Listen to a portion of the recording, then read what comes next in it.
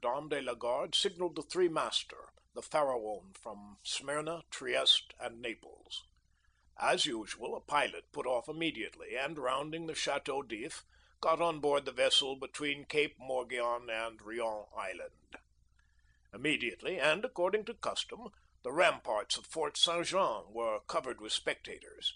It is always an event at Marseilles for a ship to come into port, especially when this ship, like the Pharaon, had been built, rigged, and laden at the old Fosse docks, and belonged to an owner of the city. The ship drew on and had safely passed the strait which some volcanic shock had made between the Calasareigne and Yaros Islands, had doubled Pomègue, and approached the harbor under topsails, jib, and spanker, but so slowly and sedately that the idlers, with that instinct which is the forerunner of evil, asked one another what misfortune could have happened on board. However, those experienced in navigation saw plainly that if any accident had occurred, it was not to the vessel herself, for she bore down with all the evidence of being skillfully handled, the anchor a cockbill, the jib boom guys already eased off, and standing by the side of the pilot, who was steering the Pharaon toward the narrow entrance of the inner port, was a young man, who with activity and vigilant eye watched every motion of the ship and repeated each direction of the pilot. The vague disquietude which prevailed among the spectators had so much affected one of the crowd that he did not await the arrival of the vessel in harbor, but jumping into a small skiff desired to be pulled alongside the Pharaon, which he reached as she rounded into La Reserve basin. When the young man on board saw this person approach, he left his station by the pilot and, hat in hand, leaned over the ship's bulwarks. He was a fine, tall, slim young fellow of 18 or 20, with black eyes and hair as dark as a raven's wing, and his whole appearance bespoke that calmness and resolution peculiar to men accustomed from their cradle to contend with danger. "Ah, is it you, Dantès?" cried the man in the skiff. "What's the matter, and why have you such an air of sadness aboard?" "A great misfortune, Monsieur Morrel," replied the young man. "A great misfortune, for me especially. Off Civita Vecchia we lost our brave Captain Leclerc." "And the cargo?" inquired the owner eagerly. "Is all safe, Monsieur Morrel. I think you will be satisfied on that head, but poor Captain Leclerc!" "What happened to him?" asked the owner with an air of considerable resignation. "What happened to the worthy captain?" "He died." "Fell into the sea?" "No, sir. He died of brain fever in dreadful agony."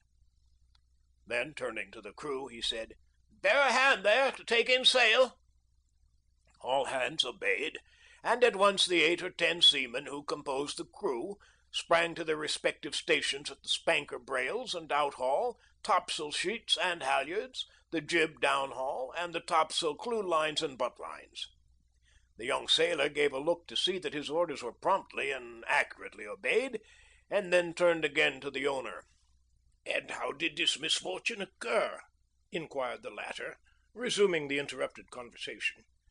"Alas, sir, in the most unexpected manner. After a long talk with the harbor master, Captain Leclerc left Naples greatly disturbed in mind. In 24 hours he was attacked by a fever, and died 3 days afterwards. We performed the usual burial service, and he is at rest, sewed up in his hammock with a 36-pound shot at his head and his heels, off El Giglio Island. We bring to his widow his sword and cross of honor. It was worth while, truly," added the young man with a melancholy smile, "to make war against the English for 10 years, and to die in his bed at last like everybody else." "Well, you see, Edmond," replied the owner, who appeared more comforted at every moment, "we are all mortal, and the old must make way for the young. If not, why, there would be no promotion. And since you assure me that the cargo—" "Is all safe and sound, Monsieur Morrel, take my word for it, and I advise you not to take 25,000 francs for the profits of the voyage." Then, as they were just passing the round tower, the young man shouted, "Stand by there to lower the topsails and jib. Brail up the spanker." The order was executed as promptly as it would have been on board a man of war. "Let go and clew up." At this last command all the sails were lowered and the vessel moved almost imperceptibly onwards. "Now, if you will come on board, Monsieur Morrel," said Dantès, observing the owner's impatience, "here is your supercargo, Monsieur Danglars, coming out of his cabin, who will furnish you with every particular. As for me, I must look after the anchoring and dress the ship in mourning." The owner did not wait for a second invitation. He seized a rope which Dantès flung to him, and with an activity that would have done credit to a sailor, climbed up the side of the ship, while the young man, going to his task, left the conversation to Danglars, who now came toward the owner.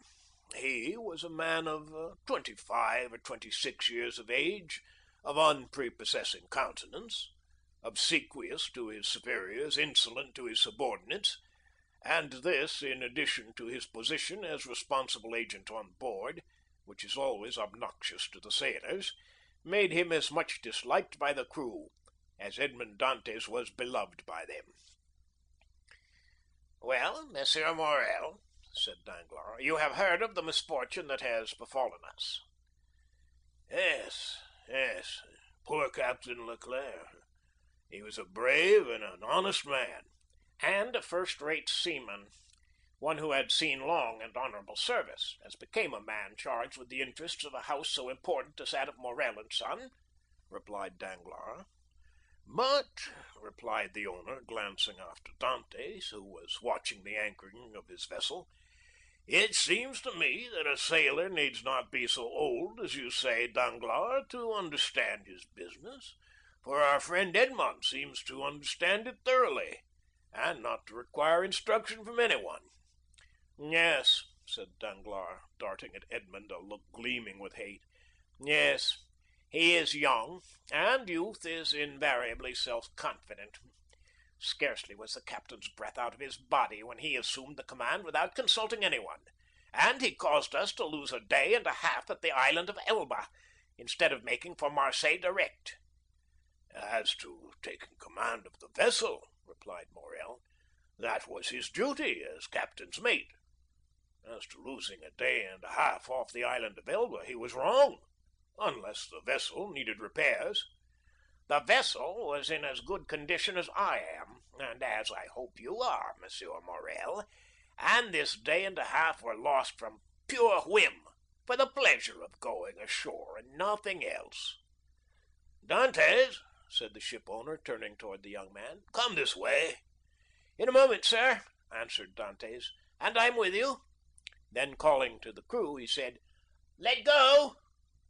The anchor was instantly dropped, and the chain ran rattling through the porthole.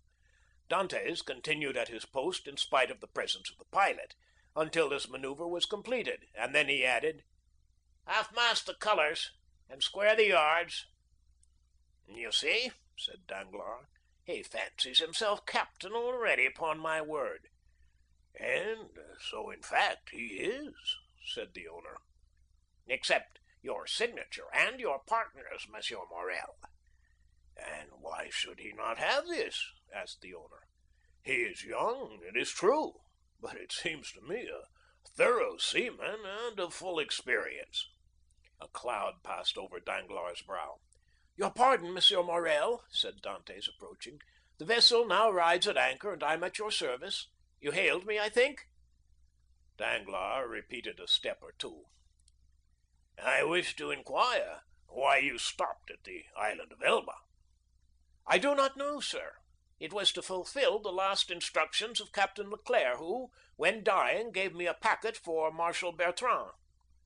"Oh, then, did you see him, Edmond?" "Oh, "The marshal?" yes." Morrel looked around him, and then drawing Dantès on one side, he said suddenly, "And how is the emperor?" "Very well, as far as I could judge from the sight of him." "You saw the emperor, then?" "He entered the marshal's apartment while I was there." "And you spoke to him?" "Why, It was he who spoke to me, sir, said Dantès with a smile. And what did he say to you? Asked me questions about the vessel, the time she left Marseille, the course she had taken, and what was her cargo. I believe if she had not been laden, and I had been her master, he would have bought her. But I told him I was only mate, and that she belonged to the firm of Morrel and Son. Ah, yes, he said, I know them. The Morrels have been ship owners from father to son, and there was a Morrel who served in the same regiment with me when I was in garrison at Valence. Pardieu, and that is true, cried the owner, greatly delighted. And that was Policar Morrel, my uncle, who was afterwards a captain. Dantès, you must tell my uncle that the emperor remembered him, and you will see it will bring tears into the old soldier's eyes. Come, come, continued he, patting Edmond's shoulder kindly. You did very right, Dantès, to follow Captain Leclerc's instructions and touch at Elba. Although if it were known that you had conveyed a packet to the marshal and had conversed with the emperor, it might bring you into trouble. How could that bring me into trouble, sir? Asked Dantès. For I did not even know of what I was the bearer, and the emperor merely made such inquiries as he would of the first comer. But, pardon me, here are the health officers and the customs inspectors coming alongside, and the young man went to the gangway. As he departed, Danglars approached and said, "Well, it appears that he has given you satisfactory reasons for his landing at Porto Ferrajo." "Yes, most satisfactory, my dear Danglars." "Well, so much the better," said the supercargo, "for it is not pleasant to think that a comrade has not done his duty." "Dantès has done his," replied the owner, "and that is not saying much. It was Captain Leclerc who gave orders for this delay." "Talking of Captain Leclerc, has not Dantès given you a letter from him?" "To me? No. Was there one?" "I believe that besides the packet, Captain Leclerc confided a letter to his care." "Of what packet are you speaking, Danglars?" "Why, that which Dantès left at Porto Ferrajo." "How do you know he had a packet to leave at Porto Ferrajo?"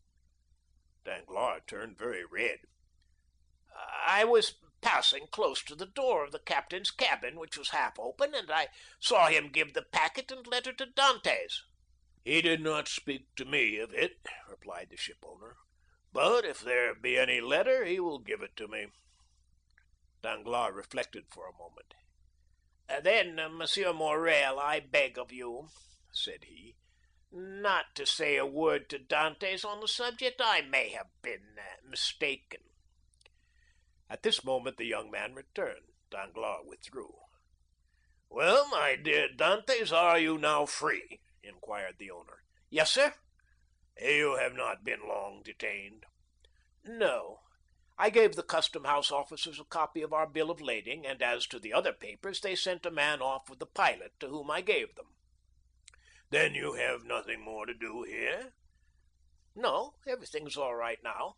"Then you can come and dine with me."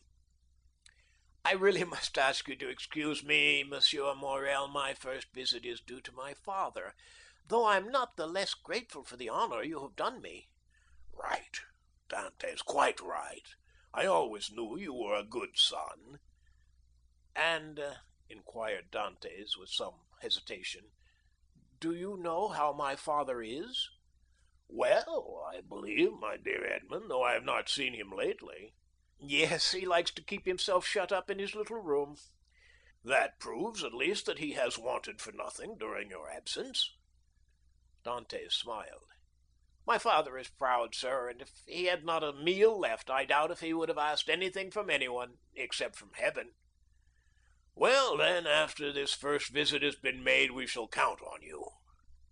"I must again excuse myself, Monsieur Morrel, for after this first visit has been paid, I have another which I am most anxious to pay." "True, Dantès. I forgot that there was at the Catalans someone who expects you no less impatiently than your father, the lovely Mercédès." Dantès blushed. said the ship owner. I am not in the least surprised, for she has been to me 3 times, inquiring if there were any news of the Pharaon. Peste, Edmund, you have a very handsome mistress. She is not my mistress, replied the young sailor gravely. She is my betrothed. Sometimes one and the same thing, said Morrel with a smile. Not with us, sir, replied Dantès. Well, my dear Edmund, continued the owner, don't let me detain you. You have managed my affairs so well that I ought to allow you all the time you require for your own. Do you want any money? No, sir, I have all my pay to take, nearly 3 months' wages. You are a careful fellow, Edmund. Say I have a poor father, sir. Yes, I know how good a son you are, so now hasten away to see your father. I have a son, too, and I should be very wroth with those who detained him from me after a 3 months' voyage. Then I have your leave, sir? Yes, if you have nothing more to say to me. Nothing. Captain Leclerc did not, before he died, give you a letter for me? He was unable to write, sir. But that reminds me that I must ask your leave of absence for some days. To get married? Oh, yes, first, and then to go to Paris. Oh, very good. Have what time you require, Dantès. It will take quite 6 weeks to unload the cargo, and we cannot get you ready for sea until 3 months after that. Only be back again in 3 months, for the Pharaon, added the owner, patting the young sailor on the back, cannot sail without her captain. Without her captain? Cried Dantès, his eyes sparkling with animation. Pray mind what you say, for you are touching on the most secret wishes of my heart. Is it really your intention to make me captain of the Pharaon? If I were sole owner, we'd shake hands on it now, my dear Dantès, and call it settled. But I have a partner. And you know the Italian proverb, chi ha compagno ha padrone. He who has a partner has a master. But the thing is at least half done, as you have 1 out of 2 votes.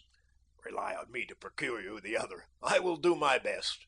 Ah, Monsieur Morrel, exclaimed the young seaman with tears in his eyes and grasping the other's hand. Monsieur Morrel, I thank you in the name of my father and of Mercédès. Oh, that's all right, Edmund. There's a providence that watches over the deserving. Go to your father. Go and see Mercédès, and afterwards come to me. Shall I row you ashore? No, thank you. I shall remain and look over the accounts with Danglars. Have you been satisfied with him this voyage? That is according to the sense you attach to the question, sir. Do you mean, is he a good comrade?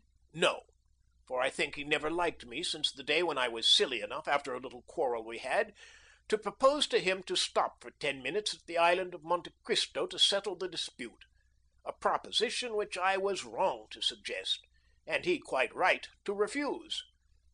If you mean as responsible agent when you ask me the question, I believe there is nothing to say against him, and that you will be content with the way in which he has performed his duty.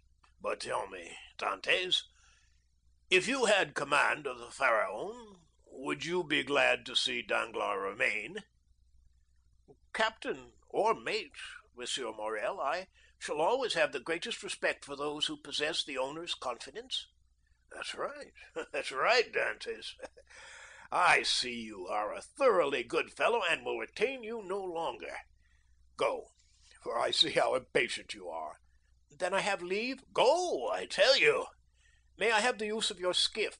Certainly. Then for the present, Monsieur Morrel, farewell, and 1,000 thanks. I hope soon to see you again, my dear Edmund. Good luck to you. The young sailor jumped into the skiff and sat down in the stern sheets, with the order that he be put ashore at La Canebière. The 2 oarsmen bent to their work, and the little boat glided away as rapidly as possible in the midst of the 1,000 vessels which choke up the narrow way which leads between the 2 rows of ships from the mouth of the harbor to the Quai d'Orléans. The ship owner, smiling, followed him with his eyes until he saw him spring out on the quay and disappear in the midst of the throng, which from 5 o'clock in the morning until 9 o'clock at night swarms in the famous street of La Colombière, a street of which the modern Phocéens are so proud that they say with all the gravity in the world, and with that accent which gives so much character to what is said, "If Paris had La Colombière, Paris would be a second Marseille." On turning around, the owner saw Danglars behind him, apparently awaiting orders, but in reality also watching the young sailor. But there was a great difference in the expression of the two men who thus followed the movements of Edmond Dantès. End of chapter 1.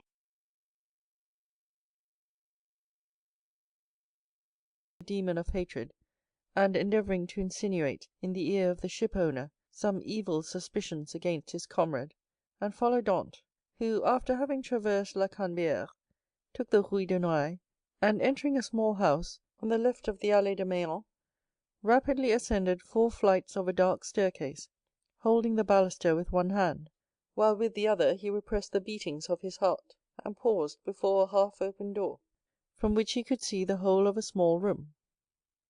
This room was occupied by Dantès' father. The news of the arrival of the Pharaon had not yet reached the old man, who, mounted on a chair, was amusing himself by training with trembling hand the nasturtiums and sprays of clematis that clambered over the trellis at his window. Suddenly he felt an arm thrown around his body, and a well-known voice behind him exclaimed, "Father, dear father!" The old man uttered a cry, and turned round. Then, seeing his son, he fell into his arms, pale and trembling. "What ails you, my dearest father? Are you ill?" inquired the young man, much alarmed. "No, no, my dear Edmond, my boy, my son. No, but I did not expect you.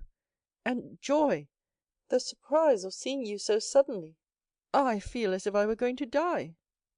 "Come, come, cheer up, my dear father. 'Tis I, really I. They say joy never hurts, and so I came to you without any warning. Come now, do smile, instead of looking at me so solemnly. Here I am, back again, and we are going to be happy." "Yes, yes, my boy, so we will, so we will," replied the old man. "But how shall we be happy? Shall you never leave me again? Come, tell me all the good fortune that has befallen you." "God forgive me," said the young man, "for rejoicing at happiness derived from the misery of others.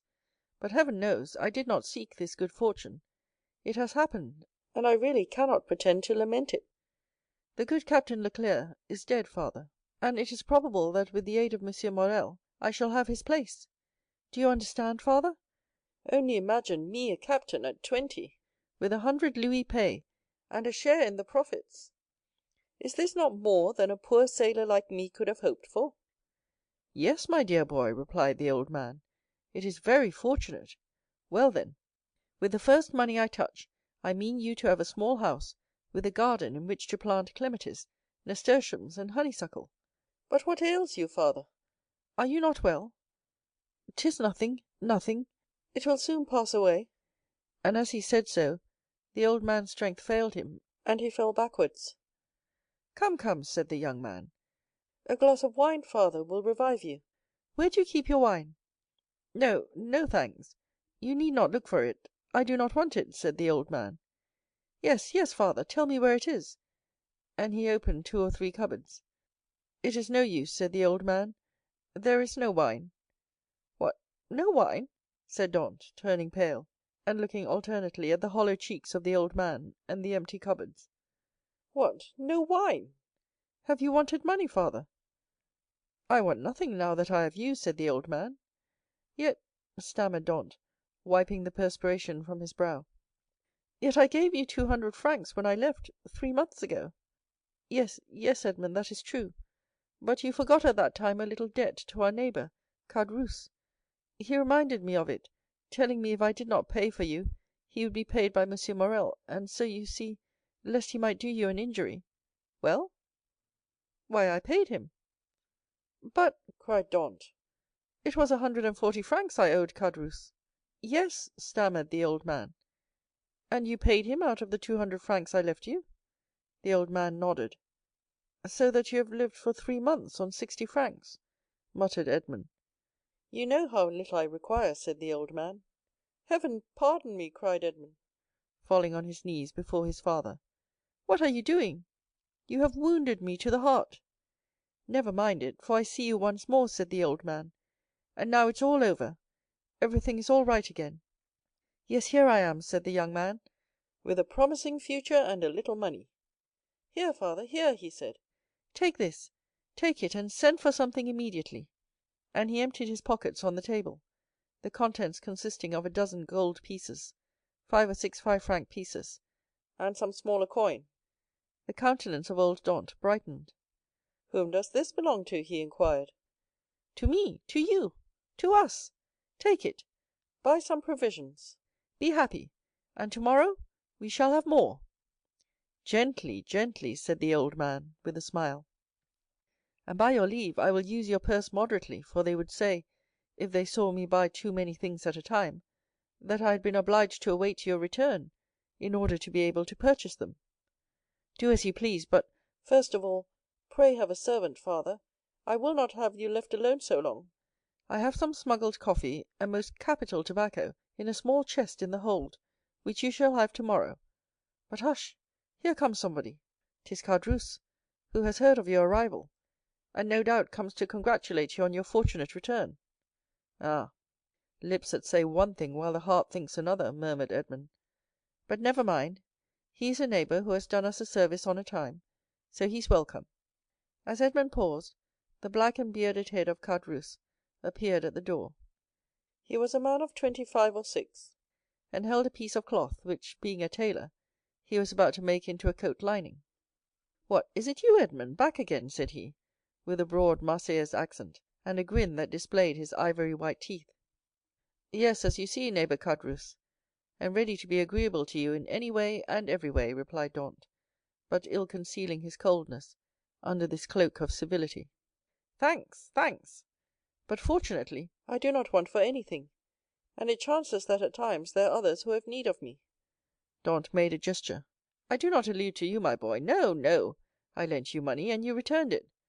That's like good neighbors, and we are quits. We are never quits with those who oblige us, was Dantès' reply. For when we do not owe them money, we owe them gratitude. What's the use of mentioning that? What is done is done.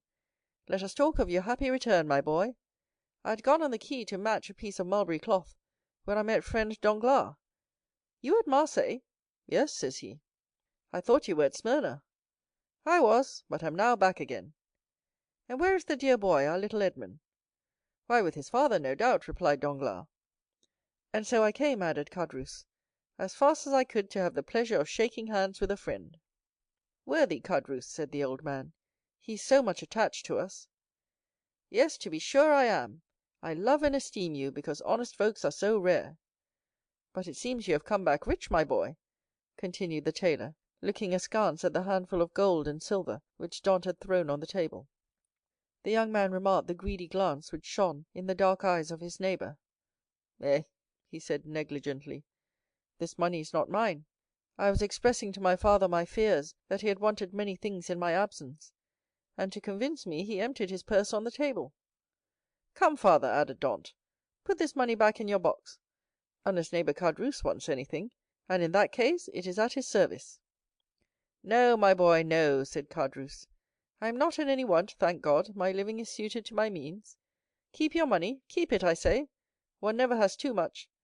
But at the same time, my boy, I am as much obliged by your offer as if I took advantage of it. It was offered with good will, said Dantès. No doubt, my boy, no doubt. Well, you stand well with M. Morrel, I hear, you insinuating dog, you. M. Morrel has always been exceedingly kind to me, replied Dantès. Then you were wrong to refuse to dine with him. What, did you refuse to dine with him? Said old Dantès. And did he invite you to dine? Yes, my dear father, replied Edmond, smiling at his father's astonishment at the excessive honor paid to his son. And why did you refuse, my son? Inquired the old man. That I might the sooner see you again, my dear father, replied the young man. I was most anxious to see you. But it must have vexed Monsieur Morrel, good worthy man, said Caderousse. And when you are looking forward to being captain, it was wrong to annoy the owner. But I explained to him the cause of my refusal, replied Dantès, and I hope he fully understood it.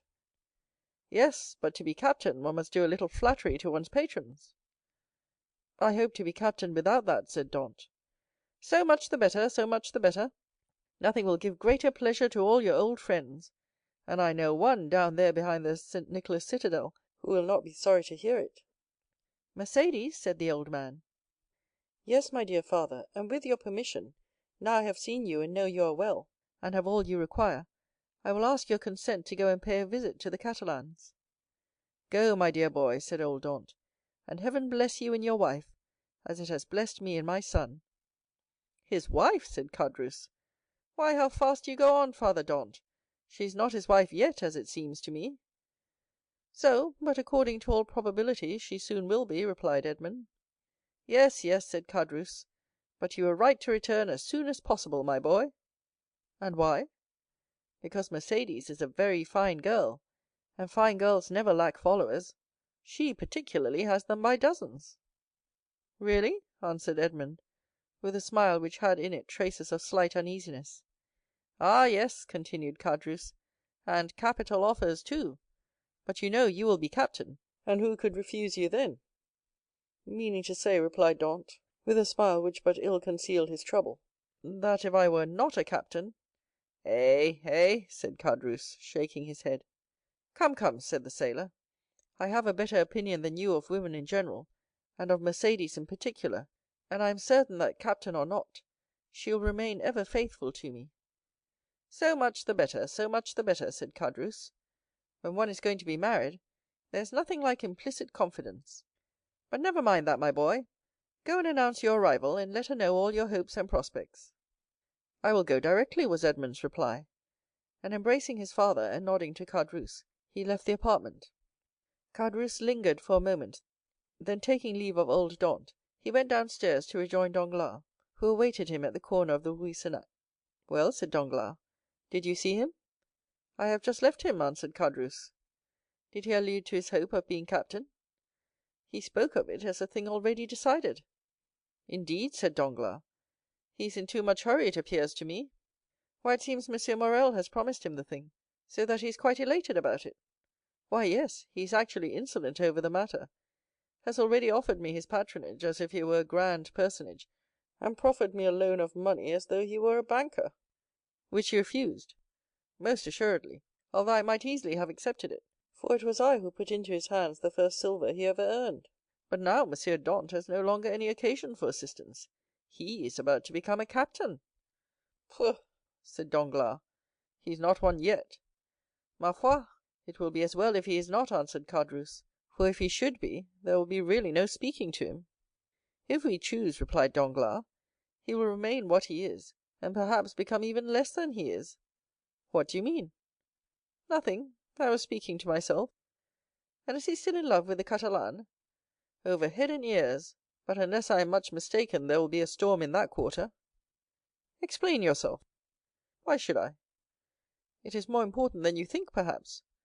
You do not like Dantès? I never like upstarts. Then tell me all you know about the Catalane. I know nothing for certain, only I have seen things which induce me to believe, as I told you, that the future captain will find some annoyance in the vicinity of the Vieille Infirmerie. What have you seen? Come, tell me. Well, every time I have seen Mercédès come into the city, she has been accompanied by a tall, strapping, black-eyed Catalan, with a red complexion, brown skin, and fierce air, whom she calls cousin. Really? And you think this cousin pays her attentions? I only suppose so. What else can a strapping chap of 21 mean with a fine wench of 17? And you say that Dantès has gone to the Catalans? He went before I came down. Let us go the same way. We will stop at La Réserve, and we can drink a glass of La Malgue whilst we wait for news. Come along, said Caderousse, but you pay the score. Of course, replied Danglars, and going quickly to the designated place, they called for a bottle of wine and 2 glasses.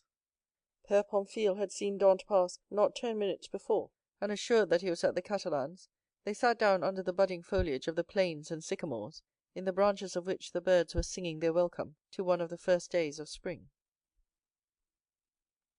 End of chapter 2. Beyond a bare, weather-worn wall, about 100 paces from the spot where the two friends sat looking and listening as they drank their wine, was the village of the Catalans.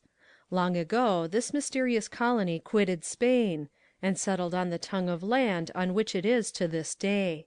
Whence it came no one knew, and spoke an unknown tongue. One of its chiefs, who understood Provençal, begged the commune of Marseilles to give them this bare and barren promontory, where, like the sailors of old, they had run their boats ashore.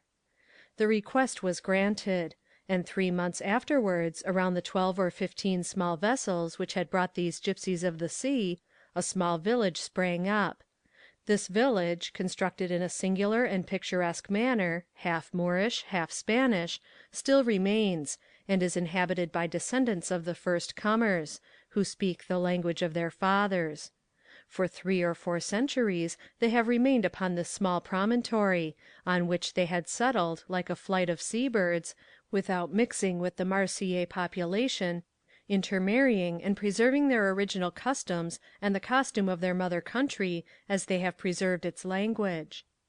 Our readers will follow us along the only street of this little village, and enter with us one of the houses, which is sunburned to the beautiful dead-leaf colour peculiar to the buildings of the country, and within coated with whitewash, like a Spanish posada. A young and beautiful girl, with hair as black as jet, her eyes as velvety as a gazelle's, was leaning with her back against the wainscot, rubbing in her slender delicately moulded fingers a bunch of heath blossoms, the flowers of which she was picking off and strewing on the floor. Her arms, bare to the elbow, brown and modelled after those of the Arlesian Venus, moved with a kind of restless impatience, and she tapped the earth with her arched and supple foot, so as to display the pure and full shape of her well-turned leg, in its red cotton, grey, and blue-clocked stocking. At 3 paces from her, seated in a chair which he balanced on 2 legs, leaning his elbow on an old worm-eaten table, was a tall young man of 20 or 22, who was looking at her with an air in which vexation and uneasiness were mingled. He questioned her with his eyes, but the firm and steady gaze of the young girl controlled his look. "You see, Mercédès," he said, "here is Easter come round again. Tell me, is this the moment for a wedding?" "I have answered you 100 times, Fernand, and really you must be very stupid to ask me again." "Well, repeat it, I beg of you, that I may at last believe it. Tell me for the 100th time that you refuse my love, which had your mother's sanction. Make me understand once for all that you are trifling with my happiness, that my life or death are nothing to you. Ah, to have dreamed for 10 years of being your husband, Mercédès, and to lose that hope, which was the only stay of my existence." "At least it was not I who ever encouraged you in that hope, Fernand," replied Mercédès. "You cannot reproach me with the slightest coquetry. I have always said to you, I love you as a brother, but do not ask from me more than sisterly affection, for my heart is another's. Is that not true, Fernand?" "Yes, that is very true, Mercédès," replied the young man. "Yes, you have been cruelly frank with me. But do you forget that it is among the Catalans a sacred law to intermarry?" "You mistake, Fernand. It is not a law, but merely a custom, and, I pray of you, do not cite this custom in your favour. You are included in the conscription, Fernand, and are only at liberty on sufferance, liable at any moment to be called upon to take up arms.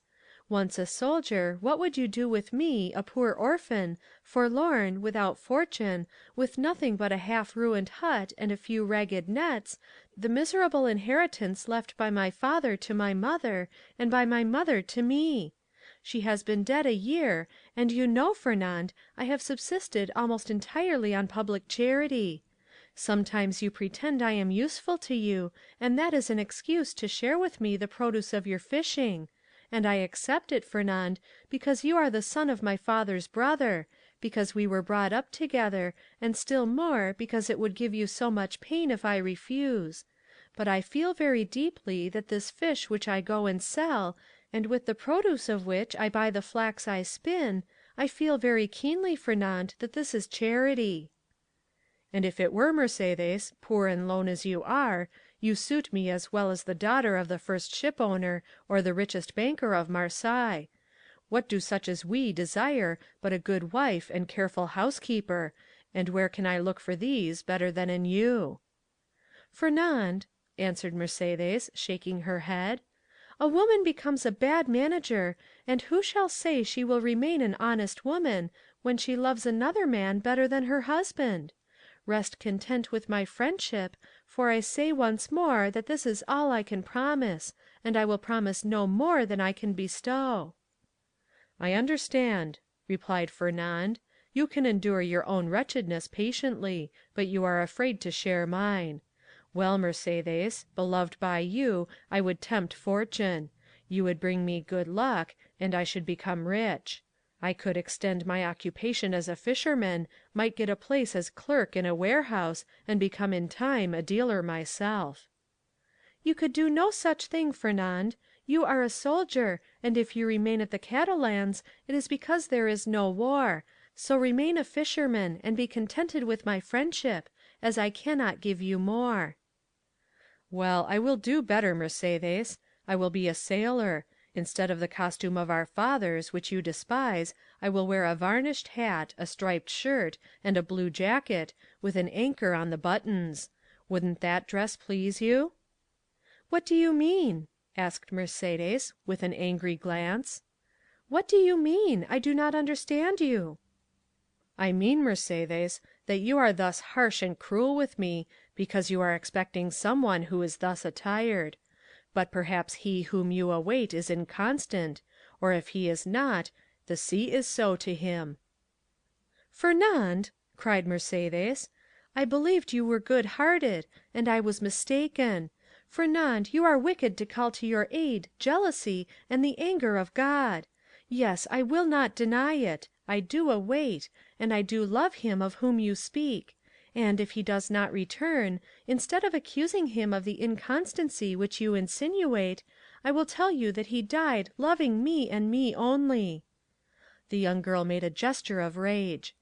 "I understand you, Fernand. You would be revenged on him because I do not love you. You would cross your Catalan knife with his dirk.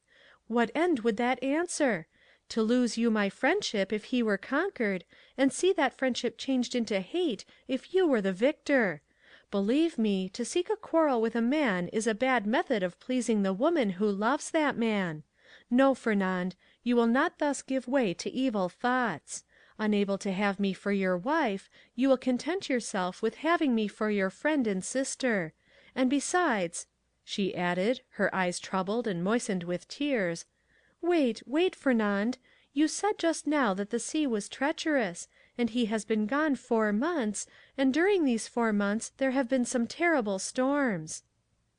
Fernand made no reply, nor did he attempt to check the tears which flowed down the cheeks of Mercédès, although for each of these tears he would have shed his heart's blood. But these tears flowed for another. He arose, paced a while up and down the hut, and then, suddenly stopping before Mercédès, with his eyes glowing and his hands clinched, "Say, Mercédès," he said, "once for all, is this your final determination?" "I love Edmond Dantès," the young girl calmly replied, "and none but Edmond shall ever be my husband." "And you will always love him?" "As long as I live."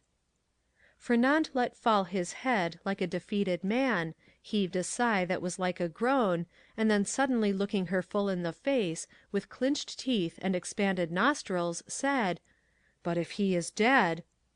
"If he is dead, I shall die too." "If he has forgotten you—" "Mercédès!" called a joyous voice from without, "Mercédès!"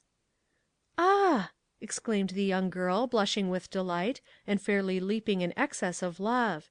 "You see he has not forgotten me, for here he is!"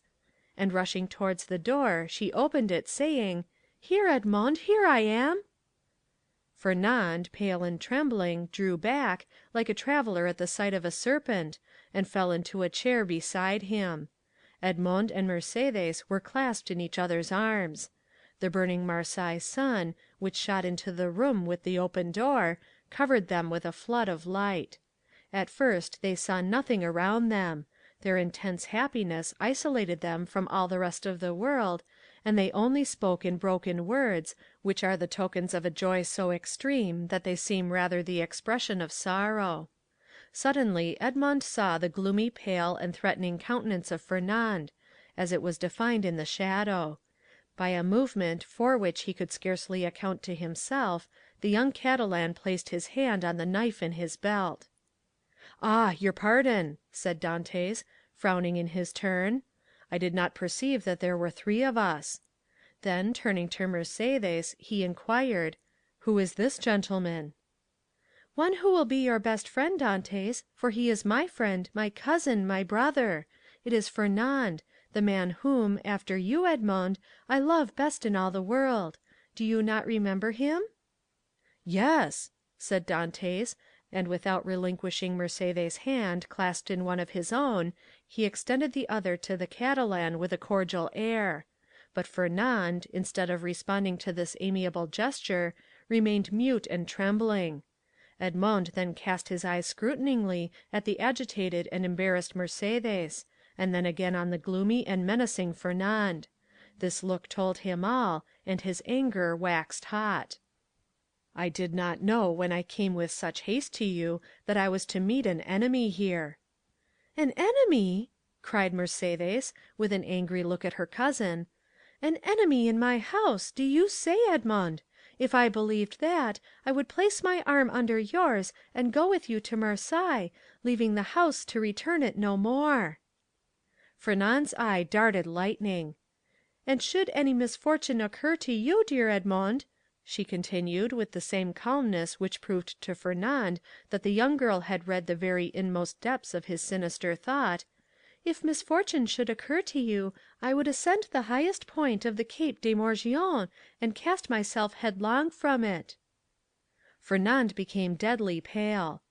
"But you are deceived, Edmond," she continued. "You have no enemy here. There is no one but Fernand, my brother, who will grasp your hand as a devoted friend." And at these words the young girl fixed her imperious look on the Catalan, who, as if fascinated by it, came slowly towards Edmond, and offered him his hand.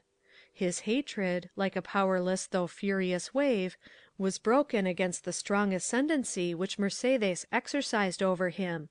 Scarcely, however, had he touched Edmond's hand than he felt he had done all he could do, and rushed hastily out of the house.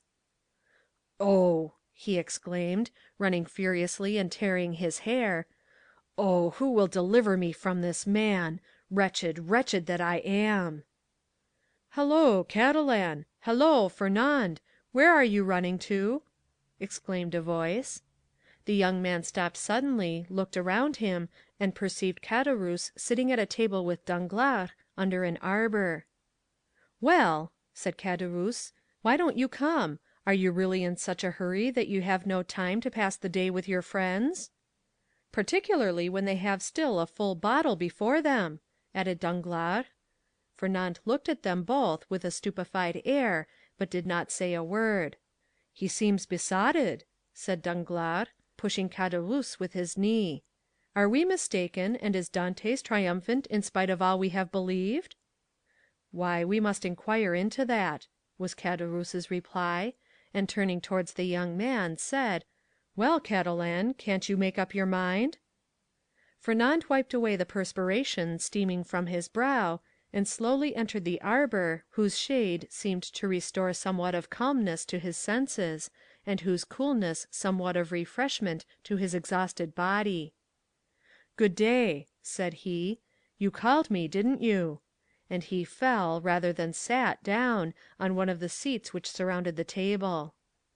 "I called you because you were running like a madman, and I was afraid you would throw yourself into the sea," said Caderousse, laughing.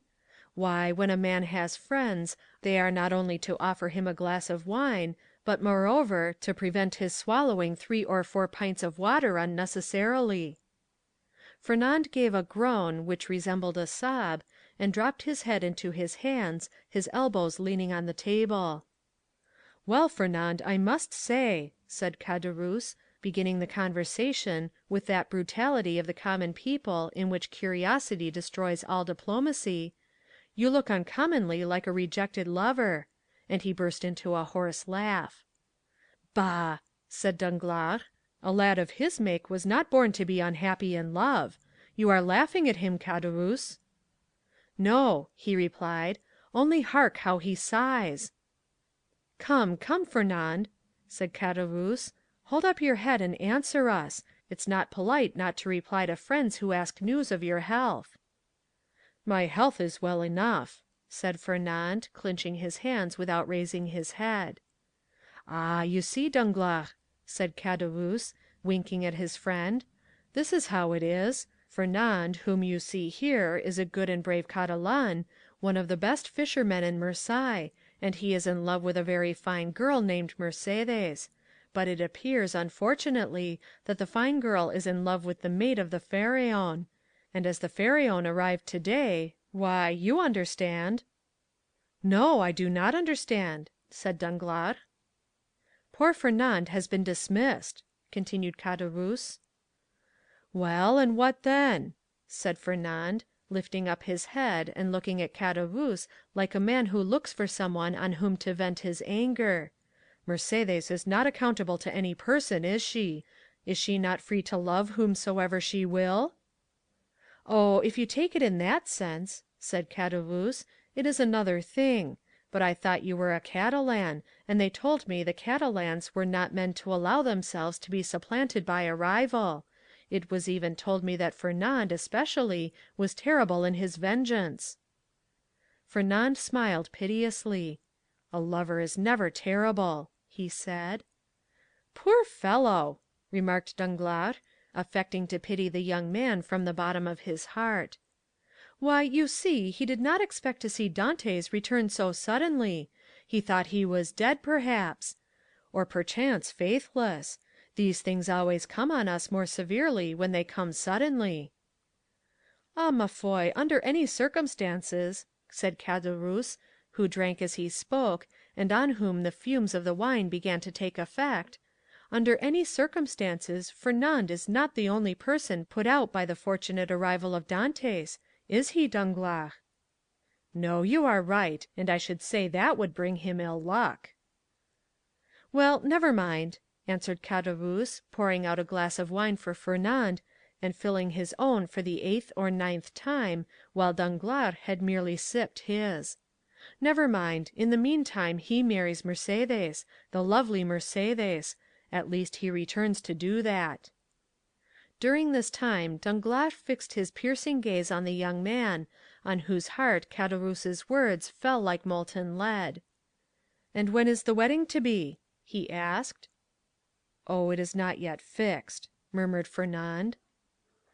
"No, but it will be," said Caderousse, "as surely as Dantès will be captain of the Pharaon, eh, Danglars?" Danglars shuddered at this unexpected attack, and turned to Caderousse, whose countenance he scrutinized, to try and detect whether the blow was premeditated, but he read nothing but envy in a countenance already rendered brutal and stupid by drunkenness. "Well," said he, filling the glasses, "let us drink to Captain Edmond Dantès, husband of the beautiful Catalane." Caderousse raised his glass to his mouth with unsteady hand, and swallowed the contents at a gulp. Fernand dashed his on the ground. "Eh," stammered Caderousse, "what do I see down there by the wall, in the direction of the Catalans? Look, Fernand, your eyes are better than mine. I believe I see double. You know wine is a deceiver, but I should say it was two lovers walking side by side and hand in hand. Heaven forgive me, they do not know that we can see them, and they are actually embracing." Danglars did not lose one pang that Fernand endured. "Do you know them, Fernand?" he said. "Yes," was the reply in a low voice, "it is Edmond and Mercédès." "Ah, see there now," said Caderousse, "and I did not recognize them. Hallo, Dantès! Hallo, hallo, lovely damsel! Come this way, and let us know when the wedding is to be, for Fernand here is so obstinate he will not tell us." "Hold your tongue, will you?" said Danglars, pretending to restrain Caderousse, who, with the tenacity of drunkards, leaned out of the arbor. "Try to stand upright, and let the lovers make love without interruption. See, look at Fernand and follow his example. He is well behaved." Fernand, probably excited beyond bearing, pricked by Danglars, as the bull is by the bandilleros, was about to rush out, for he had risen from his seat, and seemed to be collecting himself to dash headlong upon his rival, when Mercédès, smiling and graceful, lifted up her lovely head, and looked at them with her clear and bright eyes. At this Fernand recollected her threat of dying if Edmond died, and dropped again heavily on his seat. Danglars looked at the two men, one after the other, the one brutalized by liquor, the other overwhelmed with love. "I shall get nothing from these fools," he muttered, "and I am very much afraid of being here between a drunkard and a coward. Here's an envious fellow making himself boozy on wine, when he ought to be nursing his wrath, and here is a fool who sees the woman he loves stolen from under his nose, and takes on like a big baby. Yet this Catalan has eyes that glisten like those of the vengeful Spaniards, Sicilians, and Calabrians, and the other has fists big enough to crush an ox at one blow. Unquestionably, Edmond's star is in the ascendant, and he will marry the splendid girl. He will be captain too, and laugh at us all, unless—" a sinister smile passed over Danglars' lips, "unless I take a hand in the affair," he added. "Halloo!" continued Caderousse, half rising, and with his fist on the table, "halloo, Edmond! Do you not see your friends, or are you too proud to speak to them?" "No, my dear fellow," replied Dantès, "I am not proud, but I am happy, and happiness blinds, I think, more than pride." "Ah, very well, that's an explanation," said Caderousse. "How do you do, Madame Dantès?" Mercédès curtsied gravely, and said, "That is not my name, and in my country it bodes ill fortune, they say, to call a young girl by the name of her betrothed before he becomes her husband. So call me Mercédès, if you please." "We must excuse our worthy neighbor Caderousse," said Dantès; "he is so easily mistaken." "So then the wedding is to take place immediately, Monsieur Dantès?" said Danglars, bowing to the young people. "As soon as possible, Monsieur Danglars. Today all preliminaries will be arranged at my father's, and tomorrow, or next day at latest, the wedding festival here at La Réserve. My friends will be there, I hope; that is to say, you are invited, Monsieur Danglars, and you, Caderousse." "And Fernand," said Caderousse, with a chuckle, "Fernand, too, is invited." "My wife's brother is my brother," said Edmond, "and we, Mercédès and I, should be very sorry if he were absent at such a time." Fernand opened his mouth to reply, but his voice died on his lips, and he could not utter a word. "Today the preliminaries, tomorrow or next day the ceremony. You are in a hurry, captain."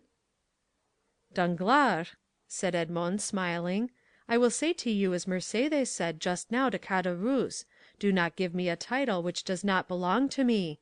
That may bring me bad luck." "Your pardon," replied Danglars. "I merely said you seemed in a hurry, and we have lots of time. The Pharaon cannot be under way again in less than 3 months." "We are always in a hurry to be happy, Monsieur Danglars, for when we have suffered a long time we have great difficulty in believing in good fortune. But it is not selfishness alone that makes me thus in haste. I must go to Paris." "Ah, really, to Paris? And it will be the first time you have ever been there, Dantès?" "Yes." "Have you business there?" "Not of my own, the last commission of poor Captain Leclere. You know to what I allude, Danglars; it is sacred. Besides, I shall only take the time to go and return." "Yes, yes, I understand," said Danglars; and then in a low voice he added, "To Paris, no doubt to deliver the letter which the grand marshal gave him. Ah, this letter gives me an idea, A capital idea! Ah, Dantès, my friend, you are not yet registered number 1 on board the good ship Pharaon." Then turning towards Edmond, who was walking away, "A pleasant journey," he cried. "Thank you," said Edmond with a friendly nod, and the two lovers continued on their way, as calm and joyous as if they were the very elect of heaven. Chapter 4.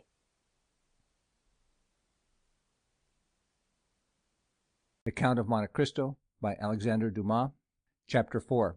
Conspiracy. Danglars followed Edmond and Mercédès with his eyes until the two lovers disappeared behind one of the angles of Fort St. Nicholas.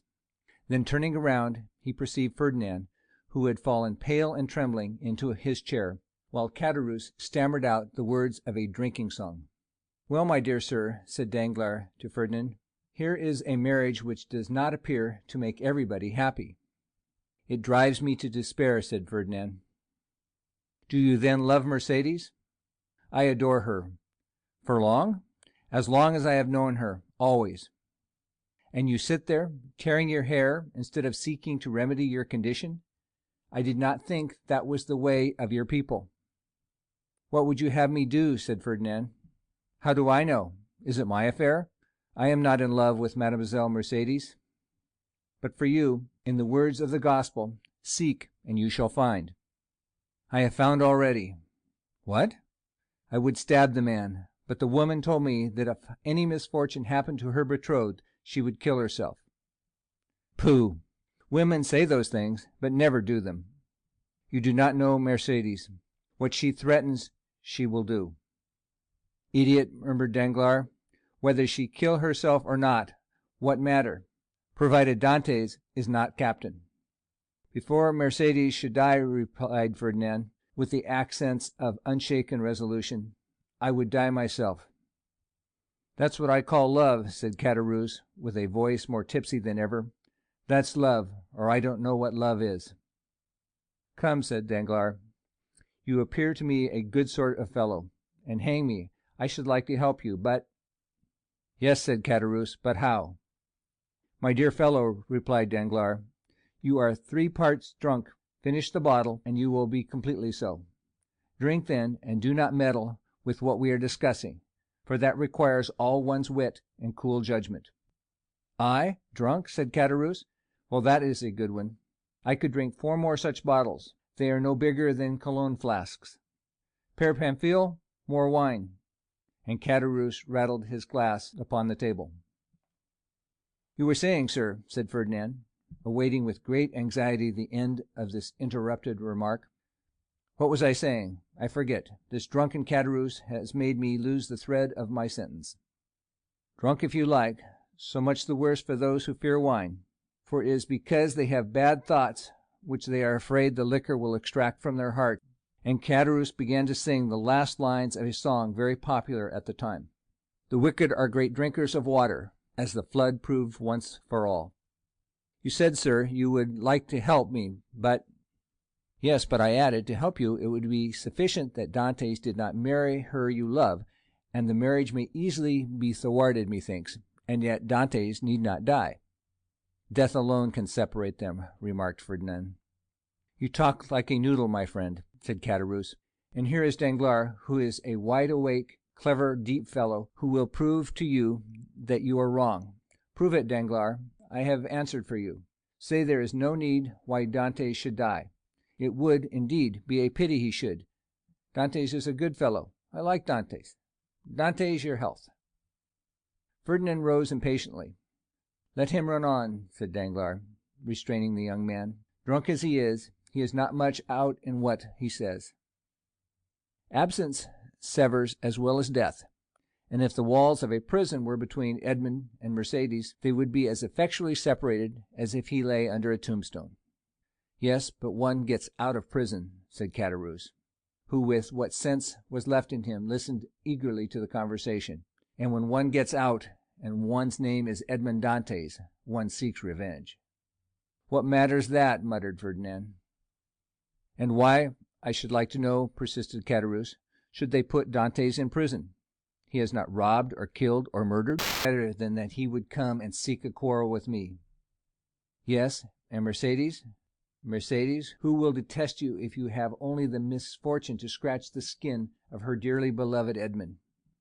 True, replied Ferdinand. No, no, continued Danglars. If we resolve on such a step, it would be much better to take, as I now do, this pen, dip it into this ink, and write with the left hand, that the writing may not be recognized, the denunciation we propose.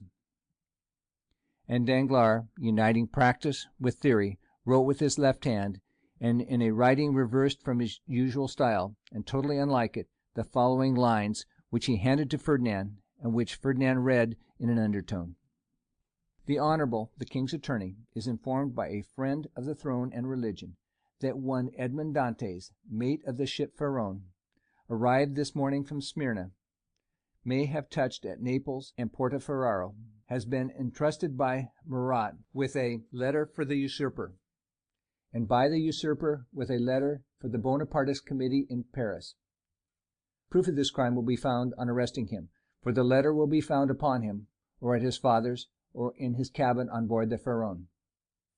Very good, resumed Danglars. Now your revenge looks like common sense, for in no way can it revert to yourself, and the matter will thus work its own way. There is nothing to do now but fold the letter as I am doing, and write upon it, to the King's Attorney. That's all settled. And Danglars wrote the address as he spoke. Yes, and that's all settled, exclaimed Caderousse, who by a last effort of intellect had followed the reading of the letter, and instinctively comprehended all the misery which such a denunciation must entail. Yes, and that's all settled, only it will be an infamous shame, and he stretched out his hand to reach the letter. Yes, said Danglars, taking it from beyond his reach, and as what I say and do is merely a jest, and I amongst the first and foremost shall be sorry if anything happens to Dantes, the worthy Dantes. Look here. And taking the letter, he squeezed it up in his hand, and threw it in a corner of the arbor. All right, said Caderousse. Dantes is my friend, and I won't have him ill-used. And who thinks of using him ill? Certainly not I nor Ferdinand, said Danglars, rising and looking at the young man, who still remained seated, but whose eye was fixed on the denunciatory sheet of paper flung into the corner. In this case, replied Caderousse, let's have some more wine. I wish to drink to the health of Edmund and the lovely Mercedes. You have had too much already, drunkard, said Danglars, and if you continue, you will be compelled to sleep here, because unable to stand on your legs. I, said Caderousse, rising with all the offended dignity of a drunken man. I can't keep on my legs? Why, I'll wager I can go up into the belfry of the Accoules without staggering too. Done, said Danglars. I'll take your bet, but today it's time to return. Give me your arm, and let us go. Very well, let us go, said Caderousse. But I don't want your arm at all. Come, Ferdinand, won't you return to Marseille with us? No, said Ferdinand, I shall return to the Catalans. You're wrong. Come with us to Marseille. Come along. I will not. What do you mean, you will not? Well, just as you like, my prince. There's liberty for all the world. Come along, Danglars, and let the young gentleman return to the Catalans, if he chooses. Danglars took advantage of Caderousse's temper at the moment to take him off towards Marseille. The morning sun rose clear and resplendent, touching the foamy waves into a network of ruby-tinted light. The feast had been made ready on the second floor at La Réserve, with whose arbour the reader is already familiar. The apartment destined for the purpose was spacious, and lighted by a number of windows, over each of which was written in golden letters, for some inexplicable reason, the name of one of the principal cities of France. Beneath these windows a wooden balcony extended the entire length of the house, and although the entertainment was fixed for 12 o'clock, an hour previous to that time the balcony was filled with impatient and expectant guests, consisting of the favoured part of the crew of the Pharaon, and other personal friends of the bridegroom, the whole of whom had arrayed themselves in their choicest costumes, in order to do greater honour to the occasion. Various rumours were afloat to the effect that the owners of the Pharaon had promised to attend the nuptial feast, but all seemed unanimous in doubting that an act of such rare and exceeding condescension could possibly be intended. Danglars, however, who now made his appearance, accompanied by Caderousse, effectually confirmed the report, stating that he had recently conversed with M. Morrel, who had himself assured him of his intention to dine at La Réserve. In fact, a moment later, M. Morrel appeared, and was saluted with an enthusiastic burst of applause from the crew of the Pharaon, who hailed the visit of the shipowner as a sure indication that the man whose wedding feast he thus delighted to honor would ere long be first in command of the ship. And as Dantès was universally beloved on board his vessel, the sailors put no restraint on their tumultuous joy at finding that the opinion and choice of their superiors so exactly coincided with their own. With the entrance of M. Morrel, Danglars and Caderousse were dispatched in search of the bridegroom, to convey to him the intelligence of the arrival of the important personage whose coming had created such a lively sensation, and to beseech him to make haste. Danglars and Caderousse set off upon their errand at full speed. But ere they had gone many steps, they perceived a group advancing towards them, composed of the betrothed pair, a party of young girls in attendance on the bride, by whose side walked Dantès' father, the whole brought up by Fernand, whose lips wore their usual sinister smile. Neither Mercédès nor Edmond observed the strange expression of his countenance. They were so happy that they were conscious only of the sunshine and the presence of each other. Having acquitted themselves of their errand and exchanged a hearty shake of the hand with Edmond, Danglars and Caderousse took their places beside Fernand and old Dantès, the latter of whom attracted universal notice. The old man was attired in a suit of glistening watered silk, trimmed with steel buttons, beautifully cut and polished. His thin but wiry legs were arrayed in a pair of richly embroidered clocked stockings, evidently of English manufacture, while from his three-cornered hat depended a long streaming knot of white and blue ribbons. Thus he came along, supporting himself on a curiously carved stick, his aged countenance lit up with happiness, looking for all the world like one of the aged dandies of 1796, parading the newly opened garden of the Tuileries in Luxembourg. Beside him glided Caderousse, whose desire to partake of the good things provided for the wedding party had induced him to become reconciled to the Dantès, father and son, although there still lingered in his mind a faint and imperfect recollection of the events of the preceding night, just as the brain retains on waking in the morning the dim and misty outline of a dream. As Danglars approached the disappointed lover, he cast on him a look of deep meaning, while Fernand, as he slowly paced behind the happy pair, who seemed in their own unmixed content to have entirely forgotten that such a being as himself existed, was pale and abstracted. Occasionally, however, a deep flush would overspread his countenance, and a nervous contraction distort his features, while, with an agitated and restless gaze, he would glance in the direction of Marseilles, like one who either anticipated or foresaw some great and important event. Dantès himself was simply but becomingly clad in the dress peculiar to the merchant service, a costume somewhat between a military and a civil garb, and with his fine countenance radiant with joy and happiness, a more perfect specimen of manly beauty could scarcely be imagined. Lovely as the Greek girls of Cyprus or Chios, Mercédès boasted the same bright flashing eyes of jet and ripe round coral lips.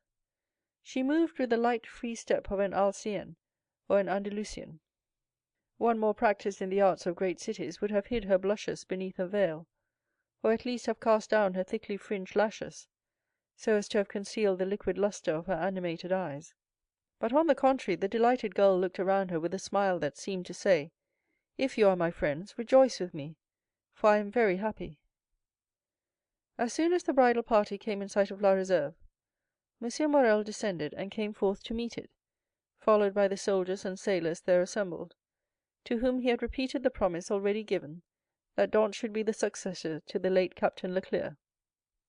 Edmond, at the approach of his patron, respectfully placed the arm of his affianced bride within that of M. Morrel, who forthwith, conducting her up the flight of wooden steps leading to the chamber in which the feast was prepared, was gaily followed by the guests, beneath whose heavy tread the slight structure creaked and groaned for the space of several minutes.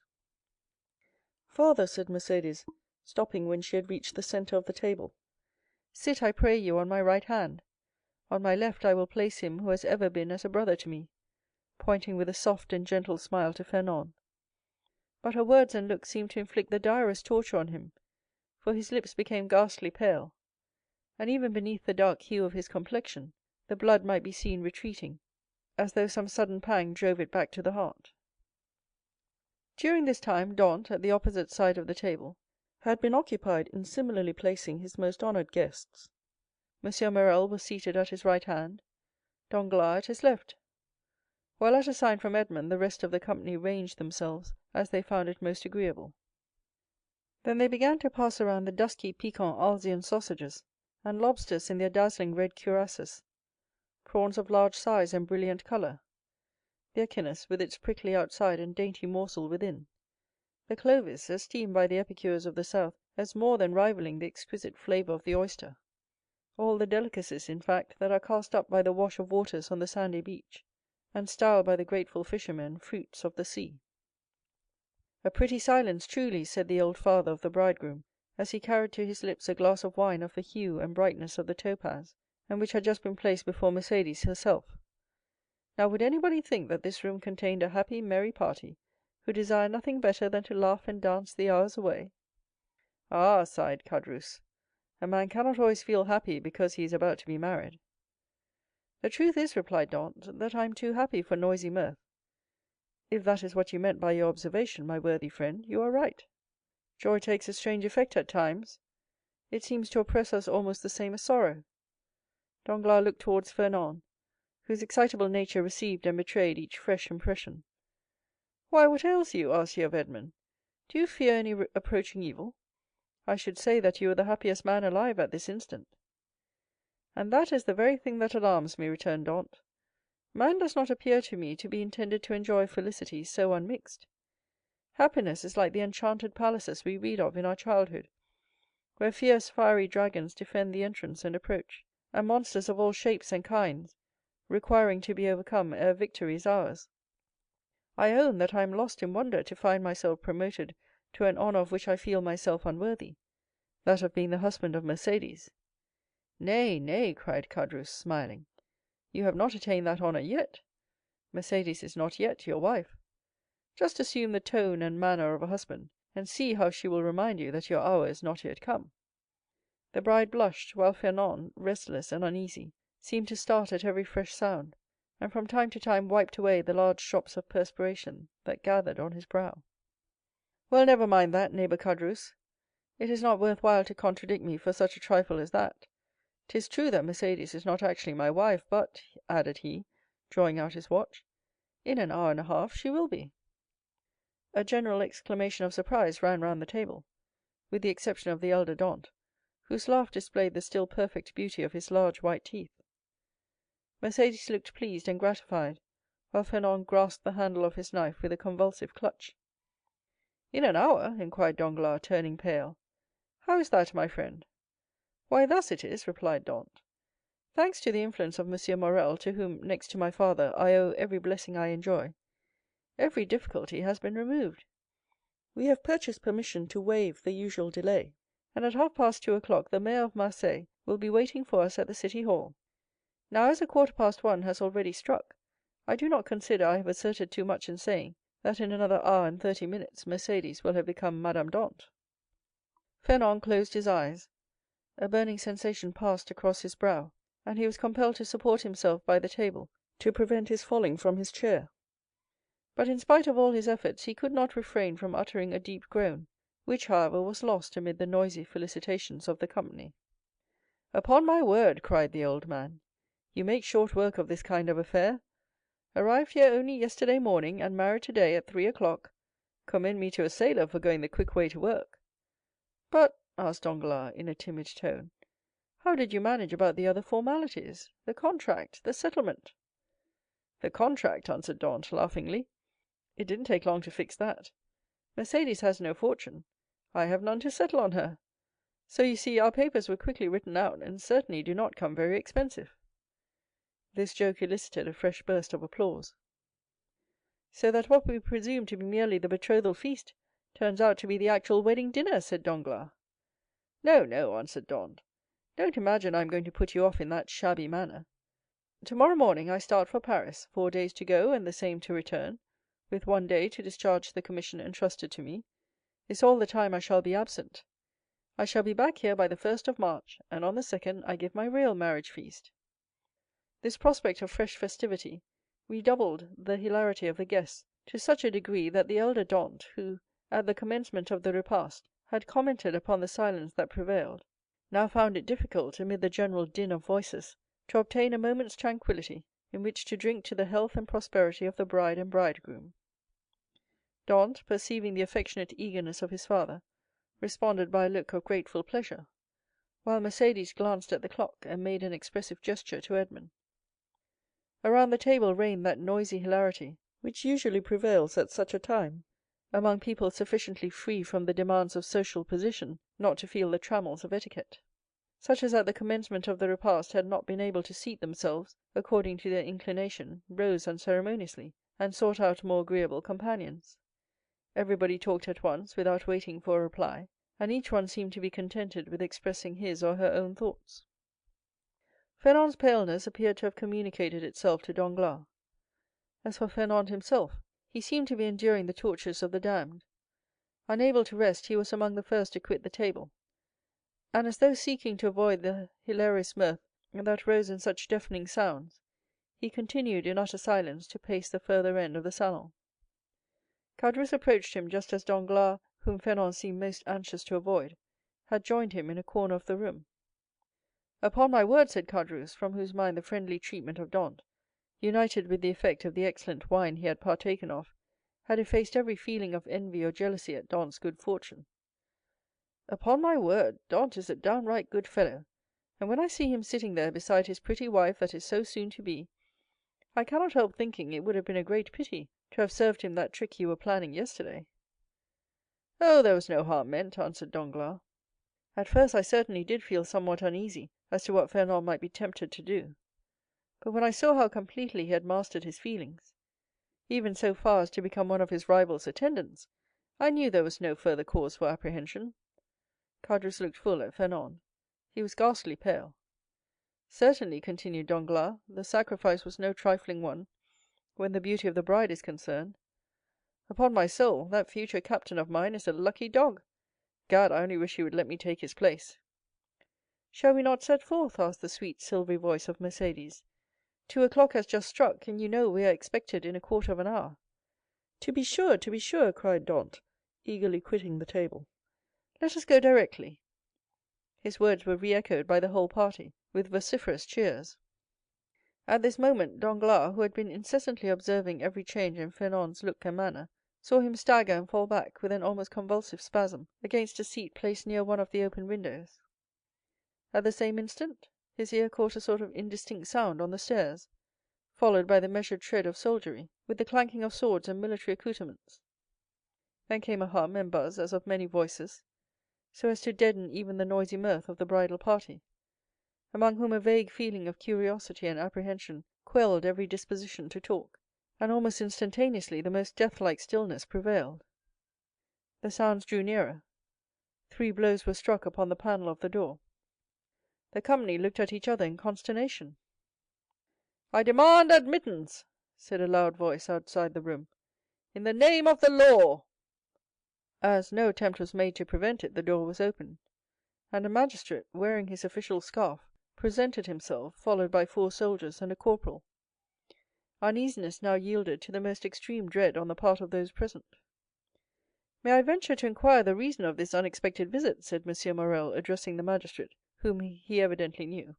"There is doubtless some mistake easily explained."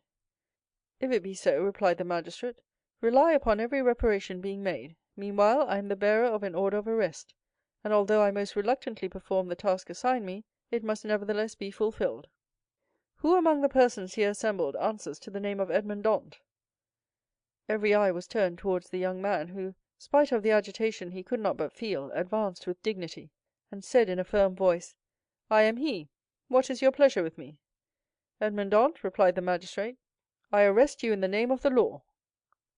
"Me!" repeated Edmond, slightly changing color. "And wherefore, I pray?" "I cannot inform you, but you will be duly acquainted with the reasons that have rendered such a step necessary at the preliminary examination." M. Morrel felt that further resistance or remonstrance was useless. He saw before him an officer delegated to enforce the law, and perfectly well knew that it would be as unavailing to seek pity from a magistrate decked with his official scarf as to address a petition to some cold marble effigy. Old Dantès, however, sprang forward. There are situations which the heart of a father or a mother cannot be made to understand. He prayed and supplicated in terms so moving that even the officer was touched, and, although firm in his duty, he kindly said, "My worthy friend, let me beg of you to calm your apprehensions. Your son has probably neglected some prescribed form or attention in registering his cargo, and it is more than probable he will be set at liberty directly he has given the information required, whether touching the health of his crew or the value of his freight." "What is the meaning of all this?" inquired Caderousse frowningly of Danglars, who had assumed an air of utter surprise. "How can I tell you?" replied he. "I am like yourself utterly bewildered at all that is going on, and cannot in the least make out what it is about." Caderousse then looked around for Fernand, but he had disappeared. The scene of the previous night now came back to his mind with startling clearness. The painful catastrophe he had just witnessed appeared effectually to have rent away the veil which the intoxication of the evening before had raised between himself and his memory. "So, said he, in a hoarse and choking voice, to Danglars. "This, then, I suppose, is a part of the trick you were concerting yesterday. All I can say is, that if it be so, 'tis an ill turn, and well deserves to bring double evil on those who have projected it." "Nonsense," returned Danglars. "I tell you again, I have nothing whatever to do with it. Besides, you know very well that I tore the paper to pieces." "No, you did not," answered Caderousse. "You merely threw it by. I saw it lying in a corner." "Hold your tongue, you fool. What should you know about it? Why, you were drunk." "Where is Fernand?" inquired Caderousse. "How do I know?" replied Danglars. "Gone, as every prudent man ought to be. To look after his own affairs, most likely. Never mind where he is. Let you and I go and see what is to be done for our poor friends." During this conversation, Dantès, after having exchanged a cheerful shake of the hand with all his sympathizing friends, had surrendered himself to the officer sent to arrest him, merely saying, "Make yourselves quite easy, my good fellows. There is some little mistake to clear up, that's all, depend upon it, and very likely I may not have to go so far as the prison to effect that." "Oh, to be sure," responded Danglars, who had now approached the group. "Nothing more than a mistake, I feel quite certain." Dantès descended the staircase, preceded by the magistrate, and followed by the soldiers. A carriage awaited him at the door. He got in, followed by 2 soldiers and the magistrate, and the vehicle drove off towards Marseilles. "Adieu, adieu, dearest Edmond," cried Mercédès, stretching out her arms to him from the balcony. The prisoner heard the cry, which sounded like the sob of a broken heart, and leaning from the coach, he called out, "Goodbye, Mercédès, we shall soon meet again." Then the vehicle disappeared round one of the turnings of Fort Saint Nicholas. "Wait for me here, all of you," cried M. Morrel.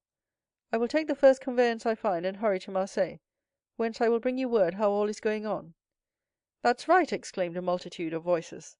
"Go, and return as quickly as you can." This second departure was followed by a long and fearful state of terrified silence on the part of those who were left behind. The old father and Mercédès remained for some time apart, each absorbed in grief, but at length the 2 poor victims of the same blow raised their eyes, and with a simultaneous burst of feeling rushed into each other's arms.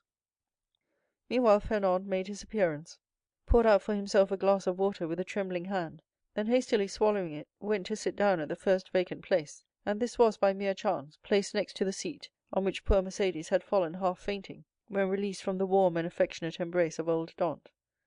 Instinctively Fernand drew back his chair. "He is the cause of all this misery, I am quite sure of it," whispered Caderousse, who had never taken his eyes off Fernand, to Danglars.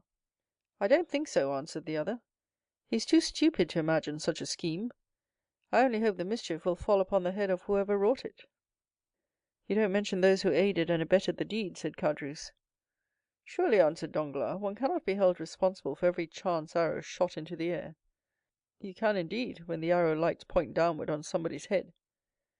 Meantime, the subject of the arrest was being canvassed in every different form. "What think you, Danglars," said one of the party, turning towards him, "of this event?"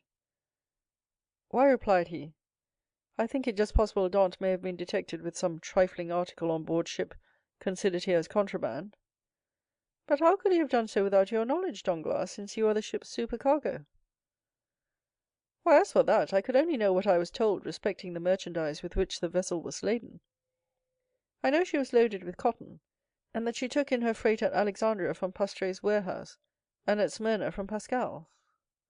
That is all I was obliged to know, and I beg I may not be asked for any further particulars. Now I recollect, said the afflicted old father. My poor boy told me yesterday he had got a small case of coffee, and another of tobacco for me. There, you see, exclaimed Danglars. Now the mischief is out. Depend upon it, the custom-house people went rummaging about the ship in our absence, and discovered poor Dantès' hidden treasures. Mercédès, however, paid no heed to this explanation of her lover's arrest.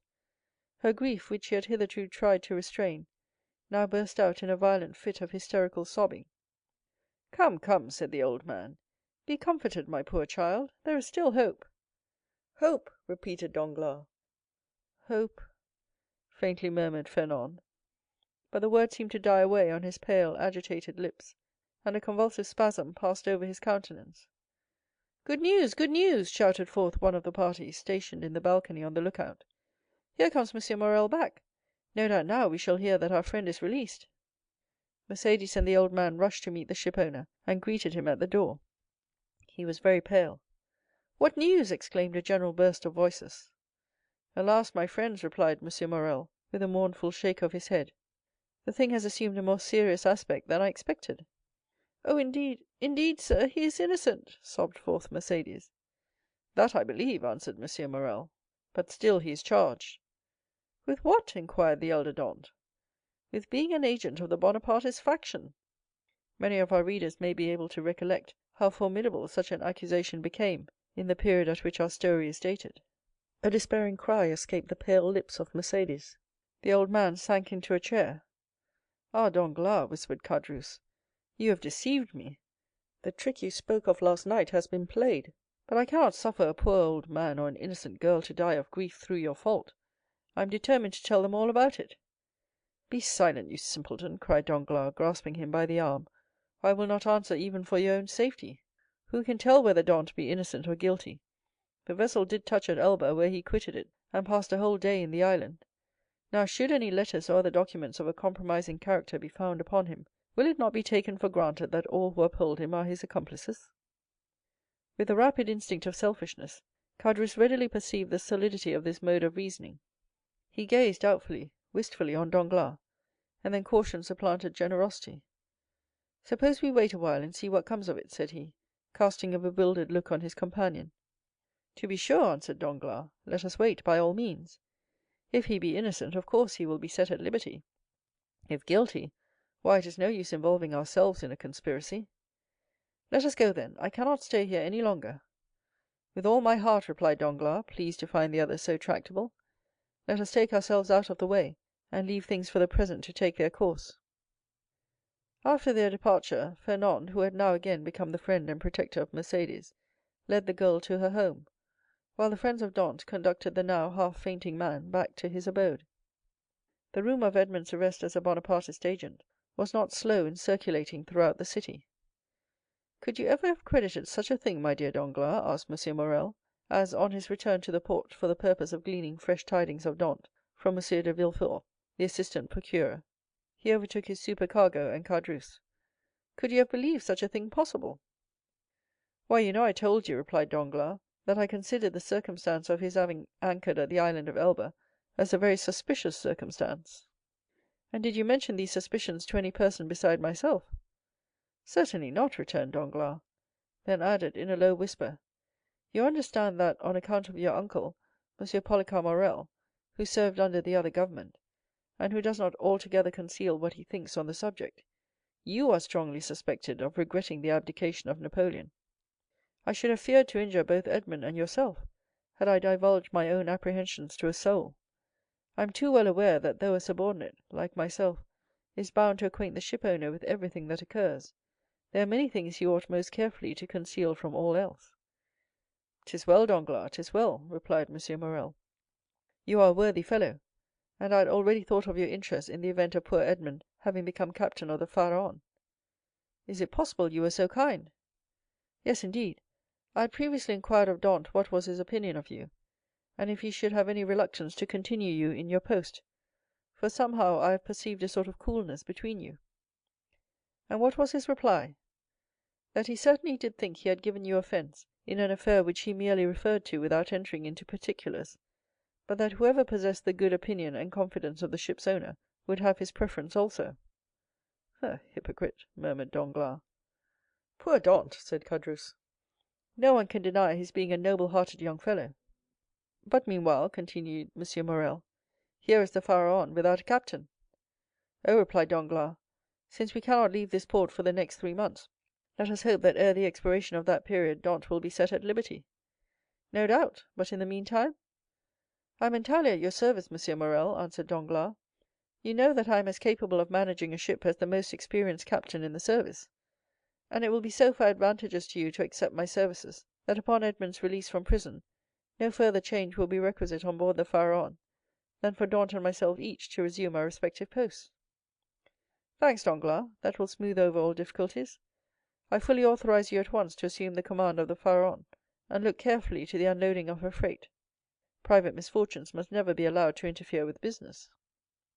Be easy on that score, M. Morrel. But do you think we shall be permitted to see our poor Edmond? I will let you know that directly I have seen M. de Villefort, whom I shall endeavor to interest in Edmond's favor. I am aware he is a furious royalist, but in spite of that, and of his being king's attorney, he is a man like ourselves, and I fancy not a bad sort of one. Perhaps not, replied Danglars, but I hear that he is ambitious, and that's rather against him. Well, well, returned M. Morrel, we shall see. But now hasten on board, I will join you there ere long. So saying, the worthy ship-owner quitted the two allies, and proceeded in the direction of the Palais de Justice. You see, said Danglars, addressing Caderousse, the turn things have taken. Do you still feel any desire to stand up in his defence? Not the slightest, but yet it seems to me a shocking thing that a mere joke should lead to such consequences. But who perpetrated that joke, let me ask? Neither you nor myself, but Fernand. You knew very well that I threw the paper into a corner of the room. Indeed, I fancied I had destroyed it. Oh, no, replied Caderousse, that I can answer for, you did not. I only wish I could see it now as plainly as I saw it lying all crushed and crumpled in a corner of the arbor. Well, then, if you did, depend upon it, Fernand picked it up, and either copied it or caused it to be copied. Perhaps, even, he did not take the trouble of recopying it. And now I think of it, by heavens, he may have sent the letter itself. Fortunately for me, the handwriting was disguised. Then you were aware of Dant being engaged in a conspiracy? Not I. As I before said, I thought the whole thing was a joke, nothing more. It seems, however, that I have unconsciously stumbled upon the truth. Still, argued Caderousse, I would give a great deal if nothing of the kind had happened, or at least that I had had no hand in it. You will see, Danglars, that it will turn out an unlucky job for both of us. Nonsense. If any harm come of it, it should fall on the guilty person, and that, you know, is Fernand. How can we be implicated in any way? All we have got to do is to keep our own counsel, and remain perfectly quiet, not breathing a word to any living soul, and you will see that the storm will pass away without in the least affecting us. Amen, responded Caderousse, waving his hand in token of adieu to Danglars, and bending his steps towards the Allée de Meilhan, moving his head to and fro, and muttering as he went, after the manner of one whose mind was overcharged with one absorbing idea. So far, then, said Danglars mentally, all has gone as I would have it. I am temporarily commander of the Pharaon, with the certainty of being permanently so, if that fool of a Caderousse can be persuaded to hold his tongue. My only fear is the chance of Dant being released. But, there, he is in the hands of justice, and, added he with a smile, she will take her own. So saying, he leapt into a boat, desiring to be rowed on board the Pharaon, where M. Morrel had agreed to meet him. Chapter 5.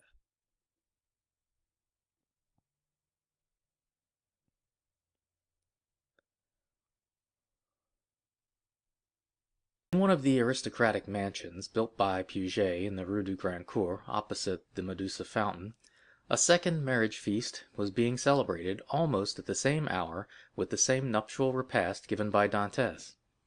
In this case, however, although the occasion of the entertainment was similar, the company was strikingly dissimilar. Instead of a rude mixture of sailors, soldiers, and those belonging to the humblest grade of life, The present assembly was composed of the very flower of Marseilles society. Magistrates who had resigned their office during the usurper's reign, officers who had deserted from the imperial army and joined forces with Condé, and younger members of families brought up to hate and execrate the man whom 5 years of exile would convert into a martyr, and 15 of restoration elevate to the rank of a god. The guests were still at table, and the heated and energetic conversation that prevailed betrayed the violent and vindictive passions that then agitated each dweller of the South, where unhappily for 5 centuries religious strife had long given increased bitterness to the violence of party feeling. The emperor, now king of the petty island of Elba, after having held sovereign sway over 1/2 of the world, counting as his subjects a small population of 5,000 or 6,000 souls, after having been accustomed to hear the Vive Napoleons of 120 millions of human beings, uttered in 10 different languages, was looked upon here as a ruined man, separated forever from any fresh connection with France or claim to her throne. The magistrates freely discussed their political views. The military part of the company talked unreservedly of Moscow and Leipzig, while the women commented on the divorce of Josephine. It was not over the downfall of the man, but over the defeat of the Napoleonic idea that they rejoiced, and in this they foresaw for themselves the bright and cheering prospect of a revivified political existence. An old man decorated with the cross of St. Louis now rose and proposed the health of King Louis XVIII. It was the Marquis de Saint-Méran. This toast, recalling at once the patient exile of Hartwell and the peace-loving King of France, excited universal enthusiasm. Glasses were elevated in the air à l'anglaise, and the ladies, snatching their bouquets from their fair bosoms, strewed the table with their floral treasures. In a word, an almost poetical fervor prevailed.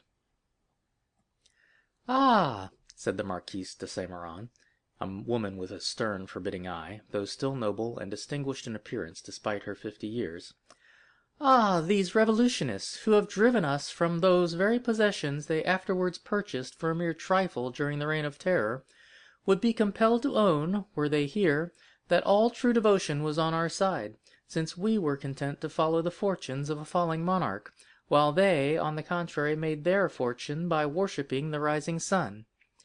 Yes, they could not help admitting that the king for whom we sacrificed rank, wealth, and station was truly our Louis the well-beloved, while their wretched usurper has been and ever will be to them their evil genius, their Napoleon the accursed. Am I not right, Villefort?"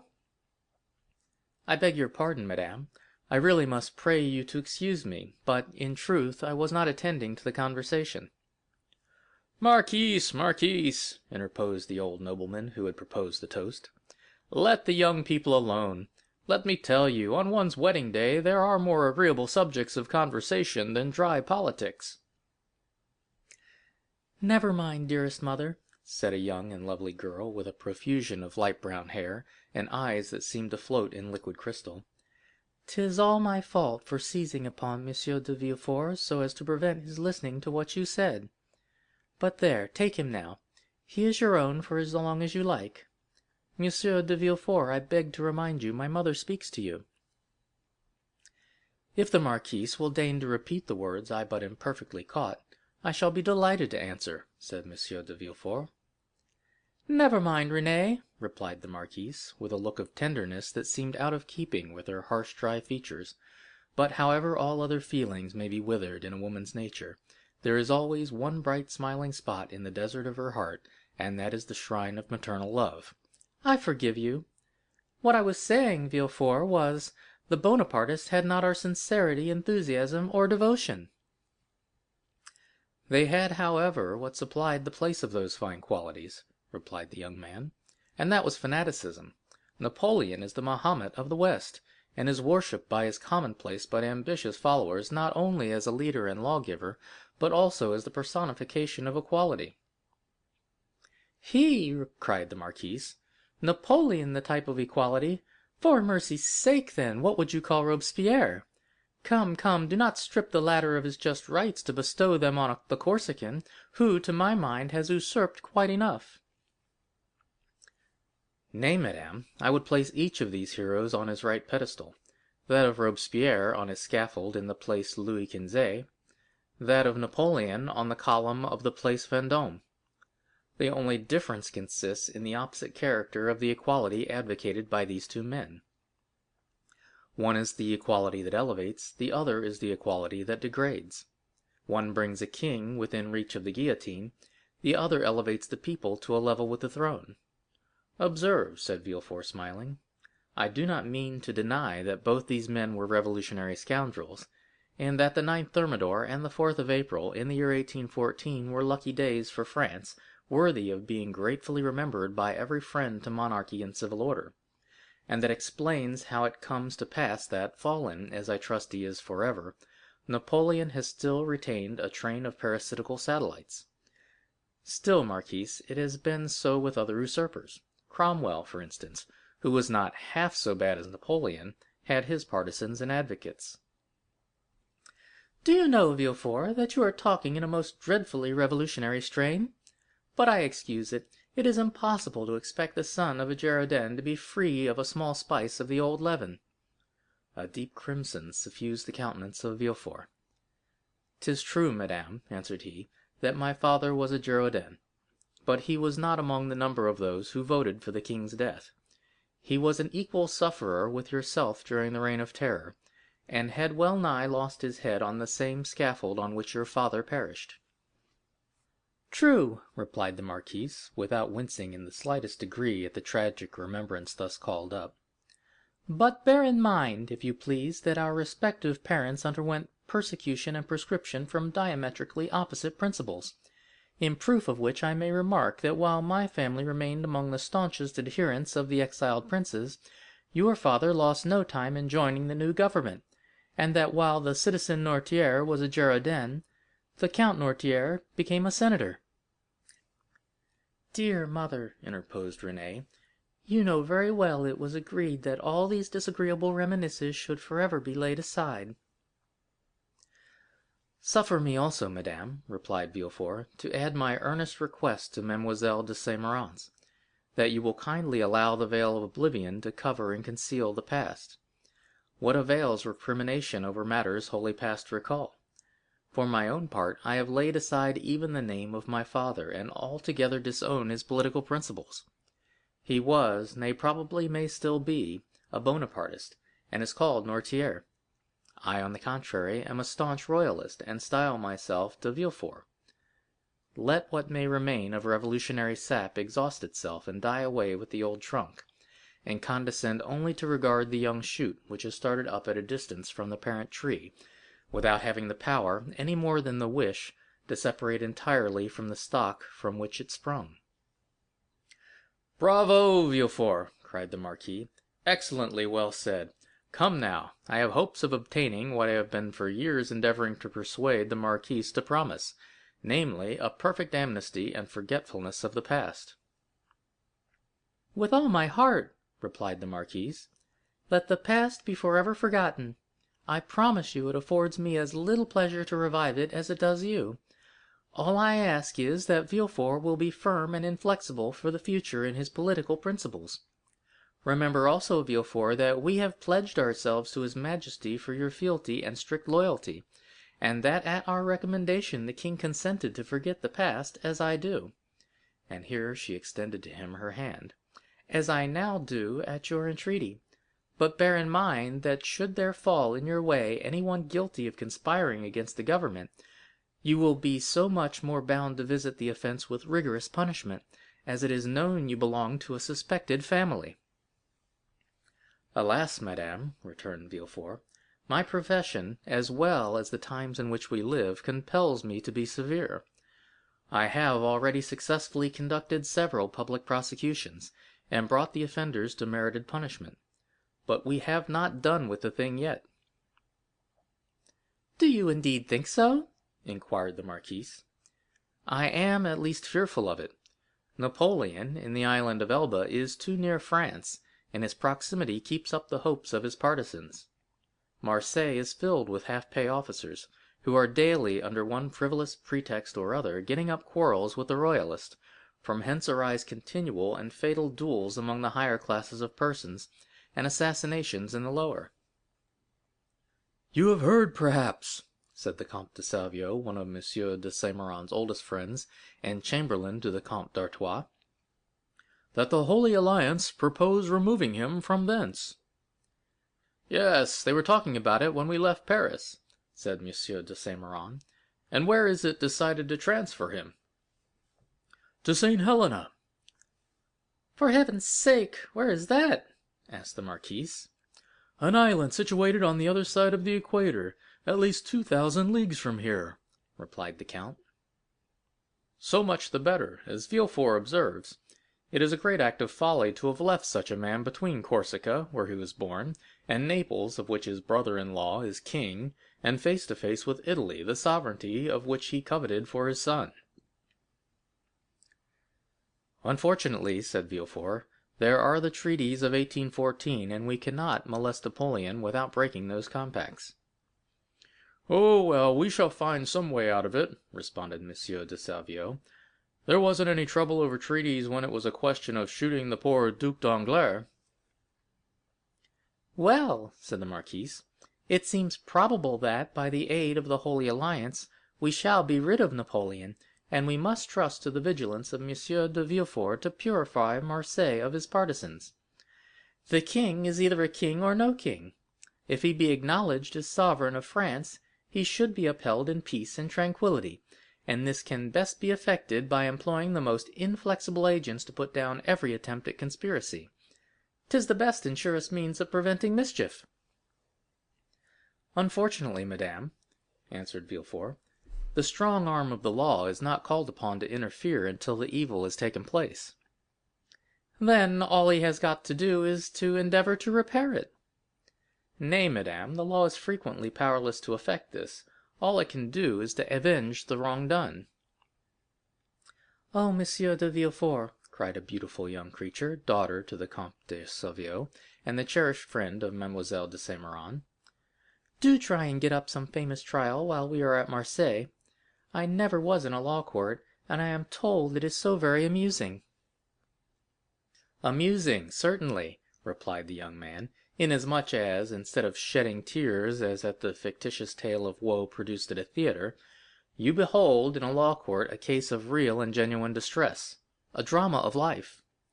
The prisoner whom you there see pale, agitated, and alarmed, instead of, as is the case when a curtain falls on a tragedy, going home to sup peacefully with his family, and then retiring to rest, that he may recommence his mimic woes on the morrow, is removed from your sight merely to be reconducted to his prison, and delivered up to the executioner. I leave you to judge how far your nerves are calculated to bear you through such a scene. Of this, however, be assured, that should any favorable opportunity present itself, I will not fail to offer you the choice of being present." "For shame, Monsieur de Villefort," cried Renée, becoming quite pale. "Don't you see how you are frightening us, and yet you laugh?" "What would you have? 'Tis like a duel. I have already recorded sentence of death 5 or 6 times against the movers of political conspiracies, and who can say how many daggers may be ready sharpened, and only waiting a favorable opportunity to be buried in my heart?" "Gracious heavens, Monsieur de Villefort," said Renée, becoming more and more terrified, "you surely are not in earnest." "Indeed I am," replied the young magistrate with a smile; "and in the interesting trial that young lady is anxious to witness, the case would only be still more aggravated. Suppose, for instance, the prisoner, as is more than probable, to have served under Napoleon, well, can you expect for an instant that one accustomed, at the word of his commander, to rush fearlessly on the very bayonet of his foe, will scruple more to drive a stiletto into the heart of one he knows to be his personal enemy than to slaughter his fellow creatures, merely because bidden to do so by one he is bound to obey? Besides, one requires the excitement of being hateful in the eyes of the accused, in order to lash one's self into a state of sufficient vehemence and power. I would not choose to see the man against whom I pleaded smile, as though in mockery of my words. No, my pride is to see the accused pale, agitated, and as though beaten out of all composure by the fire of my eloquence." Renée uttered a smothered exclamation. "Bravo!" cried one of the guests. That is what I call talking to some purpose. Just the person we require at a time like the present, said a second. What a splendid business that last case of yours was, my dear Villefort, remarked a third. I mean the trial of the man for murdering his father. Upon my word, you killed him ere the executioner had laid his hand upon him. Oh, as for parricides and such dreadful people as that, interposed Renée, it matters very little what is done to them. But as regards poor unfortunate creatures whose only crime consists of having mixed themselves up in political intrigues, why, that is the very worst offense they could possibly commit. For don't you see, Renée, the king is the father of his people, and he who shall plot or contrive aught against the life and safety of the parent of 32 millions of souls is a parricide upon a fearfully great scale. I don't know anything about that, replied Renée. But, Monsieur de Villefort, you have promised me, have you not, always to show mercy to those I plead for? Make yourself quite easy on that point, answered Villefort with one of his sweetest smiles. You and I will always consult upon our verdicts. My love, said the marquise, attend to your doves, your lapdogs, and embroidery, but do not meddle with what you do not understand. Nowadays the military profession is in abeyance, and the magisterial robe is the badge of honor. There is a wise Latin proverb that is very much in point. Sedant arma togae, said Villefort with a bow. I cannot speak Latin, replied the marquise. Well, said Renée, I cannot help regretting you had not chosen some other profession than your own, a physician, for instance. Do you know, I always felt a shudder at the idea of even a destroying angel. Dear good Renée, whispered Villefort, as he gazed with unutterable tenderness on the lovely speaker. Let us hope, my child, cried the marquis, that Monsieur de Villefort may prove the moral and political physician of this province. If so, he will have achieved a noble work. And one which will go far to efface the recollection of his father's conduct, added the incorrigible marquise. Madame, replied Villefort with a mournful smile, I have already had the honor to observe that my father has, at least I hope so, abjured his past errors, and that he is, at the present moment, a firm and zealous friend to religion and order, a better royalist possibly than his son, for he has to atone for past dereliction, while I have no other impulse than warm, decided preference and conviction.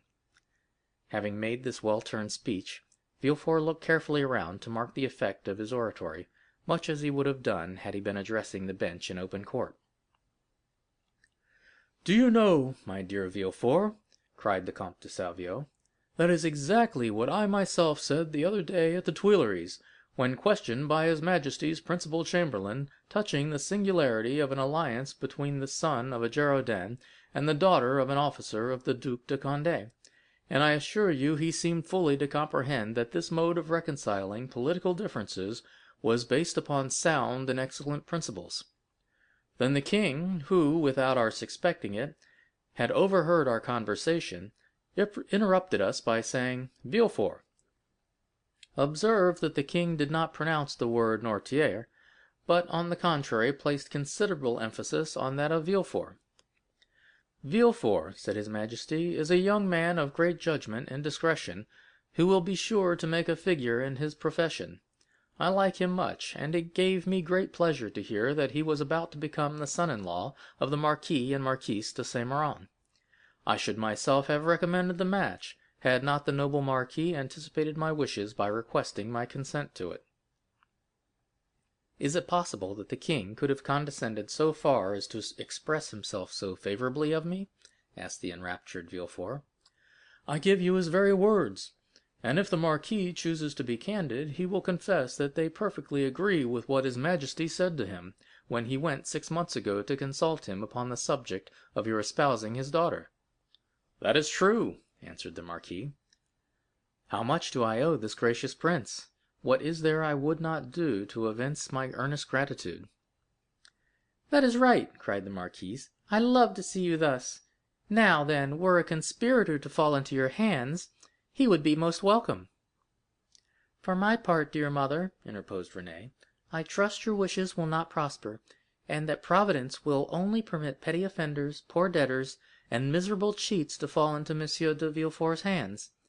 Then I shall be contented." Just the same as though you prayed that a physician might only be called upon to prescribe for headaches, measles, and the stings of wasps, or any other slight affection of the epidermis. If you wish to see me the king's attorney, you must desire for me some of those violent and dangerous diseases from the cure of which so much honor redounds to the physician."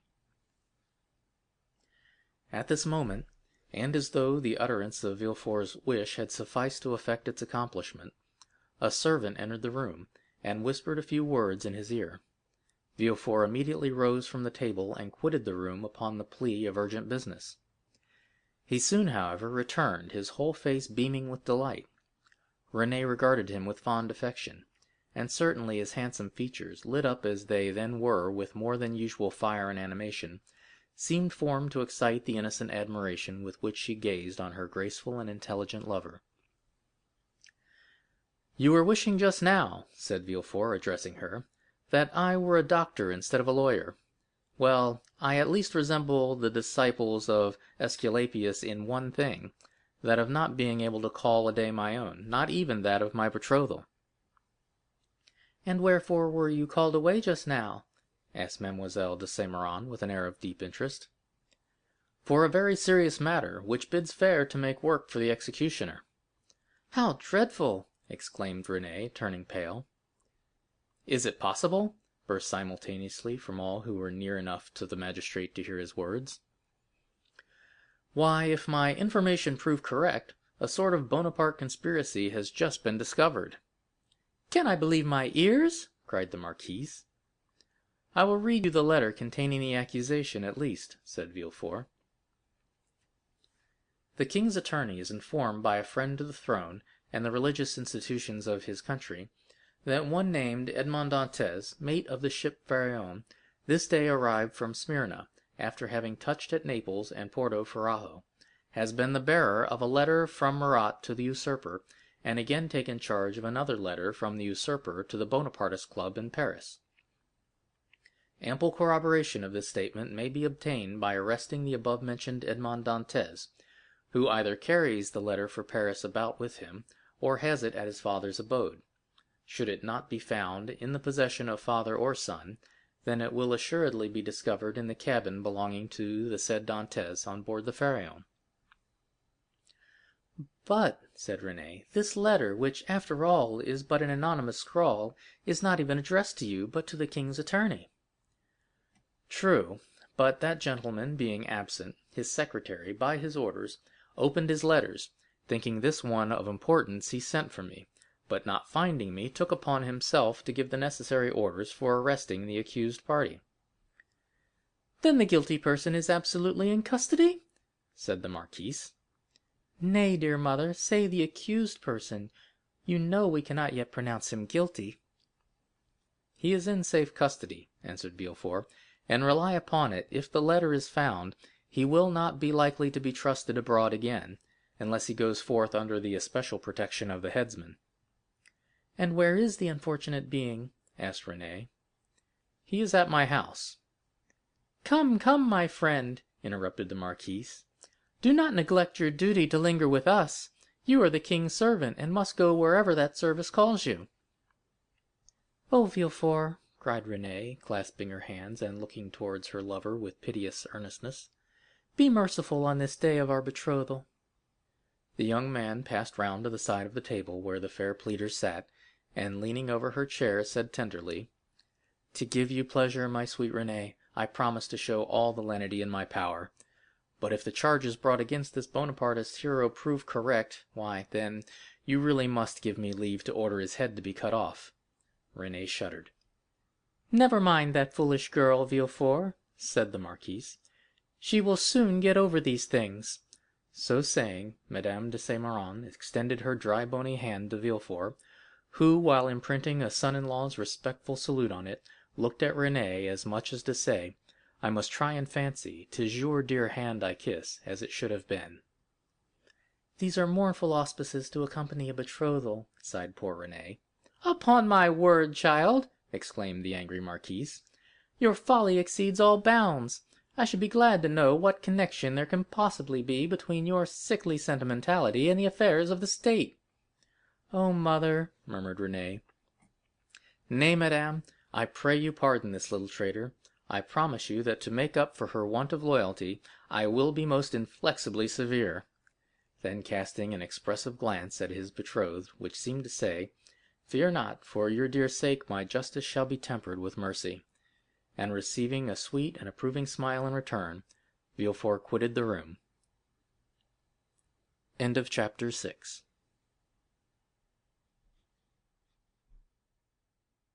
The examination. No sooner had Villefort left the salon than he assumed the grave air of a man who holds the balance of life and death in his hands. Now, in spite of the nobility of his countenance, the command of which, like a finished actor, he had carefully studied before the glass, it was by no means easy for him to assume an air of judicial severity. Except the recollection of the line of politics his father had adopted, and which might interfere, unless he acted with the greatest prudence, with his own career, Gérard de Villefort was as happy as a man could be. Already rich, he held a high official situation, though only 27. He was about to marry a young and charming woman, whom he loved, not passionately but reasonably, as became a duty attorney of the king, and besides her personal attractions, which were very great, Mademoiselle de Saint Méran's family possessed considerable political influence, which they would, of course, exert in his favor. The dowry of his wife amounted to 50,000 crowns, and he had, besides, the prospect of seeing her fortune increased to 500,000 at her father's death. These considerations naturally gave Villefort a feeling of such complete felicity that his mind was fairly dazzled in its contemplation. At the door he met the commissary of police, who was waiting for him. The sight of this officer recalled Villefort from the third heaven to earth. He composed his face, as we have before described, and said, "I have read the letter, sir, and you have acted rightly in arresting this man. Now inform me what you have discovered concerning him and the conspiracy." "We know nothing as yet of the conspiracy, monsieur. The papers found have been sealed up and placed on your desk. The prisoner himself is named Edmond Dantès, mate on board the three-master the Pharaon, trading in cotton with Alexandria and Smyrna, and belonging to Morel and Son, of Marseilles. Before he entered the merchant service, had he ever served in the marines?" "Oh, no, monsieur, he is very young." "How old?" 19 or 20 at most." At this moment, and as Villefort had arrived at the corner of the Rue des Conseils, a man, who seemed to have been waiting for him, approached. It was M. Morrel. "Ah, Monsieur Villefort," cried he, "I am delighted to see you. Some of your people have committed the strangest mistake. They have just arrested Edmond Dantès, mate of my vessel." "I know it, monsieur," replied Villefort. "I am going now to examine him." "Oh," said M. Morrel, carried away by his friendship, "you do not know him, and I do. He is most estimable, the most trustworthy creature in the world, and I will venture to say there is not a better seaman in all the merchant service. Oh, Monsieur de Villefort, I beseech your indulgence for him." Villefort, as we have seen, belonged to the aristocratic party at Marseilles, Morrel to the plebeian. The first was a royalist, the other suspected of Bonapartism.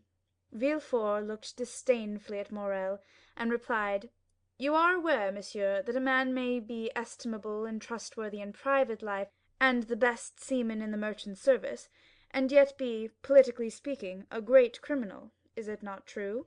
The magistrate laid emphasis on these words, as if he wished to apply them to the owner himself, while his eyes seemed to plunge into the heart of one who, interceding for another, had himself need of indulgence. Morrel reddened, for his own conscience was not quite clear on politics.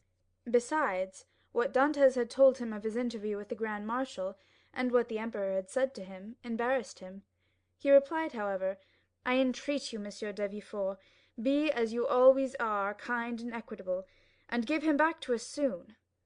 This "give us" sounded revolutionary in the deputy's ears.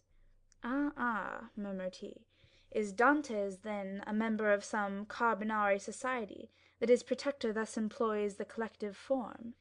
He was, if I recollect, arrested in a tavern, in company with a great many others." Then he added, "Monsieur, you may rest assured I will perform my duty impartially, and that if he be innocent you shall not have appealed to me in vain. Should he, however, be guilty, in this present epoch impunity would furnish a dangerous example, and I must do my duty." As he had now arrived at the door of his own house, which adjoined the Palais de Justice, he entered, after having coldly saluted the shipowner, who stood as if petrified on the spot where Villefort had left him. The antechamber was full of police agents and gendarmes, in the midst of whom, carefully watched, but calm and smiling, stood the prisoner. Villefort traversed the antechamber, cast a side glance at Dantès, and taking a packet which a gendarme offered him, disappeared, saying, "Bring in the prisoner."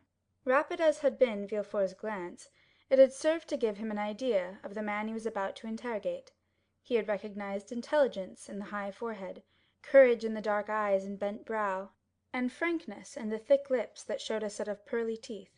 Villefort's first impression was favorable, but he had been so often warned to mistrust first impulses that he applied the maxim to the impression, forgetting the difference between the two words. He stifled, therefore, the feelings of compassion that were rising, composed his features, and sat down, grim and sombre, at his desk. An instant after, Dantès entered. He was pale, but calm and collected, and saluting his judge with easy politeness, looked around for a seat, as if he had been in M. Morrel's salon. It was then that he encountered, for the first time, Villefort's look, that look peculiar to the magistrate, who, while seeming to read the thoughts of others, betrays nothing of his own. "Who and what are you?" demanded Villefort, turning over a pile of papers, containing information relative to the prisoner, that a police agent had given to him on his entry, and that already in an hour's time had swelled to voluminous proportions, thanks to the corrupt espionage of which the accused is always made the victim. "My name is Edmond Dantès," replied the young man calmly.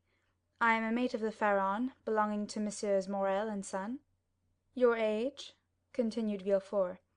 19, returned Dantès. "What were you doing at the moment you were arrested?" "I was at the festival of my marriage, monsieur," said the young man, his voice slightly tremulous, so great was the contrast between that happy moment and the painful ceremony he was now undergoing. So great was the contrast between the sombre aspect of M. de Villefort and the radiant face of Mercédès. "You were at the festival of your marriage?" said the deputy, shuddering in spite of himself. "Yes, monsieur, I am on the point of marrying a young girl I have been attached to for 3 years." Villefort, impassive as he was struck by this coincidence, and the tremulous voice of Dantès, surprised in the midst of his happiness, struck a sympathetic chord in his own bosom. He also was at the point of being married, and he was summoned from his own happiness to destroy that of another. "This philosophic reflection," thought he, "will make a great sensation at M. de Saint Méran's." And he arranged mentally, while Dantès awaited further questions, the antithesis by which orators often create a reputation for eloquence. When this speech was arranged, Villefort turned to Dantès. "Go on, sir," said he. "What would you have me say?" "Give all the information in your power. Tell me on which point you desire information, and I will tell all I know. Only," he added with a smile, "I warn you I know very little." "Have you served under the usurper?" "I was about to be mustered into the royal marines when he fell." "It is reported your political opinions are extreme," said Villefort, who had never heard anything of the kind, but was not sorry to make this inquiry, as if it were an accusation. "My political opinions!" replied Dantès. "Alas, sir, I never had any opinions. I am hardly 19, I know nothing, I have no part to play. If I obtain the situation I desire, I shall owe it to M. Morrel. Thus all my opinions, I will not say public, but private, are confined to these 3 sentiments: I love my father, I respect M. Morrel, and I adore Mercédès. This, sir, is all I can tell you, and you see how uninteresting it is." As Dantès spoke, Villefort gazed at his ingenuous and open countenance, and recollected the words of Renée, who, without knowing who the culprit was, had besought his indulgence for him. With the deputy's knowledge of crime and criminals, every word the young man uttered convinced him more and more of his innocence. This lad, for he was scarcely a man, simple, natural, eloquent, with that eloquence of the heart never found when sought for, full of affection for everybody because he was happy, and because happiness renders even the wicked good, extended his affection even to his judge, spite of Villefort's severe look and stern accent. Dantès seemed full of kindness. "Pardieu," said Villefort, He is a noble fellow. I hope I shall gain Renée's favour easily by obeying the first command she ever imposed on me. I shall have at least a pressure of the hand in public, and a sweet kiss in private." Full of this idea, Villefort's face became so joyous that when he turned to Dantès, the latter, who had watched the change in his physiognomy, was smiling also. "Sir," said Villefort, "have you any enemies, at least that you know of?" "I have enemies?" replied Dantès. "My position is not sufficiently elevated for that. As for my disposition, that is, perhaps, somewhat too hasty, but I have striven to repress it. I have had 10 or 12 sailors under me, and if you question them, they will tell you that they love and respect me, not as a father, for I am too young, but as an elder brother. But you may have excited jealousy. You are about to become captain at 19, an elevated post. You are about to marry a pretty girl who loves you, and these two pieces of good fortune may have excited the envy of some." "You are right. You know men better than I do, and what you say may possibly be the case, I confess. But if such persons are among my acquaintance, I prefer not to know it, because then I should be forced to hate them." "You are wrong. You should always strive to see clearly around you.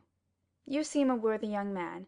I will depart from the strict line of my duty to aid you in discovering the author of this accusation. Here is the paper. Do you know the writing?" As he spoke, Villefort drew the letter from his pocket, and presented it to Dantès. Dantès read it. A cloud passed over his brow as he said, "No, monsieur, I do not know the writing, and yet it is tolerably plain. Whoever did it writes well. I am very fortunate," added he, looking gratefully at Villefort, "to be examined by such a man as you, for this envious person is a real enemy." And by the rapid glance that the young man's eyes shot forth, Villefort saw how much energy lay hid beneath this mildness. "Now," said the deputy, "answer me frankly, not as a prisoner to a judge, but as one man to another who takes an interest in him. What truth is there in the accusation contained in this anonymous letter?" And Villefort threw disdainfully on his desk the letter Dantès had just given back to him. "None at all. I will tell you the real facts. I swear by my honor as a sailor, by my love for Mercédès, by the life of my father—" "Speak, monsieur," said Villefort. Then internally, "If Renée could see me, I hope she would be satisfied, and no longer call me a decapitator. Well, when we quitted Naples, Captain Leclere was attacked with a brain fever, as we had no doctor on board, and he was so anxious to arrive at Elba that he would not touch at any other port. His disorder rose to such a height that at the end of the third day, feeling he was dying, he called me to him. 'My dear Dantès,' said he, 'swear to perform what I am going to tell you, for it is a matter of the deepest importance.' 'I swear, captain,' replied I. 'Well, as after my death the command devolves on you as mate, assume the command, and bear up for the island of Elba. Disembark at Porto Ferrajo, ask for the grand marshal, give him this letter, perhaps they will give you another letter, and charge you with a commission. You will accomplish what I was to have done, and derive all the honor and profit from it.' 'I will do it, captain, but perhaps I shall not be admitted to the grand marshal's presence as easily as you expect.' 'Here is a ring that will obtain audience of him, and remove every difficulty,' said the captain. At these words he gave me a ring. It was time 2 hours after he was delirious. The next day he died." "And what did you do then?" "What I ought to have done, and what everyone would have done in my place. Everywhere the last requests of a dying man are sacred, but with a sailor the last requests of a superior are commands. I sailed for the island of Elba, where I arrived the next day. I ordered everybody to remain on board, and went on shore alone. As I had expected, I found some difficulty in obtaining access to the grand marshal, but I sent the ring I had received from the captain to him, and was instantly admitted. He questioned me concerning Captain Leclere's death, and, as the latter had told me, gave me a letter to carry on to a person in Paris. I undertook it because it was what my captain had bade me do. I landed here, regulated the affairs of the vessel, and hastened to visit my affianced bride, whom I found more lovely than ever.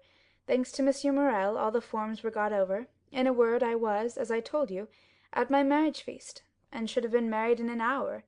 And tomorrow I intended to start for Paris, had I not been arrested on this charge, which you as well as I now see to be unjust." "Ah," said Villefort, "this seems to me the truth. If you have been culpable, it was imprudence, and this imprudence was in obedience to the orders of your captain.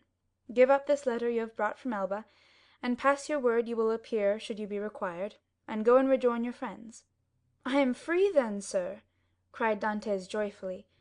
"Yes, but first give me this letter. You have it already, for it was taken from me with some others which I see in that packet." "Stop a moment," said the deputy, as Dantès took his hat and gloves. "To whom is it addressed?" "To Monsieur Noirtier, Rue Coq Héron, Paris." Had a thunderbolt fallen into the room, Villefort could not have been more stupefied. He sank into his seat, and hastily turning over the packet, drew forth the fatal letter, at which he glanced with an expression of terror. "Monsieur Noirtier, Rue Coq Héron, No. 13," murmured he, growing still paler. "Yes," said Dantès. "Do you know him?" "No," replied Villefort. "A faithful servant of the king does not know conspirators." "It is a conspiracy, then?" asked Dantès, who, after believing himself free, now began to feel a tenfold alarm. "I have, however, already told you, sir, I was entirely ignorant of the contents of the letter." "Yes, but you knew the name of the person to whom it was addressed," said Villefort. "I was forced to read the address to know whom to give it." "Have you shown this letter to anyone?" asked Villefort, becoming still more pale. "To no one, on my honor." "Everybody is ignorant that you are the bearer of a letter from the island of Elba, and addressed to Monsieur Noirtier." "Everybody, except the person who gave it to me." "And that is too much, far too much," murmured Villefort. Villefort's brow darkened more and more, his white lips and clenched teeth filled Dantès with apprehension. After reading the letter, Villefort covered his face with his hands. "Oh," said Dantès timidly, "what is the matter?" Villefort made no answer, but raised his head at the expiration of a few seconds, and again perused the letter. "And you say that you are ignorant of the contents of this letter?" "I give you my word of honor, sir," said Dantès. "But what is the matter? You are ill. Shall I ring for assistance? Shall I call?" "No," said Villefort, rising hastily. "Stay where you are. It is for me to give orders here, and not you." "Monsieur," replied Dantès proudly, "it was only to summon assistance for you." "I want none. It was a temporary indisposition. Attend to yourself, answer me." Dantès waited, expecting a question, but in vain. Villefort fell back on his chair, passed his hand over his brow, moist with perspiration, and for the third time read the letter. "Oh, if he knows the contents of this," murmured he, "and that Noirtier is the father of Villefort, I am lost." And he fixed his eyes upon Edmond, as if he would have penetrated his thoughts. "Oh, it is impossible to doubt it!" cried he suddenly. "In heaven's name," cried the unhappy young man, "if you doubt me, question me, I will answer you." Villefort made a violent effort, and in a tone he strove to render firm, "Sir," said he, "I am no longer able, as I had hoped, to restore you immediately to liberty. Before doing so, I must consult the trial justice. What my own feeling is you already know." "Oh, monsieur," cried Dantès, "you have been rather a friend than a judge." "Well, I must detain you some time longer, but I will strive to make it as short as possible. The principal charge against you is this letter, and you see——" Villefort approached the fire, cast it in, and waited until it was entirely consumed. "You see, I destroy it." "Oh," exclaimed Dantès, "you are goodness itself." "Listen," continued Villefort, "you can now have confidence in me, after what I have done." "Oh, command, and I will obey." "Listen, this is not a command, but advice I give you." "Speak, and I will follow your advice." "I shall detain you until this evening in the Palais de Justice. Should anyone else interrogate you, say to him what you have said to me, but do not breathe a word of this letter." "I promise." It was Villefort who seemed to entreat, and the prisoner who reassured him. "You see," continued he, glancing toward the grate, where fragments of burnt paper fluttered in the flames, "the letter is destroyed. You and I alone know of its existence. Should you, therefore, be questioned, deny all knowledge of it, deny it boldly, and you are saved. Be satisfied, I will deny it. It was the only letter you had?" "It was." "Swear it." "I swear it." Villefort rang. A police agent entered. Villefort whispered some words in his ears, to which the officer replied by a motion of his head.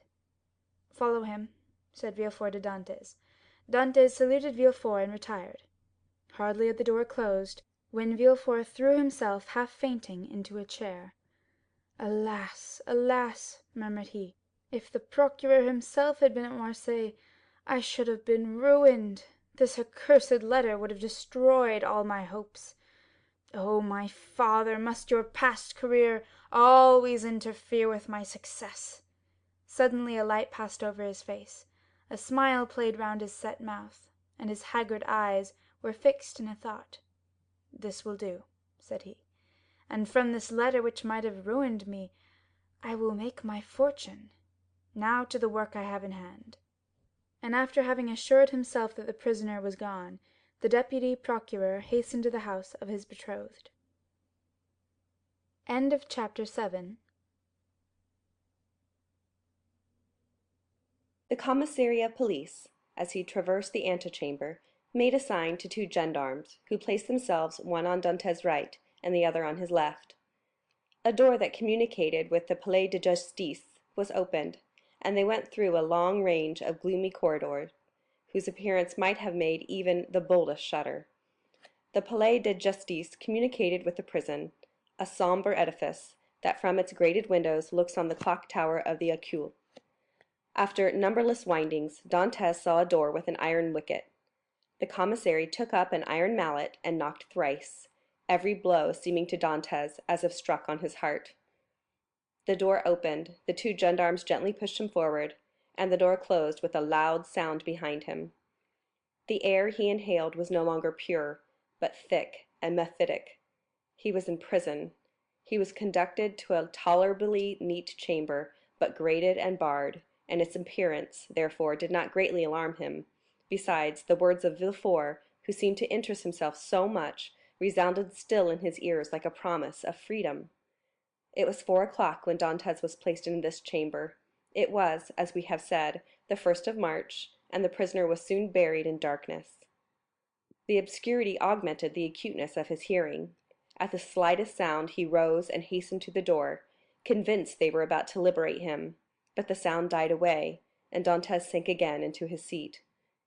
At last, about 10 o'clock, and just as Dantès began to despair, steps were heard in the corridor, a key turned in the lock, and the bolts creaked. The massy oaken door flew open, and a flood of light from 2 torches pervaded the apartment. By the torchlight Dantès saw the glittering sabre and carbines of 4 gendarmes. He had advanced at first, but stopped at the sight of this display of force. "Are you come to fetch me?" he asked. "Yes," replied a gendarme. "By the orders of the deputy procureur?" "I believe so." The conviction that they came from M. de Villefort relieved all Dantès' apprehensions. He advanced calmly, and placed himself in the centre of the escort. A carriage waited at the door, the coachman was at the box, and a police officer sat beside him. "Is this carriage for me?" said Dantès. "It is for you," replied a gendarme. Dantès was about to speak, but feeling himself urged forward, and having neither the power nor the intention to resist, he mounted the steps, and was in an instant seated inside between 2 gendarmes. The 2 others took their places opposite, and the carriage rolled heavily over the stones. The prisoner glanced at the windows. They were grated. He had changed his prison for another, that was conveying him he knew not whither. Through the grating, however, Dantès saw they were passing through the Rue Cassier, and by the Rue Saint Laurent and the Rue Taramis to the port. Soon he saw the lights of La Cassagne.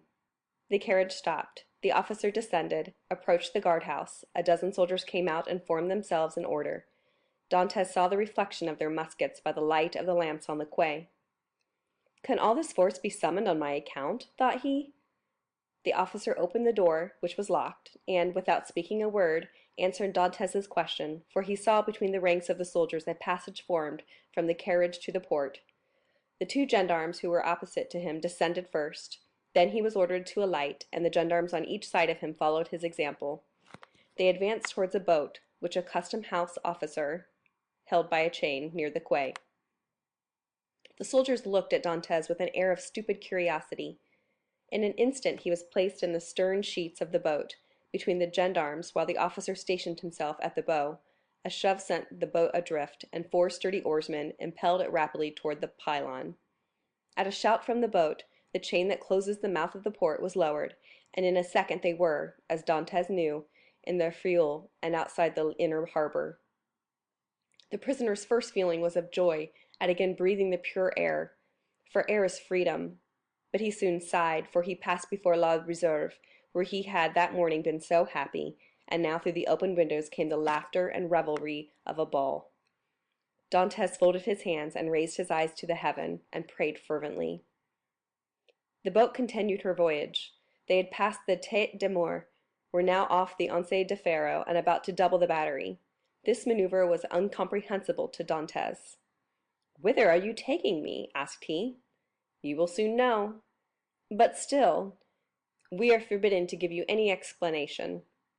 Dantès, trained in discipline, knew that nothing would be more absurd than to question subordinates, who were forbidden to reply, and so he remained silent. The most vague and wild thoughts passed through his mind. The boat they were in could not make a long voyage. There was no vessel at anchor outside the harbor, he thought. Perhaps they were going to leave him on some distant point. He was not bound, nor had they made any attempt to handcuff him. This seemed a good augury. Besides, had not the deputy, who had been so kind to him, told him that provided he did not pronounce the dreaded name of Noirtier, he had nothing to apprehend? Had not Villefort in his presence destroyed the fatal letter, the only proof against him? He waited silently, striving to pierce through the darkness. They had left the Isle Ratonneau, where the lighthouse stood, on the right, and they were now opposite the Point de Catalan. It seemed to the prisoner that he could distinguish a feminine form on the beach, for it was there Mercédès dwelt. How was it that presentiment did not warn Mercédès that her lover was within 300 yards of her? One light alone was visible, and Dantès saw that it came from Mercédès' chamber. Mercédès was the only one awake in the whole settlement. A loud cry could be heard by her. But pride restrained him, and he did not utter it. What would his guards think if they heard him shout like a madman? He remained silent, his eyes fixed upon the light. The boat went on, but the prisoner thought only of Mercédès. An intervening elevation of land hid the light. Dantès turned and perceived that they had got out to sea. While he had been absorbed in thought, they had shipped their oars and hoisted sail. The boat was now moving with the wind. In spite of his repugnance to address the guards, Dantès turned to the nearest gendarme, and taking his hand, "Comrade," said he, "I adjure you, as a Christian and a sailor, to tell me where we are going. I am Captain Dantès, a loyal Frenchman, though accused of treason. Tell me where you are conducting me, and I promise you on my honor I will submit to my fate." The gendarme looked irresolutely at his companion, who returned for answer a sign that said, "I see no great harm in telling him now," and the gendarme replied, "You are a native of Marseilles, and a sailor, and yet you do not know where you are going?" "On my honor, I have no idea." "Have you no idea whatever?" "None at all." "That is impossible." "I swear to you it is true. Tell me, I entreat." "But my orders—" "Your orders do not forbid your telling me what I must know in 10 minutes, in half an hour, or an hour. You see I cannot escape, even if I intended." "Unless you are blind, or have never been outside the harbor, you must know." "I do not." "Look round you, then." Dantès rose and looked forward, when he saw rise within 100 yards of him the black and frowning rock on which stands the Château d'If. This gloomy fortress, which has for more than 300 years furnished food for so many wild legends, seemed to Dantès like a scaffold to a malefactor. "The Château d'If?" cried he. "What are we going there for?" The gendarme smiled. "I am not going there to be imprisoned," said Dantès. "It is only used for political prisoners. I have committed no crime. Are there any magistrates or judges at the Château d'If?" "There are only," said the gendarme, "a governor, a garrison, turnkeys, and good thick walls. Come, come, do not look so astonished, or you will make me think you are laughing at me in return for my good nature." Dantès pressed the gendarme's hand as though he would crush it. "You think, then," said he, "that I am taken to the Château d'If to be imprisoned there?" "It is probable, but there is no occasion to squeeze so hard." "Without any injury, without any formality?" "All the formalities have been gone through. The inquiry is already made." And so, in spite of Monsieur de Villefort's promises? I do not know what Monsieur de Villefort promised you, said the gendarme, but I know we are taking you to the Château d'If. But what are you doing? Help, comrades, help! By a rapid movement, which the gendarme's practised eye had perceived, Dantès sprang forward to precipitate himself into the sea. But 4 vigorous arms seized him as his feet quitted the bottom of the boat. He fell back cursing with rage. Good, said the gendarme, placing his knee on his chest. Believe soft-spoken gentlemen again. Hark ye, my friend, I have disobeyed my first order, but I will not disobey the second, and if you move, I will blow your brains out. And he levelled his carbine at Dantès, who felt the muzzle against his temple. For a moment the idea of struggling crossed his mind, and of so ending the unexpected evil that had overtaken him. But he bethought him of Monsieur de Villefort's promise, and besides, death in a boat from the hand of a gendarme seemed too terrible. He remained motionless, but gnashing his teeth and wringing his hands with fury.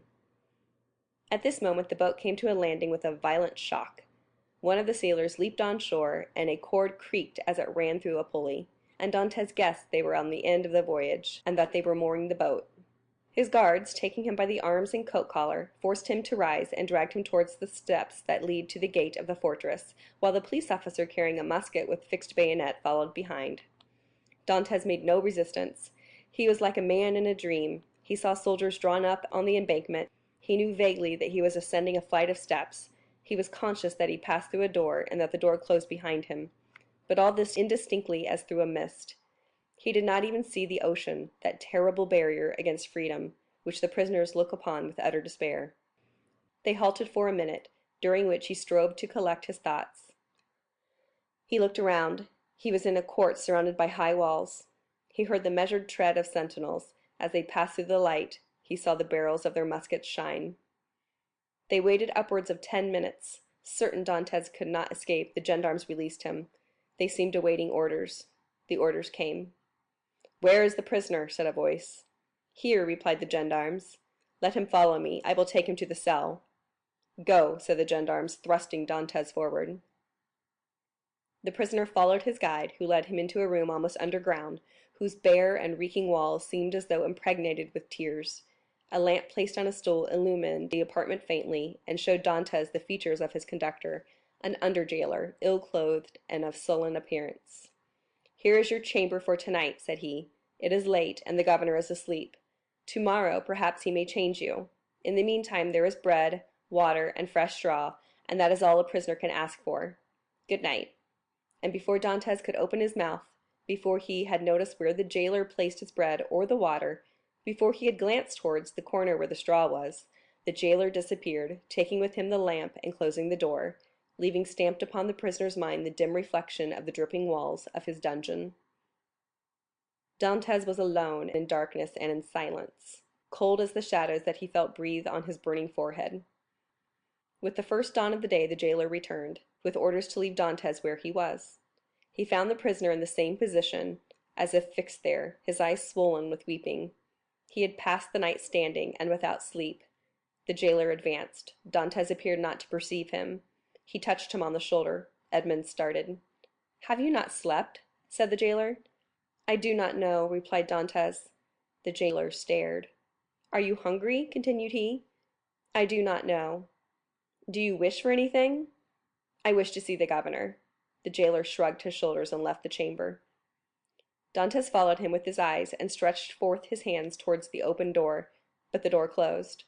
All his emotion then burst forth. He cast himself on the ground, weeping bitterly, and asking himself what crime he had committed that he was thus punished.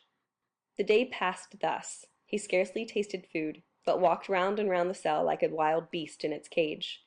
One thought in particular tormented him, namely, that during his journey hither he had sat so still, whereas he might, a dozen times, have plunged into the sea, and thanks to his powers of swimming, for which he was famous, have gained the shore, concealed himself until the arrival of a Genoese or Spanish vessel, escaped to Spain or Italy, where Mercédès and his father could have joined him. He had no fears as to how he should live. Good seamen are welcome everywhere. He spoke Italian like a Tuscan, and Spanish like a Castilian. He would have been free and happy with Mercédès and his father, whereas he was now confined in the Château d'If, that impregnable fortress, ignorant of the future destiny of his father and Mercédès. And all this because he had trusted to Villefort's promise. The thought was maddening, and Dantès threw himself furiously down on his straw. The next morning at the same hour the jailer came again. "Well," said the jailer, "are you more reasonable today?" Dantès made no reply. "Come, cheer up. Is there anything that I can do for you?" "I wish to see the governor." "I have already told you it was impossible." "Why so?" "Because it is against prison rules, and prisoners must not even ask for it." "What is allowed, then?" "Better fare, if you pay for it, books, and leave to walk about." "I do not want books. I am satisfied with my food, and do not care to walk about. But I wish to see the governor." "If you worry me by repeating the same thing, I will not bring you any more to eat." "Well, then," said Edmond, "if you do not, I shall die of hunger, that is all." The jailer saw by his tone he would be happy to die, and as every prisoner was worth 10 sous a day to his jailer, he replied in a more subdued tone, "What you ask is impossible, but if you are very well behaved, you will be allowed to walk about, and some day you will meet the governor, and if he chooses to reply, that is his affair." "But," asked Dantès, "how long shall I have to wait?" "Ah, a month, 6 months, a year." "It is too long a time. I wish to see him at once." "Ah," said the jailer, "do not always brood over what is impossible, or you will be mad in a fortnight." "You think so?" "Yes. We have an instance here. It was by always offering 1,000,000 of francs to the governor for his liberty that an abbé became mad, who was in this chamber before you." "How long has he left it?" 2 years." "Was he liberated then?" "No, he was put in a dungeon." "Listen," said Dantès, "I am not an abbé, I am not mad; perhaps I shall be, but at present, unfortunately, I am not. I will make you another offer." "What is that?" "I do not offer you 1,000,000, because I have it not, but I will give you 100 crowns if, the first time you go to Marseilles, you will seek out a young girl named Mercédès, at the Catalan, and give her 2 lines for me." "If I took them and were detected, I should lose my place, which is worth 2,000 francs a year, so that I should be a great fool to run such a risk for 300. "Well," said Dantès, "mark this. If you refuse at least to tell Mercédès I am here, I will some day hide myself behind the door, and when you enter I will dash out your brains with this stool." "Threats!" cried the jailer, retreating and putting himself on the defensive. "You are certainly going mad. The abbé began like you, and in 3 days you will be like him, mad enough to tie up. But, fortunately, there are dungeons here." Dantès whirled the stool round his head. All right," said the jailer. "All right, since you will have it so, I will send word to the governor." "Very well," replied Dantès, dropping the stool and sitting on it as if he were in reality mad. The jailer went out, and returned in an instant with a corporal and 4 soldiers. "By the governor's orders," said he, "conduct the prisoner to the tier beneath." "To the dungeon, then," said the corporal. "Yes, we must put the madman with the madmen." The soldiers seized Dantès, who followed passively. He descended 15 steps, and the door of a dungeon was opened, and he was thrust in. The door closed, and Dantès advanced with outstretched hands until he touched the wall. He then sat down in the corner until his eyes became accustomed to the darkness. The jailer was right. Dantès wanted but little of being utterly mad. End of chapter 8. Recording by Caroline Hemmerly Kunkel, Columbus, Ohio. The Count of Monte Cristo by Alexandre Dumas. Chapter 9. The Evening of the Betrothal. Villefort had, as we have said, hastened back to Madame de Saint-Méran in the Place du Grand Cour, and on entering the house found that the guests whom he had left at table were taking coffee in the salon. Renée was, with all the rest of the company, anxiously awaiting him, and his entrance was followed by a great exclamation. "Well, decapitator, guardian of the state, royalist, Brutus, what is the matter?" said one. "Speak out." "Are we threatened with a fresh reign of terror?" asked another. "Has the Corsican ogre broken loose?" cried a third. "Marquise," said Villefort, approaching his future mother-in-law, "I request your pardon for thus leaving you. Will the marquis honor me by a few moments' private conversation?" "Ah, it is really a serious matter, then?" asked the marquis, remarking the cloud on Villefort's brow. "So serious that I must take leave of you for a few days. So," added he, turning to Renée, "judge for yourself if it be not important." "You are going to leave us?" cried Renée, unable to hide her emotion at this unexpected announcement. "Alas," returned Villefort, "I must."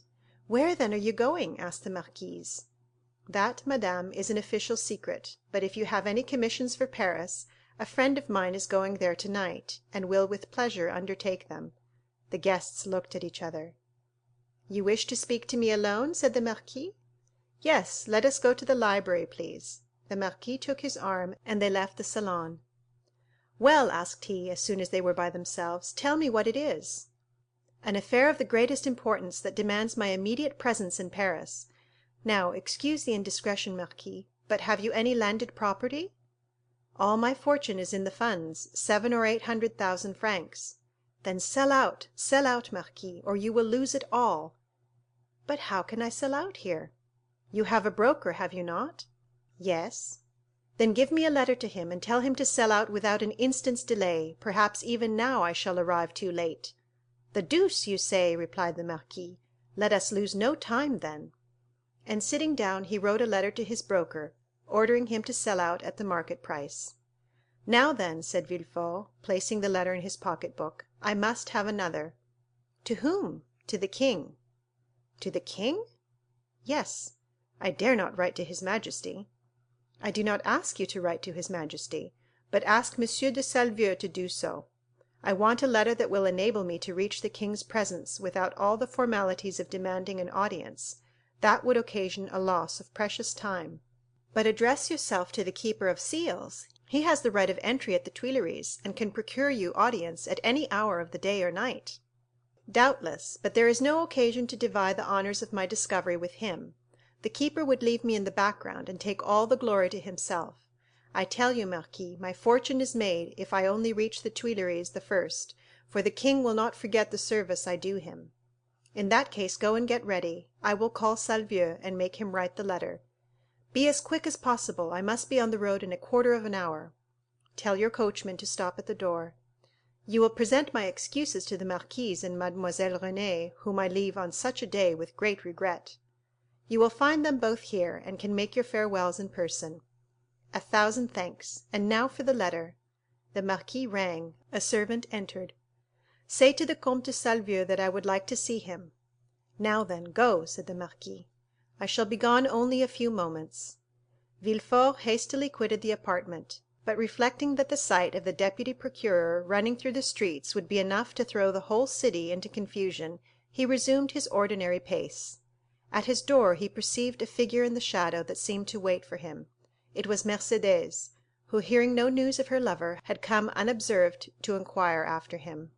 As Villefort drew near, she advanced and stood before him. Dantès had spoken of Mercédès, and Villefort instantly recognized her. Her beauty and high bearing surprised him, and when she inquired what had become of her lover, it seemed to him that she was the judge and he the accused. "The young man you speak of," said Villefort abruptly, "is a great criminal, and I can do nothing for him, mademoiselle."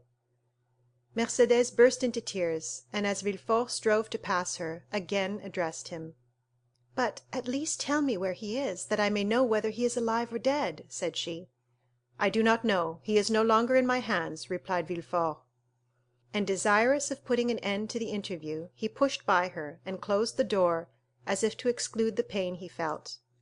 But remorse is not thus banished. Like Virgil's wounded hero, he carried the arrow in his wound, and arrived at the salon, Villefort uttered a sigh that was almost a sob, and sank into a chair. Then the first pangs of an unending torture seized upon his heart. The man he sacrificed to his ambition, that innocent victim immolated on the altar of his father's faults, appeared to him pale and threatening, leading his affianced bride by the hand, and bringing with him remorse, not such as the ancients figured, furious and terrible, but that slow and consuming agony whose pangs are intensified from hour to hour up to the very moment of death. Then he had a moment's hesitation. He had frequently called for capital punishment on criminals, and owing to his irresistible eloquence they had been condemned, and yet the slightest shadow of remorse had never clouded Villefort's brow, because they were guilty. At least he believed so. But here was an innocent man whose happiness he had destroyed. In this case he was not the judge, but the executioner. As he thus reflected, he felt the sensation we have described, and which had hitherto been unknown to him, arise in his bosom, and fill him with vague apprehensions. It is thus that a wounded man trembles instinctively at the approach of the finger to his wound until it be healed. But Villefort's was one of those that never close, or if they do, only close to reopen more agonizing than ever. If at this moment the sweet voice of Renée had sounded in his ears pleading for mercy, or the fair Mercédès had entered and said, "In the name of God, I conjure you to restore me my affianced husband," his cold and trembling hands would have signed his release, but no voice broke the stillness of the chamber, and the door was opened only by Villefort's valet, who came to tell him that the travelling carriage was in readiness. Villefort rose, or rather sprang from his chair, hastily opened one of the drawers of his desk, emptied all the gold it contained into his pocket, stood motionless an instant, his hand pressed to his head, muttered a few inarticulate sounds, and then, perceiving that his servant had placed his cloak on his shoulders, he sprang into the carriage, ordering the postilions to drive to Madame de Saint Méran. The hapless Dantès was doomed. As the marquis had promised, Villefort found the marquise and Renée in waiting. He started when he saw Renée, for he fancied she was again about to plead for Dantès. Alas, her emotions were wholly personal; she was thinking only of Villefort's departure. She loved Villefort, and he left her at the moment he was about to become her husband. Villefort knew not when he should return, and Renée, far from pleading for Dantès, hated the man whose crime separated her from her lover. Meanwhile, what of Mercédès? She had met Fernand at the corner of the Rue de la Loge. She had returned to the Catalans, and had despairingly cast herself on her couch. Fernand, kneeling by her side, took her hand and covered it with kisses that Mercédès did not even feel. She passed the night thus. The lamp went out for want of oil, but she paid no heed to the darkness, and dawn came, but she knew not that it was day. Grief had made her blind to all but one object, that was Edmond. "Ah, there you are," said she at length, turning towards Fernand. "I have not quitted you since yesterday," returned Fernand sorrowfully. Monsieur Morrel had not readily given up the fight. He had learned that Dantès had been taken to prison, and he had gone to all his friends and the influential persons of the city, but the report was already in circulation that Dantès was arrested as a Bonapartist agent, and as the most sanguine looked upon any attempt of Napoleon to remount the throne as impossible, he met with nothing but refusal, and had returned home in despair, declaring that the matter was serious, and that nothing more could be done. Caderousse was equally restless and uneasy, but instead of seeking, like M. Morrel, to aid Dantès, he had shut himself up with 2 bottles of black currant brandy, in the hope of drowning reflection. But he did not succeed, and became too intoxicated to fetch any more drink, and yet not so intoxicated as to forget what had happened. With his elbows on the table, he sat between the 2 empty bottles, while spectres danced in the light of the unsnuffed candle, spectres such as Hoffmann strews over his punch-drenched pages, like black fantastic dust. Danglars alone was content and joyous. He had got rid of an enemy, and made his own situation on the Pharaon secure. Danglars was one of those men born with a pen behind the ear, and an inkstand in the place of a heart.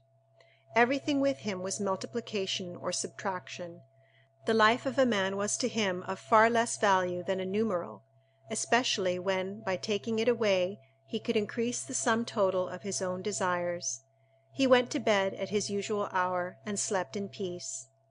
Villefort, after having received M. de Salvieux's letter, embraced Renée, kissed the marquise's hand, and shaken that of the marquis, started for Paris along the Aix road. Old Dantès was dying with anxiety to know what had become of Edmond, but we know very well what had become of Edmond. End of chapter 9. The Count of Monte Cristo by Alexandre Dumas. Chapter 10. The King's Closet at the Tuileries. We will leave Villefort on the road to Paris, travelling, thanks to trebled fees, with all speed, and passing through 2 or 3 apartments, enter at the Tuileries the little room with the arched window, so well known as having been the favorite closet of Napoleon and Louis XVIII., and now Louis Philippe. There, seated before a walnut table he had brought with him from Hartwell, and to which, from one of those fancies not uncommon to great people, he was particularly attached, the king, Louis XVIII., was carelessly listening to a man of 50 or 52 years of age, with gray hair, aristocratic bearing, and exceedingly gentlemanly attire, and meanwhile making a marginal note in a volume of Gryphius's rather inaccurate but much sought-after edition of Horace, a work which was much indebted to the sagacious observations of the philosophical monarch. "You say, sir," said the king, "that I am exceedingly disquieted, sire. Really, have you had a vision of the 7 fat kine and the 7 lean kine?" "No, sire, for that would only betoken for us 7 years of plenty and 7 years of scarcity; and with a king as full of foresight as your majesty, scarcity is not a thing to be feared." "Then of what other scourge are you afraid, my dear Blacas?" "Sire, I have every reason to believe that a storm is brewing in the south." "Well, my dear duke," replied Louis XVIII., "I think you are wrongly informed, and know positively that, on the contrary, it is very fine weather in that direction." Man of ability as he was, Louis XVIII. liked a pleasant jest. "Sire," continued M. de Blacas, "if it only be to reassure a faithful servant, will your majesty send into Languedoc, Provence, and Dauphine trusty men who will bring you back a faithful report as to the feeling in these 3 provinces?" "Caninus Surdus," replied the king, continuing the annotations in his Horace. "Sire," replied the courtier, laughing, in order that he might seem to comprehend the quotation, "your majesty may be perfectly right in relying on the good feeling of France, but I fear I am not altogether wrong in dreading some desperate attempt." "By whom?" "By Bonaparte, or at least by his adherents." "My dear Blacas," said the king, "you with your alarms prevent me from working." "And you, sire, prevent me from sleeping with your security. Wait, my dear sir, wait a moment, for I have such a delightful note on the pastor quum traheret. Wait, and I will listen to you afterwards." There was a brief pause, during which Louis XVIII. wrote, in a hand as small as possible, another note on the margin of his Horace, and then looking at the duke with an air of a man who thinks he has an idea of his own, while he is only commenting upon the idea of another, said, "Go on, my dear duke, go on. I listen."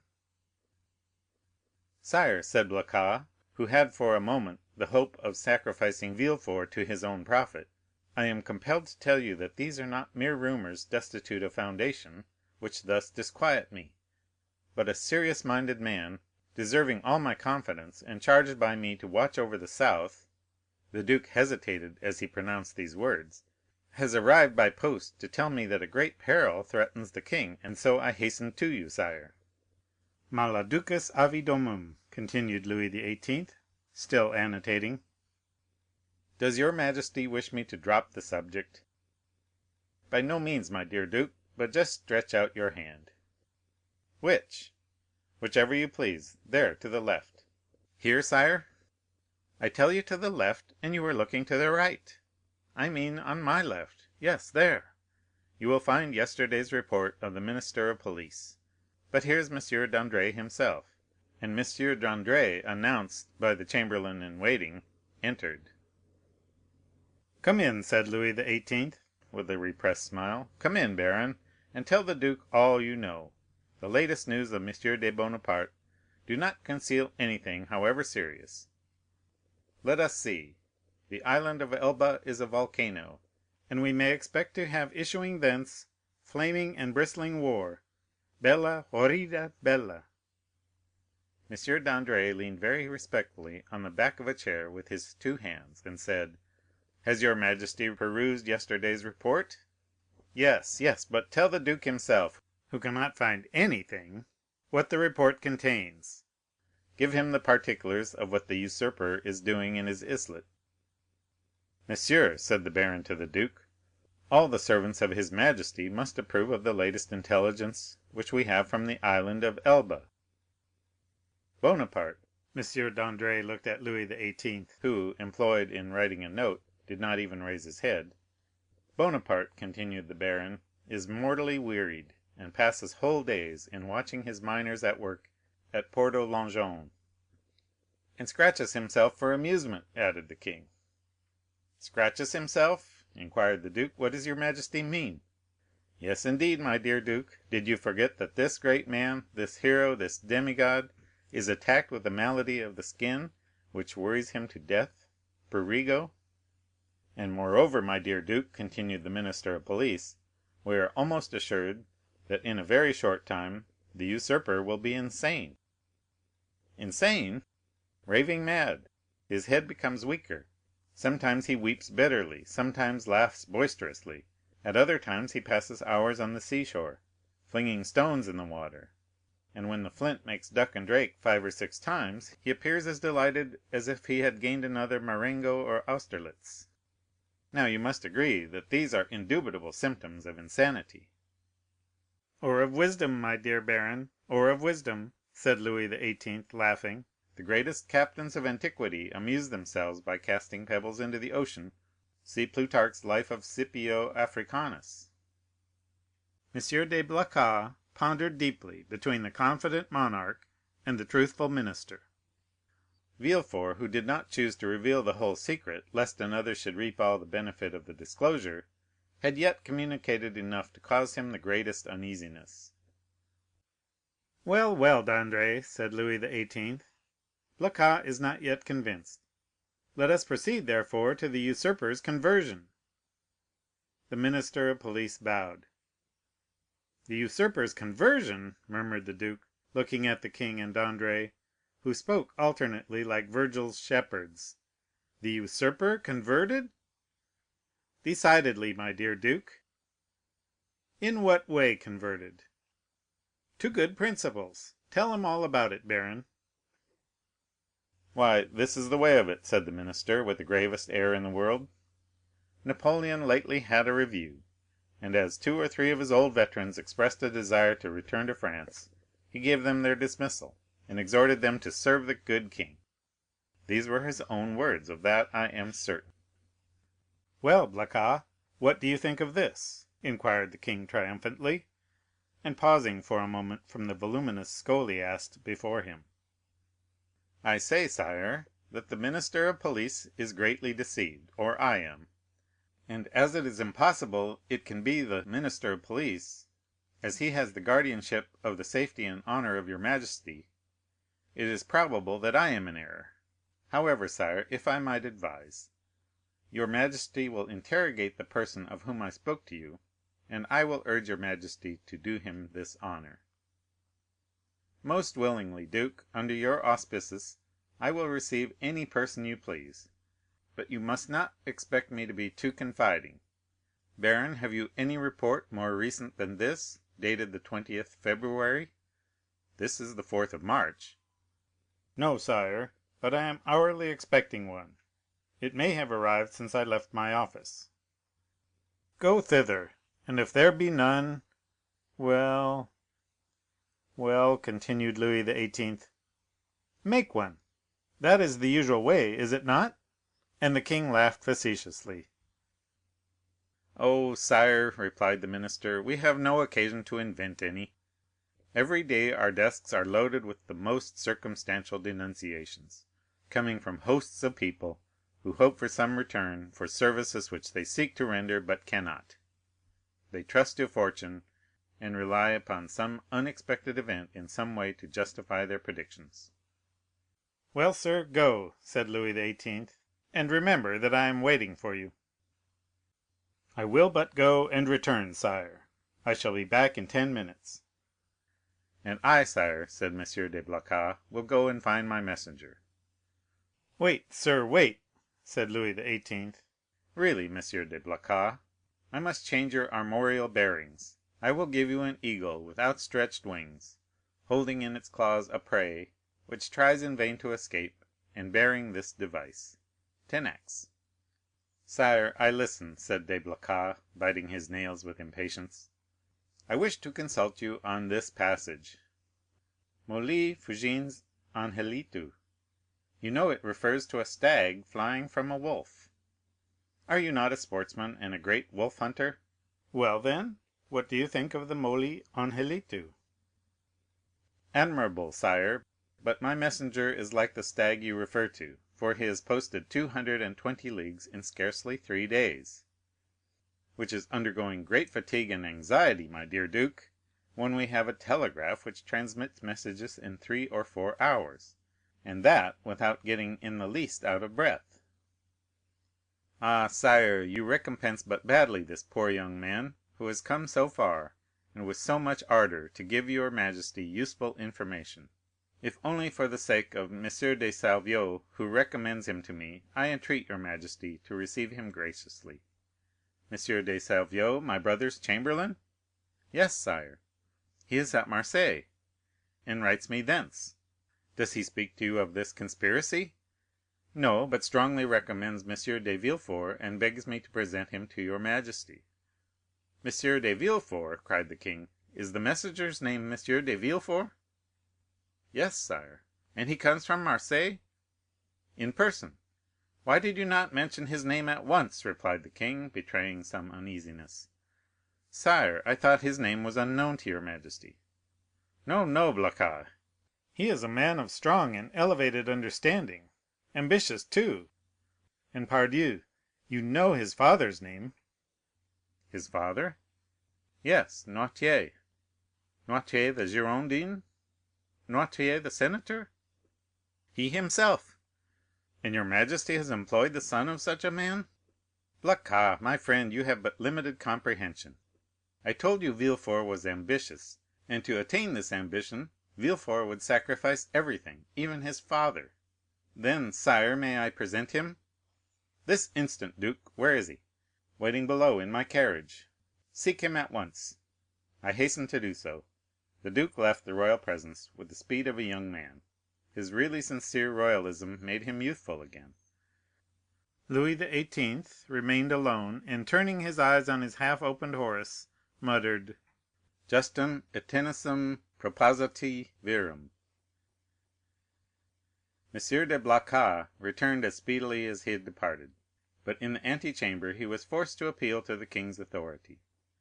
Villefort's dusty garb, his costume, which was not of courtly cut, excited the susceptibility of M. Debray, who was all astonishment at finding that this young man had the audacity to enter before the king in such attire.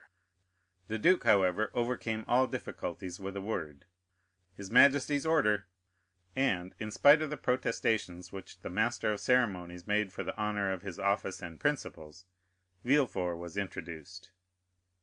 The king was seated in the same place where the duke had left him. On opening the door, Villefort found himself facing him, and the young magistrate's first impulse was to pause. "Come in, M. de Villefort," said the king, "come in." Villefort bowed, and advancing a few steps, waited until the king should interrogate him. "M. de Villefort," said Louis XVIII., "the Duc de Blacas assures me you have some interesting information to communicate." "Sire, the duke is right, and I believe your majesty will think it equally important. In the first place, and before everything else, sir, is the news as bad in your opinion as I am asked to believe?" "Sire, I believe it to be most urgent, but I hope, by the speed I have used, that it is not irreparable." "Speak as fully as you please, sir," said the king, who began to give way to the emotion which had showed itself in Blacas's face, and affected Villefort's voice. "Speak, sir, and pray begin at the beginning. I like order in everything." "Sire," said Villefort, "I will render a faithful report to your majesty, but I must entreat your forgiveness if my anxiety leads to some obscurity in my language." A glance at the king, after this discreet and subtle exordium, assured Villefort of the benignity of his august auditor, and he went on: "Sire, I have come as rapidly to Paris as possible, to inform your majesty that I have discovered, in the exercise of my duties, not a commonplace and insignificant plot, such as is every day got up in the lower ranks of the people and in the army, but an actual conspiracy, a storm which menaces no less than your majesty's throne. Sire, the usurper is arming 3 ships; he meditates some project, which, however mad, is yet, perhaps, terrible. At this moment he will have left Elba to go whither I know not, but assuredly to attempt a landing either at Naples or on the coast of Tuscany, or perhaps on the shores of France. Your majesty is well aware that the sovereign of the island of Elba has maintained his relations with Italy and France." "I am, sir," said the king, much agitated; "and recently we have had information that the Bonapartist clubs have had meetings in the Rue Saint Jacques. But proceed, I beg of you. How did you obtain these details?" "Sire, they are the results of an examination which I have made of a man of Marseilles, whom I have watched for some time, and arrested on the day of my departure. This person, a sailor of turbulent character, and whom I suspected of Bonapartism, has been secretly to the island of Elba. There he saw the grand marshal, who charged him with an oral message to a Bonapartist in Paris, whose name I could not extract from him. But this mission was to prepare men's minds for a return. It is the man who says this, sire, a return which will soon occur." "And where is this man?" "In prison, sire."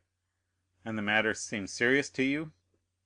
"So serious, sire, that when the circumstance surprised me in the midst of a family festival, on the very day of my betrothal, I left my bride and friends, postponing everything, that I might hasten to lay at your majesty's feet the fears which impressed me and the assurance of my devotion." "True," said Louis XVIII. "Was there not a marriage engagement between you and Mademoiselle de Saint Méran, daughter of one of your majesty's most faithful servants?" "Yes, yes; but let us talk of this plot, M. Villefort." "Sire, I fear it is more than a plot; I fear it is a conspiracy."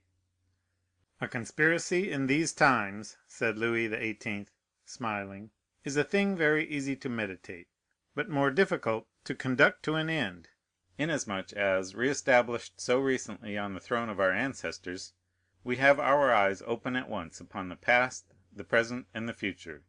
For the last 10 months my ministers have redoubled their vigilance in order to watch the shore of the Mediterranean.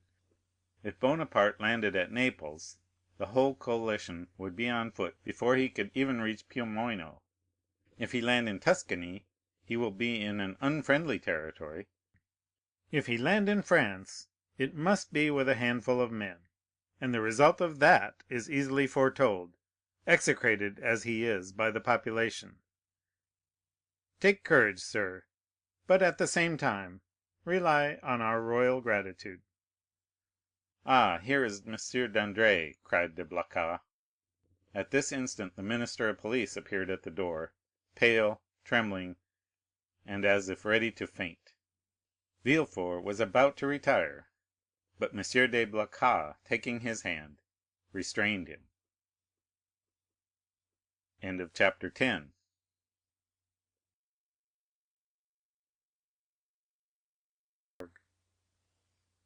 The Count of Monte Cristo by Alexandre Dumas. Chapter 11. The Corsican Ogre. At the sight of this agitation, Louis XVIII. Pushed from him violently the table at which he was sitting. "What ails you, baron?" he exclaimed. "You appear quite aghast. Has your uneasiness anything to do with what M. de Blacas has told me, and what M. de Villefort has just confirmed?" M. de Blacas moved suddenly towards the baron, but the fright of the courtier pleaded for the forbearance of the statesman; and besides, as matters were, it was much more to his advantage that the prefect of police should triumph over him than that he should humiliate the prefect.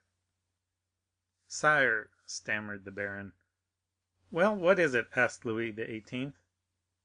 The minister of police, giving way to an impulse of despair, was about to throw himself at the feet of Louis XVIII., who retreated a step and frowned.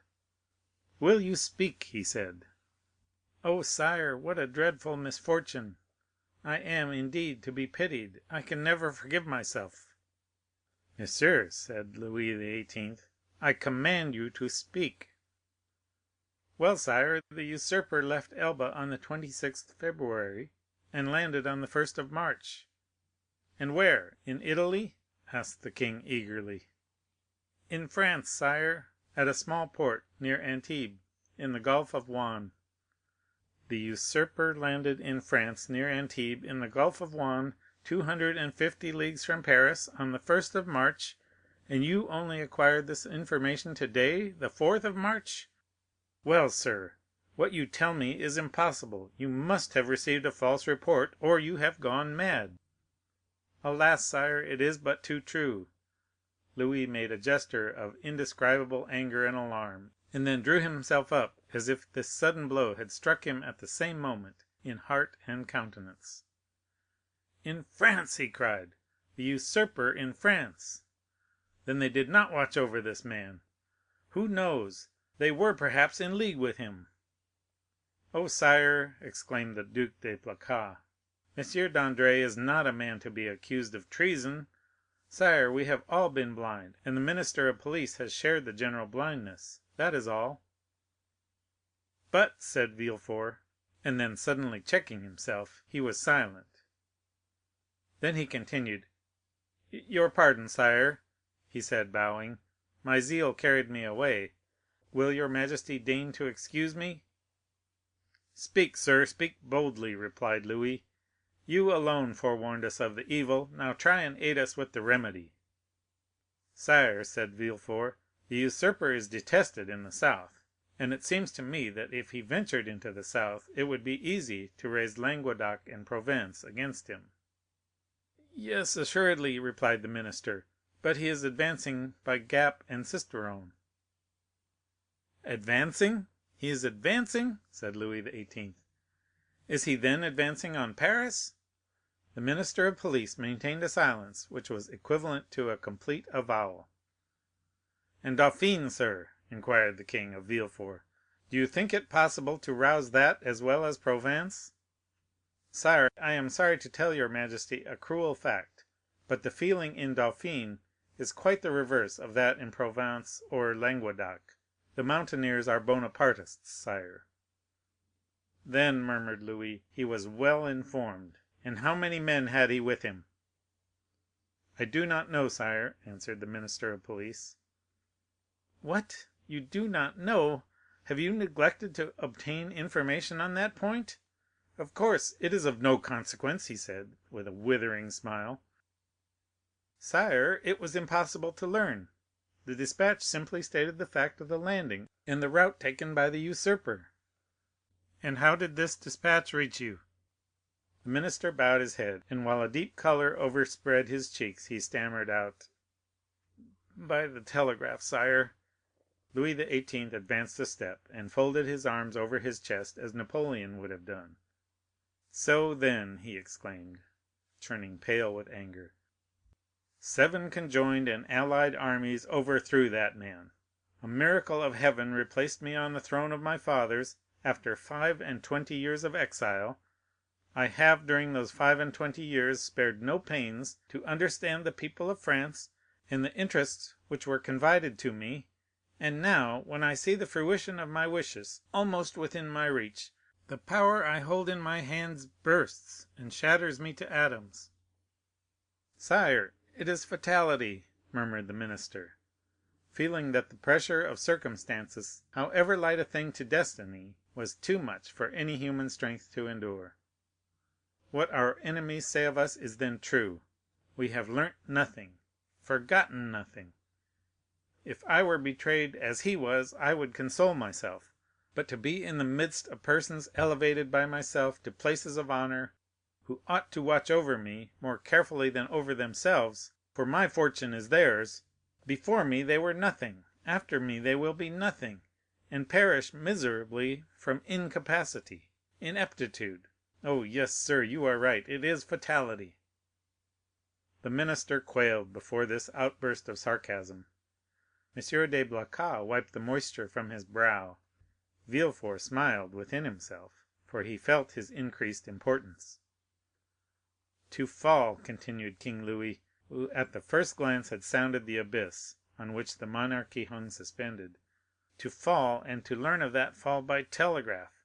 Oh, I would rather mount the scaffold of my brother, Louis XVI., than thus descend the staircase at the Tuileries, driven away by ridicule. Ridicule, sir! Why, you know not its power in France, and yet you ought to know it." "Sire, sire," murmured the minister, "for pity's—" "Approach, Monsieur de Villefort," resumed the king, addressing the young man, who, motionless and breathless, was listening to a conversation on which depended the destiny of a kingdom. "Approach, and tell monsieur that it is possible to know beforehand all that he has not known." "Sire, it really was impossible to learn secrets which that man concealed from all the world." "Really impossible? Yes, that is a great word, sir. Unfortunately, there are great words as there are great men. I have measured them. Really impossible for a minister who has an office, agents, spies, is another sacrifice made to the royal cause, and for which you should be recompensed." "Sire, the kindness your majesty deigns to evince towards me is a recompense which so far surpasses my utmost ambition that I have nothing more to ask for." "Never mind, sir, we will not forget you. Make your mind easy. In the meanwhile," the king here detached the cross of the Legion of Honor, which he usually wore over his blue coat, near the cross of St. Louis, above the order of Notre Dame du Mont Carmel and St. Lazare, and gave it to Villefort. "In the meanwhile, take this cross." "Sire," said Villefort, "your majesty mistakes; this is an officer's cross." "Ma foi," said Louis XVIII., "take it, such as it is, for I have not the time to procure you another. Blacas, let it be your care to see that the brevet is made out and sent to M. de Villefort." Villefort's eyes were filled with tears of joy and pride. He took the cross and kissed it. "And now," he said, "may I inquire what are the orders with which your majesty deigns to honor me?" "Take what rest you require, and remember that if you are not able to serve me here in Paris, you may be of the greatest service to me at Marseilles." "Sire," replied Villefort, bowing, "in an hour I shall have quitted Paris." "Go, sir," said the king, "and should I forget you—kings' memories are short—do not be afraid to bring yourself to my recollection. Baron, send for the minister of war. Blacas, remain." "Ah, sir," said the minister of police to Villefort as they left the Tuileries, "you entered by luck's door. Your fortune is made." "Will it be long first?" muttered Villefort, saluting the minister, whose career was ended, and looking about him for a hackney coach. One passed at the moment, which he hailed. He gave his address to the driver, and springing in, threw himself on the seat, and gave loose to dreams of ambition. 10 minutes afterwards Villefort reached his hotel, ordered horses to be ready in 2 hours, and asked to have his breakfast brought to him. He was about to begin his repast when the sound of the bell rang sharp and loud. The valet opened the door, and Villefort heard someone speak his name. "Who could know that I was here already?" said the young man. The valet entered. "Well," said Villefort, "what is it? Who rang? Who asked for me?" "A stranger who will not send in his name." "A stranger who will not send in his name? What can he want with me?" "He wishes to speak to you." "To me?" "Yes." "Did he mention my name?" "Yes." "What sort of person is he?" "Why, sir, a man of about 50. "Short or tall?" "About your own height, sir." "Dark or fair?" "Dark, very dark, with black eyes, black hair, black eyebrows." "And how dressed?" asked Villefort quickly. "In a blue frock coat, buttoned up close, decorated with the Legion of Honor." "It is he," said Villefort, turning pale. "Eh, pardieu!" said the individual whose description we have twice given, entering the door. "What a great deal of ceremony! Is it the custom in Marseilles for sons to keep their fathers waiting in their anterooms?" "Father!" cried Villefort. "Then I was not deceived. I felt sure it must be you." "Well, then, if you felt so sure," replied the newcomer, putting his cane in a corner and his hat on a chair, "allow me to say, my dear Gérard, that it was not very filial of you to keep me waiting at the door." "Leave us, Germain," said Villefort. The servant quitted the apartment with evident signs of astonishment. Chapter 12.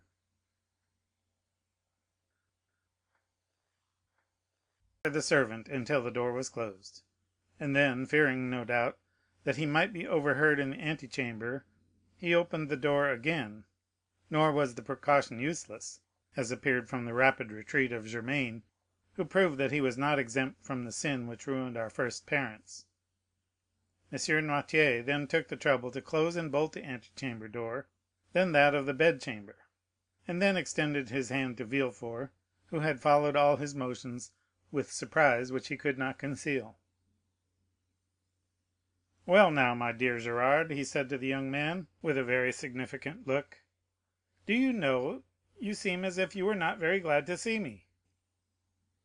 "My dear father," said Villefort, "I am, on the contrary, delighted; but I so little expected your visit that it has somewhat overcome me." "But, my dear fellow," replied M. Noirtier, seating himself, "I might say the same thing to you, when you announce to me your wedding for the 28th of February, and on the 3rd of March you turn up here in Paris." "And if I have come, my dear father," said Gérard, drawing closer to M. Noirtier, "do not complain, for it is for you that I come, and my journey will be your salvation." "Ah, indeed," said M. Noirtier, stretching himself out at ease in his chair. "Really, pray tell me all about it, for it must be interesting." "Father, you have heard speak of a certain Bonapartist club in the Rue Saint-Jacques?" "Number 53; yes, I am vice president." "Father, your coolness makes me shudder." "Why, my dear boy, when a man has been proscribed by the mountaineers, has escaped from Paris in a hay cart, been hunted over the plains of Bordeaux by Robespierre's bloodhounds, he becomes accustomed to most things. But go on, what about the club in the Rue Saint-Jacques?" "Why, they induced General Quesnel to go there, and General Quesnel, who quitted his own house at 9 o'clock in the evening, was found the next day in the Seine." "And who told you this fine story?" "The king himself." "Well, then, in return for your story," continued Noirtier, "I will tell you another." "My dear father, I think I already know what you are about to tell me." "Ah, you have heard of the landing of the emperor?" "Not so loud, father, I entreat you, for your own sake as well as mine." "Yes, I heard this news, and I knew it even before you could, for 3 days ago I posted from Marseilles to Paris with all possible speed, half desperate at the enforced delay." "3 days ago? You are crazy. Why, 3 days ago the emperor had not landed." "No matter, I was aware of his intention." "How did you know about it?" "By a letter addressed to you from the island of Elba." "To me?" "To you, and which I discovered in the pocketbook of the messenger. Had that letter fallen into the hands of another, you, my dear father, would probably ere this have been shot." Villefort's father laughed. "Come, come," said he, "will the restoration adopt imperial methods so promptly? Shot, my dear boy, what an idea! Where is the letter you speak of? I know you too well to suppose that you would allow such a thing to pass you." "I burnt it, for fear that even a fragment should remain, for that letter must have led to your condemnation." "And the destruction of your future prospects," replied Noirtier. "Yes, I can easily comprehend that. But I have nothing to fear while I have you to protect me." "I do better than that, sir, I save you." "You do? Why, really, the thing becomes more and more dramatic. Explain yourself." "I must refer again to the club in the Rue Saint-Jacques." "It appears that this club is rather a bore to the police. Why didn't they search more vigilantly? They would have found——" "They have not found it, but they are on the track." "Yes, that's the usual phrase. I am quite familiar with it.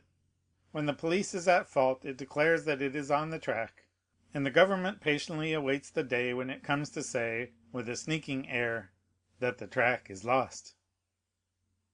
"Yes, but they have found a corpse. The general has been killed, and in all countries they call that a murder." "A murder, do you call it? Why, there is nothing to prove that the general was murdered. People are found every day in the Seine, having thrown themselves in, or having been drowned from not knowing how to swim." "Father, you know very well that the general was not a man to drown himself in despair, and people do not bathe in the Seine in the month of January. No, no, do not be deceived. This was murder in every sense of the word." And who thus designated it? The king himself. The king! I thought he was philosopher enough to allow that there was no murder in politics. In politics, my dear fellow, you know as well as I do, that there are no men but ideas, no feelings but interests. In politics we do not kill a man, we only remove an obstacle, that is all. Would you like to know how matters have progressed? Well, I tell you, it was thought reliance might be placed in General Quesnel. He was recommended to us from the island of Elba. One of us went to him and invited him to the Rue Saint-Jacques, where he would find some friends. He came there, and the plan was unfolded to him for leaving Elba, the projected landing, etc. When he had heard and comprehended all to the fullest extent, he replied that he was a royalist. Then all looked at each other. He was made to take an oath, and did so, but with such an ill grace that it was really tempting Providence to swear him, and yet, in spite of that, the general was allowed to depart free, perfectly free. Yet he did not return home. What could that mean? Why, my dear fellow, that on leaving us he lost his way, that's all. A murder? Really, Villefort, you surprise me. You, a deputy procureur, to found an accusation on such bad premises. Did I ever say to you, when you were fulfilling your character as a royalist, and cut off the head of one of my party, my son, you have committed a murder? No, I said, very well, sir, you have gained the victory. Tomorrow, perchance, it will be our turn. But, father, take care. When our turn comes, our revenge will be sweeping. I do not misunderstand you. You rely on the usurper's return? We do.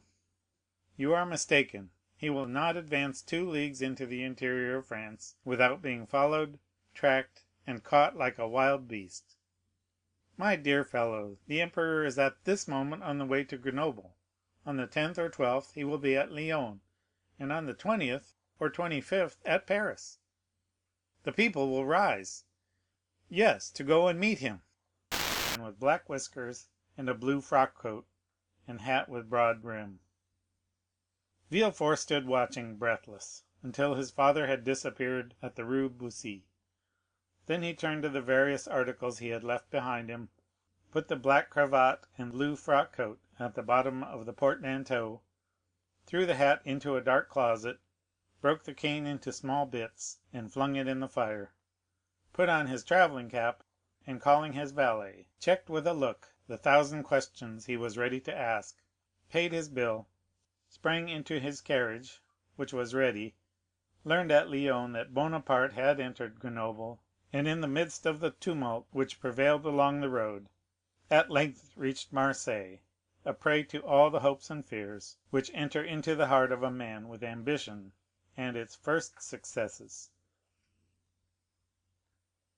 Chapter 12.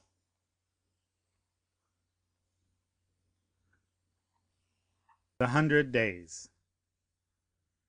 M. Noirtier was a true prophet, and things progressed rapidly as he had predicted. Everyone knows the history of the famous return from Elba, a return which was unprecedented in the past, and will probably remain without a counterpart in the future. Louis XVIII. Made but a faint attempt to parry this unexpected blow.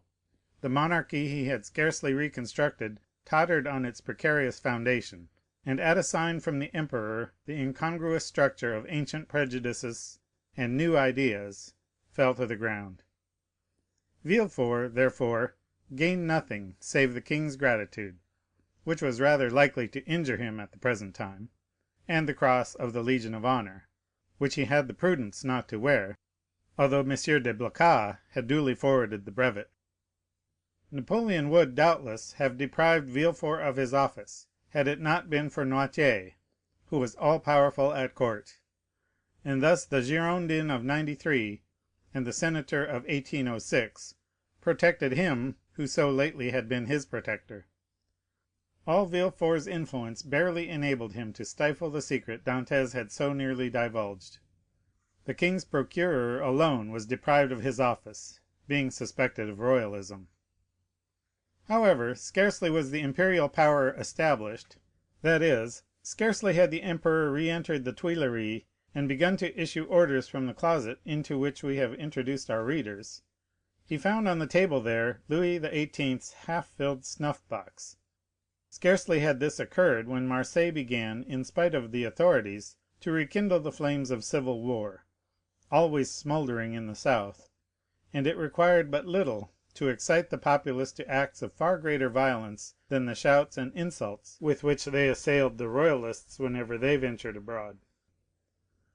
Owing to this change, the worthy shipowner became at that moment, we will not say all powerful, because Morrel was a prudent and rather a timid man, so much so that many of the most zealous partisans of Bonaparte accused him of moderation, but sufficiently influential to make a demand in favor of Dantès. Villefort retained his place, but his marriage was put off until a more favorable opportunity. If the emperor remained on the throne, Gérard required a different alliance to aid his career. If Louis XVIII. Returned, the influence of M. de Saint Méran, like his own, could be vastly increased, and the marriage be still more suitable. The deputy procureur was, therefore, the first magistrate of Marseilles, when one morning his door opened and M. Morrel was announced. Anyone else would have hastened to receive him, but Villefort was a man of ability, and he knew this would be a sign of weakness. He made Morrel wait in the antechamber, although he had no one with him, for the simple reason that the king's procureur always makes everyone wait, and after passing a quarter of an hour in reading the papers, he ordered M. Morrel to be admitted. Morrel expected Villefort would be dejected. He found him as he had found him 6 weeks before, calm, firm, and full of that glacial politeness, that most insurmountable barrier which separates the well-bred from the vulgar man. He had entered Villefort's office expecting that the magistrate would tremble at the sight of him. On the contrary, he felt a cold shudder all over him when he saw Villefort sitting there with his elbow on his desk and his head leaning on his hand. He stopped at the door. Villefort gazed at him as if he had some difficulty in recognizing him. Then, after a brief interval, during which the honest shipowner turned his hat in his hands, "Monsieur Morrel, I believe," said Villefort. "Yes, sir." "Come nearer," said the magistrate, with a patronizing wave of the hand, "and tell me to what circumstance I owe the honor of this visit." "Do you not guess, monsieur?" asked Morrel. "Not in the least; but if I can serve you in any way I shall be delighted." "Everything depends on you." "Explain yourself, pray." "Monsieur," said Morrel, recovering his assurance as he proceeded, "do you recollect that a few days before the landing of his majesty the emperor, I came to intercede for a young man, the mate of my ship, who was accused of being concerned in correspondence with the island of Elba? What was the other day a crime is today a title to favor. You then served Louis XVIII., and you did not show any favor, it was your duty.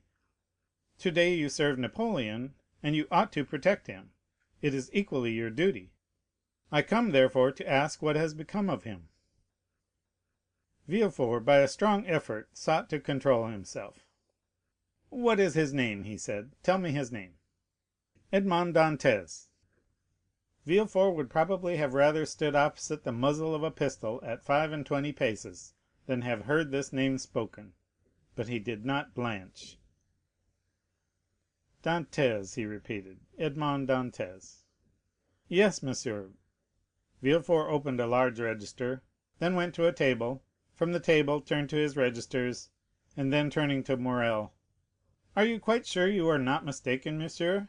he said in the most natural tone in the world. Had Morrel been a more quick-sighted man or better versed in these matters, he would have been surprised at the king's procureur answering him on such a subject, instead of referring him to the governors of the prison or the prefect of the department. But Morrel, disappointed in his expectations of exciting fear, was conscious only of the other's condescension. Villefort had calculated rightly. "No," said Morrel, "I am not mistaken. I have known him for 10 years, the last 4 of which he was in my service. Do not you recollect? I came about 6 weeks ago to plead for clemency, as I come today to plead for justice. You received me very coldly. Oh, the royalists were very severe with the Bonapartists in those days." "Monsieur," replied Villefort, "I was then a royalist, because I believed the Bourbons not only the heirs to the throne, but the chosen of the nation. The miraculous return of Napoleon has conquered me. The legitimate monarch is he who is loved by his people." "That's right," cried Morrel. "I like to hear you speak thus, and I augur well for Edmond from it." "Wait a moment," said Villefort, turning over the leaves of a register. "I have it. A sailor who was about to marry a young Catalan girl. I recollect now. It was a very serious charge." "How so?" "You know that when he left here he was taken to the Palais de Justice." "Well?" "I made my report to the authorities at Paris, and a week after he was carried off." "Carried off?" said Morrel. "What can they have done with him?" "Oh, he has been taken to Fenestrelle, or to Pignerol, or to the Saint Marguerite Islands. Some fine morning he will return to take command of your vessel." "Come when he will, it shall be kept for him. But how is it he is not already returned? It seems to me the first care of government should be to set at liberty those who have suffered for their adherence to it." "Do not be too hasty, M. Morrel," replied Villefort. "The order of imprisonment came from high authority, and the order for his liberation must proceed from the same source; and as Napoleon has scarcely been reinstated a fortnight, the letters have not yet been forwarded." "But," said Morrel, "is there no way of expediting all these formalities, of releasing him from arrest?" "There has been no arrest." "How?" "It is sometimes essential to government to cause a man's disappearance without leaving any traces, so that no written forms or documents may defeat their wishes. It might be so under the Bourbons, but at present——" "It has always been so, my dear Morrel, since the reign of Louis XIV. The emperor is more strict in prison discipline than even Louis himself, and the number of prisoners whose names are not on the register is incalculable. Had Morrel even any suspicions, so much kindness would have dispelled them." "Well, M. de Villefort, how would you advise me to act?" asked he. "Petition the minister." "Oh, I know what that is. The minister receives 200 petitions every day, and does not read 3. That is true, but he will read a petition countersigned and presented by me." "And will you undertake to deliver it?" "With the greatest pleasure. Dantès was then guilty, and now he is innocent, and it is as much my duty to free him as it was to condemn him." Villefort thus forestalled any danger of an inquiry, which, however improbable it might be, if it did take place, would leave him defenceless. "But how shall I address the minister?"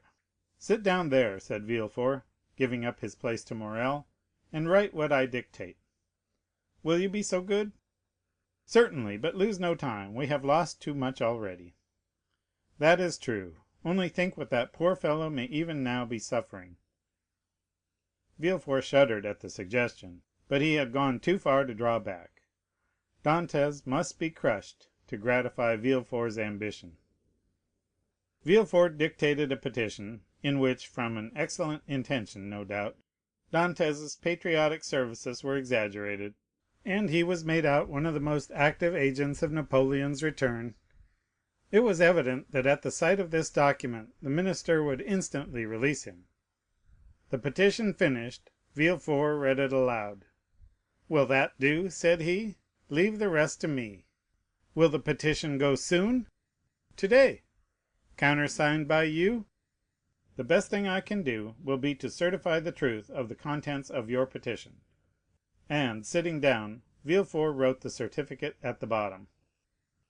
"What more is to be done?" "I will do whatever is necessary." This assurance delighted Morrel, who took leave of Villefort and hastened to announce to old Dantès that he would soon see his son. As for Villefort, instead of sending to Paris, he carefully preserved the petition that so fearfully compromised Dantès, in the hopes of an event that seemed not unlikely, that is, a second restoration. Dantès remained a prisoner, and heard not the noise of the fall of Louis XVIII's throne, or the still more tragic destruction of the empire. Twice during the 100 days had Morrel renewed his demand, and twice had Villefort soothed him with promises. At last there was Waterloo, and Morrel came no more. he had done all that was in his power, and any fresh attempt would only compromise himself uselessly. Louis XVIII. Remounted the throne. Villefort, to whom Marseilles had become filled with remorseful memories, sought and obtained the situation of king's procureur at Toulouse, and a fortnight afterwards he married Mademoiselle de Saint Méran, whose father now stood higher at court than ever.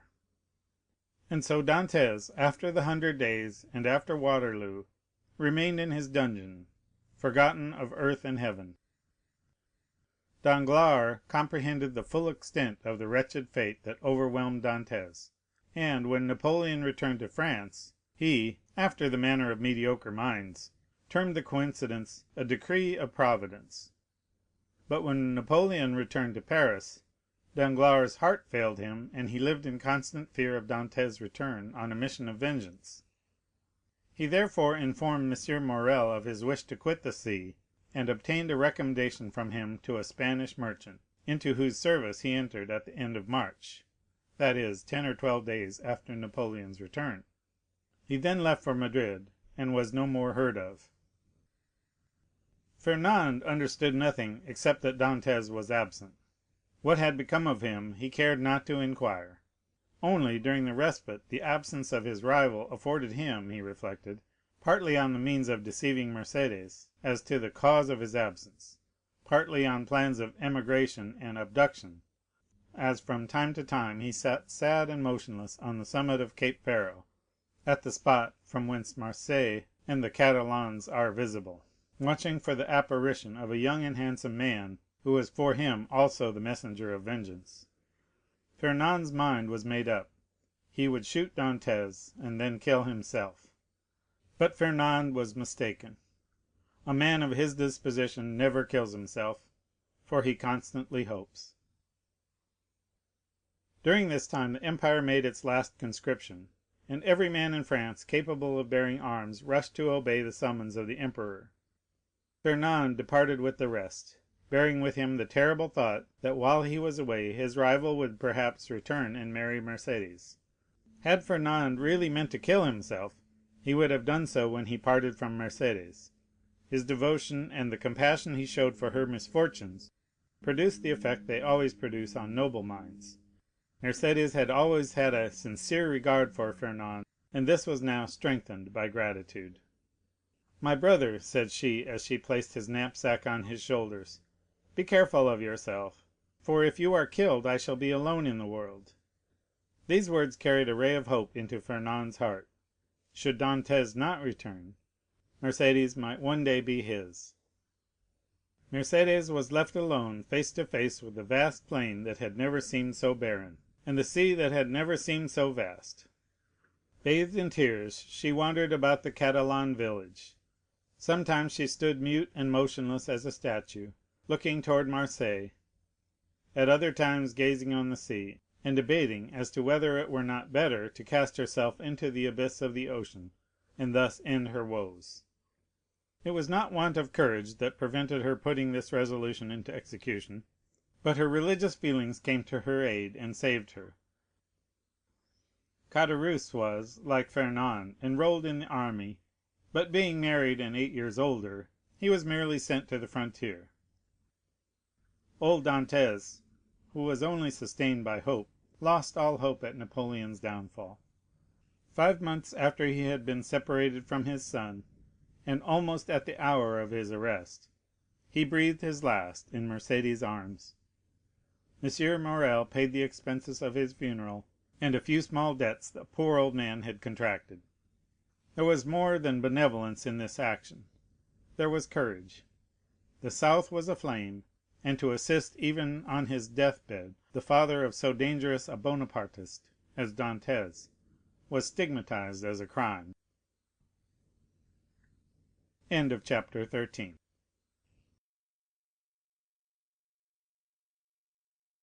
The Two Prisoners.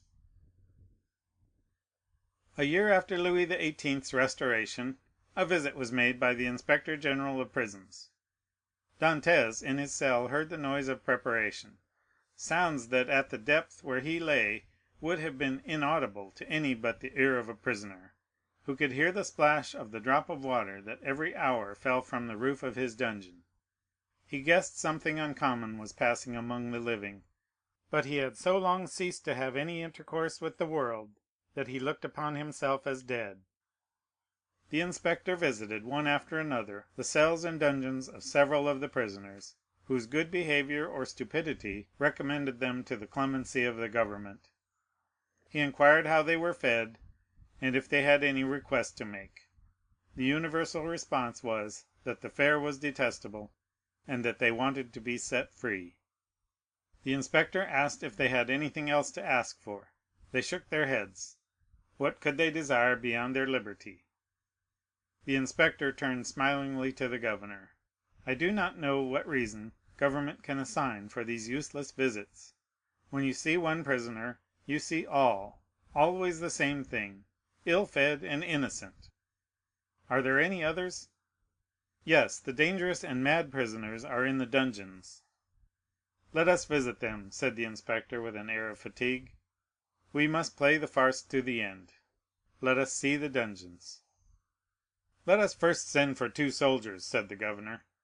The prisoners sometimes, through mere uneasiness of life, and in order to be sentenced to death, commit acts of useless violence, and you might fall a victim. Take all needful precautions, replied the inspector. 2 soldiers were accordingly sent for, and the inspector descended a stairway so foul, so humid, so dark, as to be loathsome to sight, smell, and respiration. Oh, cried the inspector, who can live here? A most dangerous conspirator, a man we are ordered to keep the most strict watch over, as he is daring and resolute. He is alone? Certainly. How long has he been there? Nearly a year. Was he placed here when he first arrived? No, not until he attempted to kill the turnkey, who took his food to him. To kill the turnkey? Yes, the very one who is lighting us. Is it not true, Antoine? Asked the governor. True enough, he wanted to kill me, returned the turnkey. He must be mad, said the inspector. He's worse than that. He is a devil, returned the turnkey. Shall I complain of him? Demanded the inspector. Oh, no, it is useless. Besides, he is almost mad now, and in another year he will be quite so. So much the better for him. He will suffer less, said the inspector. He was, as this remark shows, a man full of philanthropy, and in every way fit for his office. You are right, sir, replied the governor, and this remark proves that you have deeply considered the subject.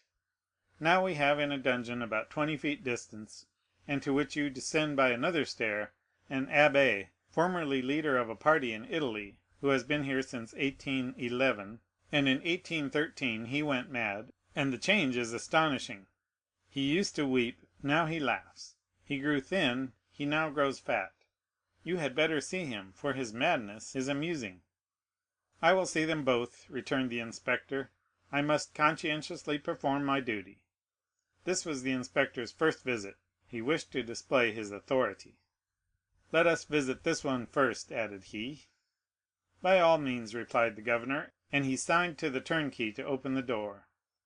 At the sound of the key turning in the lock, and the creaking of the hinges, Dantès, who was crouching in a corner of the dungeon, whence he could see the ray of light that came through a narrow iron grating above, raised his head. Seeing a stranger, escorted by 2 turnkeys, holding torches, and accompanied by 2 soldiers, and to whom the governor spoke bareheaded, Dantès, who guessed the truth, and that the moment to address himself to the superior authorities was come, sprang forward with clasped hands. The soldiers interposed their bayonets, for they thought that he was about to attack the inspector, and the latter recoiled 2 or 3 steps. Dantès saw that he was looked upon as dangerous. Then, infusing all the humility he possessed into his eyes and voice, he addressed the inspector, and sought to inspire him with pity. The inspector listened attentively, then, turning to the governor, observed, "He will become religious. He is already more gentle. He is afraid, and retreated before the bayonets. Madmen are not afraid of anything. I made some curious observations on this at Charenton." Then, turning to the prisoner, "What is it you want?" said he. I want to know what crime I have committed, to be tried, and if I am guilty to be shot, if innocent to be set at liberty. Are you well fed?" said the inspector. "I believe so. I don't know. It's of no consequence. What matters really, not only to me, but to officers of justice and the king, is that an innocent man should languish in prison, the victim of an infamous denunciation, to die here cursing his executioners." "You are very humble today," remarked the governor. "You are not so always. The other day, for instance, when you tried to kill the turnkey." "It is true, sir, and I beg his pardon, for he has always been very good to me. But I was mad." "And you were not so any longer?" "No, captivity has subdued me. I have been here so long." "So long? When were you arrested, then?" asked the inspector. "The 28th of February, 1815, at half past 2 in the afternoon." "Today is the 30th of July, 1816. Why, it is but 17 months." "Only 17 months," replied Dantès. "Oh, you do not know what is 17 months in prison, 17 ages rather, especially to a man who, like me, had arrived at the summit of his ambition, to a man who, like me, was on the point of marrying a woman he adored, who saw an honorable career open before him, and who loses all in an instant, who sees his prospects destroyed, and is ignorant of the fate of his affianced wife, and whether his aged father be still living. 17 months' captivity to a sailor accustomed to the boundless ocean is a worse punishment than human crime ever merited. Have pity on me, then, and ask for me not intelligence, but a trial; not pardon, but a verdict. A trial, sir, I ask only for a trial. That, surely, cannot be denied to one who is accused." "We shall see," said the inspector; then turning to the governor, "On my word, the poor devil touches me. You must show me the proofs against him." "Certainly, but you will find terrible charges." "Monsieur," continued Dantès, "I know it is not in your power to release me, but you can plead for me, you can have me tried, and that is all I ask. Let me know my crime and the reason why I was condemned. Uncertainty is worse than all." "Go on with the lights," said the inspector. "Monsieur," cried Dantès, "I can tell by your voice you are touched with pity. Tell me at least to hope." "I cannot tell you that," replied the inspector. "I can only promise to examine into your case." "Oh, I am free, then! I am saved!" "Who arrested you?" "M. Villefort. See him, and hear what he says." "M. Villefort is no longer at Marseilles; he is now at Toulouse." "I am no longer surprised at my detention," murmured Dantès, "since my only protector is removed. Had M. de Villefort any cause of personal dislike to you?" "None; on the contrary, he was very kind to me." "I can, then, rely on the notes he has left concerning you?" "Entirely." "That is well. Wait patiently, then." Dantès fell on his knees and prayed earnestly. The door closed, but this time a fresh inmate was left with Dantès. Hope. "Will you see the register at once?" asked the governor, "or proceed to the other cell?" "Let us visit them all," said the inspector. "If I once went up those stairs, I should never have the courage to come down again." "Ah, this one is not like the other, and his madness is less affecting than this one's display of reason." "What is his folly?" "He fancies he possesses an immense treasure. The first year he offered government 1,000,000 of francs for his release, the second 2, the third 3, and so on progressively. He is now in his 5th year of captivity. He will ask to speak to you in private, and offer you 5 millions." "How curious! What is his name?" "The Abbé Faria." "No. 27," said the inspector. "It is here. Unlock the door, Antoine." The turnkey obeyed, and the inspector gazed curiously into the chamber of the mad abbé. In the centre of the cell, in a circle traced with a fragment of plaster detached from the wall, sat a man whose tattered garments scarcely covered him.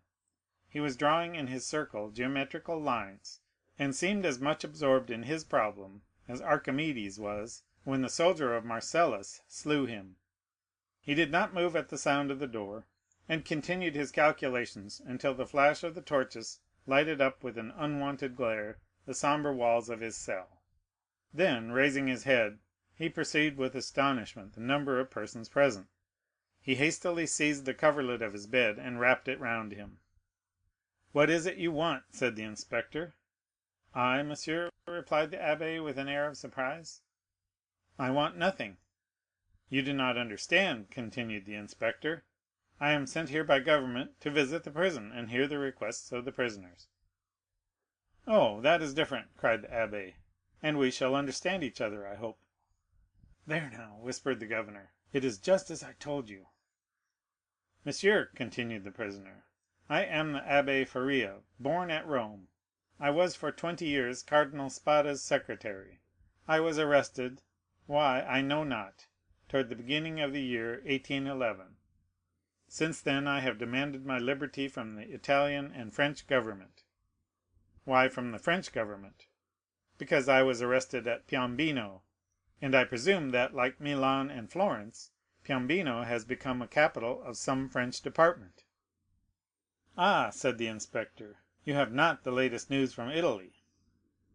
"My information dates from the day on which I was arrested," returned the Abbé Faria, "and as the emperor had created the kingdom of Rome for his infant son, I presume that he has realized the dream of Machiavelli and Cæsar Borgia, which was to make Italy a united kingdom." "Monsieur," returned the inspector, "Providence has changed this gigantic plan you advocate so warmly. It is the only means of rendering Italy strong, happy, and independent." "Very possibly, only I am not come to discuss politics, but to inquire if you have anything to ask or to complain of." "The food is the same as in other prisons, that is, very bad. The lodging is very unhealthful, but on the whole passable for a dungeon. But it is not that which I wish to speak of, but a secret I have to reveal of the greatest importance." "We are coming to the point," whispered the governor. "It is for that reason I am delighted to see you," continued the abbé, "although you have disturbed me in a most important calculation, which, if it succeeded, would possibly change Newton's system. Could you allow me a few words in private?" "What did I tell you?" said the governor. "You knew him," returned the inspector with a smile. "What you ask is impossible, monsieur," continued he, addressing Faria. "But," said the abbé, "I would speak to you of a large sum, amounting to 5 millions." "The very sum you named," whispered the inspector in his turn. "However," continued Faria, seeing that the inspector was about to depart, "it is not absolutely necessary for us to be alone; the governor can be present." "Unfortunately," said the governor, "I know beforehand what you are about to say.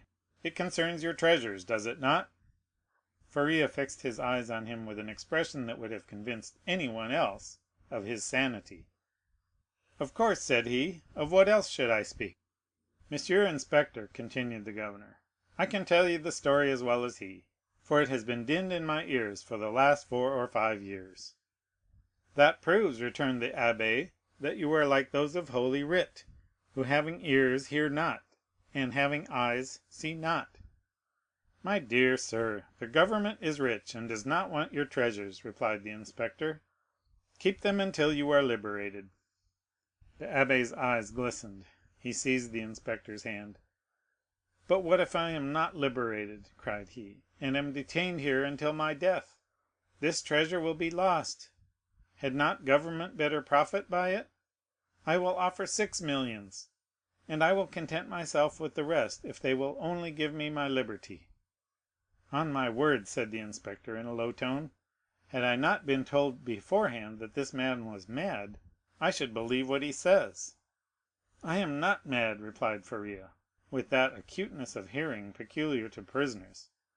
"The treasure I speak of really exists, and I offer to sign an agreement with you, in which I promise to lead you to the spot where you shall dig, and if I deceive you, bring me here again. I ask no more." The governor laughed. "Is the spot far from here?" "100 leagues." "It is not ill planned," said the governor. "If all the prisoners took it into their heads to travel 100 leagues, and their guardians consented to accompany them, they would have a capital chance of escaping." "The scheme is well known," said the inspector, "and the abbé's plan has not even the merit of originality." Then turning to Faria, "I inquired if you are well fed," said he. "Swear to me," replied Faria, "to free me if what I tell you prove true, and I will stay here while you go to the spot." "Are you well fed?" repeated the inspector. "Monsieur, you run no risk, for, as I told you, I will stay here, so there is no chance of my escaping." "You do not reply to my question," replied the inspector impatiently. "Nor you to mine," cried the abbé. "You will not accept my gold. I will keep it for myself. You refuse me my liberty. God will give it me." And the abbé, casting away his coverlet, resumed his place and continued his calculations. "What is he doing there?" said the inspector. "Counting his treasures," replied the governor. Faria replied to this sarcasm with a glance of profound contempt. They went out. The turnkey closed the door behind them. "He was wealthy once, perhaps?" said the inspector. "Or dreamed he was, and awoke mad." "After all," said the inspector, "if he had been rich, he would not have been here." So the matter ended for the Abbé Faria. He remained in his cell, and this visit only increased the belief in his insanity. Caligula or Nero, those treasure seekers, those desirers of the impossible, would have accorded to the poor wretch, in exchange for his wealth, the liberty he so earnestly prayed for. But the kings of modern times, restrained by the limits of mere probability, have neither courage nor desire. They fear the ear that hears their orders, and the eye that scrutinizes their actions. Formerly they believed themselves sprung from Jupiter, and shielded by their birth, but nowadays they are not inviolable.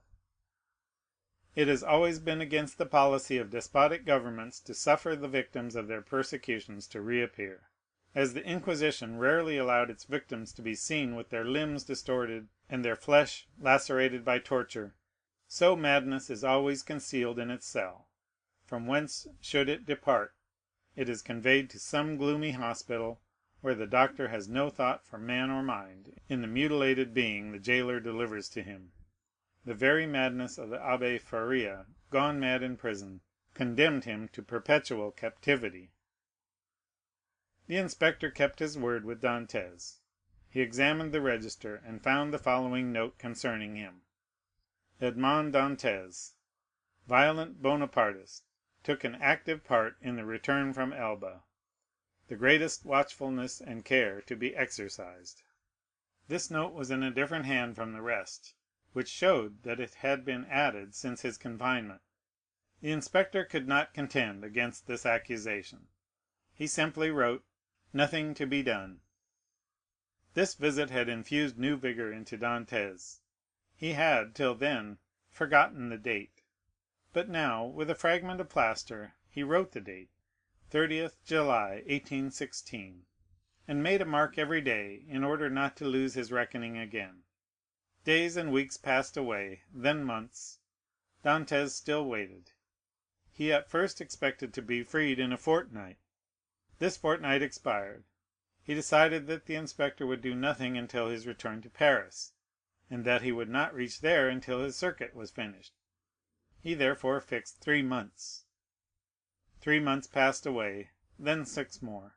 Finally 10 months and a half had gone by, and no favorable change had taken place, and Dantès began to fancy the inspector's visit but a dream, an illusion of the brain. At the expiration of a year, the governor was transferred. He had obtained charge of the fortress at Ham. He took with him several of his subordinates, and amongst them Dantès' jailer. The new governor arrived. It would have been too tedious to acquire the names of the prisoners. He learned their numbers instead. This horrible place contained 50 cells. Their inhabitants were designated by the numbers of their cell, and the unhappy young man was no longer called Edmond Dantès. He was now number 34. End of chapter 14.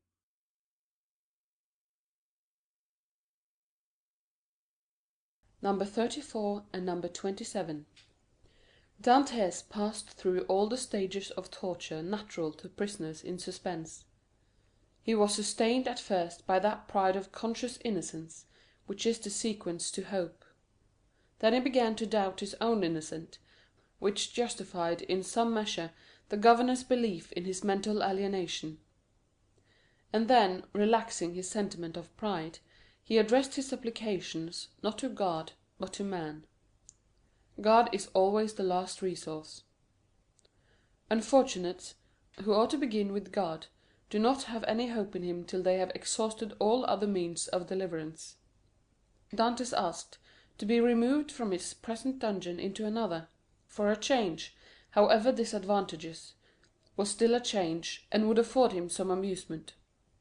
He entreated to be allowed to walk about, to have fresh air, books, and writing materials. His request was not granted, but he went on asking all the same. He accustomed himself to speaking to the new jailer, although the latter was, if possible, more taciturn than the old one, but still, to speak to a man, even though mute, was something. Dantès spoke for the sake of hearing his own voice. He had tried to speak when alone, but the sound of his voice terrified him. Often, before his captivity, Dantès' mind had revolved at the idea of assemblages of prisoners, made up of thieves, vagabonds, and murderers. He now wished to be amongst them, in order to see some other face beside that of his jailer. He sighed for the galleys, with the infamous costume, the chain, and the brand on the shoulder. The galley slaves breathed the fresh air of heaven, and saw each other. They were very happy. He besought the jailer one day to let him have a companion, were it even the mad abbé. The jailer, though rough and hardened by the constant sight of so much suffering, was yet a man. At the bottom of his heart he had often had a feeling of pity for this unhappy young man who suffered so, and he laid the request for number 34 before the governor, but the latter sapiently imagined that Dantès wished to conspire or attempt an escape, and refused his request. Dantès had exhausted all human resources, and he then turned to God. All the pious ideas that had been so long forgotten returned. He recollected the prayers his mother had taught him, and discovered a new meaning in every word. For in prosperity prayers seem but a mere medley of words, until misfortune comes and the unhappy sufferer first understands the meaning of the sublime language in which he invokes the pity of heaven. He prayed, and prayed aloud, no longer terrified at the sound of his own voice, for he fell into a sort of ecstasy. He laid every action of his life before the Almighty, proposed tasks to accomplish, and at the end of every prayer introduced the entreaty oftener addressed to man than to God. "Forgive us our trespasses, as we forgive them that trespass against us." Yet, in spite of his earnest prayers, Dantès remained a prisoner. Then gloom settled heavy upon him. Dantès was a man of great simplicity of thought, and without education. He could not, therefore, in the solitude of his dungeon, traverse in mental vision the history of the ages, bring to life the nations that had perished, and rebuild the ancient cities so vast and stupendous, in the light of the imagination, and that pass before the eye glowing with celestial colours in Martin's Babylonian pictures. He could not do this, he whose past life was so short, whose present so melancholy, and his future so doubtful. 19 years of light to reflect upon in eternal darkness. No distraction could come to his aid. His energetic spirit, that would have exalted in thus revisiting the past, was imprisoned like an eagle in a cage. He clung to one idea, that of his happiness, destroyed, without apparent cause, by an unheard of fatality. He considered and reconsidered this idea, devoured it, so to speak, as the implacable Ugolino devours the skull of Archbishop Roger in the Inferno of Dante. Rage supplanted religious fervour. Dantès uttered blasphemies that made his jailer recoil with horror, dashed himself furiously against the walls of his prison, wreaked his anger upon everything, and chiefly upon himself, so that the least thing, a grain of sand, a straw, or a breath of air that annoyed him, led to paroxysms of fury. Then the letter that Villefort had showed to him recurred to his mind, and every line gleamed forth in fiery letters on the wall, like the Menetekel Upharsin of Belshazzar. He told himself that it was the enmity of man, and not the vengeance of heaven, that had thus plunged him into the deepest misery. He consigned his unknown persecutors to the most horrible tortures he could imagine, and found them all insufficient, because after torture came death, and after death, if not repose, at least the boon of unconsciousness.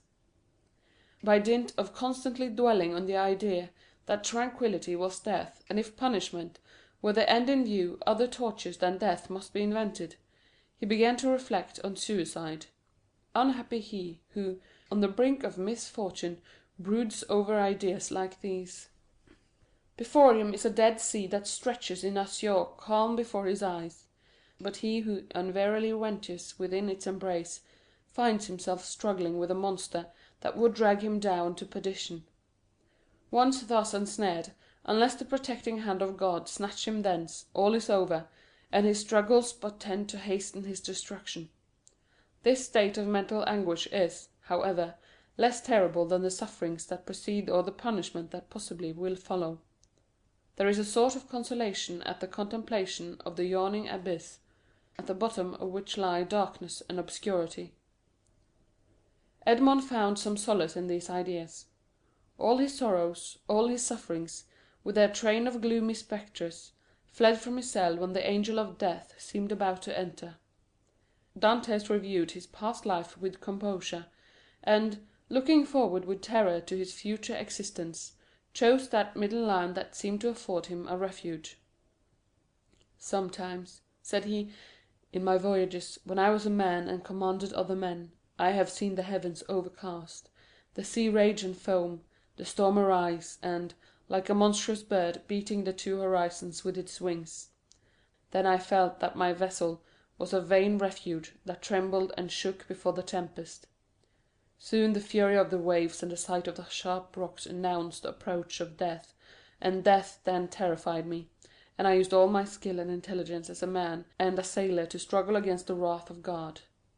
But I did so because I was happy, because I had not courted death, because to be cast upon a bed of rocks and seaweed seemed terrible, because I was unwilling that I, a creature made for the service of God, should serve for food to the gulls and ravens. But now it is different. I have lost all that bound me to life. Death smiles and invites me to repose. I die after my own manner. I die exhausted and broken-spirited, as I fall asleep when I have paced 3,000 times round my cell." No sooner had this idea taken possession of him than he became more composed, arranged his couch to the best of his power, ate little and slept less, and found existence almost supportable, because he felt that he could throw it off at pleasure like a worn-out garment. Two methods of self-destruction were at his disposal. He could hang himself with his handkerchief to the window bars, or refuse food and die of starvation. But the first was repugnant to him. Dantès had always entertained the greatest horror of pirates, who are hung up to the yard-arm. He would not die by what seemed an infamous death. He resolved to adopt the second, and began that day to carry out his resolve. Nearly 4 years had passed away. At the end of the second he had ceased to mark the lapse of time. Dantès said, "I wish to die," and had chosen the manner of his death, and fearful of changing his mind, he had taken an oath to die. "When my morning and evening meals are brought," thought he, "I will cast them out of the window, and they will think I have eaten them." He kept his word. Twice a day he cast out, through the barred aperture, the provisions his jailer brought him, at first gaily, then with deliberation, and at last with regret. Nothing but the recollection of his oath gave him strength to proceed. Hunger made viands once repugnant, now acceptable. He held the plate in his hand for an hour at a time, and gazed thoughtfully at a morsel of bad meat, of tainted fish, of black and mouldy bread. It was the last yearning for life contending with the resolution of despair. Then his dungeon seemed less sombre, his prospects less desperate. He was still young. He was only 4 or 5 and 20. He had nearly 50 years to live. What unforeseen events might not open his prison door, and restore him to liberty? Then he raised to his lips the repast that, Like a voluntary Tantalus, he refused himself. But he thought of his oath, and he would not break it. He persisted until, at last, he had not sufficient strength to rise and cast his supper out of the loophole. The next morning he could not see or hear. The jailer feared he was dangerously ill. Edmond hoped he was dying. Thus the day passed away. Edmond felt a sort of stupor creeping over him, which brought with it a feeling almost of content. The gnawing pain at his stomach had ceased. His thirst had abated. When he closed his eyes he saw a myriad of lights dancing before them like the will-o'-the-wisps that play about the marshes. It was the twilight of that mysterious country called Death. Suddenly, about 9 o'clock in the evening, Edmond heard a hollow sound in the wall against which he was lying. So many loathsome animals inhabited the prison that their noise did not, in general, awake him. But whether abstinence had quickened his faculties, or whether the noise was really louder than usual, Edmond raised his head and listened. It was a continual scratching, as if made by a huge claw, a powerful tooth, or some iron instrument attacking the stones. Although weakened, the young man's brain instantly responded to the idea that haunts all prisoners: liberty.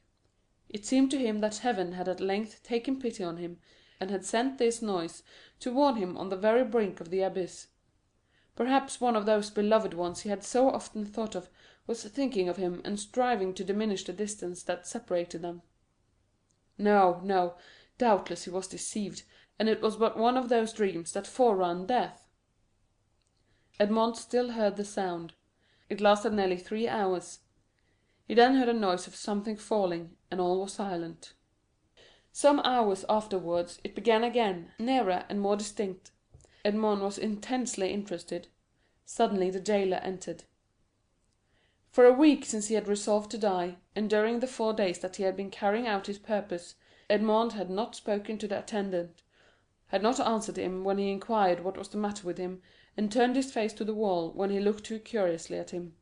But now the jailer might hear the noise, and put an end to it, and so destroy a ray of something like hope that soothed his last moments. The jailer brought him his breakfast. Dantès raised himself up, and began to talk about everything, about the bad quality of the food, about the coldness of his dungeons, grumbling and complaining, in order to have an excuse for speaking louder and wearying the patience of his jailer, who out of kindness of heart had brought broth and white bread for his prisoner.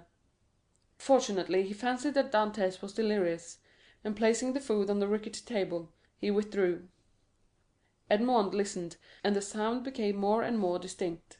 "There can be no doubt about it," thought he. "It is some prisoner who is striving to obtain his freedom. Oh, if I were only there to help him!"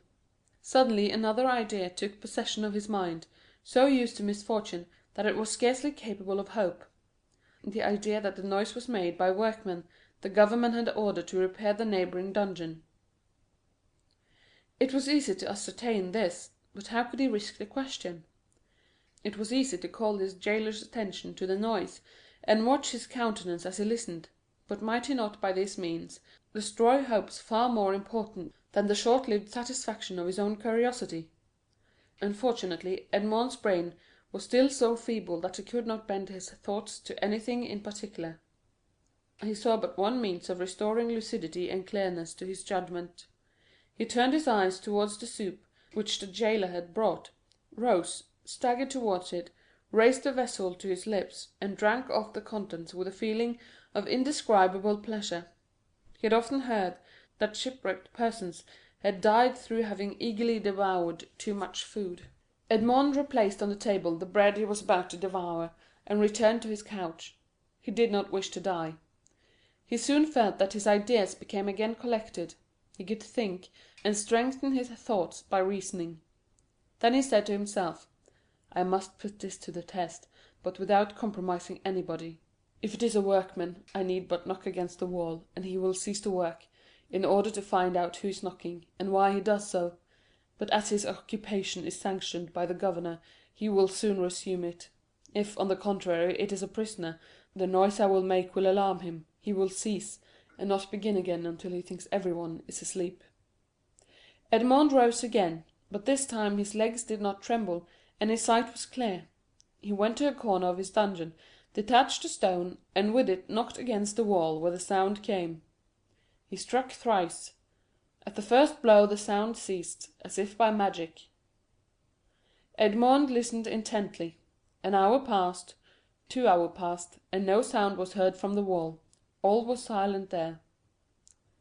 Full of hope, Edmond swallowed a few mouthfuls of bread and water, and, thanks to the vigour of his constitution, found himself well nigh recovered. The day passed away in utter silence. Night came without recurrence of the noise. "It is a prisoner," said Edmond joyfully. The night passed in perfect silence. Edmond did not close his eyes. In the morning the jailer brought him fresh provisions. He had already devoured those of the previous day. He ate these, listening anxiously for the sound, walking round and round his cell, shaking the iron bars of the loophole, restoring vigour and agility to his limbs by exercise, and so preparing himself for his future destiny. At intervals he listened to learn if the noise had not begun again, and grew impatient at the prudence of the prisoner, who did not guess he had been disturbed by a captive as anxious for liberty as himself. 3 days passed, 72 long tedious hours which he counted off by minutes. At length one evening, as the jailer was visiting him for the last time that night, Dantès, with his ear for the 100th time at the wall, fancied he heard an almost imperceptible movement among the stones. He moved away, walked up and down his cell to collect his thoughts, and then went back and listened. The matter was no longer doubtful. Something was at work on the other side of the wall. The prisoner had discovered the danger, and had substituted a lever for a chisel. Encouraged by this discovery, Edmond determined to assist the indefatigable labourer. He began by moving his bed, and looked around for anything with which he could pierce the wall, penetrate the moist cement, and displace a stone. He saw nothing. He had no knife or sharp instrument. The window grating was of iron, but he had too often assured himself of its solidity. All his furniture consisted of a bed, a chair, a table, a pail, and a jug.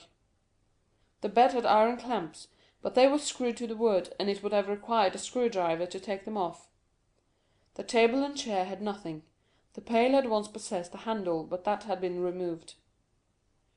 Dantès had but one resource, which was to break the jug, and with one of the sharp fragments attack the wall. He let the jug fall on the floor, and it broke in pieces. Dantès concealed 2 or 3 of the sharpest fragments in his bed, leaving the rest on the floor. The breaking of his jug was too natural an accident to excite suspicion. Edmond had all the night to work in, but in the darkness he could not do much, and he soon felt that he was working against something very hard. He pushed back his bed, and waited for day. All night he heard the subterranean workmen, who continued to mine his way. Day came, the jailer entered. Dantès told him that the jug had fallen from his hands while he was drinking, and the jailer went grumblingly to fetch another, without giving himself the trouble to remove the fragments of the broken one. He returned speedily, advised the prisoner to be more careful, and departed. Dantès heard joyfully the key grate in the lock. He listened until the sound of steps died away, and then, hastily displacing his bed, saw by the faint light that penetrated into his cell that he had laboured uselessly the previous evening in attacking the stone instead of removing the plaster that surrounded it. The damp had rendered it friable, and Dantès was able to break it off, in small morsels, it is true, but at the end of half an hour he had scraped off a handful. A mathematician might have calculated that in 2 years, supposing that the rock was not encountered, a passage of 20 feet long and 2 feet broad might be formed. The prisoner reproached himself with not having thus employed the hours he had passed in vain hopes, prayer, and despondency. During the 6 years he had been imprisoned, what might he not have accomplished? In 3 days he had succeeded, with the utmost precaution, in removing the cement and exposing the stonework. The wall was built of rough stones, among which, to give strength to the structure, blocks of hewn stone were at intervals embedded. It was one of these he had uncovered, and which he must remove from its socket. Dantès strove to do this with his nails, but they were too weak. The fragments of the jug broke, and after an hour of useless toil, he paused. Was he to be thus stopped at the beginning, and was he to wait inactive until his fellow workman had completed his task? Suddenly an idea occurred to him. He smiled, and the perspiration dried on his forehead. The jailer always brought Dantès soup in an iron saucepan. This saucepan contained a soup for both prisoners, for Dantès had noticed that it was either quite full or half empty, according as the turnkey gave it to him or to his companion first. The handle of this saucepan was of iron. Dantès would have given 10 years of his life in exchange for it. The jailer was accustomed to pour the contents of the saucepan into Dantès' plate, and Dantès, after eating his soup with a wooden spoon, washed the plate, which thus served for every day. Now when evening came, Dantès put his plate on the ground near the door. The jailer, as he entered, stepped on it and broke it. This time he could not blame Dantès. He was wrong to leave it there, but the jailer was wrong not to have looked before him. The jailer therefore only grumbled. Then he looked about for something to pour the soup into. Dantès' entire dinner service consisted of one plate. There was no alternative. "Leave the saucepan," said Dantès. "You can take it away when you bring me my breakfast." This advice was to the jailer's taste, as it spared him the necessity of making another trip. He left the saucepan. Dantès was beside himself with joy. He rapidly devoured his food, and after waiting an hour, lest the jailer should change his mind and return, he removed his bed, took the handle of the saucepan, inserted the point between the hewn stone and rough stones of the wall, and employed it as a lever. A slight oscillation showed Dantès that all went well. At the end of an hour the stone was extricated from the wall, leaving a cavity 1.5 feet in diameter. Dantès carefully collected the plaster, carried it into the corner of his cell, and covered it with earth. Then, wishing to make the best use of his time while he had the means of labour, he continued to work without ceasing. At the dawn of day he replaced the stone, pushed his bed against the wall, and lay down. The breakfast consisted of a piece of bread. The jailer entered and placed the bread on the table. "Well, don't you intend to bring me another plate?" said Dantès. "No," replied the turnkey. "You destroy everything. First you break your jug, then you make me break your plate. If all the prisoners followed your example, the government would be ruined. I shall leave you the saucepan, and pour your soup into that, so for the future I hope you will not be so destructive." Dantès raised his eyes to heaven and clasped his hands beneath the coverlet. He felt more gratitude for the possession of the piece of iron than he had ever felt for anything. He had noticed, however, that the prisoner on the other side had ceased to labour. No matter, this was a great reason for proceeding. If his neighbour would not come to him, he would go to his neighbour. All day he toiled on untiringly, and by evening he had succeeded in extracting 10 handsful of plaster and fragments of stone. When the hour for his jailer's visit arrived, Dantès straightened the handle of the saucepan as well as he could, and placed it on its accustomed place. The turnkey poured his ration of soup into it, together with the fish, for thrice a week the prisoners were deprived of meat. This would have been a method of reckoning time, had not Dantès long ceased to do so. Having poured out the soup, the turnkey retired. Dantès wished to ascertain whether his neighbour had really ceased to work. He listened. All was silent, as it had been for the last 3 days. Dantès sighed. It was evident that his neighbour distrusted him. However, he toiled on all the night without being discouraged, but after 2 or 3 hours he encountered an obstacle. The iron made no impression, but met with a smooth surface. Dantès touched it, and found that it was a beam. This beam crossed, or rather blocked up, the hole Dantès had made. It was necessary, therefore, to dig above or under it. The unhappy young man had not thought of this. "Oh, my God, murmured he, "I have so earnestly prayed to you that I hoped my prayers had been heard. After having deprived me of my liberty, after having deprived me of death, after having recalled me to existence, my God, have pity on me, and do not let me die in despair." "Who talks of God and despair at the same time?" said a voice that seemed to come from beneath the earth, and, deadened by the distance, sounded hollow and sepulchral in the young man's ears. Edmond's hair stood on end, and he rose to his knees. "Ah," said he, "I hear a human voice." Edmond had not heard anyone speak save his jailer for 4 or 5 years, and a jailer is no man to a prisoner. He is a living door, a barrier of flesh and blood, adding strength to restraints of oak and iron. "In the name of heaven," cried Dantès, "speak again, though the sound of your voice terrifies me. Who are you?" "Who are you?" said the voice. "An unhappy prisoner," replied Dantès, who made no hesitation in answering. "Of what country?" "A Frenchman." "Your name?" "Edmond Dantès." "Your profession?" "A sailor." "How long have you been here?" "Since the 28th of February, 1815. "Your crime?" "I am innocent." "But of what are you accused?" "Of having conspired to aid the emperor's return." "What? For the emperor's return? The emperor is no longer on the throne, then?" "He abdicated at Fontainebleau in 1814, and was sent to the island of Elba. But how long have you been here that you are ignorant of all this?" "Since 1811. Dantès shuddered. This man had been 4 years longer than himself in prison. "Do not dig any more," said the voice. "Only tell me, how high up is your excavation?" "On a level with the floor." "How is it concealed?" "Behind my bed." "Has your bed been moved since you have been a prisoner?" "No." "What does your chamber open on?" "A corridor." "And the corridor?" "On a court." "Alas!" murmured the voice. "Oh, what is the matter?" cried Dantès. "I have made a mistake owing to an error in my plans. I took the wrong angle, and have come out 15 feet from where I intended. I took the wall you are mining for the outer wall of the fortress." "But then you would have been close to the sea." "That is what I hoped." "And supposing you had succeeded?" "I should have thrown myself into the sea, gained one of the islands near here, the Isle de Daume or the Isle de Tibolin, and then I should have been safe." "Could you have swum so far?"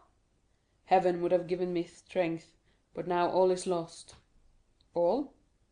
"Yes. Stop your excavation carefully. Do not work any more, and wait until you hear from me." "Tell me, at least, who you are." I am number 27." "You mistrust me, then," said Dantès. Edmond fancied he heard a bitter laugh resounding from the depth. "Oh, I am a Christian," cried Dantès, guessing instinctively that this man meant to abandon him. "I swear to you by him who died for us, that naught shall induce me to breathe one syllable to my jailers. But I conjure you do not abandon me. If you do, I swear to you, for I have got to the end of my strength, that I will dash my brains out against the wall, and you will have my death to reproach yourself with." "How old are you? Your voice is that of a young man." "I do not know my age, for I have not counted the years I have been here. All I know is, that I was just 19 when I was arrested, the 28th of February, 1815. "Not quite 26," murmured the voice. "At that age he cannot be a traitor." "Oh, no, no!" cried Dantès. "I swear to you again, rather than betray you, I would allow myself to be hacked in pieces." "You have done well to speak to me, and ask for my assistance, for I was about to form another plan and leave you, but your age reassures me. I will not forget you. Wait." "How long?"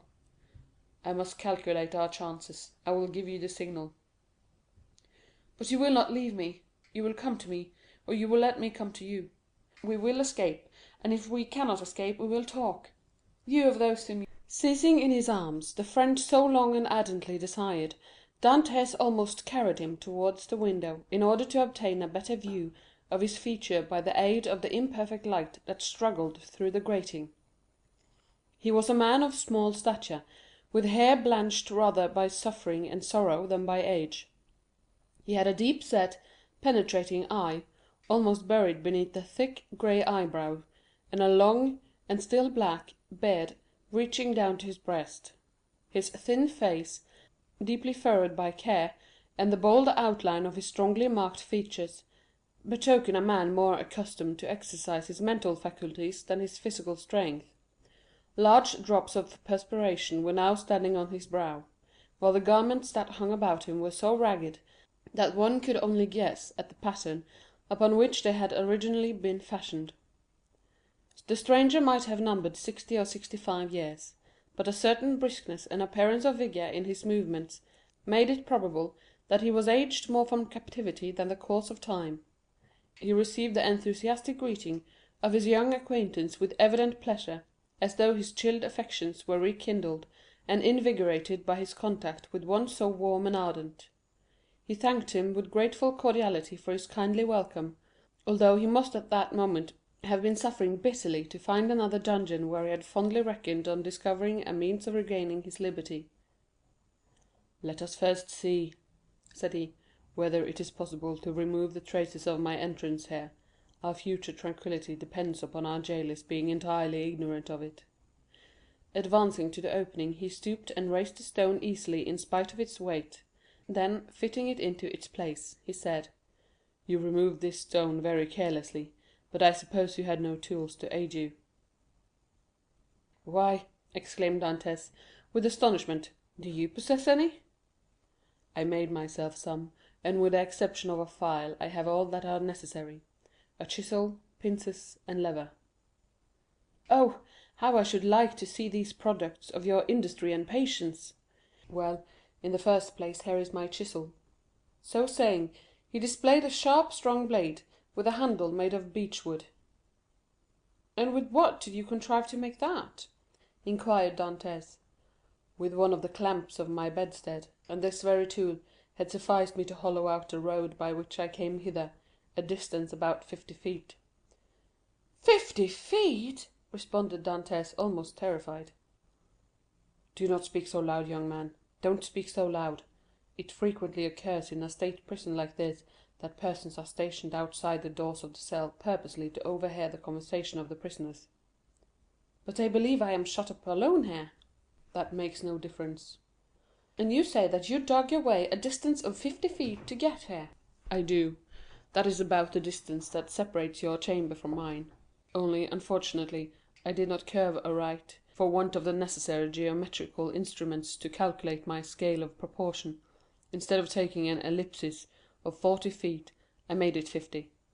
I expected, as I told you, to reach the outer wall, pierce through it, and throw myself into the sea. I have, however, kept along the corridor on which your chamber opens, instead of going beneath it. My labor is all in vain, for I find that the corridor looks into a courtyard filled with soldiers." "That's true," said Dantès, "but the corridor you speak of only bounds one side of my cell. There are 3 others. Do you know anything of their situation?" "This one is built against a solid rock, and it would take 10 experienced miners, duly furnished with the requisite tools, as many years to perforate it. This adjoins the lower part of the governor's apartments, and were we to work our way through, we should only get into some lock-up cellars, where we must necessarily be recaptured.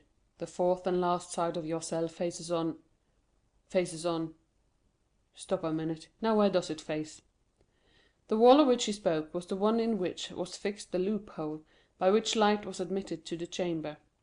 This loophole, which gradually diminished in size as it approached the outside, to an opening through which a child could not have passed, was, for better security, furnished with 3 iron bars, so as to quiet all apprehension even in the mind of the most suspicious jailer as to the possibility of a prisoner's escape. As the stranger asked the question, he dragged the table beneath the window. "Climb up," said he to Dantès. The young man obeyed, mounted on the table, and, divining the wishes of his companion, placed his back securely against the wall and held out both hands. The stranger, whom as yet Dantès knew only by the number of his cell, sprang up with an agility by no means to be expected in a person of his years, and, light and steady on his feet as a cat or a lizard, climbed from the table to the outstretched hands of Dantès, and from them to his shoulders, then, bending double, for the ceiling of the dungeon prevented him from holding himself erect, he managed to slip his head between the upper bars of the window, so as to be able to command a perfect view from top to bottom. An instant afterwards he hastily threw back his head, saying, "I thought so," and sliding from the shoulders of Dantès as dexterously as he had ascended, he nimbly leaped from the table to the ground. "What was it that you thought?" asked the young man anxiously, in his turn descending from the table. The elder prisoner pondered the matter. "Yes," said he at length, "it is so. This side of your chamber looks out upon a kind of open gallery, where the patrols are continually passing, and sentries keep watch day and night." "Are you quite sure of that?" "Certain. I saw the soldier's shape, and the top of his musket. That made me draw in my head so quickly, for I was fearful he might also see me." "Well?" inquired Dantès. "You perceive, then, the utter impossibility of escaping through your dungeon." "Then," pursued the young man eagerly. "Then," answered the elder prisoner, "the will of God be done." And as the old man slowly pronounced those words, an air of profound resignation spread itself over his careworn countenance. Dantès gazed on the man who could thus philosophically resign hopes so long and ardently nourished with an astonishment mingled with admiration. "Tell me, I entreat of you, who are you, and what are you?" said he at length. "Never have I met with so remarkable a person as yourself." "Willingly," answered the stranger, "if indeed you feel any curiosity respecting one, now, alas, powerless to aid you in any way."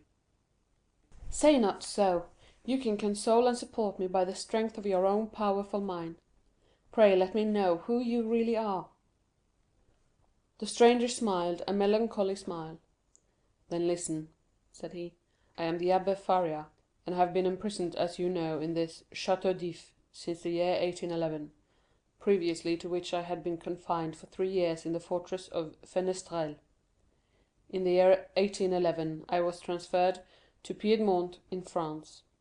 It was at this period I learned that a destiny which seemed subservient to every wish formed by Napoleon had bestowed on him a son, named King of Rome even in his cradle. I was very far then from expecting the change you have just informed me of, namely, that 4 years afterwards this colossus of power would be overthrown. Then who reigns in France at this moment? Napoleon II? No, Louis XVIII. The brother of Louis XVII.? How inscrutable are the ways of Providence! For what great and mysterious purpose has it pleased Heaven to abase the man once so elevated, and raise up him who was so abased? Dantès' whole attention was riveted on a man who could thus forget his own misfortunes while occupying himself with the destinies of others. "Yes, yes," continued he, "it will be the same as it was in England. After Charles I, Cromwell; after Cromwell, Charles II, and then James II, and then some son-in-law or relation, some Prince of Orange, or a stadtholder who becomes a king, then new concessions to the people, then a constitution, then liberty. Ah, my friend," said the abbé, turning towards Dantès, and serving him with the kindling gaze of a prophet, "you are young, you will see all this come to pass." "Probably, if I ever get out of prison." "True," replied Faria, "we are prisoners, but I forget this sometimes, and there are even moments when my mental vision transports me beyond these walls, and I fancy myself at liberty." "But wherefore are you here?" "Because in 1807 I dreamed of the very plan Napoleon tried to realize in 1811; because, like Machiavelli, I desire to alter the political face of Italy, and instead of allowing it to be split up into a quantity of petty principalities, each held by some weak or tyrannic ruler, I sought to form one large, compact, and powerful empire; and, lastly, because I fancied I had found my Caesar Borgia in a crowned simpleton, who feigned to enter into my views only to betray me. It was the plan of Alexander VI. And Clement VII., but it will never succeed now, for they attempted it fruitlessly, and Napoleon was unable to complete his work. Italy seems fated to misfortune." And the old man bowed his head. Dantès could not understand a man risking his life for such matters. Napoleon certainly he knew something of, inasmuch as he had seen and spoken with him, but of Clement VII. And Alexander VI. he knew nothing. "Are you not," he asked, "the priest who here in the Château d'If is generally thought to be ill. Mad, you mean, don't you? I did not like to say so, answered Dantès, smiling.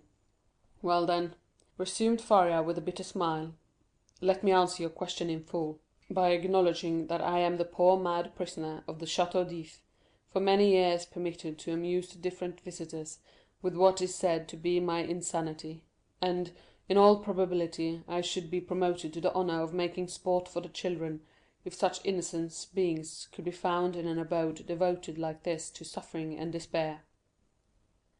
Dantès remained for a short time mute and motionless. At length he said, "Then you abandon all hope of escape?" "I perceive its utter impossibility, and I consider it impious to attempt that which the Almighty evidently does not approve." "Nay, be not discouraged. Would it not be expecting too much to hope to succeed at your first attempt? Why not try to find an opening in another direction from that which has so unfortunately failed?" "Alas, it shows how little notion you can have of all it has cost me to effect a purpose so unexpectedly frustrated, that you talk of beginning over again. In the first place, I was 4 years making the tools I possess, and have been 2 years scraping and digging out earth, hard as granite itself. Then what toil and fatigue has it not been to remove huge stones I should once have deemed impossible to loosen? Whole days have I passed in these titanic efforts, considering my labor well repaid if, by night time, I had contrived to carry away a square inch of this hard-bound cement, changed by ages into a substance unyielding as the stones themselves. Then, to conceal the mass of earth and rubbish I dug up, I was compelled to break through a staircase, and throw the fruits of my labor into the hollow part of it. But the well is now so completely choked up, that I scarcely think it would be possible to add another handful of dust without leading to discovery. Consider also that I fully believe I had accomplished the end and aim of my undertaking, for which I had so exactly husbanded my strength as to make it just hold out to the termination of my enterprise. And now, at the moment when I reckoned upon success, my hopes are for ever dashed from me. No, I repeat again, that nothing shall induce me to renew attempts evidently at variance with the Almighty's pleasure." Dantès held down his head, that the other might not see how joy at the thought of having a companion outweighed the sympathy he felt for the failure of the abbé's plan. The abbé sank upon Edmond's bed, while Edmond himself remained standing. Escape had never once occurred to him. There are, indeed, some things which appear so impossible that the mind does not dwell on them for an instant. To undermine the ground for 50 feet, to devote 3 years to a labor which, if successful, would conduct you to a precipice overhanging the sea, to plunge into the waves from the height of 50, 60, perhaps 100 feet, at the risk of being dashed to pieces against the rocks, should you have been fortunate enough to have escaped the fire of the sentinels, and even, supposing all these perils past, then to have to swim for your life a distance of at least 3 miles ere you could reach the shore, were difficulties so startling and formidable that Dantès had never even dreamed of such a scheme, resigning himself rather to death. But the sight of an old man clinging to life with so desperate a courage gave a fresh turn to his ideas, and inspired him with new courage. Another, older and less strong than he, had attempted what he had not had sufficient resolution to undertake, and had failed only because of an error in calculation. This same person, with almost incredible patience and perseverance, had contrived to provide himself with tools requisite for so unparalleled an attempt. Another had done all this. Why, then, was it impossible to Dantès? Faria had dug his way through 50 feet. Dantès would dig 100. Faria, at the age of 50, had devoted 3 years to the task. He, who was but half as old, would sacrifice 6. Faria, a priest and a savant, had not shrunk from the idea of risking his life by trying to swim a distance of 3 miles to one of the islands. Dorme, Rotenor, or Le Maire should a hardy sailor, an experienced diver, like himself, shrink from a similar task? Should he, who had so often for the mere amusement's sake plunged to the bottom of the sea to fetch up the bright coral branch, hesitate to entertain the same project? He could do it in an hour, and how many times had he, for pure pastime, continued in the water for more than twice as long. At once Dantès resolved to follow the brave example of his energetic companion, and to remember that what has once been done may be done again. After continuing some time in profound meditation, the young man suddenly exclaimed, "I have found what you were in search of." Faria started. "Have you indeed?" cried he, raising his head with quick anxiety. "Pray, let me know what it is you have discovered." "The corridor through which you have bored your way from the cell you occupy here extends in the same direction as the outer gallery, does it not?" "It does." "And is not above 15 feet from it?" "About that." "Well, then, I will tell you what we must do. We must pierce through the corridor by forming a side opening about the middle, as it were the top part of a cross. This time you will lay your plans more accurately. We shall get out into the gallery you have described, kill the sentinel who guards it, and make our escape. All we require to ensure success is courage, and that you possess, and strength, which I am not deficient in. As for patience, you have abundantly proved yours. You shall now see me prove mine." "One instant, my dear friend," replied the abbé. "It is clear you do not understand the nature of the courage with which I am endowed, and what use I intend making of my strength. As for patience, I consider that I have abundantly exercised that in beginning every morning the task of the night before, and every night renewing the task of the day.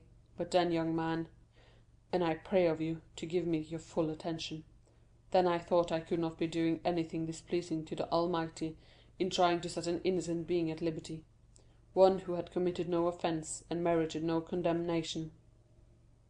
"And have your notions changed?" asked Dantès with much surprise. "Do you think yourself more guilty in making the attempt since you have encountered me?" "No, neither do I wish to incur guilt. Hitherto I have fancied myself merely waging war against circumstances, not men. I have thought it no sin to bore through a wall or destroy a staircase, but I cannot so easily persuade myself to pierce a heart or take away a life." A slight movement of surprise escaped Dantès. "Is it possible," said he, "that where your liberty is at stake, you can allow any such scruple to deter you from obtaining it?" "Tell me," replied Faria, "what has hindered you from knocking down your jailer with a piece of wood torn from your bedstead, dressing yourself in his clothes, and endeavoring to escape?" "Simply the fact that the idea never occurred to me," answered Dantès. "Because," said the old man, "the natural repugnance to the commission of such crime prevent you from thinking of it, and so it ever is, because in simple and allowable things our natural instincts keep us from deviating from the strict line of duty. The tiger, whose nature teaches him to delight in shedding blood, needs but the sense of smell to show him when his prey is within his reach, and by following this instinct he is enabled to measure the leap necessary to permit him to spring on his victim. But man, on the contrary, loathes the idea of blood. It is not alone that the laws of social life inspire him with a shrinking dread of taking life, his natural construction and physiological formation." Dantès was confused and silent at this explanation of the thoughts which had unconsciously been working in his mind, or rather soul, for there are two distinct sorts of ideas, those that proceed from the head and those that emanate from the heart. "Since my imprisonment," said Faria, "I have thought over all the most celebrated cases of escape on record. They have rarely been successful. Those that have been crowded with full success have been long meditated upon and carefully arranged, such, for instance, as the escape of the Duc de Beaufort from the Château de Vincennes, that of the Abbé de Bucquoy from Fort-l'Évêque, of Latude from Bastille. Then there are those for which chance sometimes affords opportunity, and those are the best of all. Let us, therefore, wait patiently for some favorable moment, and when it presents itself, profit by it." "Ah," said Dantès, "you might well endure the tedious delay. You were constantly employed in the tasks you set yourself, and when weary with toil, you had your hopes to refresh and encourage you." "I assure you," replied the old man, "I did not turn to that source for recreation or support." "What did you do then?" "I wrote or studied." "Were you then permitted the use of pens, ink, and paper?" "Oh, no," answered the abbé, "I had none but what I made for myself." "You made paper, pens, and ink?" Yes. Dantès gazed with admiration, but he had some difficulty in believing. Faria saw this. "When you pay me a visit in my cell, my young friend," said he, "I will show you an entire work, the fruits of the thoughts and reflections of my whole life. Many of them meditated over in the shades of the Colosseum at Rome, at the foot of St. Mark's column at Venice, and on the borders of Arno at Florence, little imagining at the time that they would be arranged in order within the walls of the Château d'If. The work I speak of is called A Treatise on the Possibility of a General Monarchy in Italy, and will make one large quarto volume." "And on what have you written all this?" "On two of my shirts. I invented a preparation that makes linen as smooth and as easy to write on as parchment." "You are, then, a chemist?" "Somewhat. I know Lavoisier, and was the intimate friend of Cabanis." "But for such a work you must have needed books. Had you any?" "I had nearly 5,000 volumes in my library at Rome, but after reading them over many times, I found out that with 150 well-chosen books a man possesses, if not a complete summary of all human knowledge, at least all that a man need really know.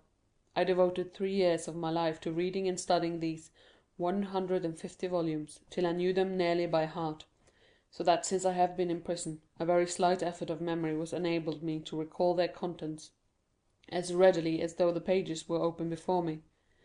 I could recite you the whole of Thucydides, Xenophon, Plutarch, Titus Livius, Tacitus, Strada, Jornandes, Dante, Montaigne, Shakespeare, Spinoza, Machiavelli, and Bossuet.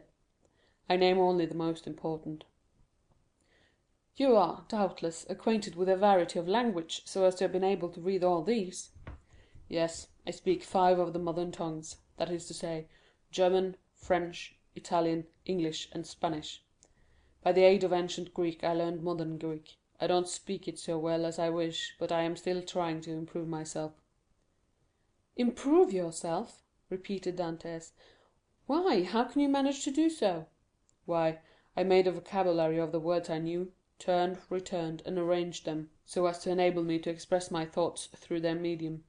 I know nearly 1,000 words, which is all that is absolutely necessary, although I believe there are nearly 100,000 in the dictionaries. I cannot hope to be very fluent, but I certainly should have no difficulty in explaining my wants and wishes, and that would be quite as much as I should ever require." Stronger grew the wonder of Dantès, who almost fancied he had to do with one gifted with supernatural powers. Still hoping to find some imperfection which might bring him down to a level with human beings, he added, "Then, if you were not so furnished with pens, how did you manage to write the work you speak of?" "I made myself some excellent ones, which would be universally preferred to all others if once known. You are aware what huge writings are served to us on maigre days. Well, I selected the cartilages of the heads of these fishes, and you can scarcely imagine the delight with which I welcomed the arrival of each Wednesday, Friday, and Saturday, as affording me the means of increasing my stock of pens. For I will freely confess that my historical labours have been my greatest solace and relief. While retracting the past, I forget the present, and traversing at will the path of history, I cease to remember that I am myself a prisoner." "But the ink," said Dantès, "of what do you make your ink?" "There was formerly a fireplace in my dungeon," replied Faria, "but it was closed up long ere I became an occupant of this prison. Still, it must have been many years in use, for it was thickly covered with a coating of soot. This soot I dissolved in a portion of the wine brought to me every Sunday, and I assure you a better ink cannot be desired. For very important notes, for which closer attention is required, I pricked one of my fingers and wrote with my own blood." "And when," asked Dantès, "may I see all this?" "Whenever you please," replied the abbé. "Oh, then let it be directly!" exclaimed the young man. "Follow me, then," said the abbé, as he re-entered the subterranean passage, in which he soon disappeared, followed by Dantès. Chapter 16. Recording by Christine G. in Oslo, Norway, the 25th of February, 2012.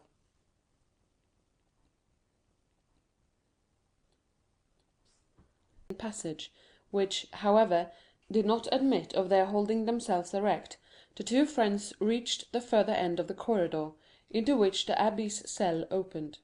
From that point the passage became much narrower, and barely permitted one to creep through on hands and knees. The floor on the abbé's cell was paved, and it had been by raising one of the stones in the most obscure corner that Faria had been able to commence the laborious task of which Dantès had witnessed the completion. As he entered the chamber of his friend, Dantès cast around one eager and searching glance in quest of the expected marvels, but nothing more than common met his view. "It is well," said the abbé, "we have some hours before us. It is now just 12:15 o'clock." Instinctively Dantès turned round to observe by what watch or clock the abbé had been able so accurately to specify the hour. "Look at this ray of light which enters by my window," said the abbé, "and then observe the lines traced on the wall. Well, by means of these lines, which are in accordance with the double motion of the earth and the ellipse it describes round the sun, I am enabled to ascertain the precise hour with more minuteness than if I possessed a watch, for that might be broken or deranged in its movements, while the sun and earth never vary in their appointed paths." This last explanation was wholly lost upon Dantès, who had always imagined, from seeing the sun rise from behind the mountains and set in the Mediterranean, that it moved, and not the earth. A double movement of the globe he inhabited, and of which he could feel nothing, appeared to him perfectly impossible. Each word that fell from his companion's lips seemed fraught with the mysteries of science, as worthy of digging out as the gold and diamonds in the mines of Guzerat and Golconda, which he could just recollect having visited during a voyage made in his earliest youth. "Come," said he to the abbé, "I am anxious to see your treasures." The abbé smiled, and, proceeding to the disused fireplace, raised, by the help of his chisel, a long stone, which had doubtless been the hearth, beneath which was a cavity of considerable depth, serving as a safe depository for the articles mentioned to Dantès. "What do you wish to see first?" asked the abbé. "Oh, your great work on the monarchy of Italy." Faria then drew forth from his hiding place 3 or 4 rolls of linen, laid one over the other, like folds of papyrus. These rolls consisted of slips of cloth about 4 inches wide and 18 long. They were all carefully numbered and closely covered with writing so legible that Dantès could easily read it, as well as make out the sense, it being Italian, a language he, as a Provençal, perfectly understood. "There," said he, "there is the work complete. I wrote the word finis at the end of the 68th strip about a week ago.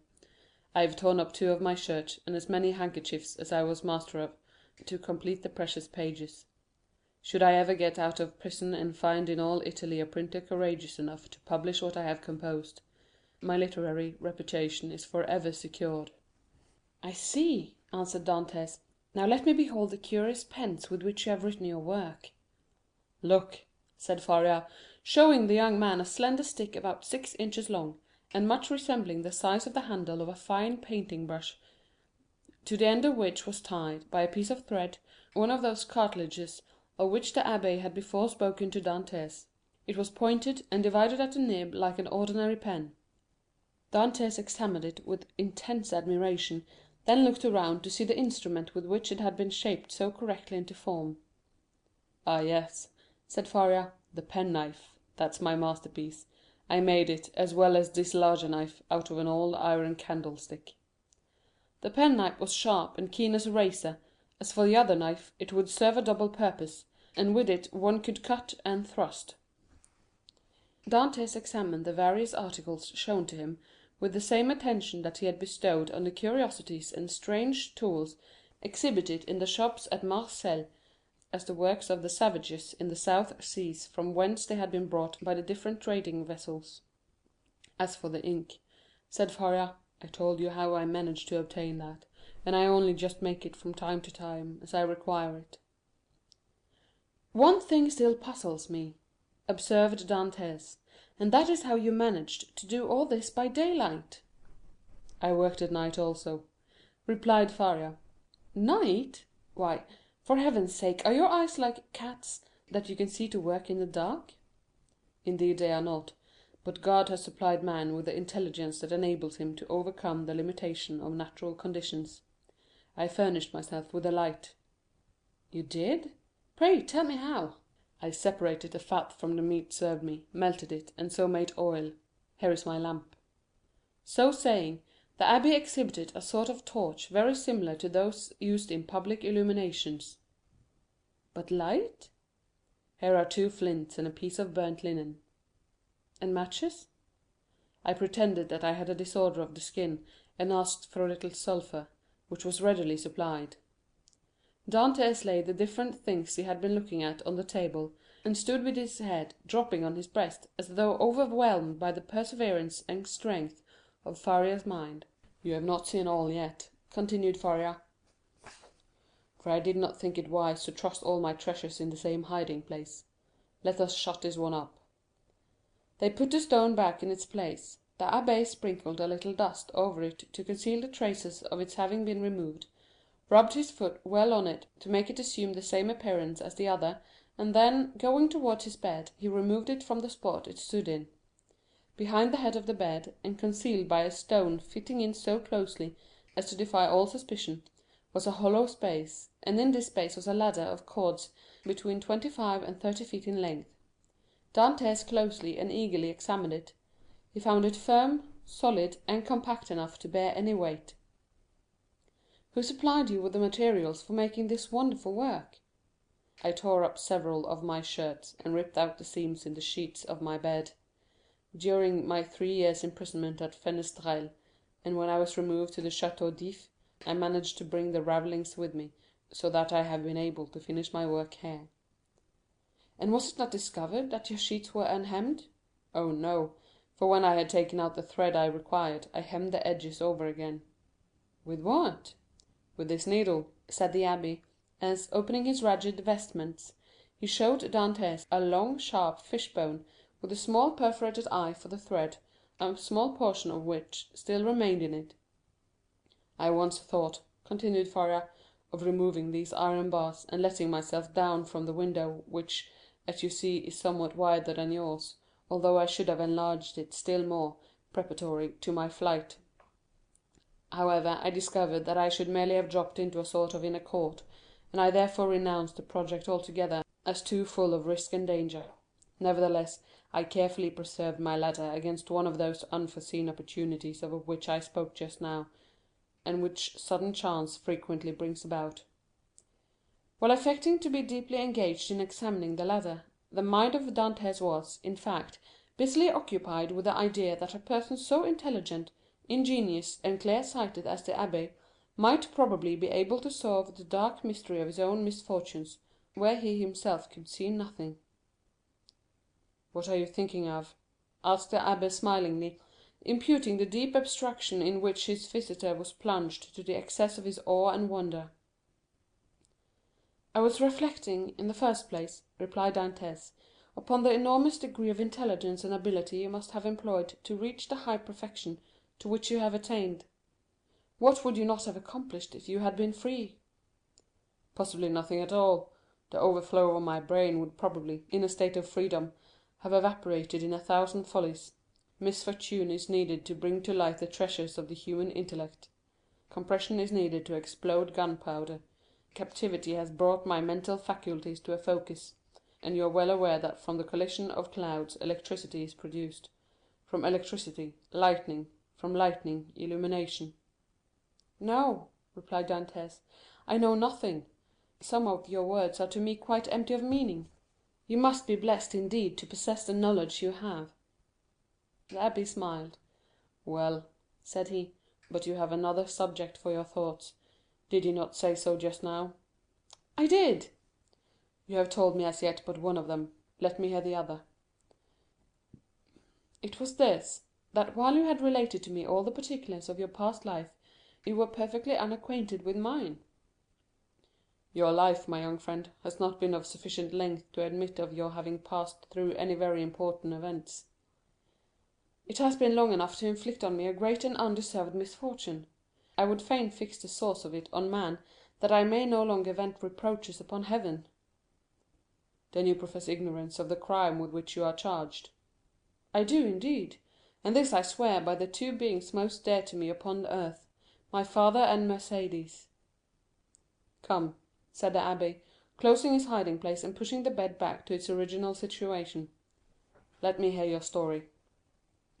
Dantès obeyed, and commenced what he called his history, but which consisted only of the account of a voyage to India and 2 or 3 voyages to the Levant, until he arrived at the recital of his last cruise, with the death of Captain Leclerc, and the receipt of a packet to be delivered by himself to the grand marshal, his interview with that personage, and his receiving, in place of the packet brought, a letter addressed to a Monsieur Noirtier, his arrival at Marseilles, an interview with his father, his affection for Mercédès, and their nuptial feast, his arrest and subsequent examination, his temporary detention at the Palais de Justice, and his final imprisonment in the Château d'If. From this point everything was a blank to Dantès. He knew nothing more, not even the length of time he had been imprisoned. His recital finished, the abbé reflected long and earnestly. "There is," said he, at the end of his meditations, "a clever maxim, which bears upon what I was saying to you some little while ago, and that is, that unless wicked ideas take root in a natural depraved mind, human nature, in right and wholesome state, revolts at crime. Still, from an artificial civilization has originated wants, vices, and false tastes, which occasionally become so powerful as to stifle within us all good feelings, and ultimately to lead us into guilt and wickedness. From this view of things, then, comes the axiom that if you visit to discover the author of any bad action, seek first to discover the person to whom the perpetration of that bad action could be in any way advantageous. Now, to apply it in your case, to whom could your disappearance have been serviceable?" "To no one, by heaven! I was a very insignificant person." "Do not speak thus, for your reply evinces neither logic nor philosophy. Everything is relative, my dear young friend, from the king who stands in the way of his successor, to the employee who keeps his rival out of a place. Now, in the event of the king's death, his successor inherits a crown. When the employee dies, the supernumerary steps into his shoes, and receives his salary of 12,000 livres. Well, these 12,000 livres are his civil list, and are as essential to him as the 12 millions of a king. Everyone, from the highest to the lowest degree, has his place on the social ladder, and is beset by stormy passions and conflicting interests, as in Descartes' theory of pressure and impulsion. But these forces increase as we go higher, so that we have a spiral which in defiance of reason rests upon the apex and not on the base. Now let us return to your particular world. You say you were on that point of being made captain of the Pharaon?" "Yes." "And about to become husband of a young and lovely girl?" "Yes." Now, could anyone have had any interest in preventing the accomplishment of these two things? But let us first settle the question as to its being the interest of anyone to hinder you from being captain of the Pharaon. What say you?" "I cannot believe such was the case. I was generally liked on board, and had the sailors possessed the right of selecting a captain themselves, I feel convinced their choice would have fallen on me. There was only one person among the crew who had any feeling of ill will towards me. I had quarrelled with him some time previously, and had even challenged him to fight me, but he refused." "Now we are getting on. And what was this man's name?" "Danglars." "What rank did he hold on board?" "He was supercargo." "And had you been captain, should you have retained him in his employment?" "Not if the choice had remained with me, for I had frequently observed inaccuracies in his accounts." "Good again. Now, then, tell me, was any person present during your last conversation with Captain Leclerc?" "No, we were quite alone." "Could your conversation have been overheard by anyone?"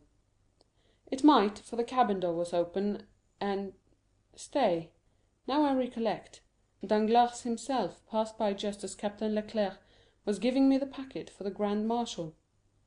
"That's better," cried the abbé. "Now we are on the right scent. Did you take anybody with you when you put into the port of Elba?" "Nobody." "Somebody there received your packet, and gave you a letter in place of it, I think?" "Yes, the grand marshal did." "And what did you do with that letter?"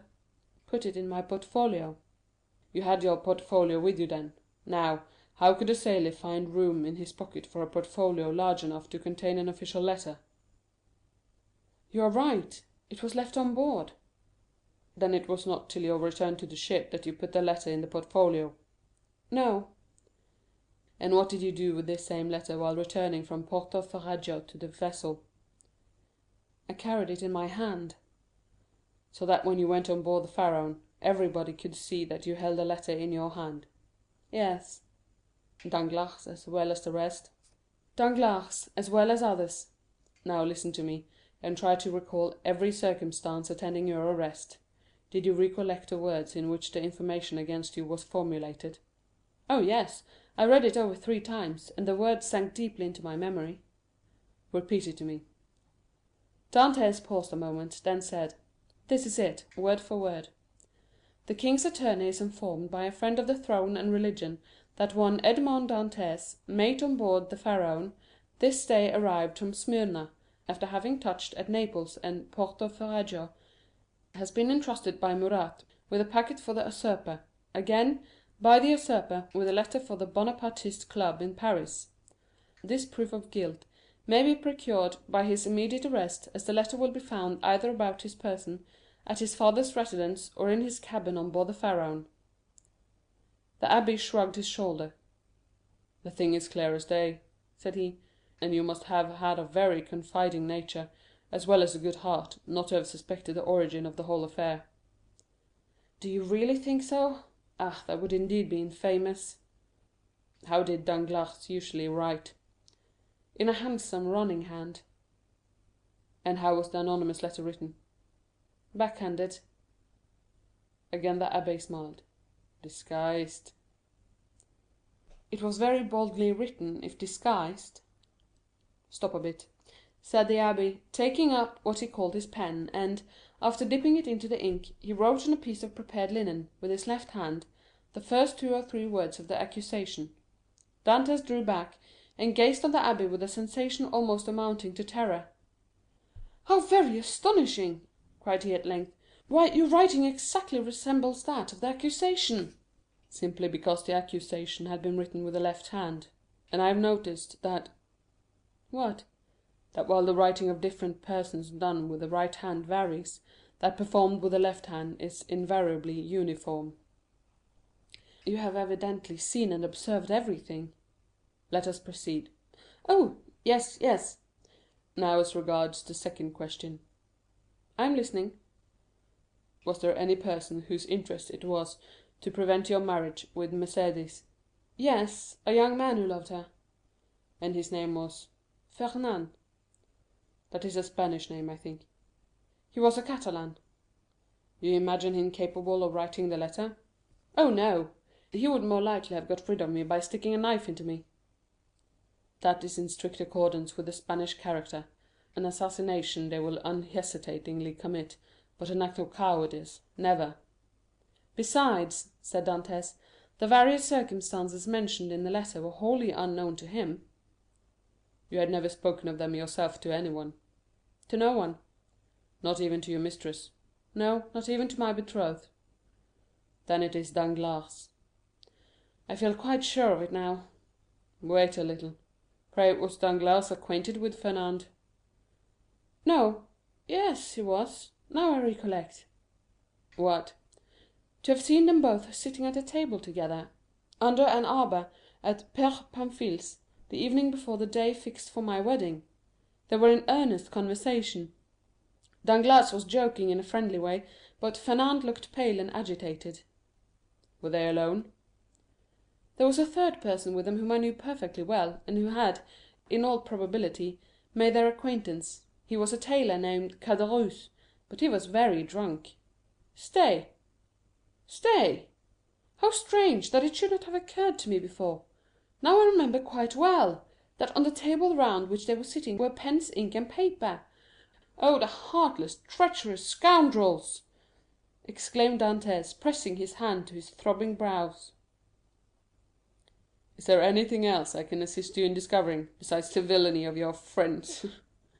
inquired the abbé with a laugh.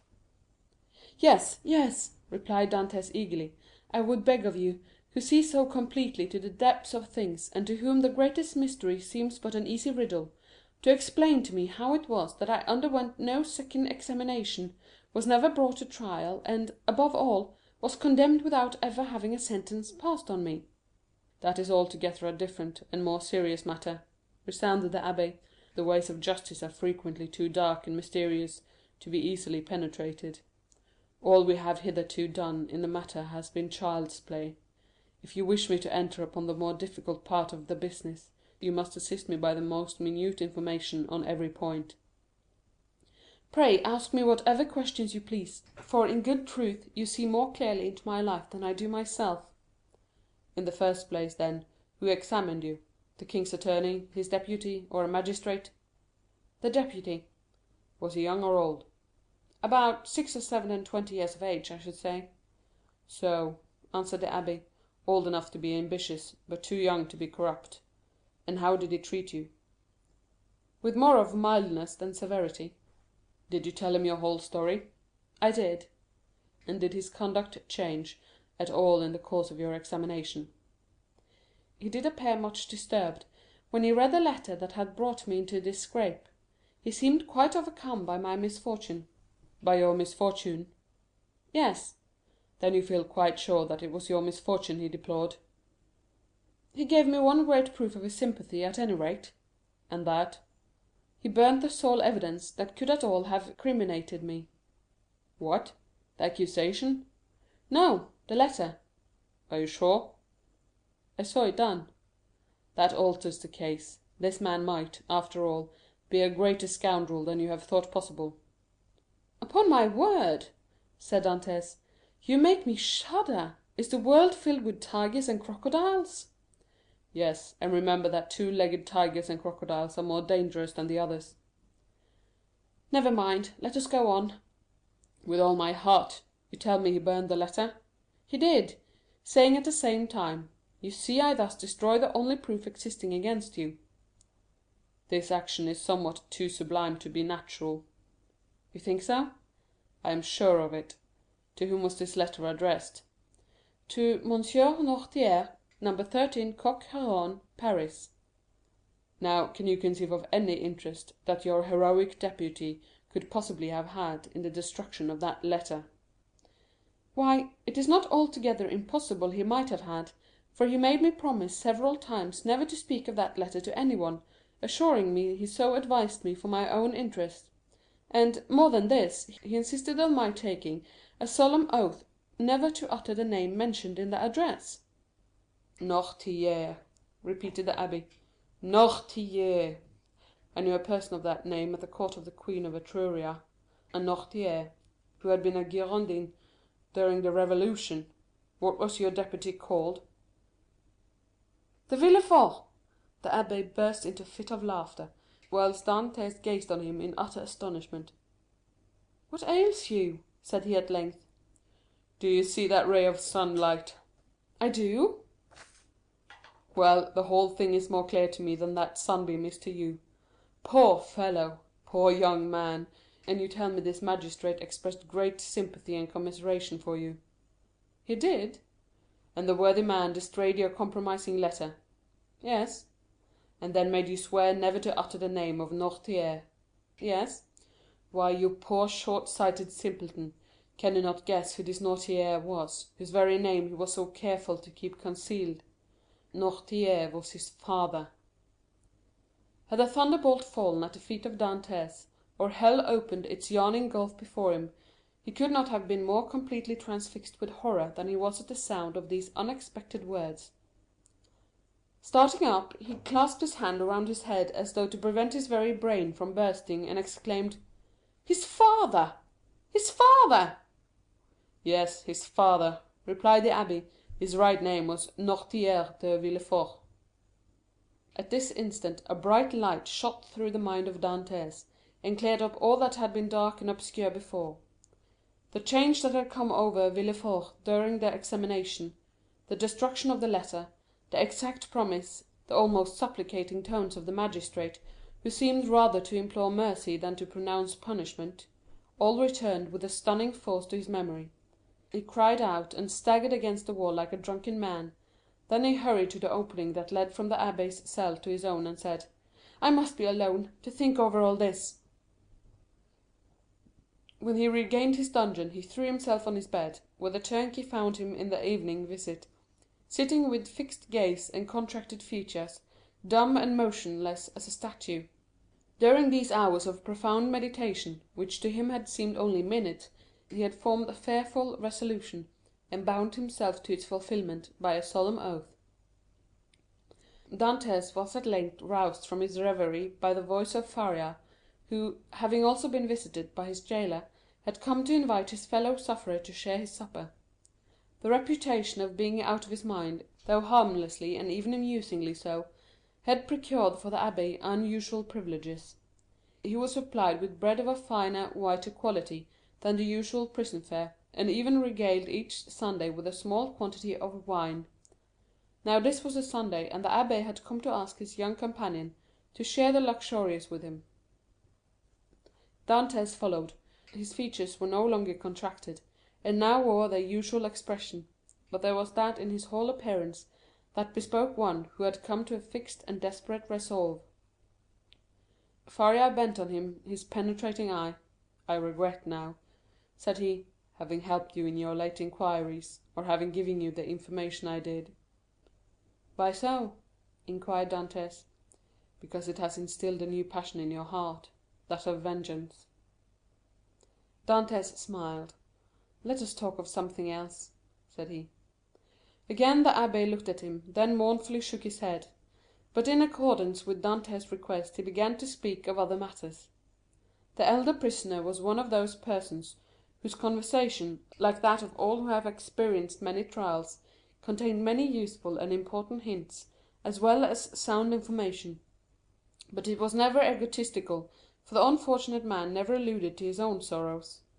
Dantès listened with admiring attention to all he said. Some of his remarks corresponded with what he already knew, or applied to the sort of knowledge his nautical life had enabled him to acquire. A part of the good abbé's words, however, were wholly incomprehensible to him.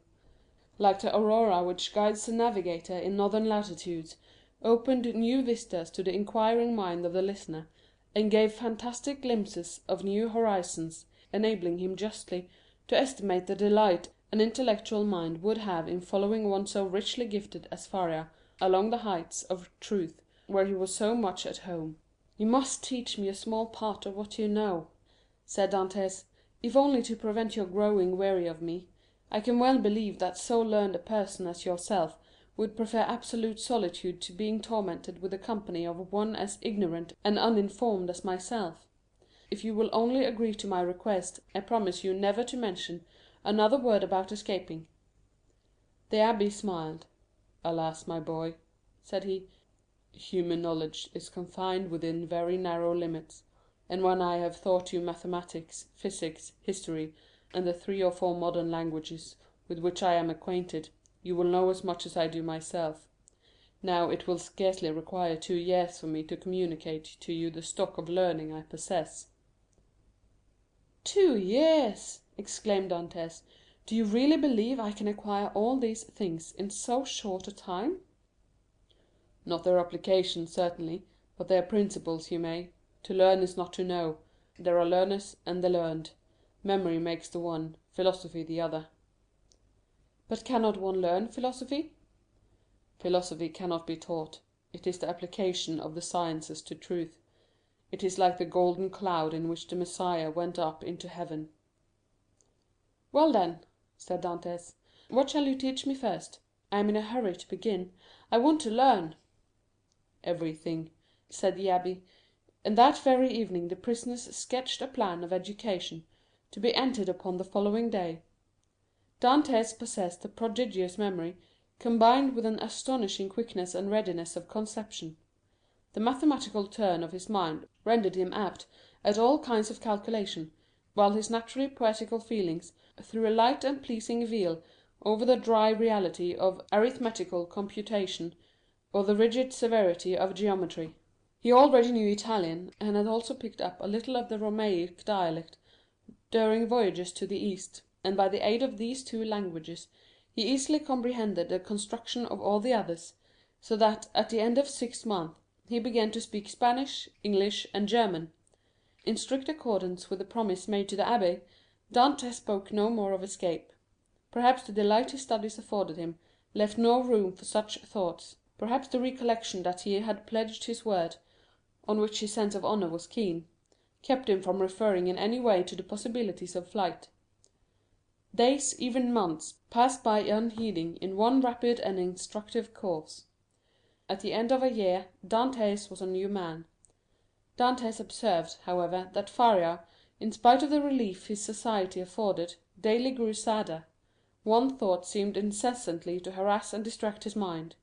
Sometimes he would fall into long reveries, sigh heavily and involuntarily, then suddenly rise, and with folded arms begin pacing the confined space of his dungeon. One day he stopped all at once, and exclaimed, "Ah, if there were no sentinel!" "There shall not be one a minute longer than you please," said Dantès, who had followed the working of his thoughts as accurately as though his brain were enclosed in crystal so clear as to display its minutest operations. "I have already told you," answered the abbé, "that I loathe the idea of shedding blood." "And yet the murder, if you choose to call it so, would be simply a measure of self-preservation." "No matter, I could never agree to it." "Still, you have thought of it?" "Incessantly, alas!" cried the abbé. "And you have discovered a means of regaining our freedom, have you not?" asked Dantès eagerly. "I have, if it were only possible to place a deaf and blind sentinel in the gallery beyond us." "He shall be both blind and deaf," replied the young man, with an air of determination that made his companion shudder. "No, no," cried the abbé, "impossible." Dantès endeavored to renew the subject. The abbé shook his head in token of disapproval, and refused to make any further response. 3 months passed away. "Are you strong?" the abbé asked one day of Dantès. The young man, in reply, took up the chisel, bent it into the form of a horseshoe, and then as readily straightened it out. "And will you engage not to do any harm to the sentry, except as a last resort?" "I promise on my honor." "Then," said the abbé, "we may hope to put our design into execution." "And how long shall we be in accomplishing the necessary work?" "At least a year." "And shall we begin at once?" "At once." "We have lost a year to no purpose," cried Dantès. "Do you consider the last 12 months to have been wasted?" asked the abbé. "Forgive me," cried Edmond, blushing deeply. "Tut, tut," answered the abbé, "man is but a man after all, and you are about the best specimen of the genus I have ever known. Come, let me show you my plan." The abbé then showed Dantès the sketch he had made for their escape. It consisted of a plan of his own cell and that of Dantès, with the passage which united them. In this passage he proposed to drive a level, as they do in mines. This level would bring the 2 prisoners immediately beneath the gallery where the sentry kept watch. Once there, a large excavation would be made, and one of the flagstones with which the gallery was paved be so completely loosened that at the desired moment it would give way beneath the feet of the soldier, who, stunned by his fall, would be immediately bound and gagged by Dantès before he had power to offer any resistance. The prisoners were then to make their way through one of the gallery windows, and to let themselves down from the outer walls by means of the abbé's ladder of cords. Dantès' eyes sparkled with joy, and he rubbed his hands with delight at the idea of a plan so simple, yet apparently so certain to succeed. That very day the miners began their labours, with a vigour and alacrity proportionate to their long rest from fatigue and their hopes of ultimate success. Nothing interrupted the progress of the work except the necessity that each was under of returning to his cell in anticipation of the turnkey's visits. They had learned to distinguish the almost imperceptible sound of his footsteps as he descended towards their dungeons, and happily never failed of being prepared for his coming. The fresh earth excavated during their present work, and which would have entirely blocked up the old passage, was thrown, by degrees and with the utmost precaution, out of the window in either Faria's or Dantès' cell, the rubbish being first pulverized so finely that the night wind carried it far away without permitting the smallest trace to remain. More than a year had been consumed in this undertaking, the only tools for which had been a chisel, a knife, and a wooden lever. Faria still continuing to instruct Dantès by conversing with him, sometimes in one language, sometimes in another; at others, relating to him the history of nations and great men who from time to time have risen to fame and trodden the path of glory. The abbé was a man of the world, and had, moreover, mixed in the first society of the days. He wore an air of melancholy dignity which Dantès, thanks to the imitative powers bestowed on him by nature, easily acquired, as well as that outward polish and politeness he had before been wanting in, and which is seldom possessed except by those who have been placed in constant intercourse with persons of high birth and breeding. At the end of 15 months the level was finished, and the excavation completed beneath the gallery, and the two workmen could distinctly hear the measured tread of the sentinel as he paced to and fro over their heads. Compelled, as they were, to await a night sufficiently dark to favour their flight, they were obliged to defer their final attempt till that auspicious moment should arrive. Their greatest dread now, lest the stone through which the sentry was doomed to fall should give way before its right time, and this they had in some measure provided against by propping it up with a small beam which they had discovered in the walls through which they had worked their way. Dantès was occupied in arranging this piece of wood when he heard Faria, who had remained in Edmond's cell for the purpose of cutting a peg to secure their rope ladder, call to him in a tone indicative of great suffering. Dantès hastened to his dungeon, where he found him standing in the middle of the room, pale as death, his forehead streaming with perspiration, and his hands clinched tightly together. "Gracious heavens!" exclaimed Dantès, "what is the matter? What has happened?" "Quick, quick!" returned the abbé, "listen to what I have to say." Dantès looked in fear and wonder at the livid countenance of Faria, whose eyes, already dull and sunken, were surrounded by purple circles, while his lips were white as those of a corpse, and his very hair seemed to stand on end. "Tell me, I beseech you, what ails you?" cried Dantès, letting his chisel fall to the floor. "Alas," faltered out the abbé, "all is over with me. I am seized with a terrible, perhaps mortal illness. I can feel that the paroxysm is fast approaching. I had a similar attack the year previous to my imprisonment. This malady admits but of one remedy. I will tell you what that is. Go into my cell as quickly as you can. Draw out one of the feet that support the bed. You will find it has been hollowed out for the purpose of containing a small phial you will see there half filled with a red-looking fluid. Bring it to me, or rather, no, I may be found here, therefore help me back to my room while I have the strength to drag myself along. Who knows what may happen, or how long the attack may last?" In spite of the magnitude of the misfortune which thus suddenly frustrated his hopes, Dantès did not lose his presence of mind, but descended into the passage, dragging his unfortunate companion with him. Then, half carrying, half supporting him, he managed to reach the abbé's chamber, when he immediately laid the sufferer on his bed. "Thanks," said the poor abbé, shivering as though his veins were filled with ice. "I am about to be seized with a fit of catalepsy. When it comes to its height, I shall probably lie still and motionless as though dead, uttering neither sigh nor groan.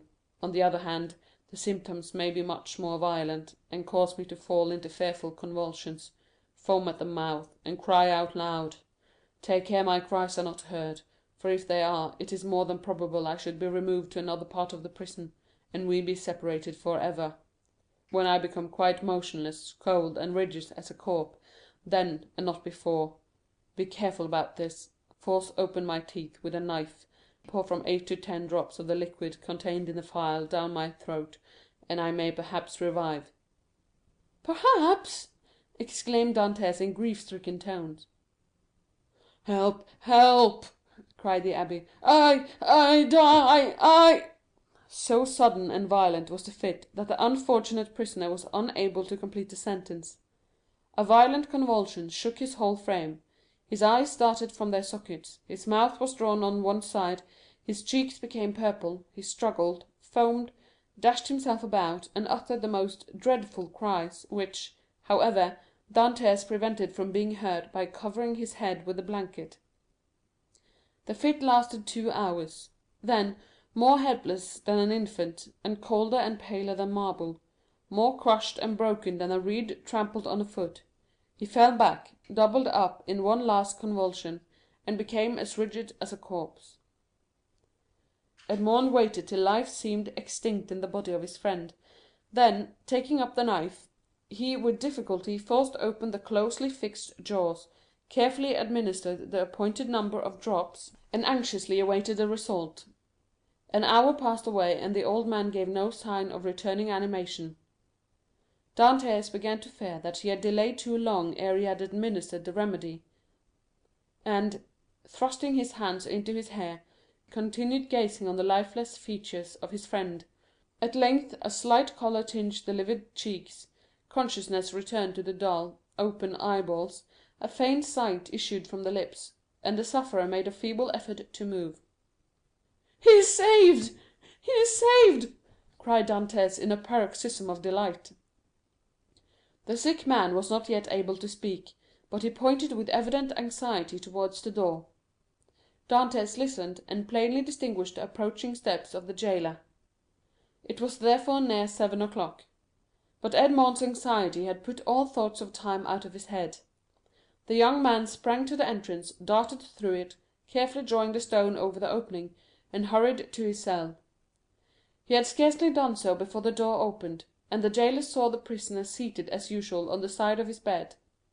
Almost before the key had turned in the lock, and before the departing steps of the jailer had died away in the long corridor he had to traverse, Dantès, whose restless anxiety concerning his friend left him no desire to touch the food brought him, hurried back to the abbé's chamber, and raising the stone by pressing its head against it, was soon beside the sick man's couch. Faria had now fully regained his consciousness, but he still lay helpless and exhausted. "I did not expect to see you again," said he feebly to Dantès. "And why not?" asked the young man. "Did you fancy yourself dying?" "No, I had no such idea; but knowing that all was ready for flight, I thought you might have made your escape." The deep glow of indignation suffused the cheeks of Dantès. "Without you? Did you really think me capable of that?" "At least," said the abbé, "I now see how wrong such an opinion would have been. Alas, alas! I am fearfully exhausted and debilitated by this attack." "Be of good cheer," replied Dantès, "your strength will return." And as he spoke, he seated himself near the bed beside Faria, and took his hands. The abbé shook his head. "The last attack I had," said he, "lasted but half an hour, and after it I was hungry, and got up without help. Now I can move neither my right arm nor leg, and my head seems uncomfortable, which shows that there has been a suffusion of blood on the brain. The third attack will either carry me off, or leave me paralyzed for life." "No, no," cried Dantès, "you are mistaken, you will not die, and your third attack, if indeed you should have another, will find you at liberty. We shall save you another time, as we have done this, only with a better chance of success, because we shall be able to command every requisite assistance." "My good Edmond," answered the abbé, "be not deceived. The attack which has just passed away condemns me forever to the walls of a prison. None can fly from a dungeon who cannot walk." "Well, we will wait. A week, a month, 2 months, if need be, and meanwhile your strength will return. Everything is in readiness for our flight, and we can select any time we choose. As soon as you feel able to swim, we will go." "I shall never swim again," replied Faria. "This arm is paralyzed, not for a time, but for ever. Lift it, and judge if I am mistaken." The young man raised the arm, which fell back by its own weight, perfectly inanimate and helpless. A sigh escaped him. "You are convinced now, Edmond, are you not?" asked the abbé. "Depend upon it, I know what I say. Since the first attack I experienced of this malady, I have continually reflected on it. Indeed, I expected it, for it is a family inheritance. Both my father and grandfather died of it in a third attack. The physician who prepared for me the remedy I have twice successfully taken was no other than the celebrated Cabanis, and he predicted a similar end for me." "The physician may be mistaken," exclaimed Dantès. "And as for your poor arm, what difference will that make? I can take you on my shoulders and swim for both of us." "My son," said the abbé, "you, who are a sailor and a swimmer, must know as well as I do that a man so loaded would sink before he had done 50 strokes. Cease, then, to allow yourself to be duped by vain hopes that even your own excellent heart refuses to believe in. Here I shall remain till the hour of my deliverance arrives, and that, in all human probability, will be the hour of my death. As for you, who are young and active, delay not on my account, but fly. Go, I give you back your promise." "It is well," said Dantès, "then I shall also remain." Then, rising and extending his hand with an air of solemnity over the old man's head, he slowly added, "By the blood of Christ, I swear never to leave you while you live." Faria gazed fondly on his noble-minded, single-hearted, high-principled young friend, and read in his countenance ample confirmation of the sincerity of his devotion and the loyalty of his purpose. "Thanks," murmured the invalid, extending one hand, "I accept. You may one of these days reap the reward of your disinterested devotion; but as I cannot, and you will not, quit this place, it becomes necessary to fill up the excavation beneath the soldier's gallery. He might by chance hear the hollow sound of his footsteps, and call the attention of his officer to the circumstance. That would bring about a discovery which would inevitably lead to our being separated. Go, then, and set about this work, in which, unhappily, I can offer you no assistance. Keep at it all night, if necessary, and do not return here tomorrow till after the jailer has visited me. I shall have something of the greatest importance to communicate to you." Dantès took the hand of the abbé in his, and affectionately pressed it. Faria smiled encouragingly on him, and the young man retired to his task, in the spirit of obedience and respect which he had sworn to show towards his aged friend. Chapter 17. Recording by Christine G. in Oslo, Norway. The 26th of February, 2012.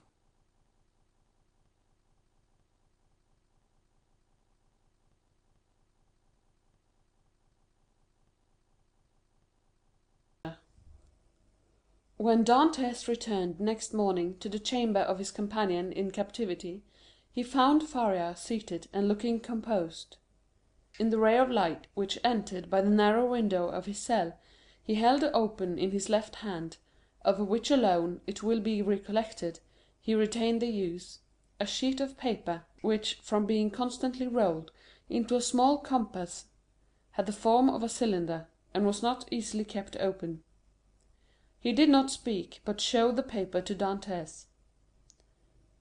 "What is that?" he inquired. "Look at it," said the abbé with a smile. "I have looked at it with all possible attention," said Dantès, "and I only see a half-burnt paper, on which are traces of Gothic characters inscribed with a peculiar kind of ink."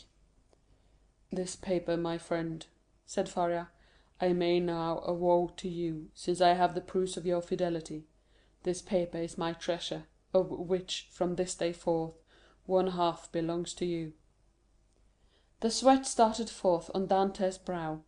Until this day, and for how long a time, he had refrained from talking of the treasure which had brought upon the abbé the accusation of madness. With his instinctive delicacy, Edmond had preferred avoiding any touch on this painful chord, and Faria had been equally silent. He had taken the silence of the old man for a return to reason, and now these few words uttered by Faria, after so painful a crisis, seemed to indicate a serious relapse into mental alienation. "Your treasure?" stammered Dantès. Faria smiled. "Yes," said he, "you have indeed a noble nature, Edmond, and I see by your paleness and agitation what is passing in your heart at this moment. No, be assured, I am not mad. This treasure exists, Dantès, and if I have not been allowed to possess it, you will. Yes, you. No one would listen or believe me, because everyone thought me mad. But you, who must know that I am not, listen to me, and believe me so afterwards if you will." "Alas," murmured Edmond to himself, "this is a terrible relapse. There was only this blow wanting."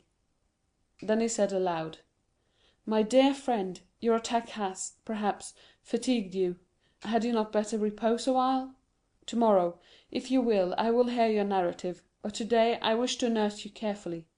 Besides," he said, "a treasure is not a thing we need hurry about." "On the contrary, it is a matter of the utmost importance, Edmond," replied the old man. "Who knows if tomorrow, or the next day after, the third attack may not come on, and then must not all be over?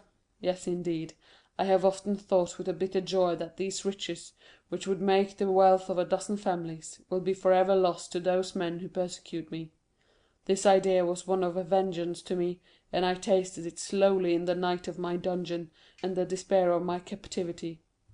But now I have forgiven the world for the love of you, now that I see you, young and with a promising future, now that I think of all that may result to you in the good fortune of such a disclosure, I shudder at any delay, and tremble lest I should not assure to one as worthy as yourself the possession of so vast an amount of hidden wealth." Edmond turned away his head with a sigh. "You persist in your incredulity, Edmond," continued Faria. "My words have not convinced you. I see you require proofs.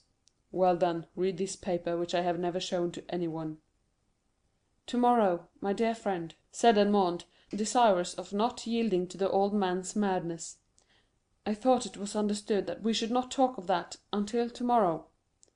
"Then we will not talk of it until tomorrow, but read this paper today." "I will not irritate him," thought Edmond, and taking the paper, of which half was wanting, having been burnt, no doubt, by some accident, he read: "This treasure, which may amount to 2 of Roman crowns in the most distant of the second opening were declared to belong to him alone. Heir, 25th April, 149 "Well," said Faria, when the young man had finished reading it. "Why," replied Dantès, "I see nothing but broken lines and unconnected words, which are rendered illegible by fire." "Yes, to you, my friend, who read them for the first time, but not for me, who have grown pale over them by many nights' study, and have reconstructed every phrase, completed every thought." "And do you believe you have discovered the hidden meaning?" "I am sure I have, and you shall judge for yourself, but first listen to the history of this paper." "Silence!" exclaimed Dantès. "Steps approach. I go. Adieu." And Dantès, happy to escape the history and explanation which would be sure to confirm his belief in his friend's mental instability, glided like a snake along the narrow passage, while Faria, restored by his alarm to a certain amount of activity, pushed a stone into place with his foot, and covered it with a mat, in order for more effectuality to avoiding discovery. It was the governor, who, hearing of Faria's illness from the jailer, had come in person to see him. Faria sat up to retrieve him, avoiding all gestures, in order that he might conceal from the governor the paralysis that had already half stricken him with death. His fear was lest the governor, touched with pity, might order him to be removed to better quarters, and thus separate him from his young companion. But fortunately this was not the case, and the governor left him, convinced that the poor madman, for whom in his heart he felt a kind of affection, was only troubled with a slight indisposition. During this time, Edmond, seated on his bed with his head in his hands, tried to collect his scattered thoughts. Faria, since their first acquaintance, had been on all points so rational and logical, so wonderfully sagacious, in fact, that he could not understand how so much wisdom on all points could be allied with madness. Was Faria deceived as to his treasure, or was all the world deceived as to Faria? Dantès remained in his cell all day, not daring to return to his friend, thinking thus to defer the moment when he should be convinced, once for all, that the abbé was mad. Such a conviction would be so terrible! But, towards the evening, after the hour for the customary visit had gone by, Faria, not seeing the young man appear, tried to move and get over the distance which separated them. Edmond shuddered when he heard the painful efforts which the old man made to drag himself along. His leg was inert, and he could no longer make use of one arm. Edmond was obliged to assist him, for otherwise he would not have been able to enter by the small aperture which led to Dantès' chamber. "Here I am, pursuing you remorselessly," he said, with a benignant smile. "You thought to escape my munificence, but it is in vain. Listen to me." Edmond saw there was no escape, and placing the old man on his bed, he seated himself on the stool beside him. "You know," said the abbé, "that I was the secretary and intimate friend of Cardinal Spada, the last of the princes of that name. I owe to this worthy lord all the happiness I ever knew. He was not rich, although the wealth of his family had passed into a proverb, and I heard the phrase very often, 'as rich as a Spada.' But he, like public rumour, lived on this reputation for wealth. His palace was my paradise. I was tutor to his nephews, who are dead, and when he was alone in the world, I tried by absolute devotion to his will to make up to him all that he had done for me during 10 years of unremitting kindness. The cardinal's house had no secrets for me. I had often seen my noble patron annotating ancient volumes, and eagerly searching amongst dusty family manuscripts. One day when I was reproaching him for his unavailing searches, and deploring the prostration of mind that followed them, he looked at me, and, smiling bitterly, opened a volume relating to the history of the city of Rome. There, in the 20th chapter of the life of Pope Alexander VI., were the following lines, which I can never forget: "The great wars of Romagna had ended. Caesar Borgia, who had completed his conquest, had needed of money to purchase all Italy. The Pope had also needed of money to bring matters to an end with Louis XII., King of France, who was formidable still in spite of his recent reverses, and it was necessary, therefore, to have recourse to some profitable scheme, which was a matter of great difficulty in the impoverished condition of exhausted Italy. His Holiness had an idea. He determined to make 2 cardinals. By choosing 2 of the greatest personages of Rome, especially rich men, this was the return the Holy Father looked for. In the first place he could sell the great appointments and splendid offices which the cardinals already held, and then he had the 2 hats to sell besides. There was a third point in view, which will appear hereafter. The Pope and Caesar Borgia first found the 2 future cardinals. They were Giovanni Rospigliosi, who held 4 of the highest dignities of the Holy See, and Caesar Spada, one of the noblest and richest of the Roman nobility. Both felt the high honor of such a favor from the Pope. They were ambitious, and Caesar Borgia soon found purchasers for their appointments. The result was, that Rospigliosi and Spada paid for being cardinals, and 8 other persons paid for the offices the cardinals held before their elevation, and thus 800,000 crowns entered into the coffers of the speculators. It is time now to proceed to the last part of the speculation. The Pope heaped attentions upon Rospigliosi and Spada, conferred upon them the insignia of the cardinalate, and induced them to arrange their affairs and take up their residence at Rome.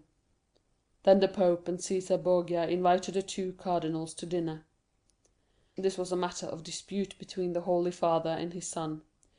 Caesar thought they could make use of one of the means which he always had ready for his friends, that is to say, in the first place, the famous key which was given to certain persons with the request that they go and open a designated cupboard. This key was furnished with a small iron point, a negligence on the part of the locksmith. When this was pressed to effect the opening of the cupboard, of which the lock was difficult, the person was pricked by this small point, and died next day. Then there was the ring with the lion's head, which Caesar wore when he wanted to greet his friends with a clasp of the hand. The lion bit the hand thus favoured, and at the end of 24 hours the bite was mortal. Caesar proposed to his father that they should either ask the cardinals to open the cupboard or shake hands with them. But Alexander VI replied, "Now, as to the worthy cardinals Spada and Rospigliosi, let us ask both of them to dinner. Something tells me that we shall get that money back. Besides, you forget, Caesar, an indigestion declares itself immediately, while a prick or a bite occasions a delay of a day or 2. Caesar gave way before such cognate reasoning, and the cardinals were consequently invited to dinner. The table was laid in a vineyard belonging to the Pope, near San Pier d'Arena, a charming retreat, which the cardinals knew very well by report. Rospigliosi, quite set up with his new dignities, went with a good appetite and his most ingratiating manner. Spada, a prudent man, and greatly attached to his only nephew, a young captain of the highest promise, took paper and pen and made his will. He then sent word to his nephew to wait for him near the vineyard, but it appeared the servant did not find him. Spada knew what these invitations meant, since Christianity, so eminently civilizing, had made progress in Rome. It was no longer a centurion who came from the tyrant with the message, "Caesar wills that you die," but it was a legate à latere, who came with a smile on his lips to say from the Pope, "His Holiness requests you to dine with him." Spada set out about 2 o'clock to San Pier d'Arena. The Pope awaited him. The first sight that attracted the eyes of Spada was that of his nephew, in full costume, and Cæsar Borgia paying him most marked attentions. Spada turned pale, as Cæsar looked at him with an ironical air, which proved that he had anticipated all, and that the snare was well spread.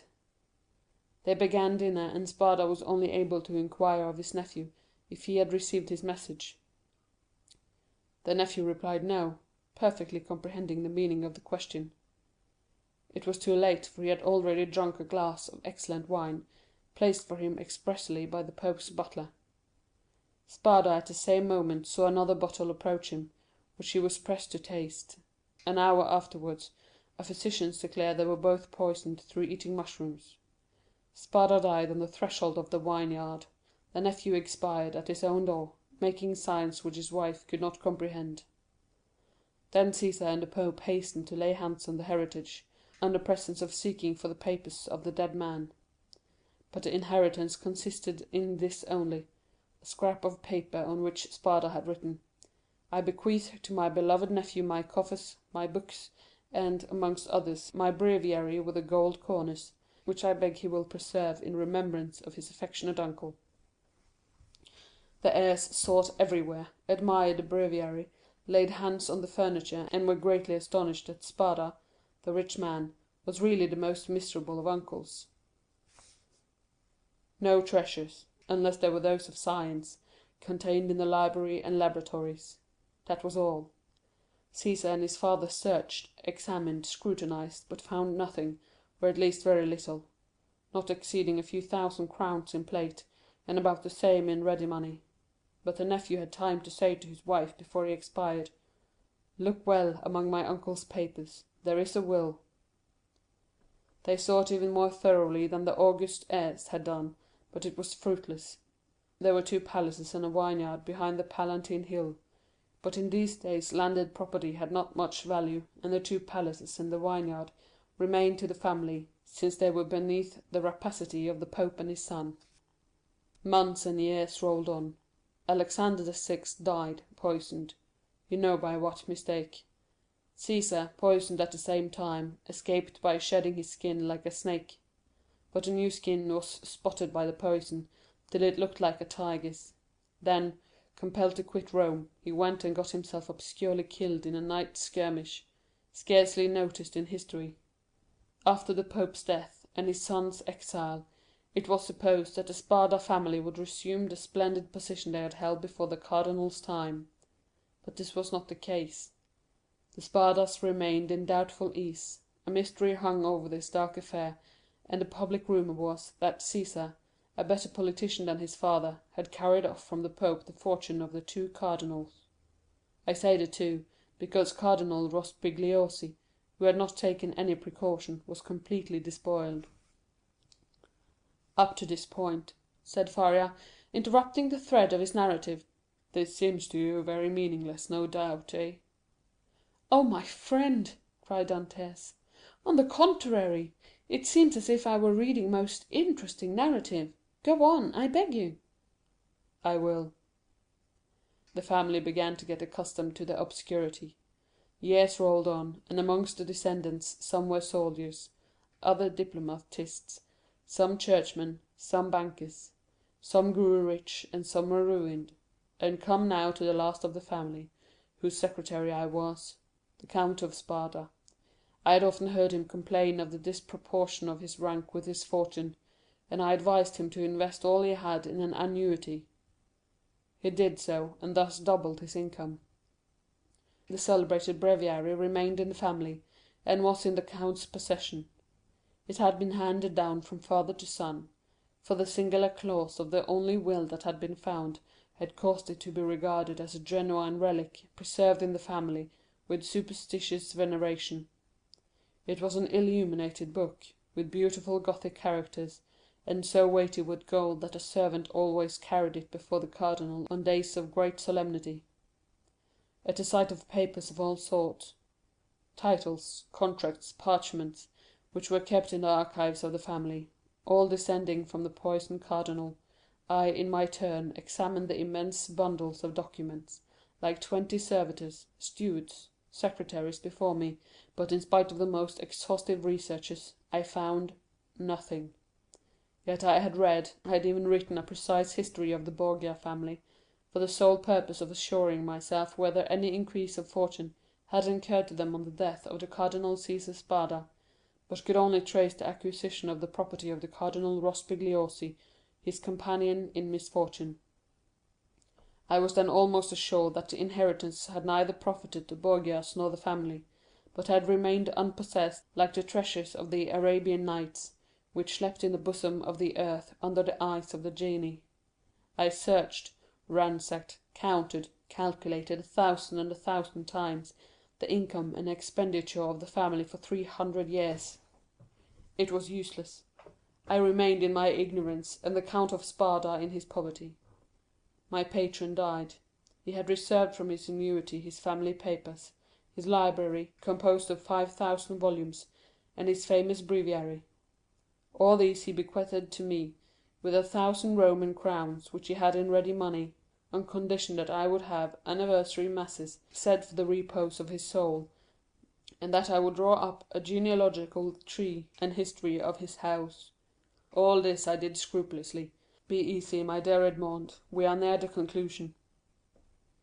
In 1807, a month before I was arrested, and a fortnight after the death of the Count of Spada, on the 25th of December, you will see presently how the date became fixed in my memory, I was reading, for the 1,000th time, the papers I was arranging, for the palace was sold to a stranger, and I was going to leave Rome and settle at Florence, intending to take with me 12,000 francs I possessed, my library, and the famous breviary, when, tired with my constant labour at the same thing, and overcome by a heavy dinner I had eaten, my head dropped on my hands, and I fell asleep about 3 o'clock in the afternoon. I awoke as the clock was striking 6. I raised my head. I was in utter darkness. I rang for a light, but as no one came, I determined to find one for myself. It was indeed but anticipating the simple manners which I should soon be under the necessity of adopting. I took a wax candle in one hand, and with the other groped about for a piece of paper, my matchbox being empty, with which I proposed to get a light from the small flame still playing on the embers. Fearing, however, to make use of any valuable piece of paper, I hesitated for a moment, then recollected that I had seen in the famous breviary, which was on the table beside me, an old paper quite yellow with age, which had served as a marker for centuries, kept there by the request of the heirs. I felt for it, found it, twisted it up together, and putting it into the expiring flame, set light to it. But beneath my finger, as if by magic, in proportion as the fire ascended, I saw yellowish characters appear on the paper. I grasped it in my hand, put out the flame as quickly as I could, lighted my taper in the fire itself, and opened the crumpled paper with inexpressible emotion, recognizing, when I had done so, that these characters had been traced in mysterious and sympathetic ink, only appearing when exposed to the fire. Nearly 1/3 of the paper had been consumed by the flame. It was the paper you read this morning. Read it again, Dantès, and then I will complete for you the incomplete words and unconnected sense." Faria, with an air of triumph, offered the paper to Dantès, who this time read the following words, traced with an ink of a reddish color resembling rust: "This 25th of April, 1498, be Alexander VI, and fearing that not he may desire to become my heir, and Bentivoglio, who were poisoned, my sole heir, that I have and has visited with me, that is, in island of Monte Cristo, all I jewels, diamonds, gems, that I alone may amount to nearly 2 will find on raising the 20th creek to the east in a right line, 2 open in these caves, the treasure is in the furthest which treasure I bequeath and leave as my sole heir. 25th of April, 1498. Cease.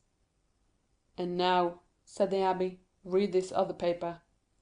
And he presented to Dantès a second leaf, with fragments of lines written on it, which Edmond read as follows: Invited to dine by his holiness. Content with making me pay for my hat. Serves for me the fate of Cardinals Caprara. I declare to my nephew Guido Spada. Ride in a place he knows. The caves of the small. Est of ingots, gold, money. Know of the existence of this treasure which lines of Roman crowns, and which she from the small inks have been made. Ngle in the second. Tie to him. A Spada. Faria followed him with an excited look. And now, he said, when he saw that Dantès had read the last line, put the 2 fragments together, and judge for yourself. Dantès obeyed, and the conjoined pieces gave the following: This 25th day of April, 1498, being invited to dine by his holiness Alexandre VI, and fearing that not content with making me pay for my hat, he may desire to become my heir, and reserves for me the fate of Cardinals Caprara and Bentivoglio, who were poisoned, I declare to my nephew Guido Spada, my sole heir, that I have buried in a place he knows and has visited with me, that is, in the caves of the small island of Monte Cristo, all I possessed of ingots, gold, money, jewels, diamonds, gems, that I alone know of the existence of this treasure, which may amount to nearly 2 millions of Roman crowns, and which he will find on raising the 20th rock from the small creek to the east in a right line. 2 openings have been made in these caves, the treasure is in the furthest angle in the second, which treasure I bequeath and leave entire to him as my sole heir. 25th of April, 1498. Cæsar Spada. Well, do you comprehend now? Inquired Faria.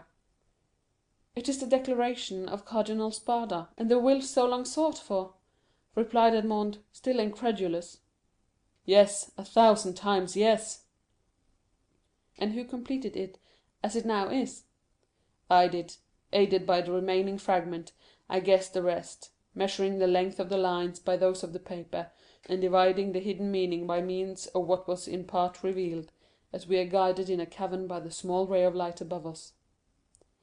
And what did you do when you arrived at this conclusion? I resolved to set out, and did set out at that very instant, carrying with me the beginning of my great work, the unity of the Italian kingdom. But for some time the imperial police, who at this period, quite contrary to what Napoleon desired so soon as he had a son born to him, wished for a partition of provinces, had their eyes on me, and my hasty departure, the cause of which they were unable to guess, having aroused their suspicion, I was arrested at the very moment I was leaving Piombino. Now, continued Faria, addressing Dantès with an almost paternal expression, now, my dear fellow, you know as much as I do myself. If we ever escape together, half this treasure is yours. If I die here and you escape alone, the whole belongs to you. But, inquired Dantès, hesitating, has this treasure no more legitimate possessor in the world than ourselves? No, no, be easy on that score. The family is extinct. The last Count of Spada, moreover, made me his heir, bequeathing to me this symbolic breviary. He bequeathed to me all it contained. No, no, make your mind satisfied on that point. If we lay hands on this fortune, we may enjoy it without remorse. And you say this treasure amounts to 2 millions of Roman crowns, nearly 13 millions of our money. Footnote: $2,600,000 in 1894. Impossible! Said Dantès, staggered at the enormous amount. Impossible? And why? Asked the old man. The Spada family was one of the oldest and most powerful families in the 15th century, and in those times, when other opportunities of investment were wanting, such accumulations of gold and jewels were by no means rare. There are at this day Roman families perishing of hunger, though possessed of nearly 1 million in diamonds and jewels, handed down by entail, and which they cannot touch. Edmond thought he was in a dream. He wavered between incredulity and joy. "I have only kept this secret so long from you," continued Faria, "that I might test your character, and then surprise you. Had we escaped before my attack of catalepsy, I should have conducted you to Monte Cristo. Now," he added with a sigh, "it is you who will conduct me thither. Well, Dantès, you do not thank me?" "This treasure belongs to you, my dear friend," replied Dantès, "and to you only. I have no right to it. I am no relation of yours." "You are my son, Dantès," exclaimed the old man. "You are the child of my captivity. My profession condemns me to celibacy. God has sent you to me to console, at one and the same time, the man who could not be a father, and the prisoner who could not get free." And Faria extended the arm of which alone the use remained to him to the young man, who threw himself upon his neck and wept. End of Chapter 18. Recording by Christine G. in Oslo, Norway, the 28th of February, 2012.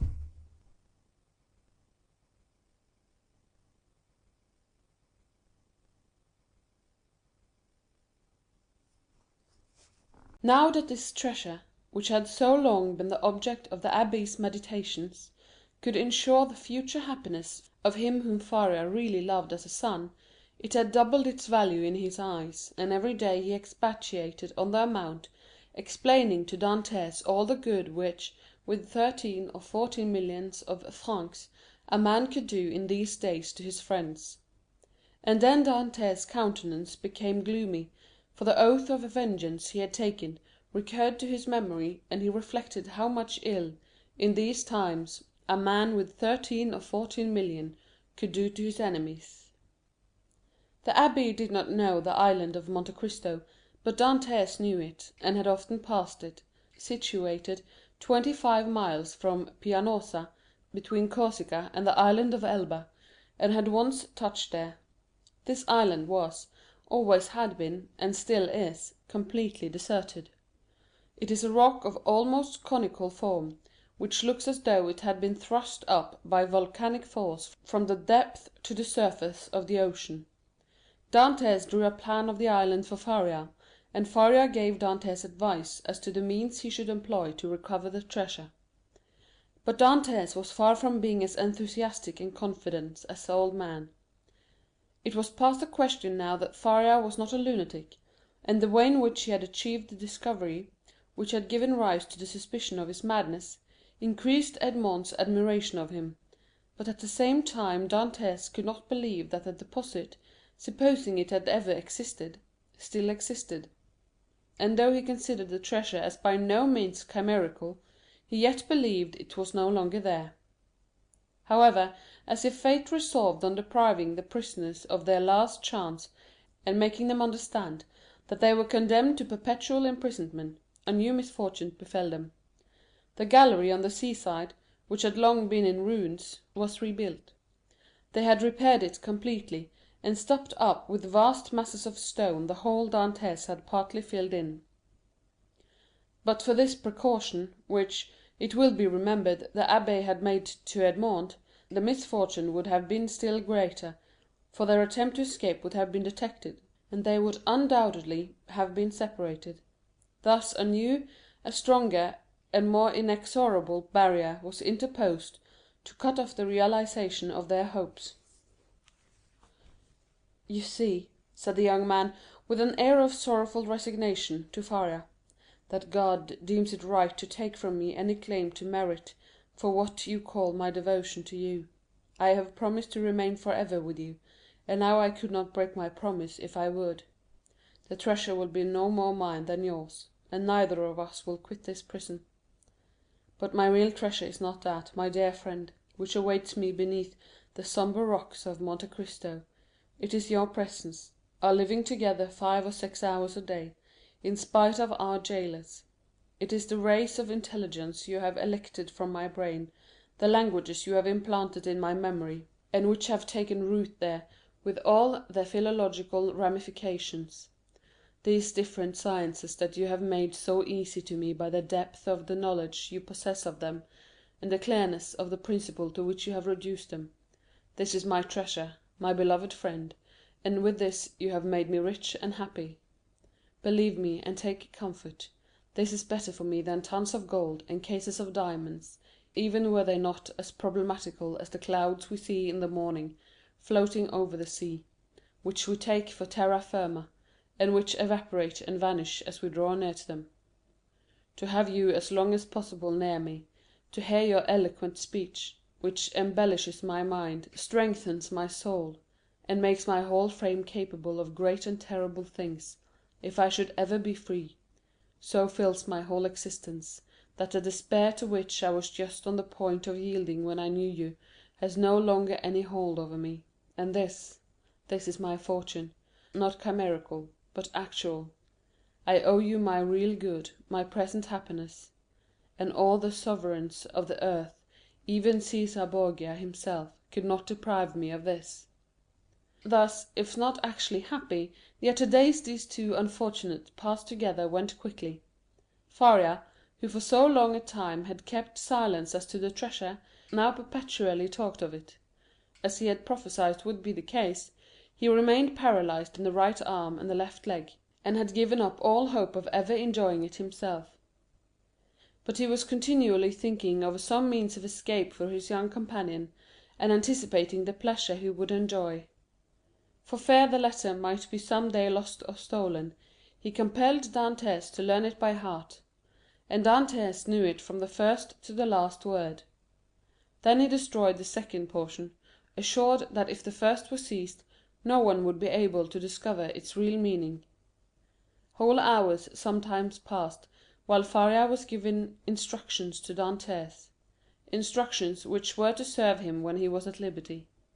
Then, once free from the day and hour and moment when he was so, he could have but one only thought, which was, to gain Monte Cristo by some means, and remain there alone under some pretext which would arouse no suspicion, and once there to endeavor to find the wonderful caverns, and search in the appointed spot, be it remembered, being the farthest angle in the second opening. In the meanwhile the hours passed, if not rapidly, at least tolerably. Faria, as we have said, without having recovered the use of his hand and foot, has regained all the clearness of his understanding, and had gradually, besides the moral instructions we have detailed, taught his youthful companion the patient and sublime duty of a prisoner who learns to make something from nothing. They were thus perpetually employed. Faria, that he might not see himself grow old; Dantès, for fear of recalling the almost extinct past, which now only floated in his memory like a distant light wandering in the night. So life went on for them, as it does for those who are not victims of misfortune, and whose activities glide along mechanically and tranquilly beneath the eye of Providence.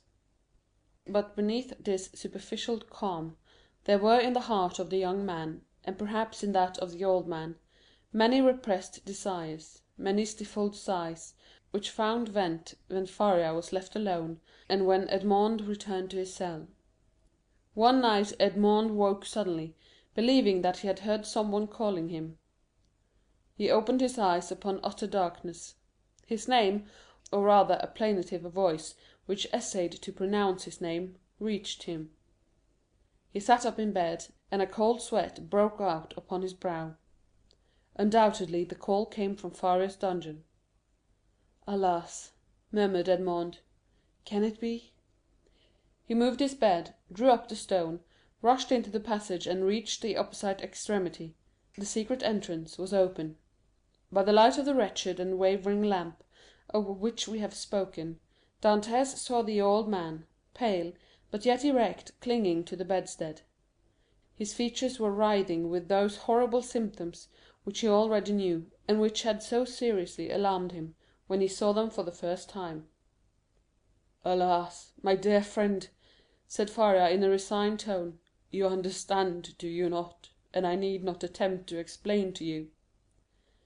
Edmond uttered a cry of agony, and, quite out of his senses, rushed towards the door, exclaiming, "Help! Help!"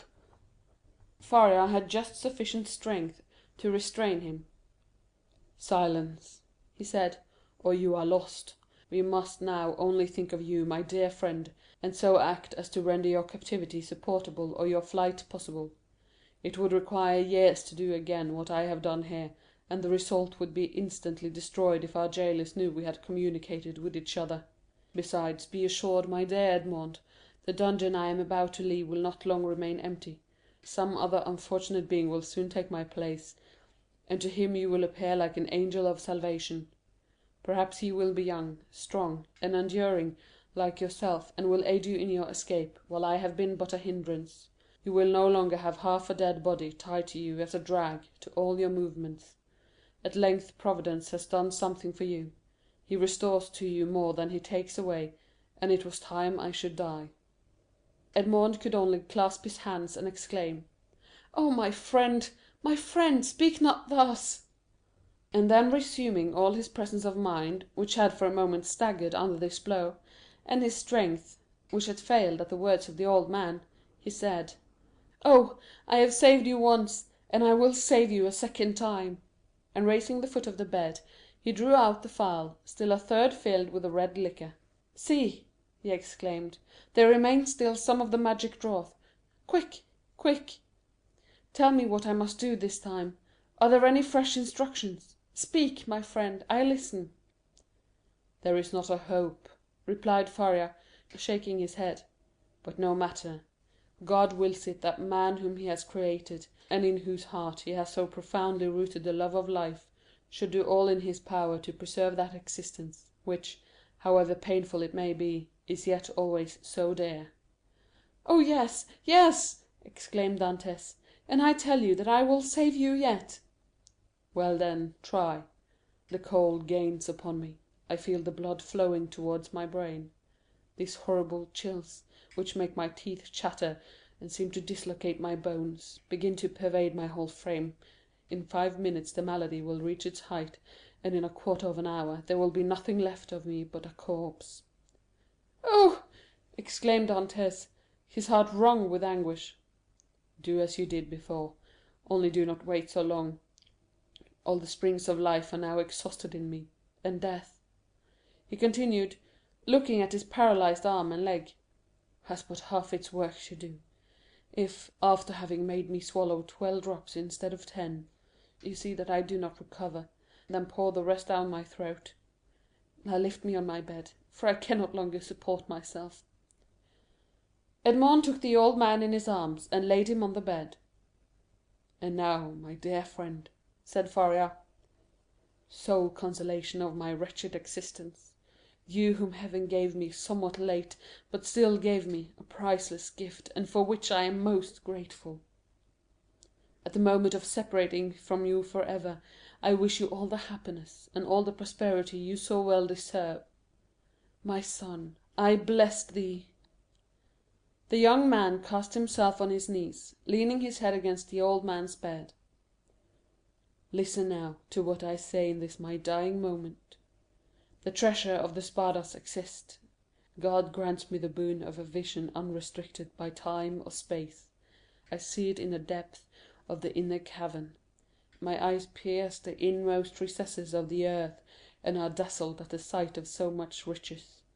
If you do escape, remember that the poor abbé, whom all the world called mad, was not so. Hasten to Monte Cristo, avail yourself of the fortune, for you have indeed suffered long enough." A violent convulsion attacked the old man. Dantès raised his head and saw Faria's eyes injected with blood. It seemed as if a flow of blood had ascended from the chest to the head. "Adieu, adieu," murmured the old man, clasping Edmond's hand convulsively. "Adieu!" "Oh, no, no, not yet!" he cried. "Do not forsake me! Oh, succor him! Help! Help! Help!" "Hush, hush," murmured the dying man, "that they may not separate us if you save me." "You are right. Oh, yes, yes, be assured I shall save you. Besides, although you suffer much, you do not seem to be in such agony as you were before." "Do not mistake. I suffer less because there is in me less strength to endure. At your age we have faith in life. It is the privilege of youth to believe and hope. But all men see death more clearly. Oh, 'tis here, 'tis here, 'tis over. My sight is gone, my senses fail. Your hand, Dantès. Adieu, adieu!"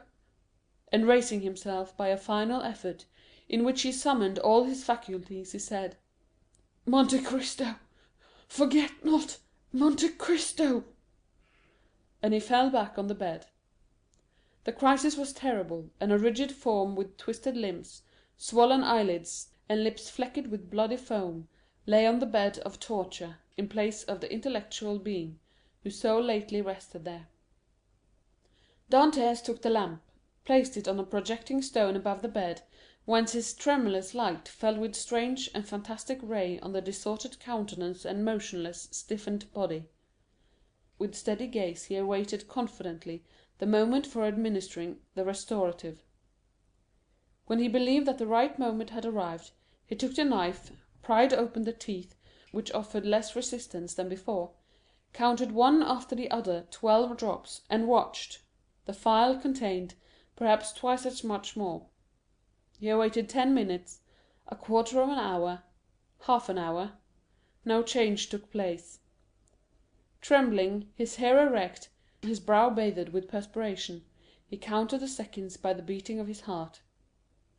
Then he thought it was time to make the last trial, and put the phial to the purple lips of Faria, and without having occasion to force open his jaws, which had remained extended, pour the whole of the liquid down his throat.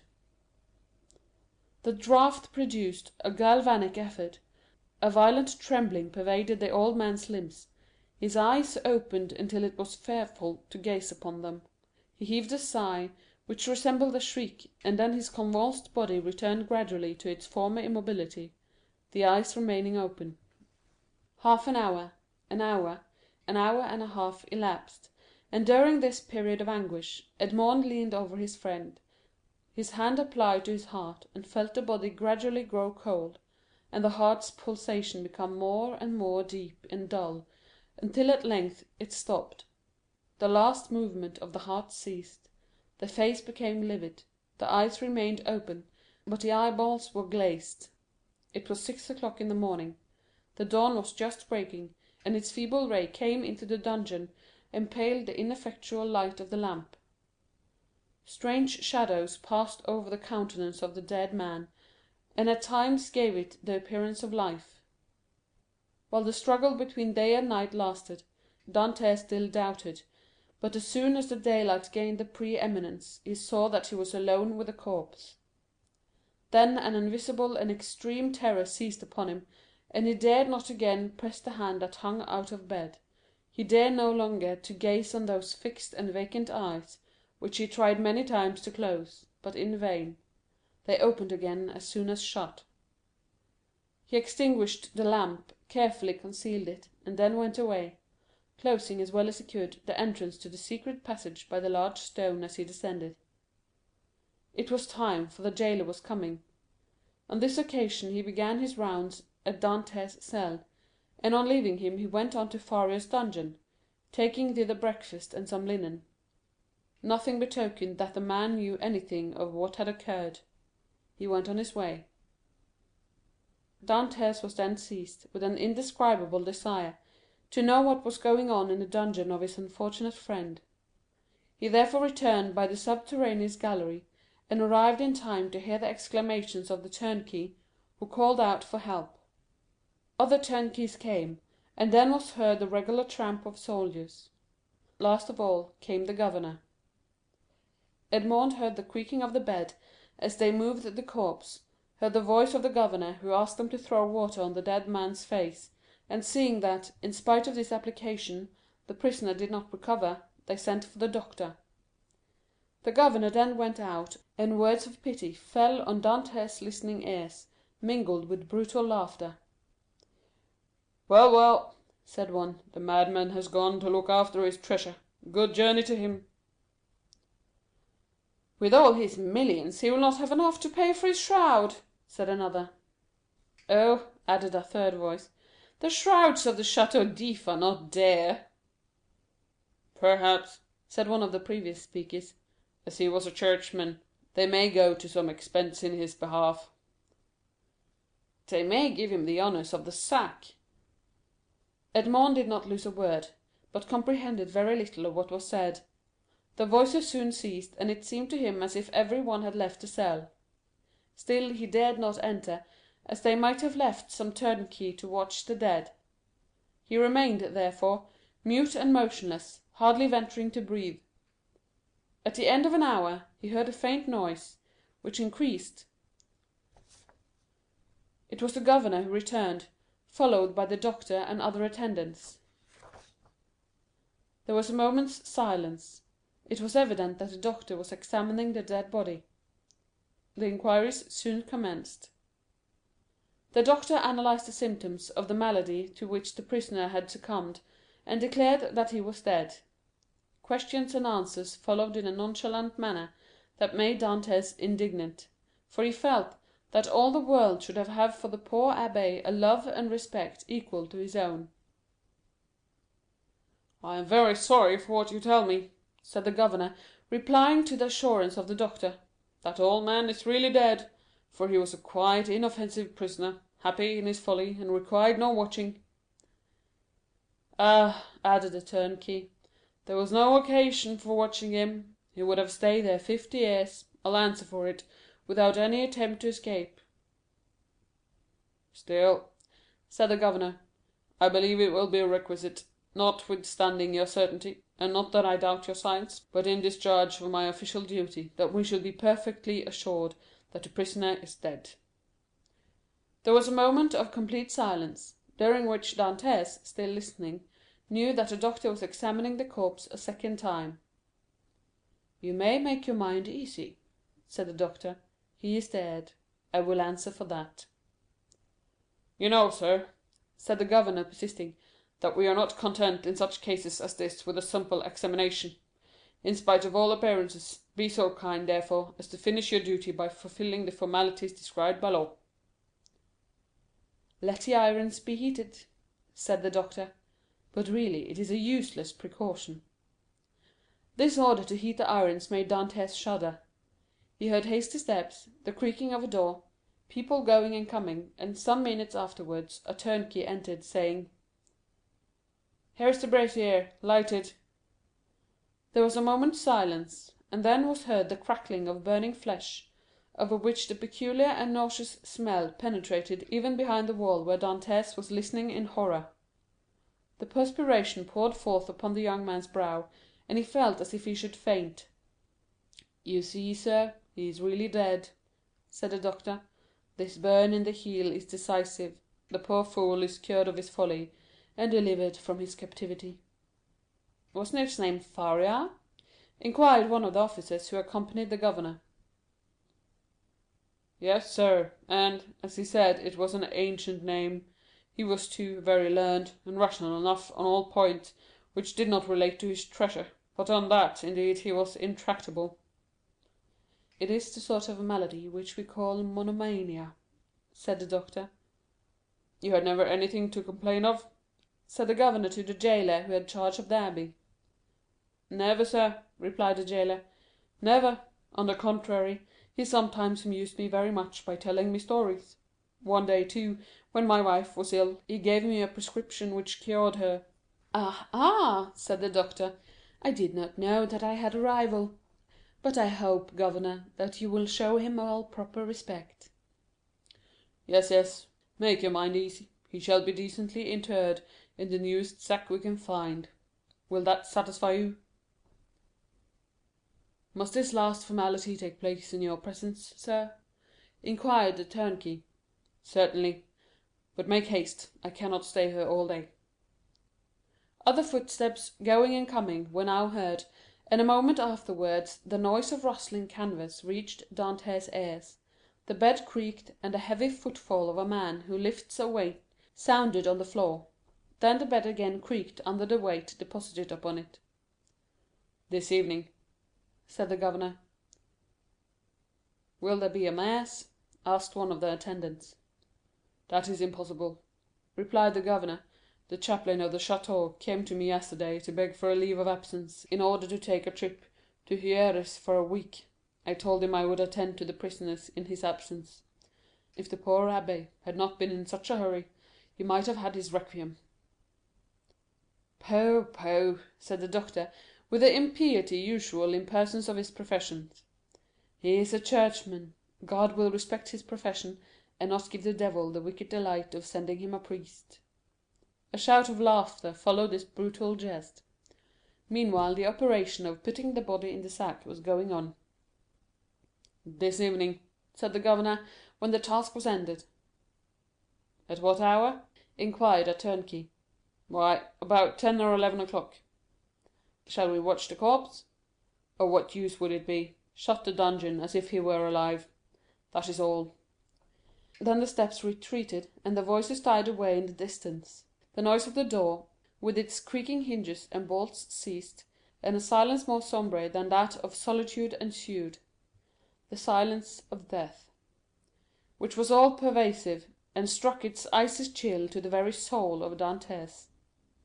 Then he raised the flagstone cautiously with his head, and looked carefully around the chamber. It was empty, and Dantès emerged from the tunnel. End of chapter 19. Recording by Christine G. in Oslo, Norway, the 28th of February, 2012.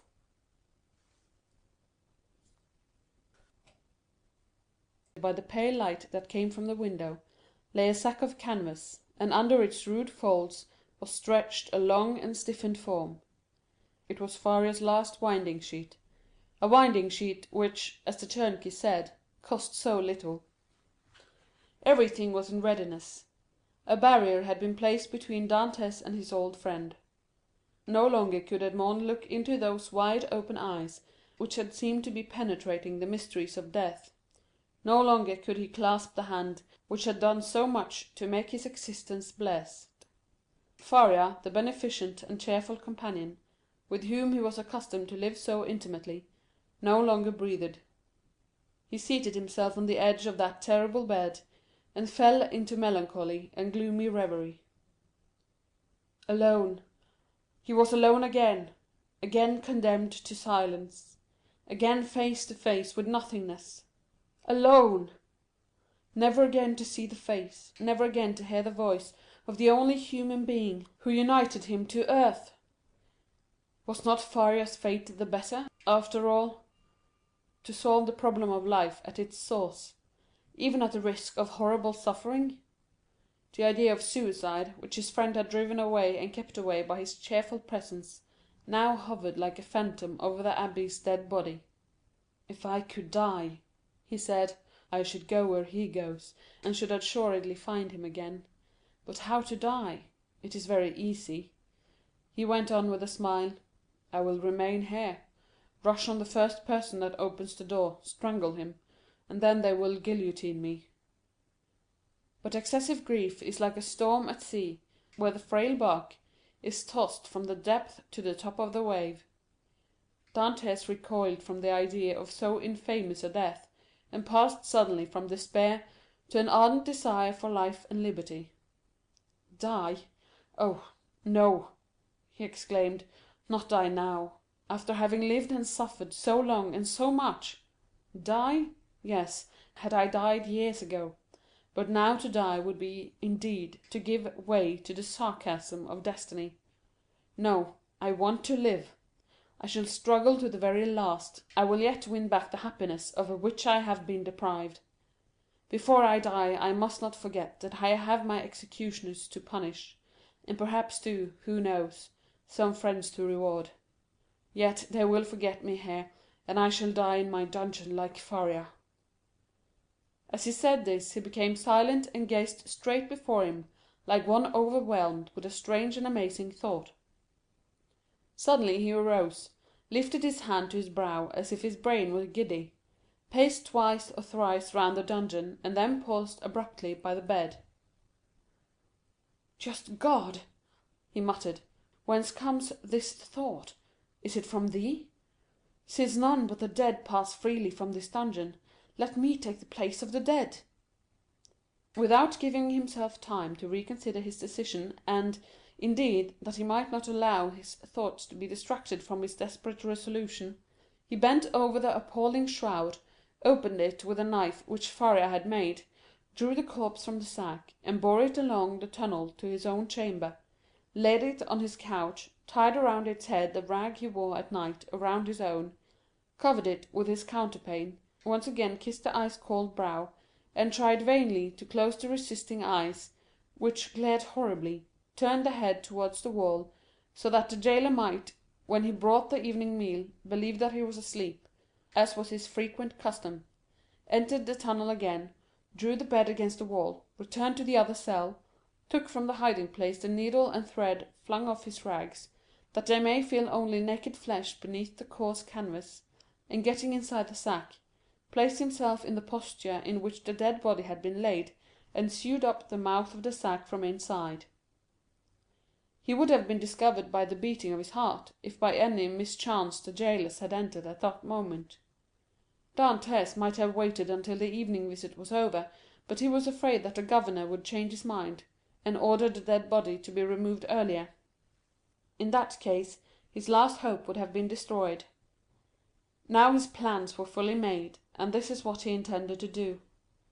If while he was being carried out, the gravediggers should discover that they were bearing a live instead of a dead body, Dantès did not intend to give them time to recognize him, but with a sudden cut of the knife, he meant to open the sack from top to bottom, and, profiting by their alarm, escape. If they tried to catch him, he would use his knife to better purpose. If they took him to the cemetery and laid him in a grave, he would allow himself to be covered with earth, and then, as it was night, the gravediggers could scarcely have turned their backs before he would have worked his way through the yielding soil and escaped. He hoped that the weight of the earth would not be so great that he could not overcome it. If he was detected in this, and the earth proved too heavy, he would be stifled, and then, so much the better, all would be over. Dantès had not eaten since the preceding evening, but he had not thought of hunger, nor did he think of it now. His situation was too precarious to allow him even time to reflect on any thought but one. The first risk that Dantès ran was, that the jailer, when he brought him his supper at 7 o'clock, might perceive the change that had been made.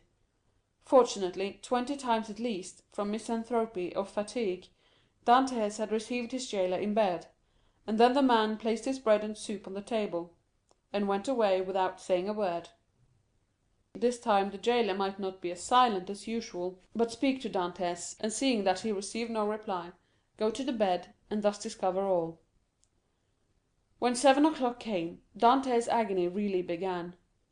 His hand placed upon his heart was unable to redress its throbbings, while with the other he wiped the perspiration from his temples. From time to time chills ran through his whole body, and clutched his heart in a grasp of ice. Then he thought he was going to die. Yet the hours passed on without any unusual disturbance, and Dantès knew that he had escaped the first peril. It was a good augury. At length, about the hour the governor had appointed, footsteps were heard on the stairs. Edmond felt that the moment had arrived, summoned up all his courage, held his breath, and would have been happy if at the same time he could have repressed the throbbing of his veins. The footsteps, they were double, paused at the door, and Dantès guessed that the two gravediggers had come to seek him. This idea was soon converted into certainty when he heard the noise they made in putting down the hand bier. The door opened, and a dim light reached Dantès' eyes through the coarse sack that covered him.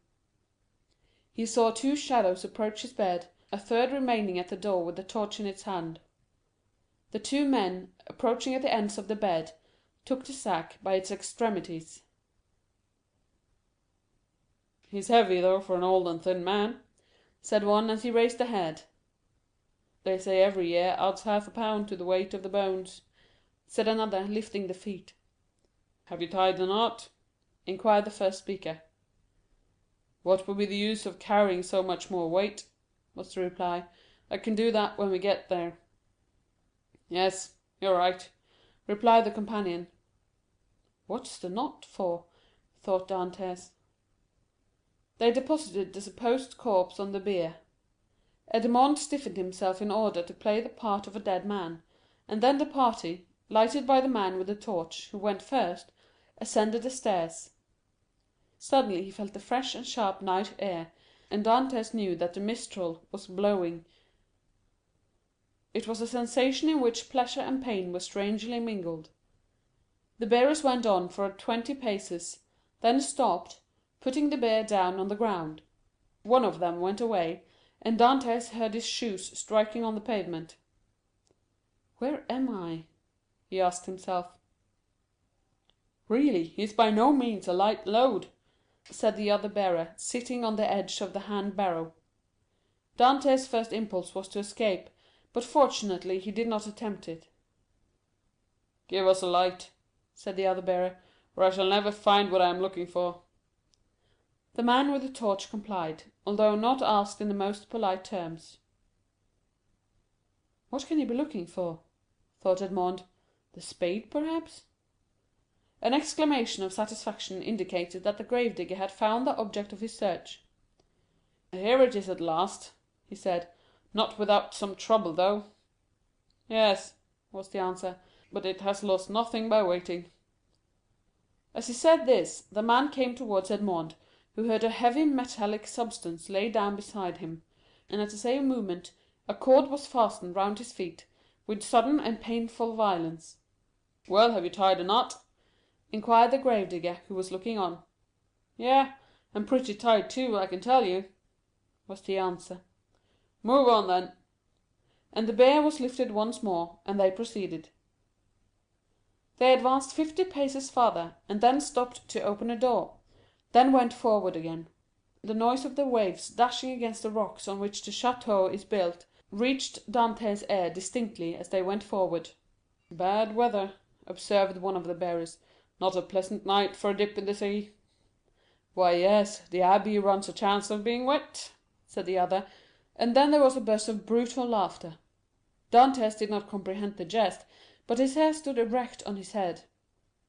"Well, here we are at last," said one of them. "A little farther, a little farther," said the other. "You know very well the last was stopped on his way, dashed on the rocks, and the governor told us next day that we were careless fellows."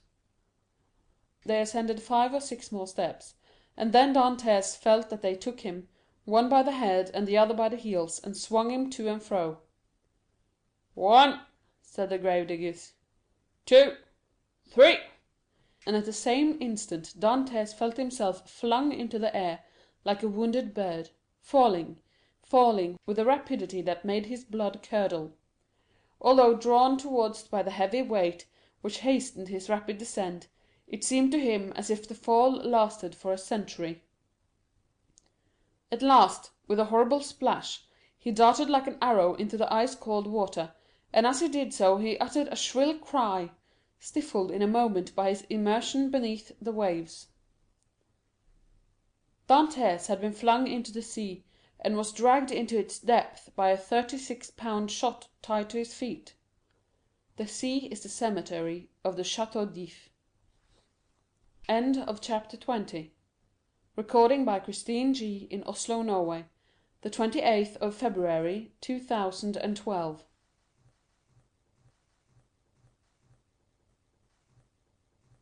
Presence of mind to hold his breath, and as his right hand, prepared as he was for every chance, held his knife open, he rapidly ripped up the sack, extricated his arm, and then his body, but in spite of all his efforts to free himself from the shot, he still felt it dragging him down still lower.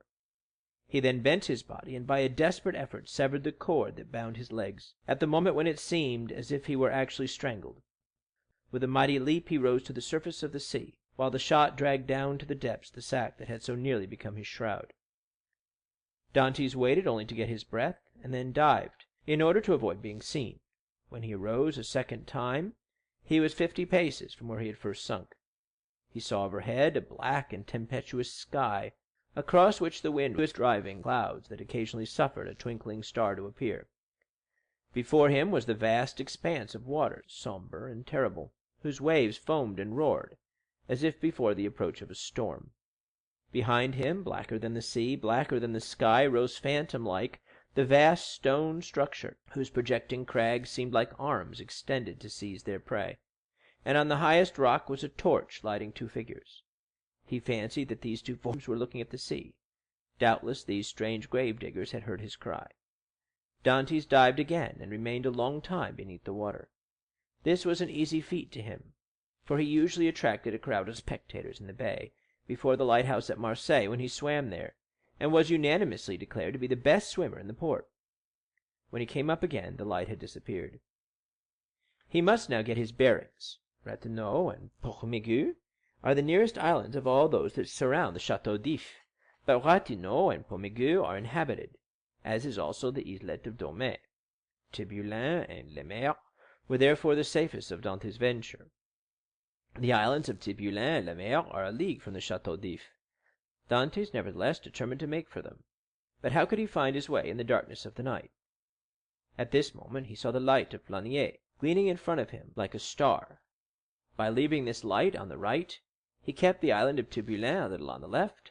By turning to the left, therefore, he would find it. But as we have said, it was at least a league from the Château d'If to this island. Often in prison Faria had said to him, when he saw him idle and inactive, "Dante, you must not give way to this listlessness.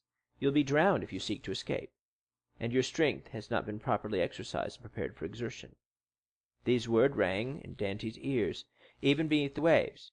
If he hastened to cleave his way through them to see if he had not lost his strength, he found with pleasure that his captivity had taken away nothing of his power, and that he was still master of that element on whose bosom he had so often sported as a boy. Fear, that relentless pursuer, clogged Dantès' efforts. He listened for any sound that might be audible, and every time that he rose to the top of a wave he scanned the horizon, and strove to penetrate the darkness. He fancied that every wave behind him was a pursuing boat, and he redoubled his exertions, increasing rapidly his distance from the château, but exhausting his strength. He swam on still, and already the terrible château had disappeared in the darkness. He could not see it, but he felt its presence. An hour passed, during which Dantès, excited by the feeling of freedom, continued to cleave the waves. "Let us see," said he. "I have swum above an hour, but as the wind is against me, that has retarded my speed. However, if I am not mistaken, I must be close to Tiboulen. But what if I were mistaken?" A shudder passed over him. He sought to tread water in order to rest himself, but the sea was too violent, and he felt that he could not make use of this means of recuperation. "Well," said he, "I will swim on till I am worn out, or the cramp seizes me, and then I shall sink." And he struck out with the energy of despair. Suddenly the sky seemed to him to become still darker and more dense, and heavy clouds seemed to sweep toward him. At the same time he felt a sharp pain in his knee. He fancied for a moment that he had been shot, and listened for the report, but he heard nothing. Then he put out his hand and encountered an obstacle, and with another stroke knew that he had gained the shore. Before him rose a grotesque mass of rocks that resembled nothing so much as a vast fire petrified at the moment of its most fervent combustion. It was the island of Tiboulen. Dantès rose, advanced a few steps, and with a fervent prayer of gratitude stretched himself on the granite, which seemed to him softer than down. Then, in spite of the wind and rain, he fell into the deep, sweet sleep of utter exhaustion. At the expiration of an hour, Edmond was awakened by the roar of thunder. The tempest was let loose, and beating the atmosphere with its mighty wings, a plan was formed. He swam to the cap, placed it on his head, seized one of the timbers, and struck out so as to cut across the course of the vessel he was taking. "I am saved," murmured he, and this conviction restored his strength. He saw that the vessel, with the wind dead ahead, was tacking between the Château d'If and the Tower of Planier. For an instant he feared lest instead of keeping in shore she should stand out to sea. But he soon saw that she would pass, like most vessels bound for Italy, between the vessels of Jaros and Castelraine, However, the vessel and the swimmer insensibly neared one another, and in one of its tacks the tartan bore down within a quarter of a mile of him.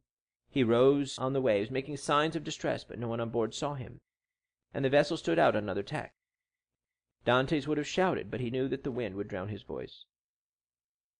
It was then he rejoiced at his precaution in taking the timber, for without it he would have been unable, perhaps, to reach the vessel, certainly to return to shore, should he be unsuccessful in attracting attention. Dantès, although almost sure as to what course the vessel would take, had yet watched it anxiously until it tacked and stood toward him. Then he advanced, but before they could meet, the vessel again changed her course. By a violent effort he rose half out of the water, waved his cap, and uttered a loud shout peculiar to sailors. This time he was both seen and heard, and the tartan instantly steered toward him.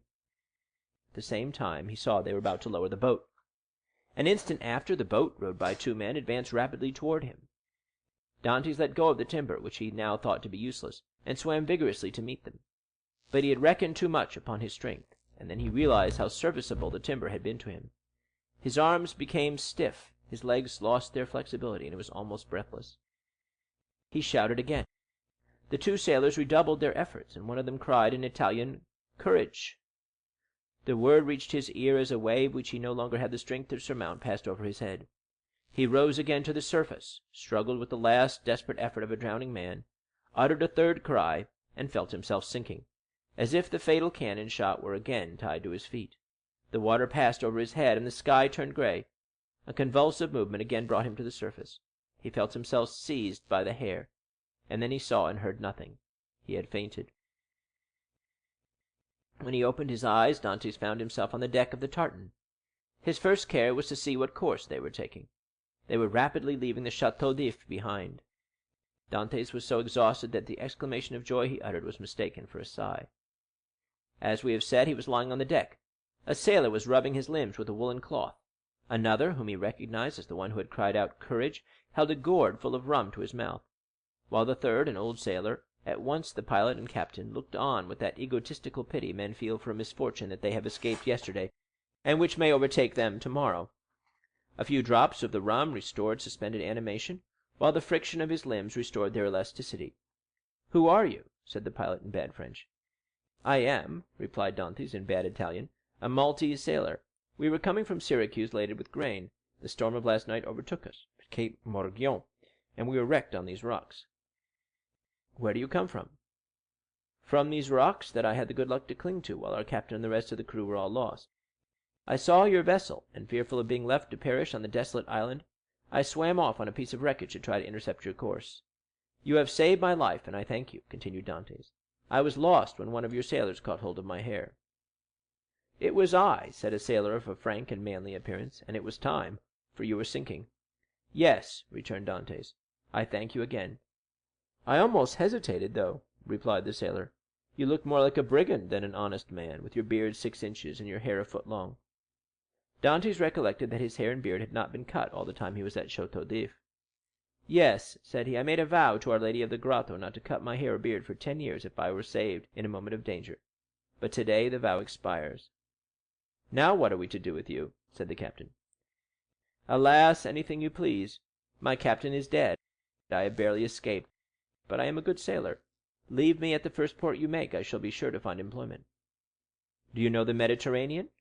"I have sailed over it since my childhood." "You know the best harbors?" "There are few ports that I could not enter or leave with a bandage over my eyes."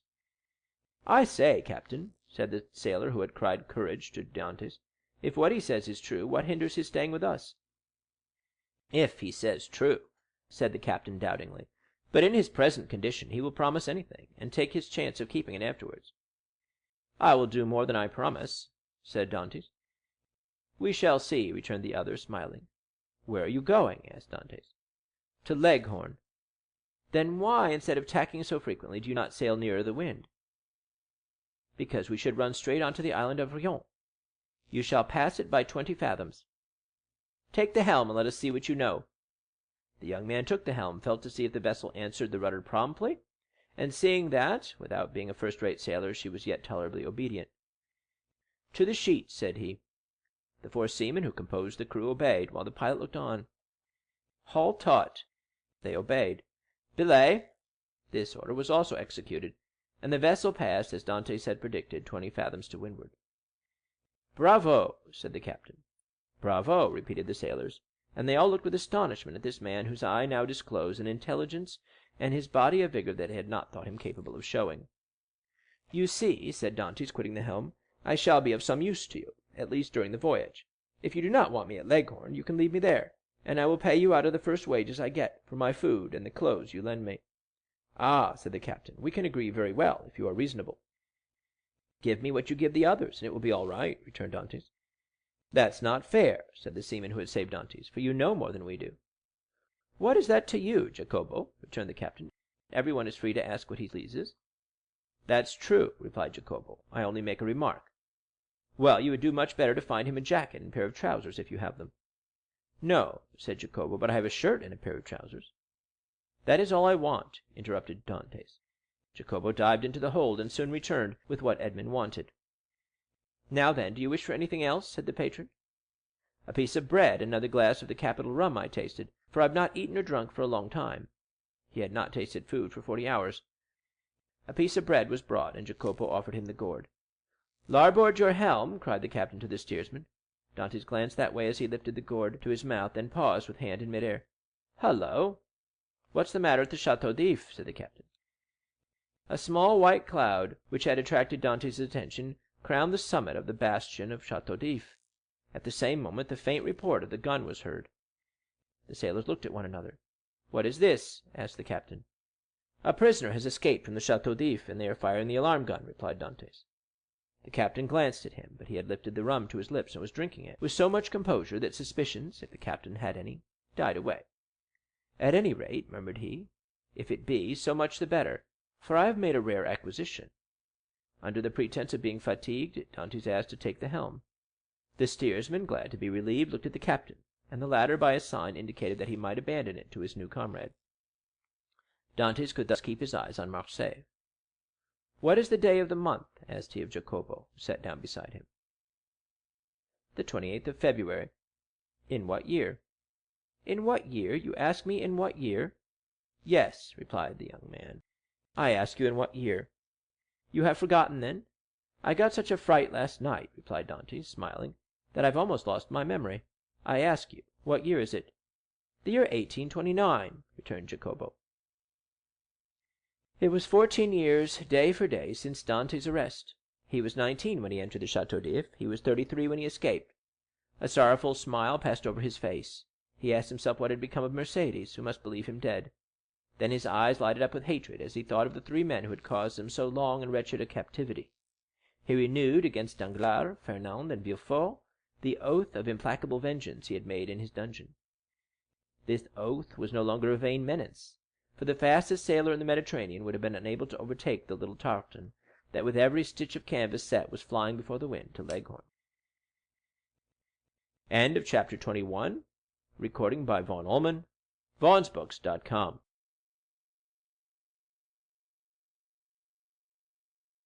The Count of Monte Cristo by Alexandre Dumas. Chapter 22. The Smugglers. Dantès had not been a day on board before he had a very clear idea of the men with whom his lot had been cast.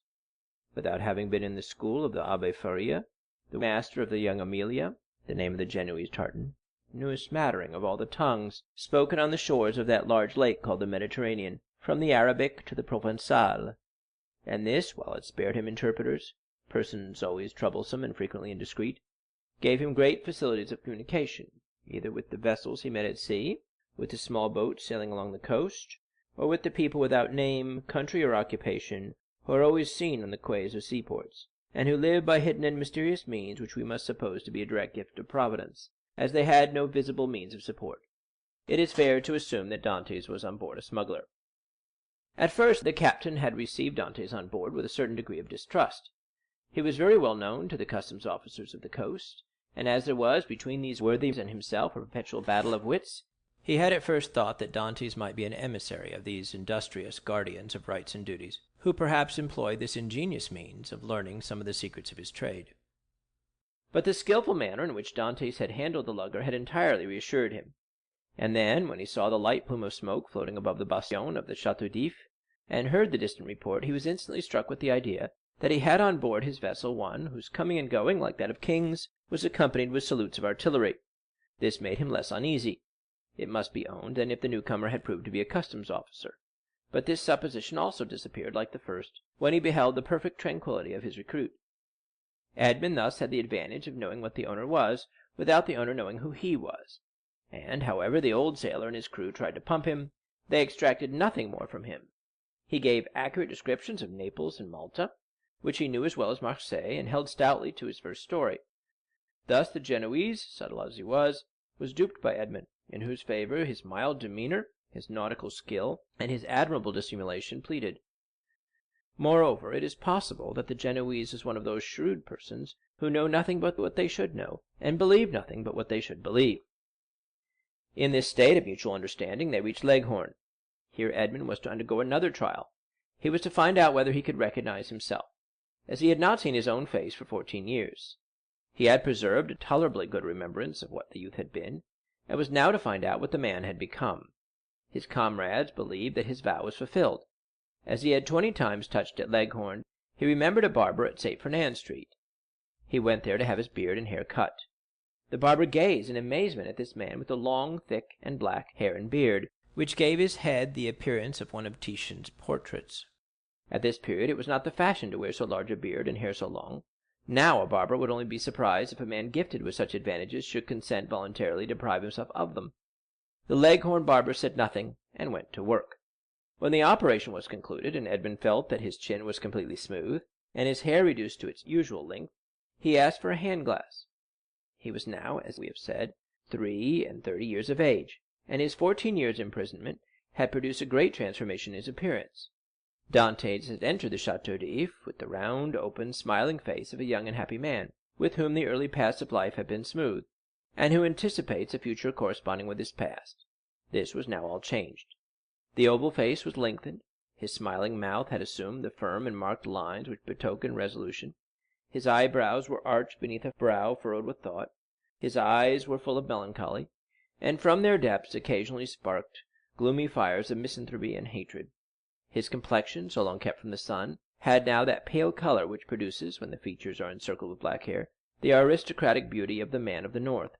The profound learning he had acquired had besides diffused over his features a refined intellectual expression, and he had also acquired, being naturally of a goodly stature, that vigor which a frame possesses which has so long concentrated all its force within itself.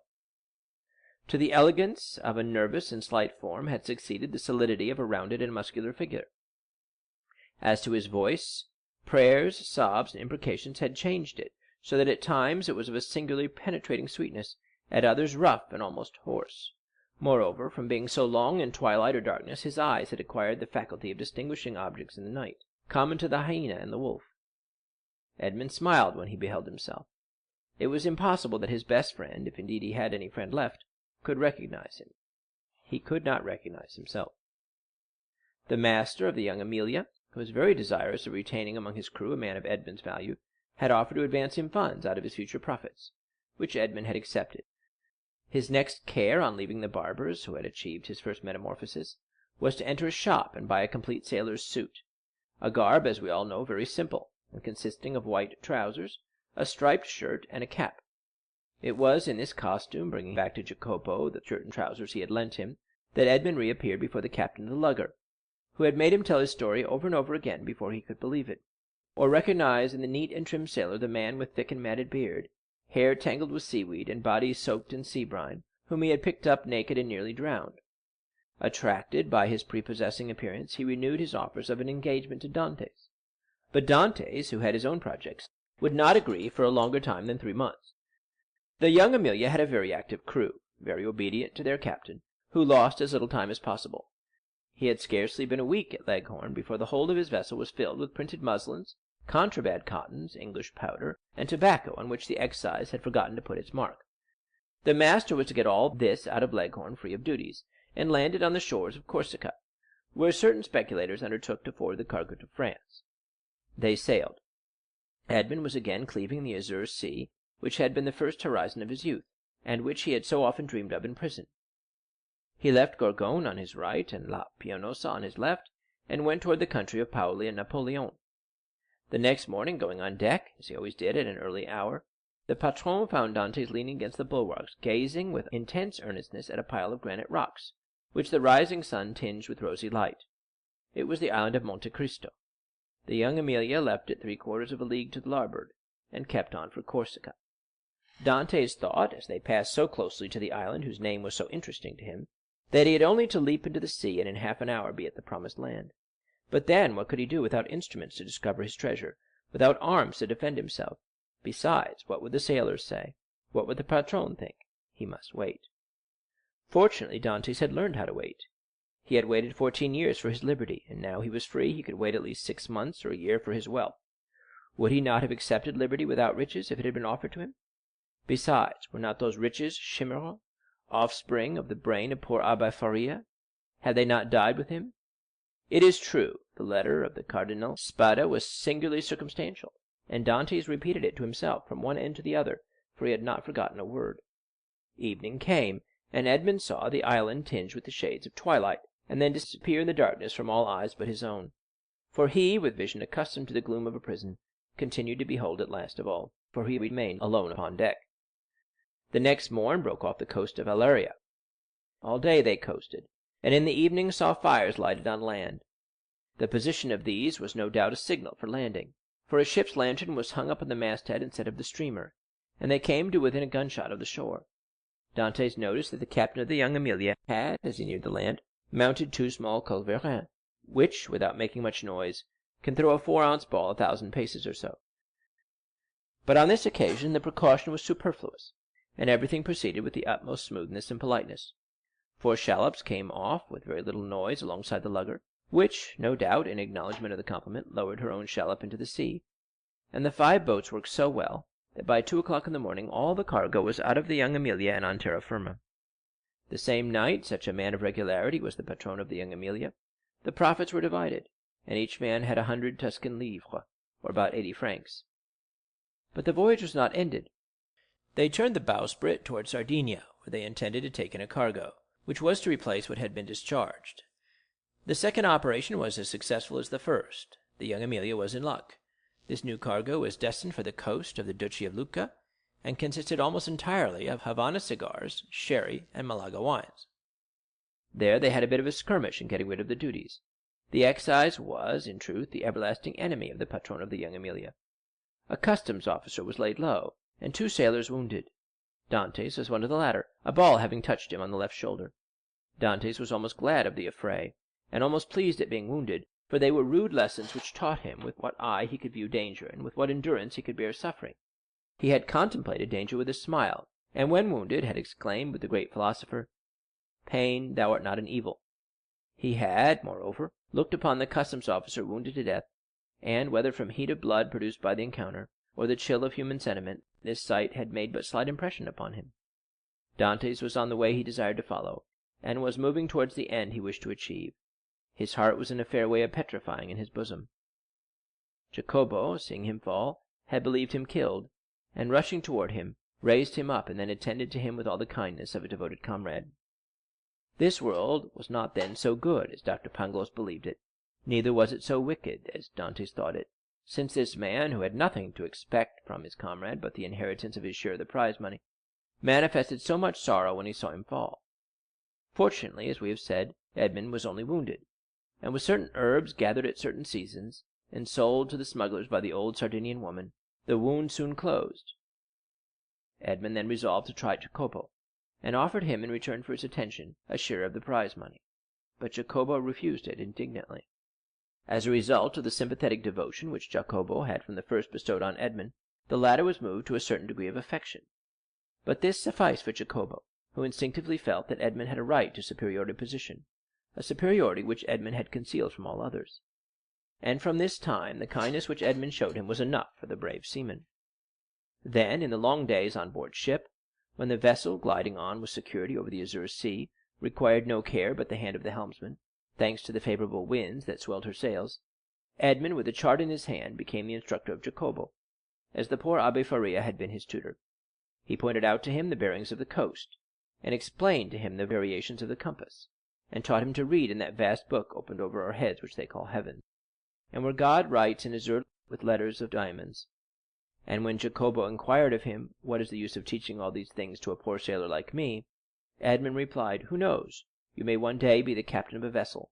Your fellow countryman Bonaparte became emperor." We had forgotten to say that Jacopo was a Corsican.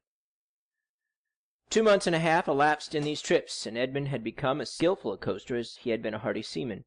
He had formed an acquaintance with all the smugglers on the coast, and learned all the Masonic signs by which these half-pirates recognized each other. He had passed and repassed his island of Monte Cristo 20 times, but not once had he found an opportunity of landing there. He then formed a resolution.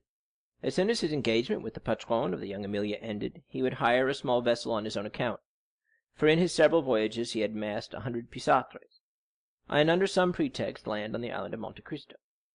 Then he would be free to make his researches. Not perhaps entirely at liberty, for he would be doubtless watched by those who accompanied him, but in this world we must risk something.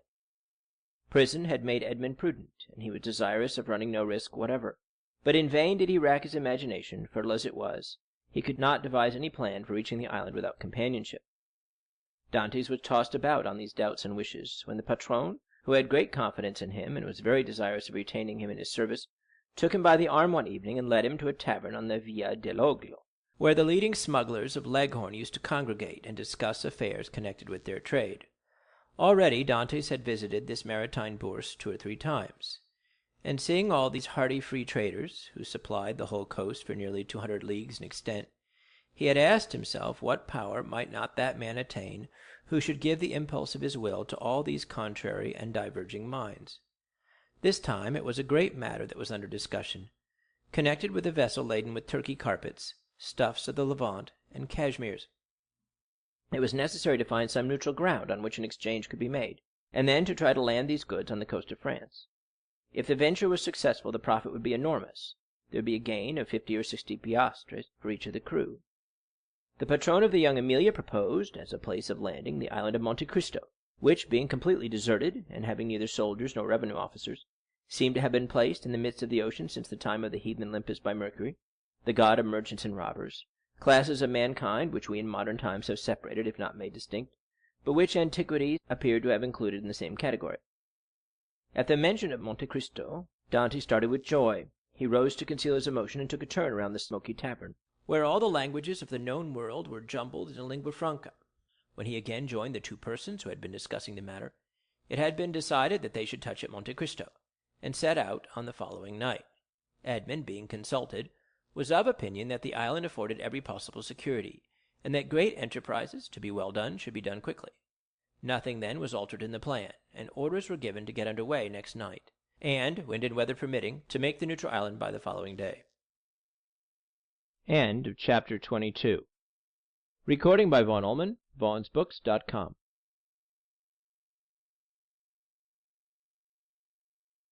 The Count of Monte Cristo by Alexandre Dumas. Chapter 23. The Island of Monte Cristo. Thus, at length, by one of the unexpected strokes of fortune which sometimes befall those who have, for a long time, been the victims of an evil destiny, Dantès was about to secure the opportunity he wished for, by simple and natural means, and land on the island without incurring any suspicion. One night more, and he would be on his way.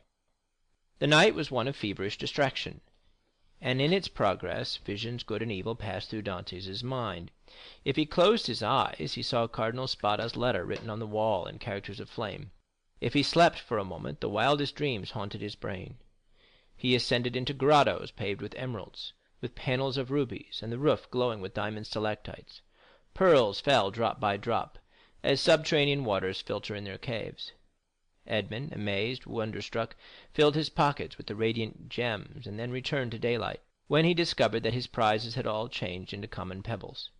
He then endeavored to re-enter the marvelous grottoes, but they had suddenly receded, and now the path became a labyrinth, and then the entrance vanished, and in vain did he tax his memory for the magic and mysterious word which opened the splendid caverns of Ali Baba to the Arabian fishermen. All was useless, the treasure disappeared, and had again reverted to the genie, from whom, for a moment, he had hoped to carry it off. The day came at length, and was almost as feverish as the night had been, but it brought reason to the aid of imagination, and Dantès was then enabled to arrange a plan which had hitherto been vague and unsettled in his brain. Night came, and with it the preparation for departure. and these preparations served to conceal Dantès' agitation. He had by degrees assumed such authority over his companions that he was almost like a commander on board, and as his orders were always clear, distinct, and easy of execution, his comrades obeyed him with celerity and pleasure. The old patron did not interfere, for he too had recognized the superiority of Dantès over the crew and himself. He saw in the young man his natural successor, and regretted that he had not had a daughter, that he might have bound Edmond to him by a more secure alliance. At 7 o'clock in the evening all was ready, and at 10 minutes past 7 they doubled the lighthouse just as the beacon was kindled. The sea was calm, and with a fresh breeze from the southeast they sailed beneath a bright blue sky, in which God also lighted up in turn his beacon lights, each of which is a world. Dantès told them that all hands might turn in, and he would take the helm. When the Maltese, for so they called Dantès, had said this, it was sufficient, and all went to their bunks contentedly. This frequently happened. Dantès, cast from solitude into the world, frequently experienced an imperious desire for solitude. And what solitude is more complete or more poetical than that of a ship floating in isolation on the sea during the obscurity of the night, in the silence of immensity and under the eye of heaven? Now this solitude was peopled with his thoughts, the night lighted up by his illusions, and the silence animated by his anticipations. When the patron awoke, the vessel was hurrying on with every sail set and every sail full with the breeze. They were making nearly 10 knots an hour. The island of Monte Cristo loomed large in the horizon. Edmond resigned the lugger to the master's care, and went and lay down in his hammock. But in spite of a sleepless night he could not close his eyes for a moment. 2 hours afterwards he came on deck, as the boat was about to double the island of Elba. They were just abreast of Marasinia, and beyond that the flat but verdant island of La Pianosa. The peak of Monte Cristo, reddened by the burning sun, was seen against the azure sky. Dantès ordered the helmsman to put down his helm, in order to leave La Pianosa to starboard, as he knew that he should shorten his course by 2 or 3 knots. About 5 o'clock in the evening the island was distinct, and everything on it was plainly perceptible, owing to that clearness of the atmosphere peculiar to the light which the rays of the sun cast at its setting. Edmond gazed very earnestly at the mass of rocks which gave out all the variety of twilight colors, from the brightest pink to the deepest blue. And from time to time his cheeks flushed, his brow darkened, and a mist passed over his eyes. Never did a gamester, whose whole fortune is staked on one cast of the die, experience the anguish which Edmond felt in his paroxysms of hope. Night came, and at 10 o'clock they anchored. The young Amelia was first at the rendezvous. In spite of his usual command over himself, Dantès could not restrain his impetuosity. He was the first to jump on shore, and had he dared, he would, like Lucius Brutus, have kissed his mother earth. It was dark, but at 11 o'clock the moon rose in the midst of the ocean, whose every wave she silvered, and then, ascending high, played in floods of pale light on the rocky hills of this second Pelion. The island was familiar to the crew of the young Amelia. It was one of her regular haunts. As to Dantès, he had passed it on his voyage to and from the Levant, but never touched at it. He questioned Jacopo. "Where shall we pass the night?" he inquired. "Why, on board the tartan," replied the sailor. "Should we not do better in the grottos?" "What grottos?" "Why, the grottos, caves of the island." "I do not know of any grottos," replied Jacopo. The cold sweat sprang forth on Dantès' brow. "What, are there no grottos at Monte Cristo?" he asked. "None." For a moment Dantès was speechless. Then he remembered that these caves might have been filled up by some accident, or even stopped up for the sake of greater security by Cardinal Spada. The point was, then, to discover the hidden entrance. It was useless to search at night, and Dantès therefore delayed all investigation until the morning. Besides, a signal made half a league out at sea, and to which the young Amelia replied by a similar signal, indicated that the moment for business had come. The boat that now arrived, assured by the answering signal that all was well, soon came in sight, white and silent as a phantom, and cast anchor within a cable's length of shore. Then the landing began. Dantès reflected, as he worked, on the shout of joy which, with a single word, he could evoke from all these men, if he gave utterance to the one unchanging thought that pervaded his heart. But, far from disclosing this precious secret, he almost feared that he had already said too much, and by his restlessness and continual questions, his minute observations and evident preoccupation, aroused suspicions. Fortunately, as regarded this circumstance at least, his painful past gave to his countenance an indelible sadness, and the glimmering of gaieties seen beneath his cloud were indeed but transitory. No one had the slightest suspicion, and when next day, taking a fowling piece, powder, and shot, Dantès declared his intention to go and kill some of the wild goats that were springing from rock to rock. His wish was construed into a love of sport, or a desire for solitude. However, Jacopo insisted on following him, and Dantès did not oppose this, fearing if he did so he might incur distrust. Scarcely, however, had they gone a quarter of a league, when, having killed a kid, he begged Jacopo to take it to his comrades, and request them to cook it, and when ready to let him know by firing a gun. This, and some dried fruits and a flask of Mount Poliziano, was the bill of fare. Dantès went on, looking from time to time behind and around him. Having reached the summit of a rock, he saw, 1,000 feet beneath him, his companions, whom Jacopo had rejoined, and who were all busy preparing the repast which Edmond's skill as a marksman had augmented with a capital dish. Edmond looked at them for a moment with the sad and gentle smile of a man superior to his fellows. "In 2 hours' time," said he, "these persons will depart richer by 50 piastres each, to go and risk their lives again by endeavoring to gain 50 more. Then they will return with a fortune of 600 francs, and waste this treasure in some city with the pride of sultans and the insolence of nabobs. At this moment hope makes me despise their riches, which seem to me contemptible. Yet perchance tomorrow deception will so act on me that I shall, on compulsion, consider such contemptible possession as the utmost happiness." "Oh, no," exclaimed Edmond, "that will not be. The wise, unerring Faria could not be mistaken in this one thing. Besides, it were better to die than to continue to lead this low and wretched life." Thus Dantès, who but 3 months before had no desire but liberty, had now not liberty enough, and panted for wealth. The cause was not in Dantès, but in Providence, who, while limiting the power of man, had filled him with boundless desires. Meanwhile, by a cleft between 2 walls of rock, following a path worn by a torrent, and which in all human probability human foot had never before trod, Dantès approached the spot where he supposed the grottos must have existed. Keeping along the shore, and examining the smallest objects with serious attention, he thought he could trace on certain rocks marks made by the hand of man. Time, which encrusts all physical substances with its mossy mantle, as it invests all things of the mind with forgetfulness, seemed to have respected these signs, which apparently had been made with some degree of regularity, and probably with a definite purpose. Occasionally the marks were hidden under tufts of myrtle, which spread into large bushes laden with blossoms, or beneath parasitical lichen. So Edmond had to separate the branches, or brush away the moss to know where the guide marks were. The sight of marks renewed Edmond's fondest hopes. Might it not have been the cardinal himself who had first traced them, in order that they might serve as a guide for his nephew in the event of a catastrophe, which he could not foresee would have been so complete? This solitary place was precisely suited to the requirements of a man desirous of burying treasure. Only might not these betraying marks have attracted other eyes than those for whom they were made? And had the dark and wondrous island indeed faithfully guarded its precious secret? It seemed, however, to Edmond, who was hidden from his comrades by the inequalities of the ground, that at 60 paces from the harbor the marks ceased, nor did they terminate at any grotto. A large round rock, placed solidly on its base, was the only spot to which they seemed to lead. Edmond concluded that perhaps instead of having reached the end of the route he had only explored its beginning, and he therefore turned round and retraced his steps. Meanwhile his comrades had prepared the repast, had got some water from a spring, spread out the fruit and the bread, and cooked the kid. Just at the moment when they were taking the dainty animal from the spit, they saw Edmond springing with the boldness of a chamois from rock to rock, and they fired the signal agreed upon. The sportsman instantly changed his direction and ran quickly toward them. But even while they watched his daring progress, Edmond's foot slipped, and they saw him stagger on the edge of a rock and disappear. They all rushed toward him, for all loved Edmond in spite of his superiority, yet Jacopo reached him first. He found Edmond lying prone, bleeding, and almost senseless. He had rolled down a declivity of 12 or 15 feet. They poured a little rum down his throat, and this remedy, which had before been so beneficial to him, produced the same effect as formerly.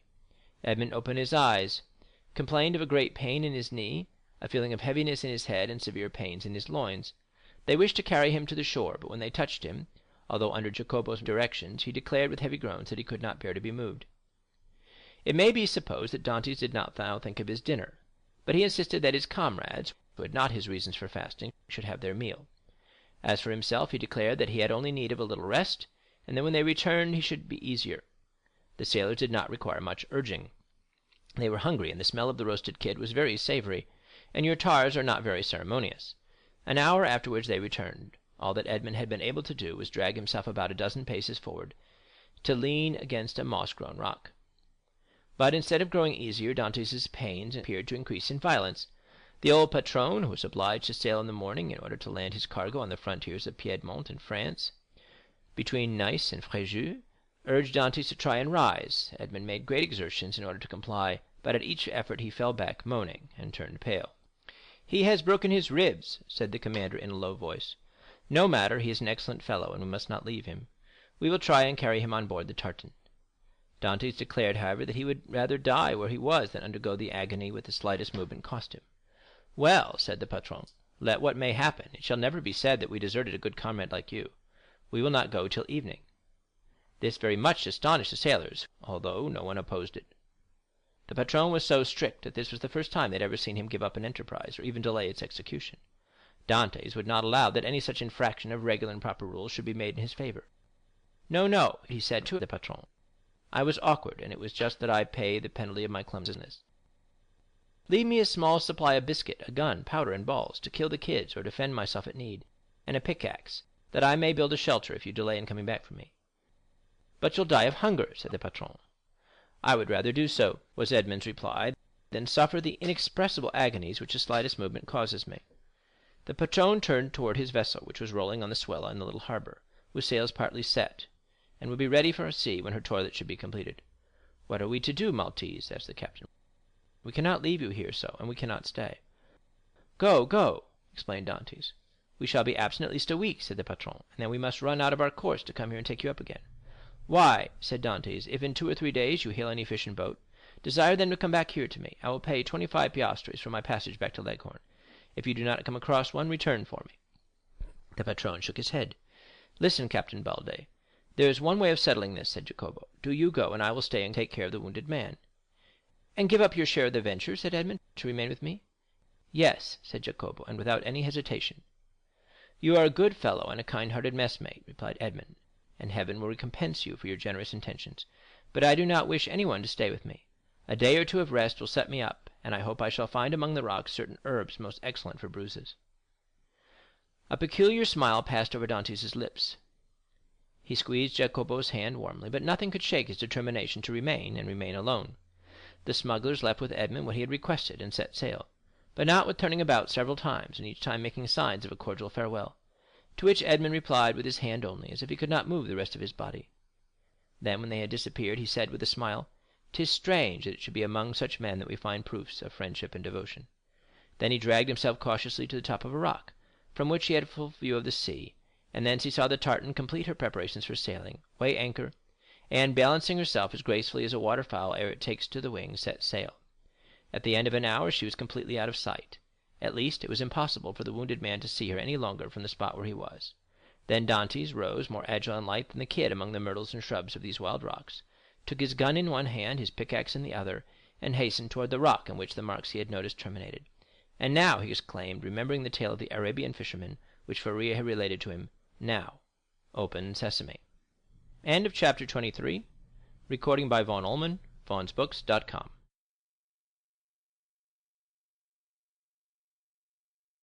Chapter 24. The Secret Cave. The sun had nearly reached the meridian, and his scorching rays fell full on the rocks, which seemed themselves sensible of the heat. Thousands of grasshoppers, hidden in the bushes, chirped with a monotonous and dull note. The leaves of the myrtle and olive trees waved and rustled in the wind. At every step that Edmond took, he disturbed the lizards glittering with the hues of the emerald. Afar off, he saw the wild goats bounding from crag to crag. In a word, the island was inhabited, yet Edmond felt himself alone, guided by the hand of God. He felt an indescribable sensation somewhat akin to dread, that dread of the daylight which even in the desert makes us fear we are watched and observed. This feeling was so strong that at the moment when Edmond was about to begin his labor, he stopped, laid down his pickaxe, seized his gun, mounted to the summit of the highest rock, and from thence gazed round in every direction. But it was not upon Corsica, the very houses of which he could distinguish, or on Sardinia, or on the island of Elba, with its historical associations, or upon the almost imperceptible line that to the experienced eye of a sailor alone revealed the coast of Genoa, the proud, and Leghorn, the commercial, that he gazed.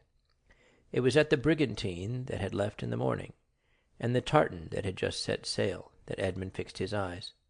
The first was just disappearing in the Straits of Bonifacio. The other, following an opposite direction, was about to round the island of Corsica. This sight reassured him. He then looked at the objects near him. He saw that he was on the highest point of the island, a statue on this vast pedestal of granite, nothing human appearing in sight, while the blue ocean beat against the base of the island, and covered it with a fringe of foam. Then he descended with cautious and slow step, for he dreaded an accident similar to that which he had so adroitly feigned should happen in reality. Dantès, as we have said, had traced the marks along the rocks, and he had noticed that they led to a small creek, which was hidden like the bath of some ancient nymph. This creek was sufficiently wide at its mouth and deep in its center to admit of the entrance of a small vessel of the lugger class, which would be perfectly concealed from observation. Then, following the clue that, in the hands of the Abbé Faria, had been so skilfully used to guide him through the Daedalian labyrinth of probabilities, he thought that the Cardinal Spada, anxious not to be watched, had entered the creek, concealed his little bark, followed the line marked by the notches in the rock, and at the end of it had buried his treasure. It was this idea that had brought Dantès back to the circular rock. One thing only perplexed Edmond, and destroyed his theory. How could this rock, which weighed several tons, have been lifted to this spot without the aid of many men? Suddenly an idea flashed across his mind. Instead of raising it, thought he, they have lowered it, and he sprang from the rock in order to inspect the base on which it had formerly stood. He soon perceived that a slope had been formed, and the rock had slid along this until it stopped at the spot it now occupied. A large stone had served as a wedge. Flints and pebbles had been inserted round it, so as to conceal the orifice. This species of masonry had been covered with earth, and grass and weeds had grown there. Moss had clung to the stones. Myrtle bushes had taken root, and the old rock seemed fixed to the earth. Dantès dug away the earth carefully, and detected, or fancied he detected, the ingenious artifice. He attacked this wall, cemented by the hand of time, with his pickaxe. After 10 minutes' labor, the wall gave way, and a hole large enough to insert the arm was opened. Dantès went and cut the strongest olive tree he could find, stripped off its branches, inserted it in the hole, and used it as a lever. But the rock was too heavy and too firmly wedged to be moved by any one man, were he Hercules himself. Dantès saw that he must attack the wedge. But how? He cast his eyes round, and saw the horn full of powder which his friend Jacopo had left him. He smiled. The infernal invention would serve him for this purpose. With the aid of his pickaxe, Dantès, after the manner of a labor-saving pioneer, dug a mine between the upper rock and the one that supported it, filled it with powder, then made a match by rolling his handkerchief in saltpetre. He lighted it and retired. The explosion soon followed. The upper rock was lifted from its base by the terrific force of the powder. The lower one flew into pieces. Thousands of insects escaped from the aperture Dantès had previously formed, and a huge snake, like the guardian demon of the treasure, rolled itself along in darkling coils and disappeared. Dantès approached the upper rock, which now, without any support, leaned toward the sea. The intrepid treasure-seeker walked round it, and, selecting the spot from whence it appeared most susceptible to attack, placed his lever in one of the crevices, and strained every nerve to move the mass.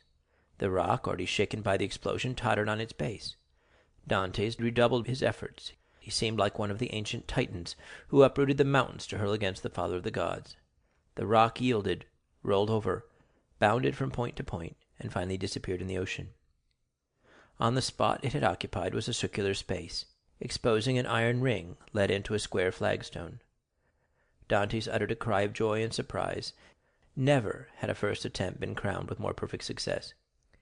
He would fain have continued, but his knees trembled, and his heart beat so violently, and his sight became so dim, that he was forced to pause. This feeling lasted but for a moment.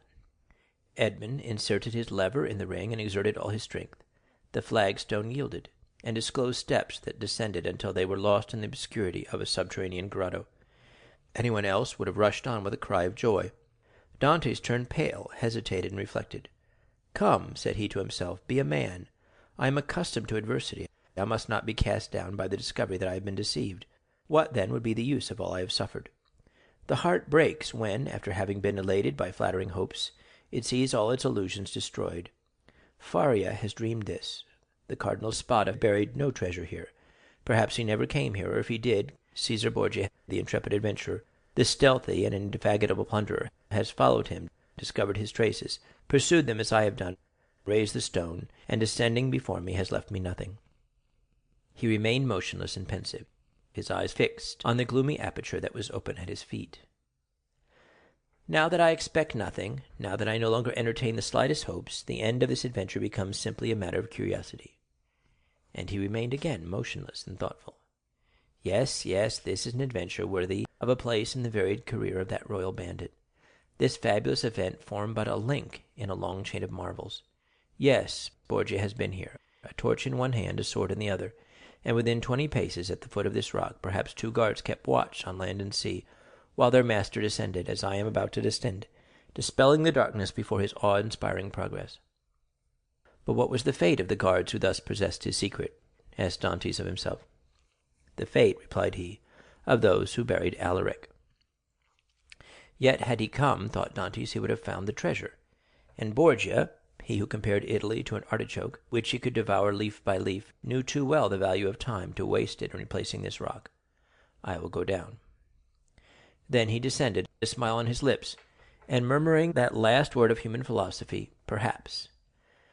But instead of the darkness and the thick and mephitic atmosphere he had expected to find, Dantès saw a dim and bluish light, which, as well as the air, entered not merely by the aperture he had just formed, but by the interstices and crevices of the rock which were visible from without, and through which he could distinguish the blue sky and the waving branches of the evergreen oaks, and the tendrils of the creepers that grew from the rocks.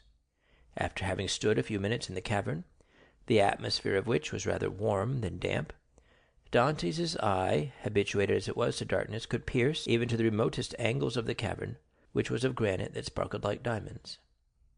"Alas," said Edmond, "these are the treasures the cardinal has left, and the good abbé, seeing in a dream these glittering walls, has indulged in fallacious hopes." But he called to mind the words of the will, which he knew by heart. "In the farthest angle of the second opening," said the cardinal's will. He had only found the first grotto, he had now to seek the second. Dantès continued his search. He reflected that this second grotto must penetrate deeper into the island. He examined the stones and sounded one part of the wall where he fancied the opening existed, masked for precaution's sake. The pickaxe struck for a moment with a dull sound that drew out of Dantès' forehead large drops of perspiration. At last it seemed to him that one part of the wall gave forth a more hollow and deeper echo. He eagerly advanced, and with the quickness of perception that no one but a prisoner possesses, saw that there, in all probability, the opening must be. However, he, like Cæsar Borgia, knew the value of time, and in order to avoid fruitless toil, he sounded all the other walls with his pickaxe, struck the earth with the butt of his gun, and finding nothing that appeared suspicious, returned to that part of the wall whence issued the consoling sound he had before heard. He again struck it with greater force. Then a singular thing occurred. As he struck the wall, pieces of stucco similar to that used in the groundwork of arabesques broke off, and fell to the ground in flakes, exposing a large white stone. The aperture of the rock had been closed with stones, then this stucco had been applied, and painted to imitate granite. Dantès struck with the sharp end of his pickaxe, which entered some way between the interstices. It was there he must dig, but by some strange play of emotion, in proportion as proofs that Faria had not been deceived became stronger, so did his heart give way, and a feeling of discouragement stole over him. This last proof, instead of giving him fresh strength, deprived him of it. The pickaxe descended, or rather fell. He placed it on the ground, passed his hand over his brow, and remounted the stairs, alleging to himself as an excuse a desire to be assured that no one was watching him, but in reality because he felt that he was about to faint. The island was deserted. The sun seemed to cover it with its fiery glance. Afar off, a few small fishing boats studded the bosom of the blue ocean. Dantès had tasted nothing, but he thought not of hunger at such a moment. He hastily swallowed a few drops of rum, and again entered the cavern. The pickaxe that had seemed so heavy was now like a feather in his grasp. He seized it and attacked the wall. After several blows, he perceived that the stones were not cemented, but had merely been placed one upon the other, and covered with stucco. He inserted the point of his pickaxe, and using the handle as a lever, with joy soon saw the stone turn as if on hinges and fall at his feet. He had nothing more to do now, but with the iron tooth of the pickaxe to draw the stones toward him one by one. The aperture was already sufficiently large for him to enter, but by waiting he could still cling to hope, and retard the certainty of deception. At last, after renewed hesitation, Dantès entered the second grotto. The second grotto was lower and more gloomy than the first. The air could only enter by the newly formed opening. It had the mephitic smell Dantès was surprised not to find in the outer cavern. He waited in order to allow pure air to displace the foul atmosphere, and then went on. At the left of the opening was a dark and deep angle, but to Dantès' eye there was no darkness. He glanced around the second grotto. It was, like the first, empty. The treasure, if it existed, was buried in this corner. The time had at length arrived, 2 feet of earth removed, and Dantès' fate would be decided. He advanced toward the angle, and summoning all his resolution, attacked the ground with the pickaxe. At the 5th or 6th blow, the pickaxe struck against an iron substance. Never did funeral knell, never did alarm bell produce a greater effect on the hearer. Had Dantès found nothing, he could not have been more ghastly pale. He again struck his pickaxe into the earth, and encountered the same resistance, but not the same sound. It is a casket of wood bound with iron, thought he. At this moment a shadow passed rapidly before the opening. Dantès seized his gun, sprang through the opening, and mounted the stair. A wild goat had passed before the mouth of the cave, and was feeding at a little distance. This would have been a favorable occasion to secure his dinner, but Dantès feared lest the report of his gun should attract attention. He thought a moment, cut a branch of a resinous tree, lighted it at the fire at which the smugglers had prepared their breakfast, and descended with his torch. He wished to see everything. He approached the hole he had dug, and now, with the aid of the torch, saw that his pickaxe had in reality struck against iron and wood. He planted his torch in the ground and resumed his labor. In an instant, a space 3 feet long by 2 feet broad was cleared, and Dantès could see an oaken coffer, bound with cut steel. In the middle of the lid he saw engraved on a silver plate, which was still untarnished, the arms of the Spada family, viz., a sword, pale, on an oval shield, like all the Italian armorial bearings, and surmounted by a cardinal's hat. Dantès easily recognized them. Faria had so often drawn them for him. There was no longer any doubt. The treasure was there. No one would have been at such pains to conceal an empty casket.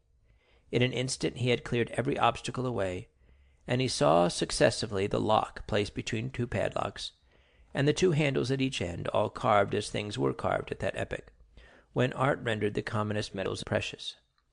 Dantès seized the handles and strove to lift the coffer. It was impossible. He sought to open it. Lock and padlock were fastened. These faithful guardians seemed unwilling to surrender their trust. Dantès inserted the sharp end of the pickaxe between the coffer and the lid, and pressing with all the force on his handle, burst open the fastenings. The hinges yielded in their turn and fell, still holding in their grasp fragments of the wood, and the chest was open. Edmond was seized with vertigo. He cocked his gun and laid it beside him. He then closed his eyes, as children do, in order that they may see, in the resplendent night, day, for which Dantès had so eagerly and impatiently waited with open eyes, again dawned. With the first light, Dantès resumed his search. Again he climbed the rocky height he had ascended the previous evening, and strained his view to catch every peculiarity of the landscape. But it wore the same wild, barren aspect when seen by the rays of the morning sun, which it had done when surveyed by the fading glimmer of eve. Descending into the grotto, he lifted the stone, filled his pockets with gems, put the box together as well and securely as he could, sprinkled fresh sand over the spot from which it had been taken, and then carefully trod down the earth to give it everywhere a uniform appearance. Then, quitting the grotto, he replaced the stone, heaping on it broken masses of rocks and rough fragments of crumbling granite, filling the interstices with earth, into which he deftly inserted rapidly growing plants, such as the wild myrtle and flowering thorn. Then, carefully watering these new plantations, he scrupulously effaced every trace of his footsteps, leaving the approach to the cavern as savage-looking and untrodden as he had found it. This done, he impatiently waited the return of his companions. To wait at Monte Cristo for the purpose of watching like a dragon over the almost incalculable riches that had thus fallen into his possession satisfied not the cravings of his heart, which yearned to return to dwell among mankind, and to assume the rank, power, and influence which are always accorded to wealth, that first and greatest of all the forces within the grasp of man. On the 6th day the smugglers returned. From a distance Dantès recognized the rig and handling of the young Amelia, and, dragging himself with affected difficulty toward the landing-place, he met his companions with an assurance that, Although considerably better than when they had quitted him, he still suffered acutely from his late accident. He then inquired how they had fared in their trip. To this question the smugglers replied that, although successful in landing their cargo in safety, they had scarcely done so when they received intelligence that a guard ship had just quitted the port of Toulon, and was crowding all sail towards them. This obliged them to make all the speed they could to evade the enemy, when they could but lament the absence of Dantès, whose superior skill in the management of a vessel would have availed them so materially. In fact, the pursuing vessel had almost overtaken them when, fortunately, night came on, and enabled them to double the Cape of Corsica, and so elude all further pursuit. Upon the whole, however, the trip had been sufficiently successful to satisfy all concerned, while the crew, and particularly Jacopo, expressed great regrets that Dantès had not been an equal sharer with themselves in the profits, which amounted to no less a sum than 50 piastres each. Edmond preserved the most admirable self-command, not suffering the faintest indication of a smile to escape him at the enumeration of all the benefits he would have reaped had he been able to quit the island. But as the young Amelia had merely come to Monte Cristo to fetch him away, he embarked that same evening, and proceeded with the captain to Leghorn. Arrived at Leghorn, he repaired to the house of a Jew, a dealer in precious stones, to whom he disposed of 4 of his smallest diamonds for 5,000 francs each. Dantès half feared that such valuable jewels in the hand of a poor sailor like himself might excite suspicion, but the cunning purchaser asked no troublesome questions concerning a bargain by which he gained a round profit of at least 80%. The following day Dantès presented Jacopo with an entirely new vessel, accompanying the gift by a donation of 100 piastres, that he might provide himself with a suitable crew and other requisites for his outfit, upon condition that he would go at once to Marseilles, for the purpose of inquiring after an old man named Louis Dantès, residing in the Allées de Meilhan, and also a young woman called Mercédès, an inhabitant of the Catalan village. Jacopo could scarcely believe his senses at receiving this magnificent present, which Dantès hastened to account for by saying he had merely been a sailor from whim and a desire to spite his family, who did not allow him as much money as he liked to spend, but that on his arrival at Leghorn he had come into possession of a large fortune, left him by an uncle, whose sole heir he was. The superior education of Dantès gave an air of such extreme probability to this statement that it never once occurred to Jacopo to doubt its accuracy. The term for which Edmond had engaged to serve on board the young Amelia having expired, Dantès took leave of the captain, who at first tried all his powers of persuasion to induce him to remain as one of the crew, but having been told the history of the legacy, he ceased to importune him further. The following morning Jacopo set sail for Marseilles, with directions from Dantès to join him at the island of Monte Cristo. Having seen Jacopo fairly out of the harbor, Dantès proceeded to make his final adieus on board the young Amelia, distributing so liberal a gratuity among her crew as to secure for him the good wishes of all, and expressions of cordial interest in all that concerned him. To the captain he promised to write when he had made up his mind as to his future plans. Then Dantès departed for Genoa. At the moment of his arrival a small yacht was under trial in the bay. This yacht had been built by order of an Englishman, who, having heard that the Genoese exceeded all other builders along the shores of the Mediterranean in the construction of fast-sailing vessels, was desirous of possessing a specimen of their skill. The price agreed upon between the Englishman and the Genoese builder was 40,000 francs. Dantès, struck with the beauty and capability of the little vessel, applied to its owner to transfer it to him, offering 60,000 francs, upon condition that he should be allowed to take immediate possession.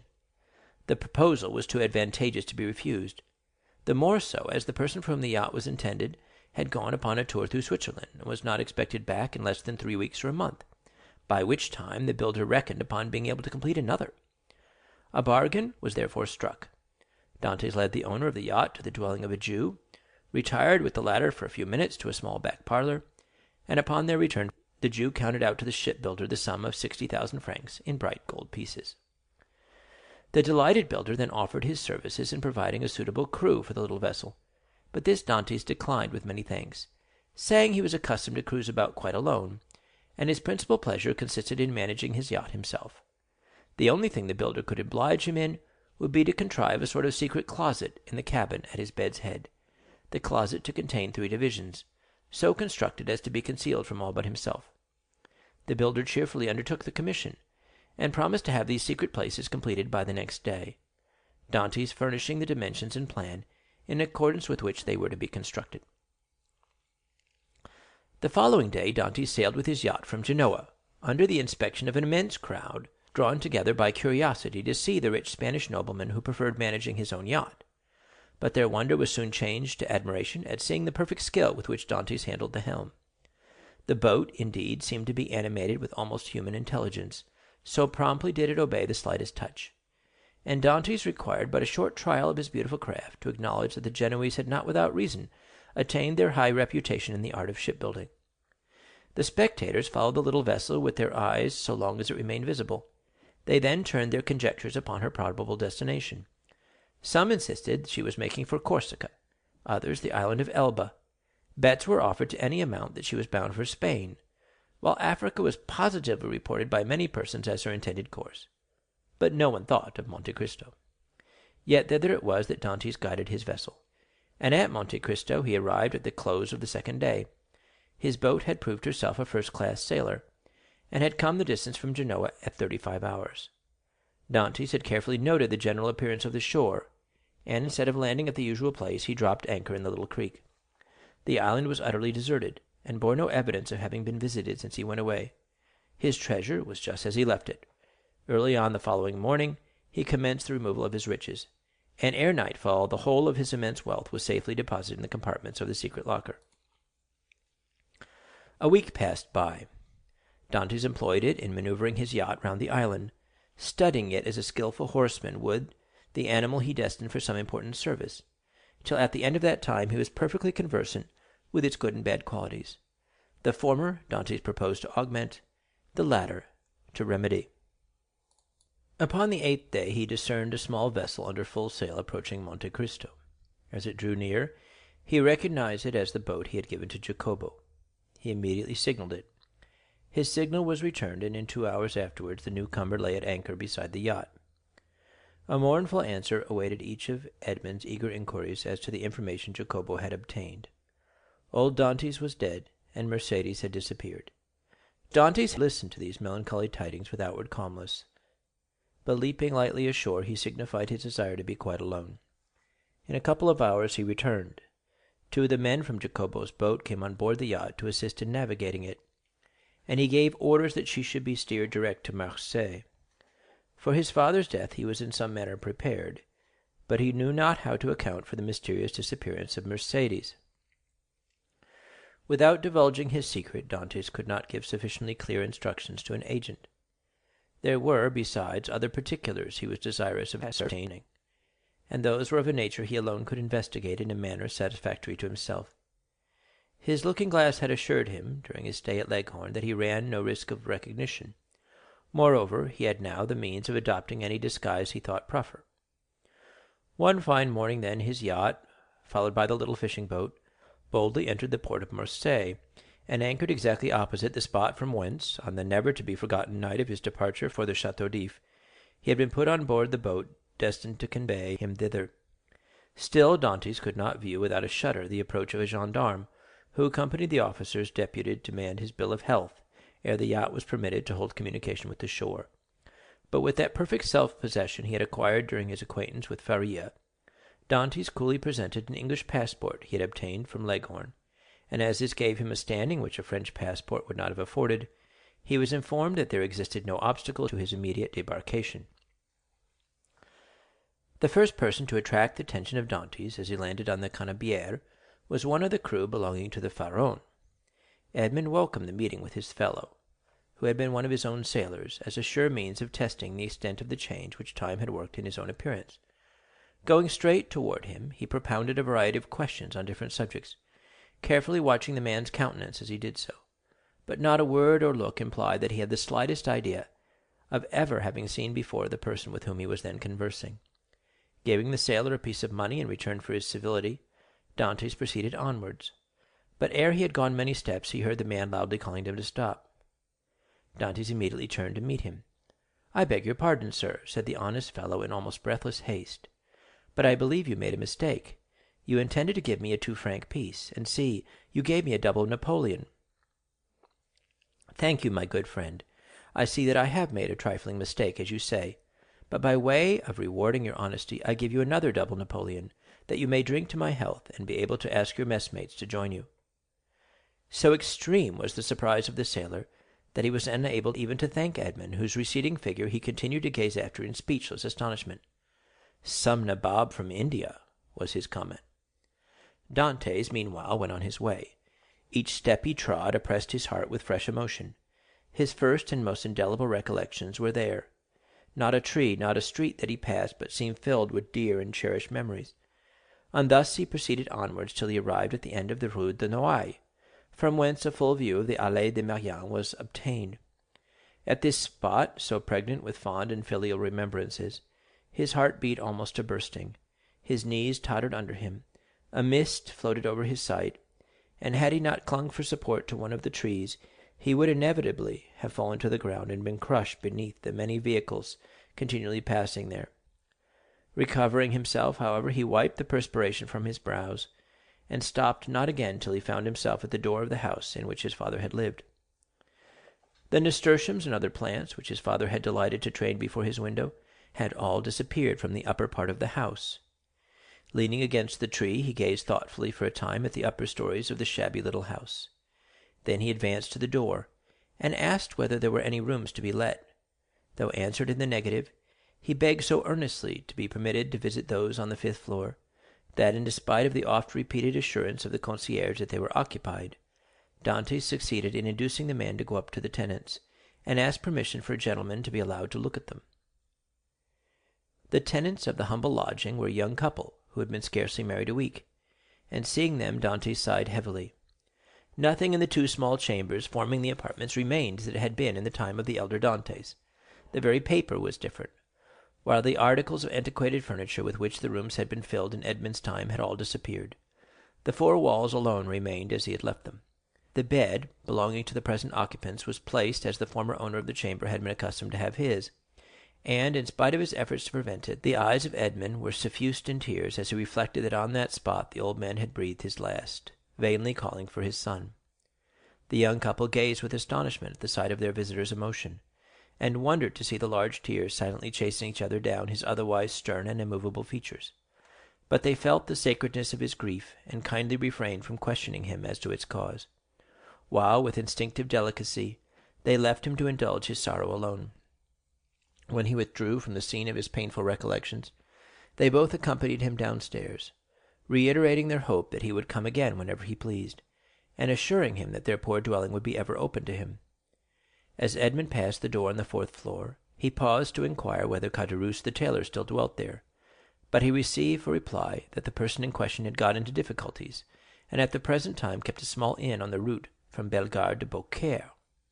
Having obtained the address of the person to whom the house in the Allées de Meilhan belonged, Dantès next proceeded thither, and under the name of Lord Wilmore, the name and title inscribed on his passport, purchased a small dwelling for the sum of 25,000 francs, at least 10,000 more than it was worth, but had its owner asked 500,000, it would unhesitatingly have been given. The very same day the occupants of the apartments on the 5th floor of the house, now become the property of Dantès, were duly informed by the notary who had arranged the necessary transfer of deeds, that the new landlord gave them their choice of any of the rooms in the house, without the least augmentation of rent, upon condition of their giving instant possession of the two small chambers they at present inhabited. This strange event aroused great wonder and curiosity in the neighborhood of the Allées de Meilhan, and a multitude of theories were afloat, none of which was anywhere near the truth.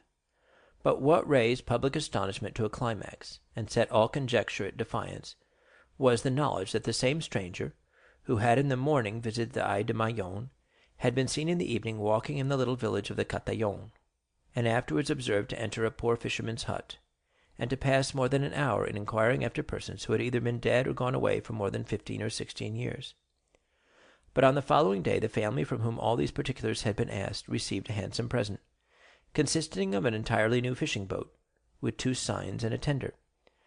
The delighted recipients of these munificent gifts would gladly have poured out their thanks to their generous benefactor, but they had seen him, upon quitting the hut, merely give some orders to a sailor, and then springing lightly on horseback, leave Marseille by the Porte d'Aix.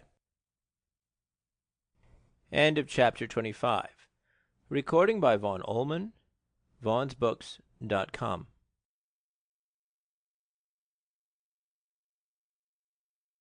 26. The Pont du Gard Inn.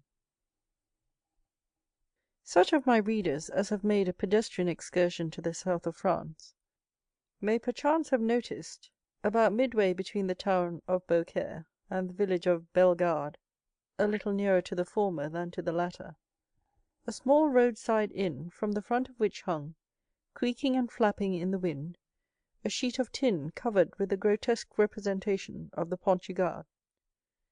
This modern place of entertainment stood on the left-hand side of the post road, and backed upon the Rhône.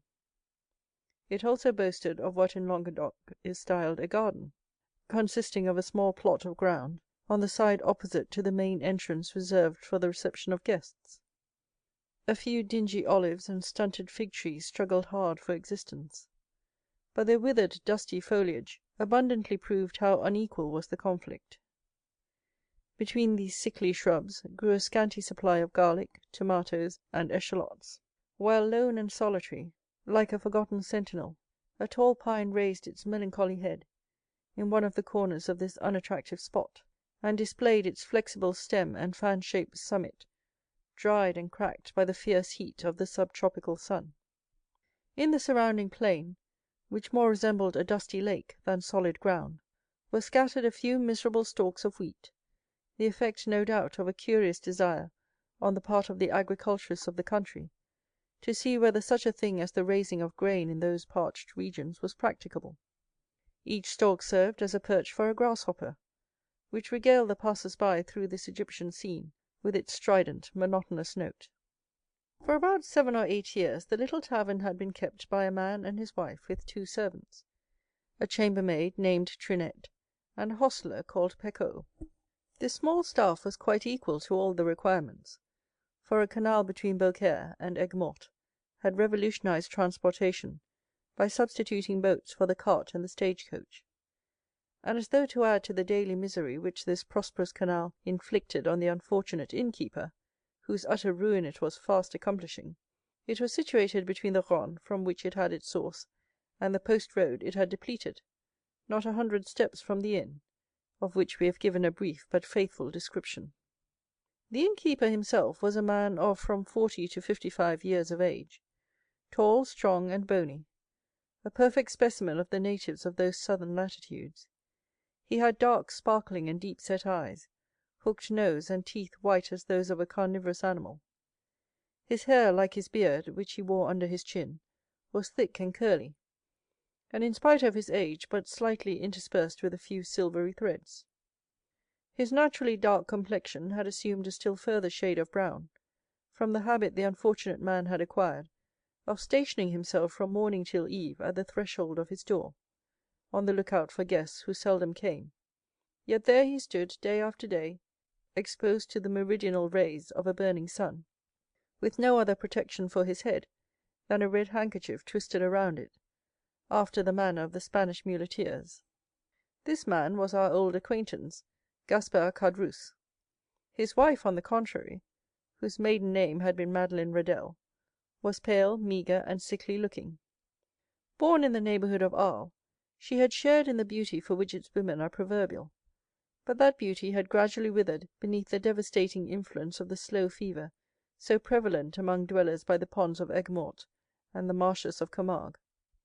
She remained nearly always in her second-floor chamber, shivering in her chair, or stretched languid and feeble on her bed, while her husband kept his daily watch at the door, a duty he performed with so much the greater willingness, as it saved him the necessity of listening to the endless plaints and murmurs of his helpmate, who never saw him without breaking out into bitter invectives against fate, to all of which her husband would calmly return an unvarying reply, in these philosophic words: "Hush, la Carconte, it is God's pleasure that things should be so." The sobriquet of La Carconte had been bestowed on Madeleine Redel from the fact that she had been born in a village, so called, situated between Salon and Lombesque, and as a custom existed among the inhabitants of that part of France where Caderousse lived, of styling every person by some particular and distinctive appellation, her husband had bestowed on her the name of La Carconte, in place of her sweet and euphonious name of Madeleine, which in all probability his rude guttural language would not have enabled him to pronounce. Still, Let it not be supposed that amid this affected resignation to the will of Providence, the unfortunate innkeeper did not writhe under the double misery of seeing the hateful canal carry off his customers and his profits, and the daily infliction of his peevish partner's murmurs and lamentations. Like other dwellers in the south, he was a man of sober habits and moderate desires, but fond of external show, vain and addicted to display. During the days of his prosperity, not a festivity took place without himself and wife being among the spectators. He dressed in the picturesque costume worn upon grand occasions by the inhabitants of the south of France, bearing equal resemblance to the style adopted both by the Catalans and Andalusians, while La Carconte displayed the charming fashion prevalent among the women of Arles, a mode of attire borrowed equally from Greece and Arabia.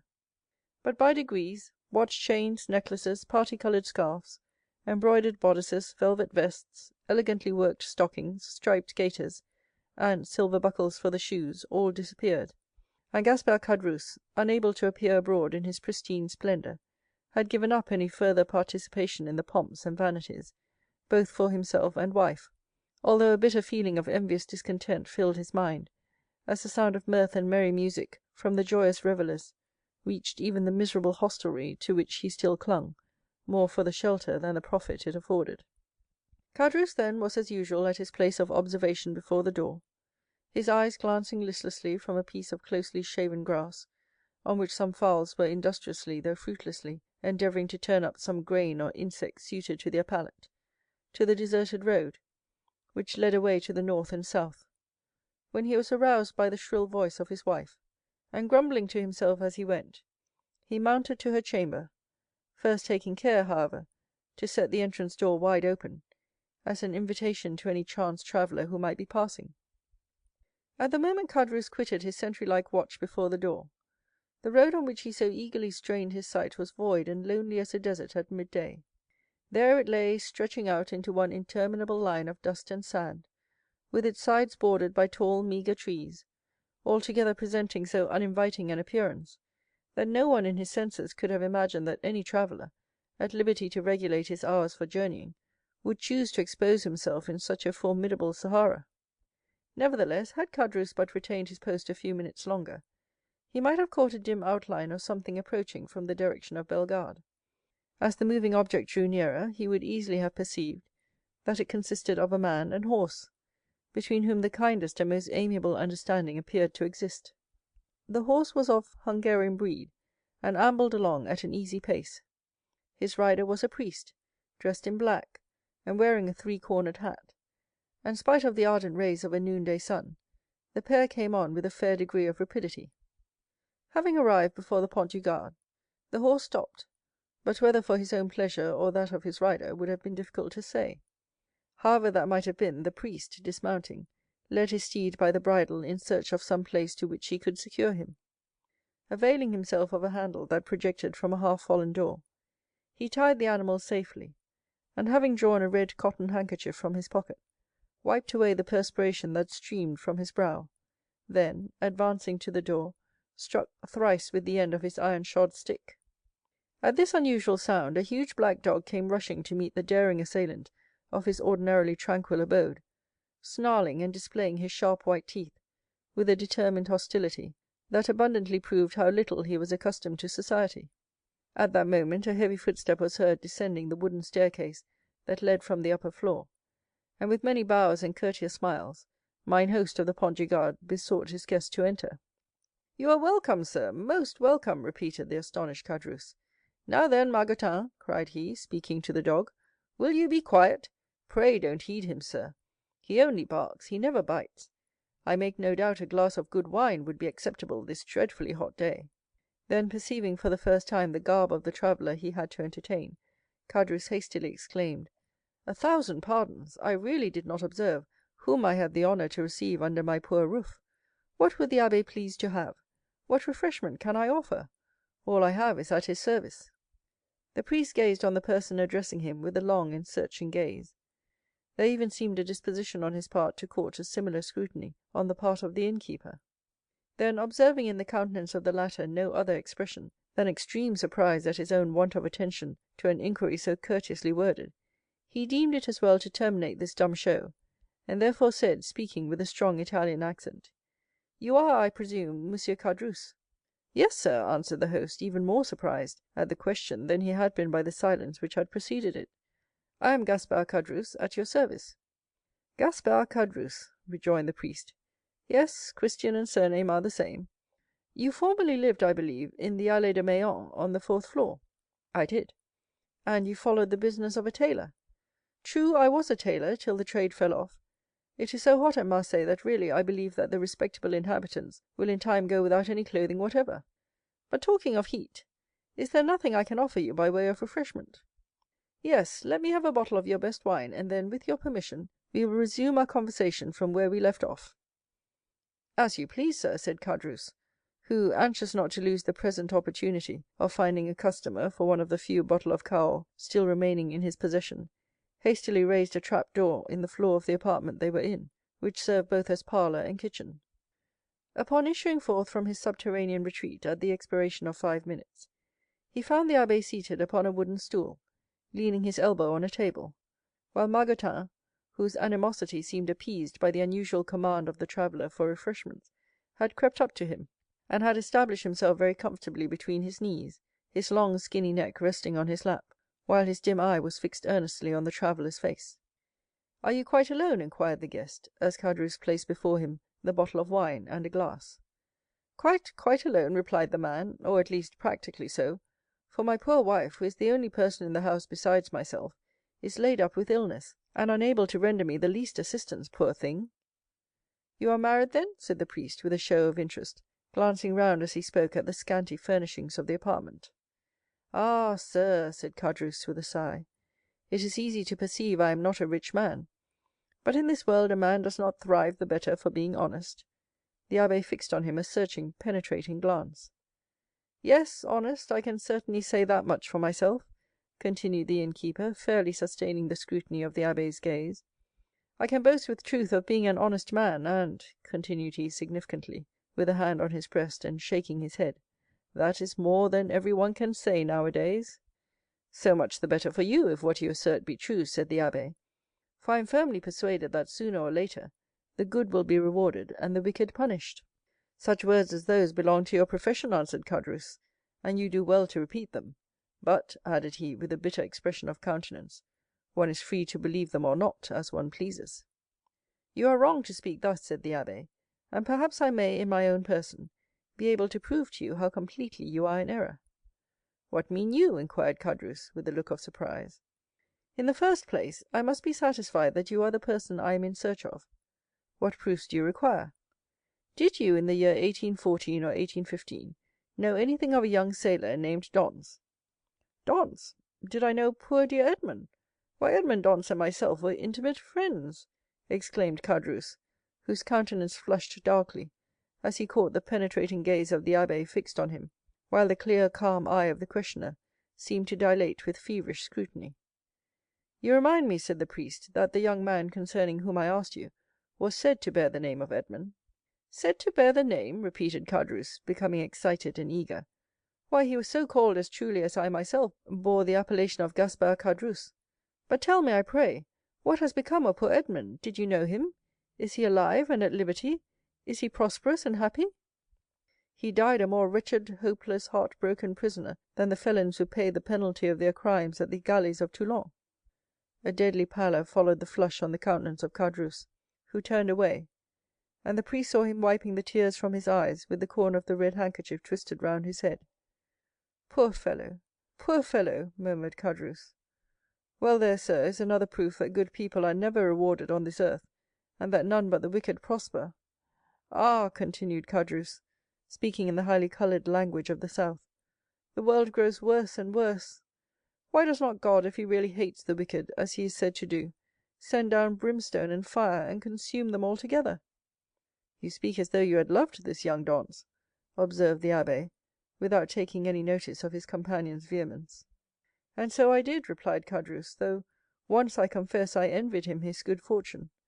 But I swear to you, sir, I swear to you by everything a man holds dear, I have since then deeply and sincerely lamented his unhappy fate."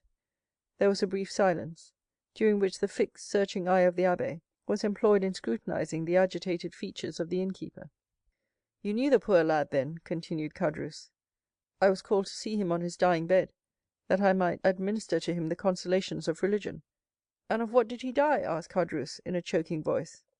"Of what, think you, do young and strong men die in prison when they have scarcely numbered their 30th year, unless it be of imprisonment?" Caderousse wiped away the large beads of perspiration that gathered on his brow. "But the strangest part of the story is," resumed the abbé, "that Dantès, even in his dying moments, swore by his crucified Redeemer that he was utterly ignorant of the cause of his detention." "And so he was," murmured Caderousse. "How should he have been otherwise? Ah, sir, the poor fellow told you the truth. And for that reason he besought me to try and clear up a mystery he had never been able to penetrate, and to clear his memory should any foul spot or stain have fallen on it." And here the look of the abbé, becoming more and more fixed, seemed to rest with ill-concealed satisfaction on the gloomy depression which was rapidly spreading over the countenance of Caderousse. "A rich Englishman," continued the abbé, "who had been his companion in misfortune, but had been released from prison during the second restoration, was possessed of a diamond of immense value. This jewel he bestowed on Dantès, upon himself quitting the prison, as a mark of his gratitude for the kindness and brotherly care with which Dantès had nursed him in a severe illness he underwent during his confinement. Instead of employing this diamond in attempting to bribe his jailers, who might only have taken it and then betrayed him to the governor, Dantès carefully preserved it, that in the event of his getting out of prison he might have wherewithal to live, for the sale of such a diamond would have quite sufficed to make his fortune." "Then I suppose," asked Caderousse with eager, glowing looks, "that it was a stone of immense value?" "Why, everything is relative," answered the abbé. "To one in Edmond's position the diamond certainly was of great value. It was estimated at 50,000 francs." "Bless me!" exclaimed Caderousse. 50,000 francs! Surely the diamond was as large as a nut to be worth all that." "No," replied the abbé, "it was not of such a size as that; but you shall judge for yourself, I have it with me." The sharp gaze of Caderousse was instantly directed towards the priest's garments, as though hoping to discover the location of the treasure. Calmly drawing forth from his pocket a small box covered with black shagreen, the abbé opened it, and displayed to the dazzled eyes of Caderousse the sparkling jewel it contained, set in a ring of admirable workmanship. "And that diamond," cried Caderousse, almost breathless with eager admiration, "you say is worth 50,000 francs?" "It is, without the setting, which is also valuable," replied the abbé, as he closed the box and returned it to his pocket, while its brilliant hues seemed still to dance before the eyes of the fascinated innkeeper. "But how comes the diamond in your possession, sir? Did Edmond make you his heir?" "No, merely his testamentary executor. I once possessed 4 dear and faithful friends, besides the maiden to whom I was betrothed," he said, "and I feel convinced they have all unfeignedly grieved over my loss. The name of one of the 4 friends is Caderousse." The innkeeper shivered. "Another of the number," continued the abbé, without seeming to notice the emotion of Caderousse, "is called Danglars, and the third, in spite of being my rival, entertained a very sincere affection for me." A fiendish smile played over the features of Caderousse, who was about to break in upon the abbé's speech, when the latter, waving his hand, said, "Allow me to finish first, and then, if you have any observations to make, you can do so afterwards. The third of my friends, although my rival, was much attached to me. His name was Fernand. That of my betrothed was—" "Stay, stay," continued the abbé, "I have forgotten what he called her." "Mercédès," said Caderousse eagerly. "True," said the abbé with a stifled sigh, "Mercédès it was." "Go on," urged Caderousse. "Bring me a carafe of water," said the abbé.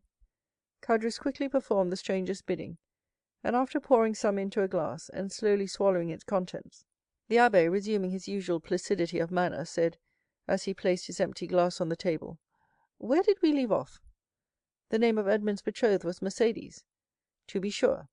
"You will go to Marseilles," said Dantès, "for you understand I repeat his words just as he uttered them.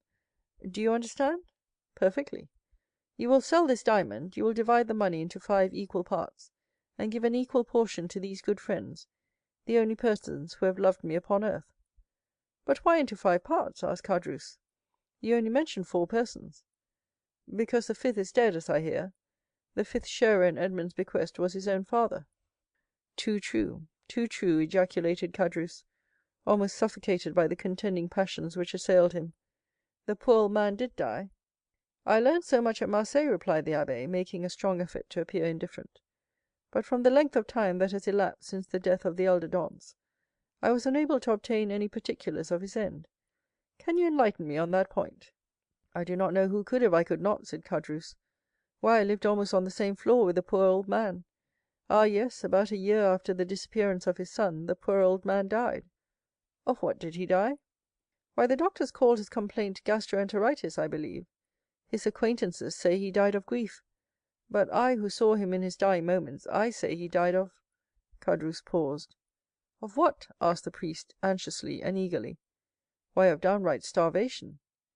"Starvation!" exclaimed the abbé, springing from his seat. "Why, the vilest animals are not suffered to die by such a death as that. The very dogs that wander houseless and homeless in the streets find some pitying hand to cast them a mouthful of bread; and that a man, a Christian, should be allowed to perish of hunger in the midst of other men who call themselves Christians, is too horrible for belief. Oh, it is impossible, utterly impossible." "What I have said, I have said," answered Caderousse. "And you are a fool for having said anything about it," said a voice from the top of the stairs. "Why should you meddle with what does not concern you?" The two men turned quickly, and saw the sickly countenance of La Carconte peering between the baluster rails. Attracted by the sound of voices, she had feebly dragged herself down the stairs, and seated on the lower step, head on knees, she had listened to the foregoing conversation. "Mind your own business, wife," replied Caderousse sharply. "This gentleman asked me for information, which common politeness will not permit me to refuse." "Politeness, you simpleton!" retorted La Carconte. "What have you to do with politeness, I should like to know? Better study a little common prudence. How do you know the motives that person may have for trying to extract all he can from you?" "I pledge you my word, madam," said the abbé, "that my intentions are good, and that your husband can incur no risk, provided he answers me candidly." "Ah, that's all very fine," retorted the woman. "Nothing is easier than to begin with fair promises and assurance of nothing to fear. But when poor silly folks like my husband there have been persuaded to tell all they know, the promises and assurances of safety are quickly forgotten, and at some moment when nobody is expecting it, behold, trouble and misery, and all sorts of persecutions are heaped on the unfortunate wretches who cannot even see whence all their afflictions come. Nay, nay, my good woman, make yourself perfectly easy, I beg of you. Whatever evils may befall you, they will not be occasioned by my instrumentality. That I solemnly promise you." La Carconte muttered a few inarticulate words, then let her head again drop upon her knees, and went into a fit of ague, leaving the two speakers to resume the conversation, but remaining so as to be able to hear every word they uttered. Again the abbé had been obliged to swallow a draught of water, to calm the emotions that threatened to overpower him. When he had sufficiently recovered himself, he said, "It appears, then, that the miserable old man you were telling me of was forsaken by everyone. Surely, had not such been the case, he would not have perished by so dreadful a death." "Why, he was not altogether forsaken," continued Caderousse, "for Mercédès the Catalan and M. Morrel were very kind to him, but somehow the poor old man had contracted a profound hatred for Fernand, the very person," added Caderousse with a bitter smile, "that you named just now as being one of Dantès' faithful and attached friends." "And was he not so?" asked the abbé. "Gaspard, Gaspard," murmured the woman from her seat on the stairs, "mind what you are saying." Caderousse made no reply to these words, though evidently irritated and annoyed by the interruption; but addressing the abbé, said, "Can a man be faithful to another whose wife he covets and desires for himself? But Dantès was so honorable and true in his own nature that he believed everybody's professions of friendship. Poor Edmond, he was cruelly deceived, but it was fortunate that he never knew, or he might have found it more difficult when on his deathbed to pardon his enemies. And whatever people may say," continued Caderousse in his native language, which was not altogether devoid of rude poetry, "I cannot help being more frightened at the idea of the malediction of the dead than the hatred of the living." "Imbecile!" exclaimed La Carconte. "Do you then know in what manner Fernand injured Dantès?" inquired the abbé of Caderousse. "Do I? No one better." "Speak out then, say what it was." "Gaspard," cried La Carconte, "do as you will, you are master, but if you take my advice, you'll hold your tongue." "Well, wife," replied Caderousse, "I don't know but what you are right." "So you will say nothing?" asked the abbé. "Why, what good would it do?" asked Caderousse. "If the poor lad were living and came to me and begged that I would candidly tell which were his true and which his false friends, Why, perhaps I should not hesitate. But you tell me he is no more, and therefore can have nothing to do with hatred or revenge, so let all such feeling be buried with him."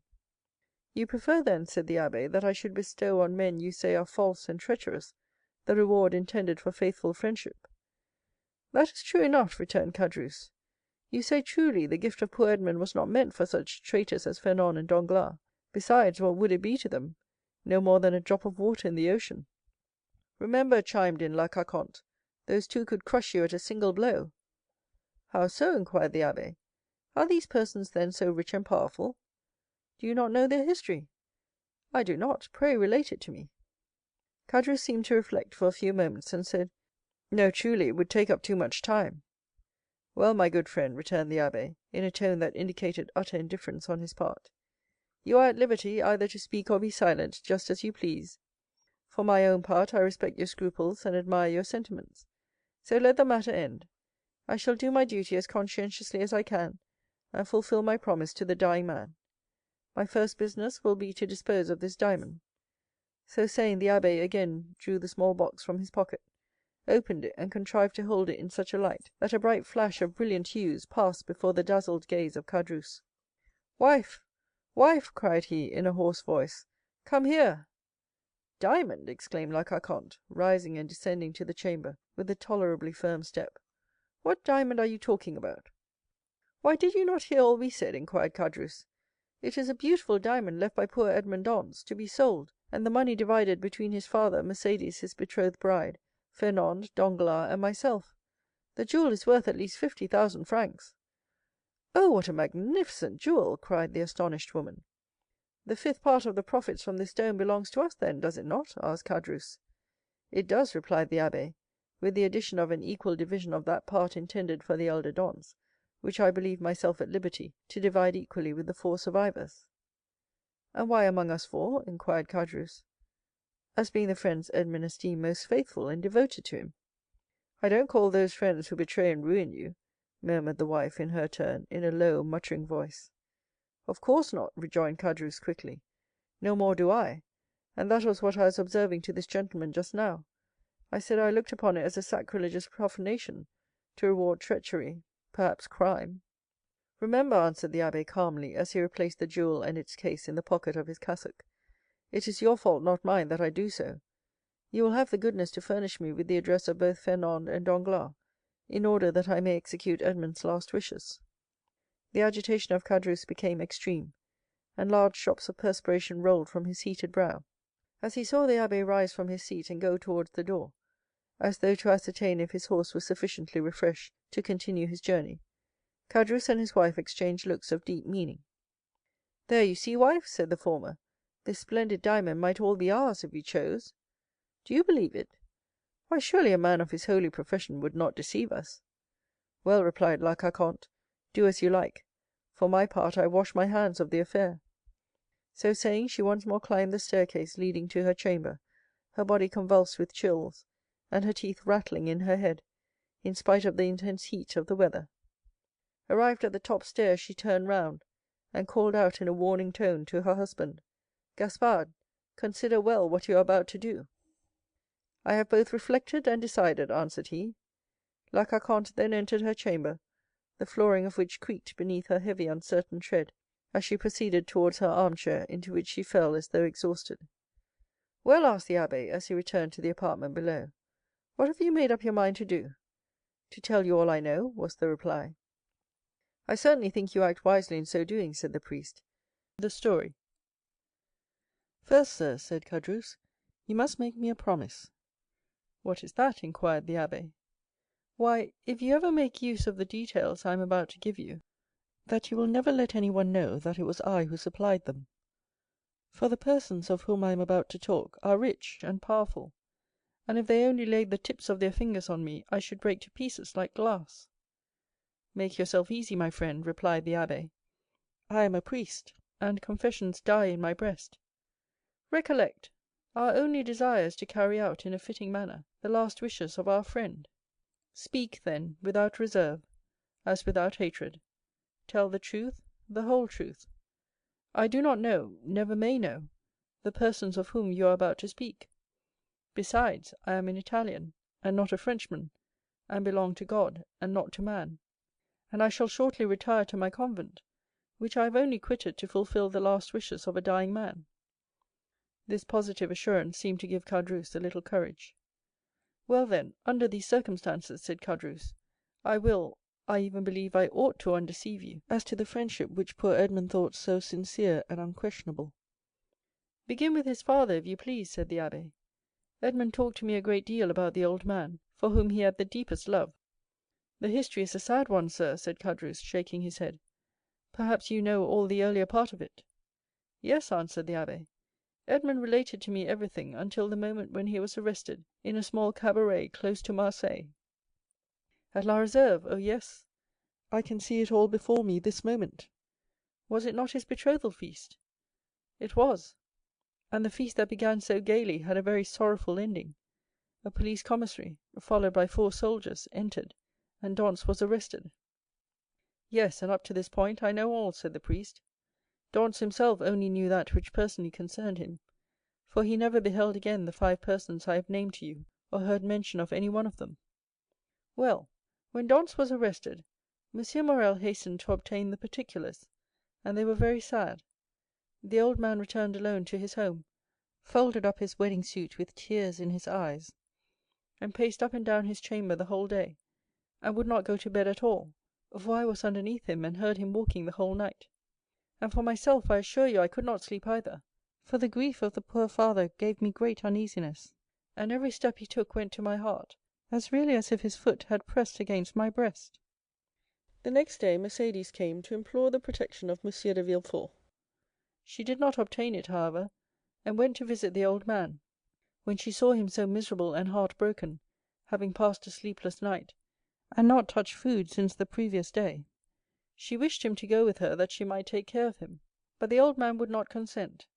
"No," was the old man's reply, "I will not leave this house, for my poor dear boy loves me better than anything in the world, and if he gets out of prison he will come and see me the first thing, and what would he think if I did not wait here for him?" I heard all this from the window, for I was anxious that Mercédès should persuade the old man to accompany her, for his footsteps over my head night and day did not leave me a moment's repose. "But did you not go upstairs and try to console the poor old man?" asked the abbé. "Ah, sir," replied Caderousse, "we cannot console those who will not be consoled, and he was one of these. Besides, I know not why, but he seemed to dislike seeing me. One night, however, I heard his sobs, and I could not resist my desire to go up to him; but when I reached his door he was no longer weeping, but praying. I cannot now repeat to you, sir, all the eloquent words and imploring language he made use of. It was more than piety, it was more than grief; and I, who am no cantor, and hate the Jesuits, said then to myself, 'It is really well, and I am very glad that I have not any children, for if I were a father and felt such excessive grief as the old man does, and did not find in my memory or heart all he is now saying, I should throw myself into the sea at once, for I could not bear it.'" "Poor father," murmured the priest. From day to day he lived on alone and more solitary. M. Morrel and Mercédès came to see him, but his door was closed, and although I was certain he was at home, he would not make any answer. One day, when contrary to his custom he had admitted Mercédès, and the poor girl, in spite of her own grief and despair, endeavored to console him, he said to her, "Be assured, my dear daughter, he is dead, and instead of expecting him, it is he who is awaiting us. I am quite happy, for I am the oldest, and of course shall see him first." However well disposed a person may be, why, you see, we leave off after a time seeing persons who are in sorrow. They make one melancholy. And so at last old Dantès was left all to himself, and I only saw from time to time strangers go up to him, and come down again with some bundle they tried to hide; but I guessed what these bundles were, and that he sold by degrees what he had to pay for his subsistence. At length the poor old fellow reached the end of all he had. He owed 3/4 rent, and they threatened to turn him out. He begged for another week, which was granted to him. I know this because the landlord came into my apartment when he left his. For the first 3 days I heard him walking about as usual, but on the 4th I heard nothing. I then resolved to go up to him at all risks. The door was closed, but I looked through the keyhole and saw him so pale and haggard that, believing him very ill, I went and told M. Morrel, and then ran on to Mercédès. They both came immediately, M. Morrel bringing a doctor, and the doctor said it was inflammation of the bowels, and ordered him a limited diet. I was there too, and I never shall forget the old man's smile at this prescription. From that time he received all who came. He had an excuse for not eating any more. The doctor had put him on a diet. The abbé uttered a kind of groan. "The story interests you, does it not, sir?" inquired Caderousse. "Yes," replied the abbé, "it is very affecting." Mercédès came again, and she found him so altered that she was even more anxious than before to have him taken to her own home. This was M. Morrel's wish also, who would fain have conveyed the old man against his consent. But the old man resisted and cried, so that they were actually frightened. Mercédès remained, therefore, by his bedside, and M. Morrel went away, making a sign to the Catalan that he had left his purse on the chimney-piece. But availing himself of the doctor's order, the old man would not take any sustenance. At length, after 9 days of despair and fasting, the old man died, cursing those who had caused his misery, and saying to Mercédès, "If you ever see my Edmond again, tell him I die blessing him." The abbé rose from his chair, made 2 turns round the chamber, and pressed his trembling hand against his parched throat. "And you believe he died——" "Of hunger, sir, of hunger," said Caderousse. "I am as certain of it as that we two are Christians." The abbé, with a shaking hand, seized a glass of water that was standing by him half full, swallowed it at one gulp, and then resumed his seat, with red eyes and pale cheeks. "This was indeed a horrid event," said he in a hoarse voice. "The more so, sir, as it was men's and not God's doing." "Tell me of those men," said the abbé, "and remember too," he added in an almost menacing tone, "you have promised to tell me everything. Tell me, therefore, who are these men who killed the son with despair and the father with famine?" "Two men jealous of him, sir, one from love and the other from ambition, Fernand and Danglars." "How was this jealousy manifested? Speak on." "They denounced Edmond as a Bonapartist agent." "Which of the two denounced him? Which was the real delinquent?" "Both, sir, one with a letter, and the other put it in the post." "And where was this letter written?" "At La Réserve, the day before the betrothal feast." "'Twas so, then," murmured the abbé. "Oh, Faria, Faria, how well did you judge men and things!" "What did you please to say, sir?" asked Caderousse. "Nothing, nothing," replied the priest. "Go on." "It was Danglars who wrote the denunciation with his left hand, that his writing might not be recognized, and Fernand who put it in the post." "But," exclaimed the abbé suddenly, "you were there yourself." "I?" said Caderousse, astonished. "Who told you I was there?" The abbé saw he had overshot the mark, and he added quickly, "No one; but in order to have known everything so well, you must have been an eyewitness." "True, true," said Caderousse in a choking voice, "I was there." "And did you not remonstrate against such infamy?" asked the abbé. "If not, you were an accomplice." "Sir," replied Caderousse, "they had made me drink to such an excess that I nearly lost all perception. I had only an indistinct understanding of what was passing around me. I said all that a man in such a state could say, but they both assured me that it was a jest they were carrying on, and perfectly harmless." Next day, sir, you must have seen plain enough what they had been doing, yet you said nothing, though you were present when Dantès was arrested." "Yes, sir, I was there, and very anxious to speak, but Danglars restrained me. 'If he should really be guilty,' said he, 'and did really put into the island of Elba, if he is really charged with a letter for the Bonapartist committee at Paris, and if they find this letter upon him, those who have supported him will pass for his accomplices.' I confess I had my fears, in the state in which politics then were, and I held my tongue. It was cowardly, I confess, but it was not criminal." "I understand. You allowed matters to take their course, that was all." "Yes, sir," answered Caderousse, "and remorse preys on me night and day. I often ask pardon of God, I swear to you, because this action, the only one with which I have seriously to reproach myself in all my life, is no doubt the cause of my abject condition. I am expiating a moment of selfishness, and so I always say to La Carconte when she complains, 'Hold your tongue, woman, it is the will of God.'" And Caderousse bowed his head with every sign of real repentance. "Well, sir," said the abbé, "you have spoken unreservedly, and thus to accuse yourself is to deserve pardon. Unfortunately, Edmond is dead, and has not pardoned me." "He did not know," said the abbé. "But he knows it all now," interrupted Caderousse. "They say the dead know everything." There was a brief silence. The abbé rose and paced up and down pensively, and then resumed his seat. "You have 2 or 3 times mentioned a M. Morrel," he said. "Who was he?" "The owner of the Pharaon and patron of Dantès." "And what part did he play in this sad drama?" inquired the abbé. "The part of an honest man, full of courage and real regard. 20 times he interceded for Edmond. When the emperor returned, he wrote, implored, threatened, and so energetically that on the second restoration he was persecuted as a Bonapartist. 10 times, as I told you, he came to see Dantès' father, and offered to receive him in his own house, and the night or two before his death, as I have already said, he left his purse on the mantelpiece, with which they paid the old man's debts and buried him decently, and so Edmond's father died as he had lived, without doing harm to anyone. I have the purse still by me, a large one, made of red silk." "And," asked the abbé, "is M. Morrel still alive?" "Yes," replied Caderousse. "In that case," replied the abbé, "he should be rich, happy." Caderousse smiled bitterly. "Yes, happy as myself," said he. "What, M. Morrel unhappy?" exclaimed the abbé. "He is reduced almost to the last extremity; nay, he is almost at the point of dishonor." "How?" "Yes," continued Caderousse, "so it is. After 25 years of labor, after having acquired a most honorable name in the trade of Marseilles, M. Morrel is utterly ruined. He has lost 5 ships in 2 years, has suffered by the bankruptcy of 3 large houses, and his only hope now is in that very Pharaon which poor Dantès commanded, and which is expected from the Indies with a cargo of cochineal and indigo. If this ship founders, like the others, he is a ruined man." "And has the unfortunate man wife or children?" inquired the abbé. "Yes, he has a wife, who through everything has behaved like an angel. He has a daughter who was about to marry the man she loved, but whose family now will not allow him to wed the daughter of a ruined man. He has besides a son, a lieutenant in the army, and, as you may suppose, all this, instead of lessening, only augments his sorrows. If he were alone in the world, he would blow out his brains, and there would be an end." "Horrible!" ejaculated the priest. "And it is thus heaven recompenses virtue, sir," added Caderousse.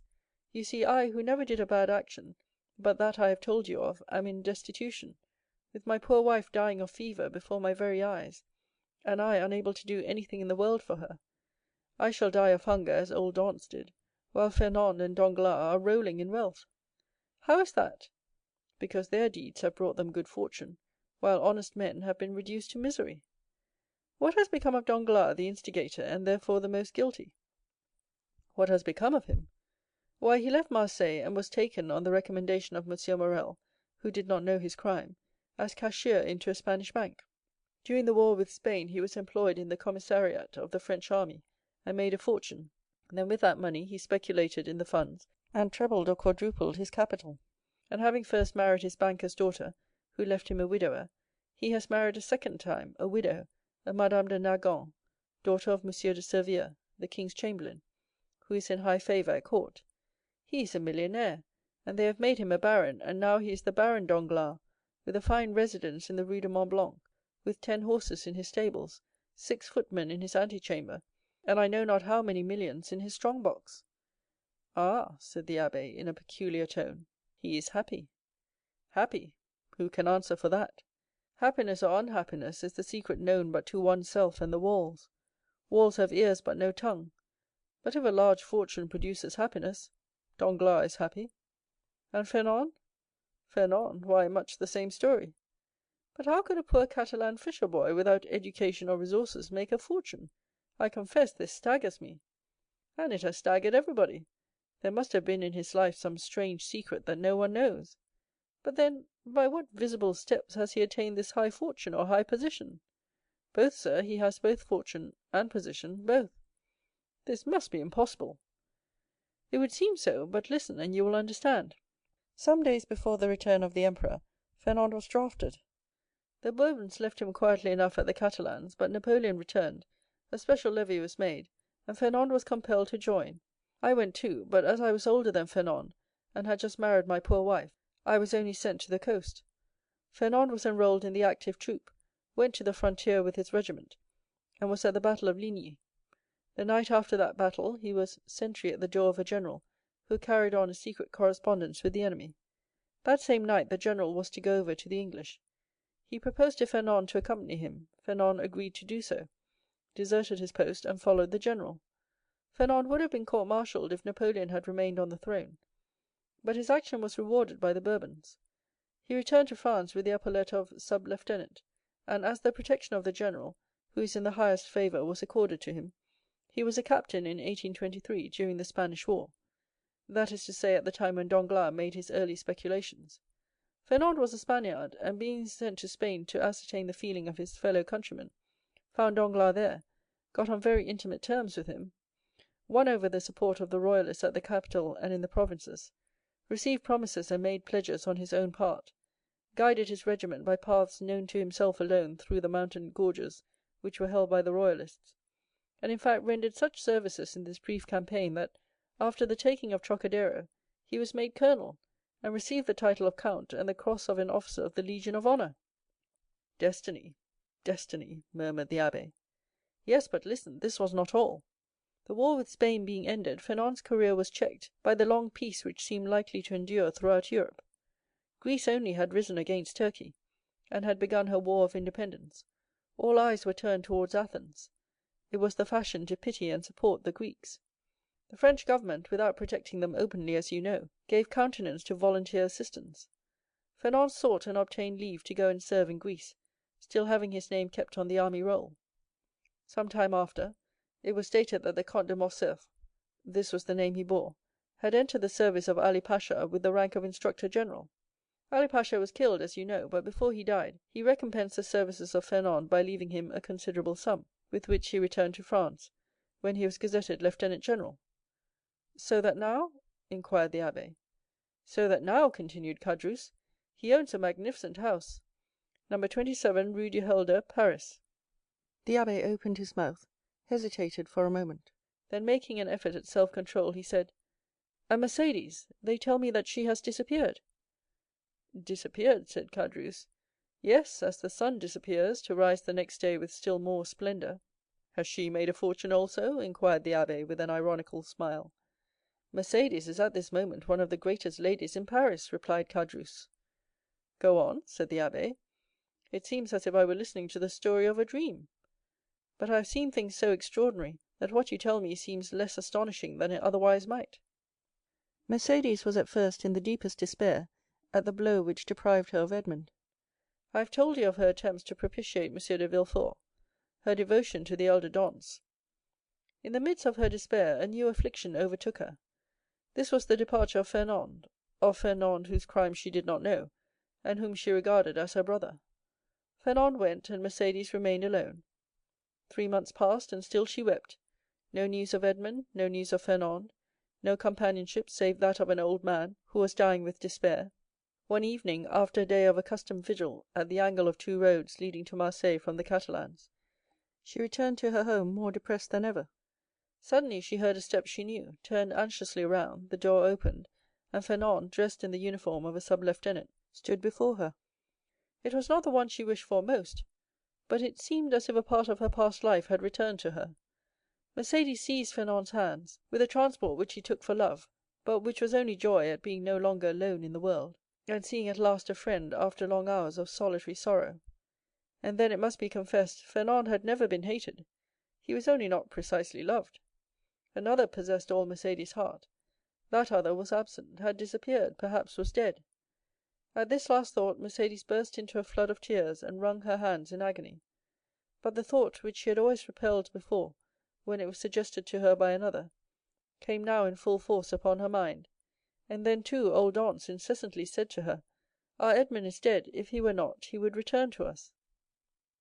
The old man died, as I have told you. Had he lived, Mercédès perchance had not become the wife of another, for he would have been there to reproach her infidelity. Fernand saw this, and when he learned of the old man's death, he returned. He was now a lieutenant. At his first coming he had not said a word of love to Mercédès. At the second, he reminded her that he loved her. Mercédès begged for 6 months more in which to await and mourn for Edmond. "So that," said the abbé with a bitter smile, "that makes 18 months in all. What more could the most devoted lover desire?" Then he murmured the words of the English poet, "Frailty, thy name is woman." 6 months afterwards, continued Caderousse, the marriage took place in the church of Accoules. "The very church in which she was to have married Edmond," murmured the priest. "There was only a change of bridegrooms." "Well, Mercédès was married," proceeded Caderousse; "but although in the eyes of the world she appeared calm, she nearly fainted as she passed La Réserve, where 18 months before the betrothal had been celebrated with him whom she might have known she still loved had she looked to the bottom of her heart. Fernand, more happy, but not more at his ease, for I saw at this time he was in constant dread of Edmond's return. Fernand was very anxious to get his wife away, and to depart himself. There were too many unpleasant possibilities associated with the Catalans, and 8 days after the wedding they left Marseilles. "Did you ever see Mercédès again?" inquired the priest. "Yes, during the Spanish War, at Perpignan, where Fernand had left her. She was attending to the education of her son." The abbé started. "Her son?" said he. "Yes," replied Caderousse, "little Albert." "But then, to be able to instruct her child," continued the abbé, "she must have received an education herself. I understood from Edmond that she was the daughter of a simple fisherman, beautiful, but uneducated." "Oh," replied Caderousse, "did he know so little of his lovely betrothed? Mercédès might have been a queen, sir, if the crown were to be placed on the heads of the loveliest and most intelligent." Fernand's fortune was already waxing great, and she developed with his growing fortune. She learned drawing, music, everything. Besides, I believe, between ourselves, she did this in order to distract her mind, that she might forget, and she only filled her head in order to alleviate the weight on her heart. "But now her position in life is assured," continued Caderousse. "No doubt fortune and honors have comforted her. She is rich, a countess, and yet——" Caderousse paused. "And yet what?" asked the abbé. "Yet I am sure she is not happy," said Caderousse. "What makes you believe this?" "Why, when I found myself utterly destitute, I thought my old friends would perhaps assist me. So I went to Danglars, who would not even receive me. I called on Fernand, who sent me 100 francs by his valet de chambre." "Then you did not see either of them?" "No, but Madame de Morcerf saw me." "How was that?" "As I went away, a purse fell at my feet. It contained 25 louis. I raised my head quickly, and saw Mercédès, who at once shut the blind." "And M. de Villefort?" asked the abbé. "Oh, he never was a friend of mine. I did not know him, and had nothing to ask of him." "Do you not know what became of him, and the share he had in Edmond's misfortunes?" "No, I only know that some time after Edmond's arrest he married Mademoiselle de Saint Méran, and soon after left Marseilles. No doubt he has been as lucky as the rest. No doubt he is as rich as Danglars, as high in station as Fernand. I only, as you see, have remained poor, wretched, and forgotten." "You are mistaken, my friend," replied the abbé. "God may seem sometimes to forget for a time, while his justice reposes. But there always comes a moment when he remembers, and behold, a proof." As he spoke, the abbé took the diamond from his pocket, and giving it to Caderousse, said, "Here, my friend, take this diamond; it is yours." "What, for me only?" cried Caderousse. "Ah, sir, do not jest with me." "The diamond was to have been shared among his friends. Edmond had one friend only, and thus it cannot be divided. Take the diamond, then, and sell it. It is worth 50,000 francs, and I repeat my wish that this sum may suffice to release you from your wretchedness." "Oh, sir," said Caderousse, putting out one hand timidly, and with the other wiping away the perspiration which bedewed his brow. "Oh, sir, do not make a jest of the happiness or despair of a man." "I know what happiness and what despair are, and I never make a jest of such feelings. Take it, then, but in exchange——" Caderousse, who touched the diamond, withdrew his hand. The abbé smiled. "In exchange," he continued, "give me the red silk purse that M. Morrel left on old Dantès' chimney piece, and which you tell me is still in your hands." Caderousse, more and more astonished, went toward a large oaken cupboard, opened it, and gave the abbé a long purse of faded red silk, round which were 2 copper runners that had once been gilt. The abbé took it, and in return gave Caderousse the diamond. "Oh, you are a man of God, sir," cried Caderousse, "for no one knew that Edmond had given you this diamond, and you might have kept it." "Which," said the abbé to himself, "you would have done." The abbé rose, took his hat and gloves. "Well," he said, "all you have told me is perfectly true, then, and I may believe it in every particular." "See, sir," replied Caderousse, "in this corner is a crucifix in holy wood. Here on this shelf is my wife's testament. Open this book, and I will swear upon it with my hand on the crucifix. I will swear to you by my soul's salvation, my faith as a Christian. I have told everything to you as it occurred, and as the recording angel will tell it to the ear of God at the day of the last judgment." "'Tis well," said the abbé, convinced by his manner and tone that Caderousse spoke the truth. "'Tis well, and may this money profit you. Adieu, I go far from men who thus so bitterly injure each other." The abbé with difficulty got away from the enthusiastic thanks of Caderousse, opened the door himself, got out and mounted his horse. once more saluted the innkeeper, who kept uttering his loud farewells, and then returned by the road he had travelled in coming. When Caderousse turned around, he saw behind him La Carconte, paler and trembling more than ever. "Is, then, all that I have heard really true?" she inquired. "What, that he has given the diamond to us only?" inquired Caderousse, half bewildered with joy. "Yes, nothing more true. See, here it is." The woman gazed at it a moment, and then said in a gloomy voice, "Suppose it's false?" Caderousse started and turned pale. "False!" he muttered. "False! Why should that man give me a false diamond?" "To get your secret without paying for it, you blockhead." Caderousse remained for a moment aghast under the weight of such an idea. "Oh," he said, taking up his hat, which he placed on the red handkerchief tied round his head, "we will soon find out." "In what way?" "Why, the fair is on at Beaucaire. There are always jewelers from Paris there, and I will show it to them. Look after the housewife, and I shall be back in 2 hours." And Caderousse left the house in haste, and ran rapidly in the direction opposite to that which the priest had taken. 50,000 francs, muttered La Carconte when left alone. "It is a large sum of money, but it is not a fortune." Chapter 27. The Count of Monte Cristo by Alexandre Dumas. Chapter 28. The Prison Register. The day after that in which the scene we have just described had taken place on the road between Bellegarde and Beaucaire, a man of about 30 or 32, dressed in a bright blue frock coat, nankeen trousers, and a white waistcoat, having the appearance and accent of an Englishman, presented himself before the mayor of Marseilles. "Sir," said he, "I am chief clerk of the house of Thomson and French of Rome. We are, and have been these 10 years, connected with the house of Morel and Son of Marseilles. We have 100,000 francs or thereabouts loaned on their securities, and we are a little uneasy at reports that have reached us that the firm is on the brink of ruin. I have come, therefore, express from Rome to ask you for information." "Sir," replied the mayor, "I know very well that during the last 4 or 5 years misfortune has seemed to pursue M. Morrel. He has lost 4 or 5 vessels, and suffered by 3 or 4 bankruptcies. But it is not for me, although I am a creditor myself to the amount of 10,000 francs, to give any information as to the state of his finances. Ask of me, as mayor, what is my opinion of M. Morrel, and I shall say that he is a man honorable to the last degree, and who has up to this time fulfilled every engagement with scrupulous punctuality. This is all I can say, sir. If you wish to learn more, address yourself to M. de Beauville, the inspector of prisons, No. 15, Rue de Nouailles. He has, I believe, 200,000 francs in Morrel's hands, and if there be any grounds for apprehension, as this is a greater amount than mine, you will most probably find him better informed than myself." The Englishman seemed to appreciate this extreme delicacy, made his bow, and went away, proceeding with a characteristic British stride towards the street mentioned. M. de Beauville was in his private room, and the Englishman, on perceiving him, made a gesture of surprise, which seemed to indicate that it was not the first time he had been in his presence. As to M. de Beauville, he was in such a state of despair that it was evident all the faculties of his mind, absorbed in the thought which occupied him at the moment, did not allow either his memory or his imagination to stray to the past.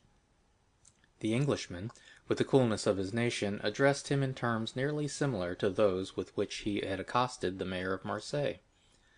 "Oh, sir," exclaimed M. de Beauville, "your fears are unfortunately but too well founded, and you see before you a man in despair. I had 200,000 francs placed in the hands of Morrel and Son. These 200,000 francs were the dowry of my daughter, who was to be married in a fortnight, and these 200,000 francs were payable, half on the 15th of this month, and the other half on the 15th of the next month. I had informed M. Morrel of my desire to have these payments punctually, and he has been here within the last half hour to tell me that if his ship, the Pharaon, did not come into port on the 15th, he would be wholly unable to make this payment."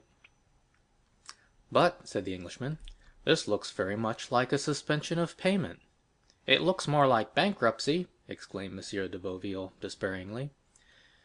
The Englishman appeared to reflect a moment, and then said, "From which it would appear, sir, that this credit inspires you with considerable apprehension?"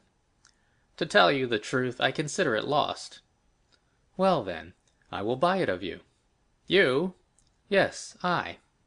"But at a tremendous discount, of course." "No, for 200,000 francs. Our house," added the Englishman with a laugh, "does not do things in that way." "And you will pay—" "Ready money." And the Englishman drew from his pocket a bundle of banknotes, which might have been twice the sum M. de Boville feared to lose. A ray of joy passed across M. de Boville's countenance, yet he made an effort at self-control, and said, "Sir, I ought to tell you that, in all probability, you will not realize 6% of this sum." "That's no affair of mine," replied the Englishman. "That is the affair of the house of Thomson and French, in whose name I act. They have, perhaps, some motive to serve in hastening the ruin of a rival firm. But all I know, sir, is that I am ready to hand you over this sum in exchange for your assignment of the debt. I only ask a brokerage." "Of course, that is perfectly just," cried M. de Boville. "The commission is usually 1.5. Will you have 2, 3, 5%, or even more?" "Whatever you say." "Sir," replied the Englishman, laughing, "I am like my house, and do not do such things. No, the commission I ask is quite different." "Name it, sir, I beg." "You are the inspector of prisons?" "I have been so these 14 years." "You keep the registers of entries and departures?" "I do." "To these registers there are added notes relative to the prisoners?" "There are special reports on every prisoner." "Well, sir, I was educated at home by a poor devil of an abbé who disappeared suddenly. I have since learned that he was confined in the Château d'If, and I should like to learn some particulars of his death." "What was his name?" "The Abbé Faria." "Oh, I recollect him perfectly," cried M. de Boville. "He was crazy." "So they said." "Oh, he was decidedly." "Very possibly, but what sort of madness was it?" "He pretended to know of an immense treasure, and offered vast sums to the government if they would liberate him." "Poor devil! And he is dead?" "Yes, sir, 5 or 6 months ago, last February." "You have a good memory, sir, to recollect dates so well." "I recollect this, because the poor devil's death was accompanied by a singular incident." "May I ask what that was?" said the Englishman, with an expression of curiosity, which a close observer would have been astonished at discovering in his phlegmatic countenance. "Oh dear, yes, sir, the abbé's dungeon was 40 or 50 feet distant from that of one of Bonaparte's emissaries, one of those who had contributed the most to the return of the usurper in 1815, a very resolute and very dangerous man." "Indeed," said the Englishman. "Yes," replied M. de Boville. "I myself had occasion to see this man in 1816 or 1817, and we could only go into his dungeon with a file of soldiers. That man made a deep impression on me. I shall never forget his countenance." The Englishman smiled imperceptibly. "And you say, sir," he interposed, "that the two dungeons were separated by a distance of 50 feet, but it appears that this Edmond Dantès——" "This dangerous man's name was——" "Edmond Dantès. It appears, sir, that this Edmond Dantès had procured tools or made them, for they found a tunnel through which the prisoners held communication with one another." "This tunnel was dug, no doubt, with an intention of escape?" "No doubt, but unfortunately for the prisoners, the Abbé Faria had an attack of catalepsy and died." "That must have cut short the projects of escape." "For the dead man, yes," replied M. de Boville, "but not for the survivor. On the contrary, this Dantès saw a means of accelerating his escape. He no doubt thought that prisoners who died in the Château d'If were interred in an ordinary burial ground, and he conveyed the dead man into his own cell, took his place in the sack in which they had sewed up the corpse, and awaited the moment of interment." "It was a bold step, and one that showed some courage," remarked the Englishman. "As I have already told you, sir, he was a very dangerous man, and fortunately by his own act disembarrassed the government of the fears it had on his account." "How was that?" "How? Do you not comprehend?" "No."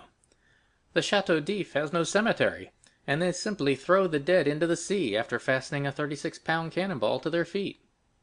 "Well," observed the Englishman, as if he were slow of comprehension, "well, they fastened a 36-pound ball to his feet and threw him into the sea." "Really?" exclaimed the Englishman. "Yes, sir," continued the inspector of prisons. You may imagine the amazement of the fugitive when he found himself flung headlong over the rocks. I should like to have seen his face at that moment." "That would have been difficult." "No matter," replied de Boville, in a supreme good humor at the certainty of recovering his 200,000 francs. "No matter, I can fancy it." And he shouted with laughter. "So can I," said the Englishman, and he laughed too, but he laughed as the English do, at the end of his teeth. "And so," continued the Englishman, who first gained his composure, "he was drowned?"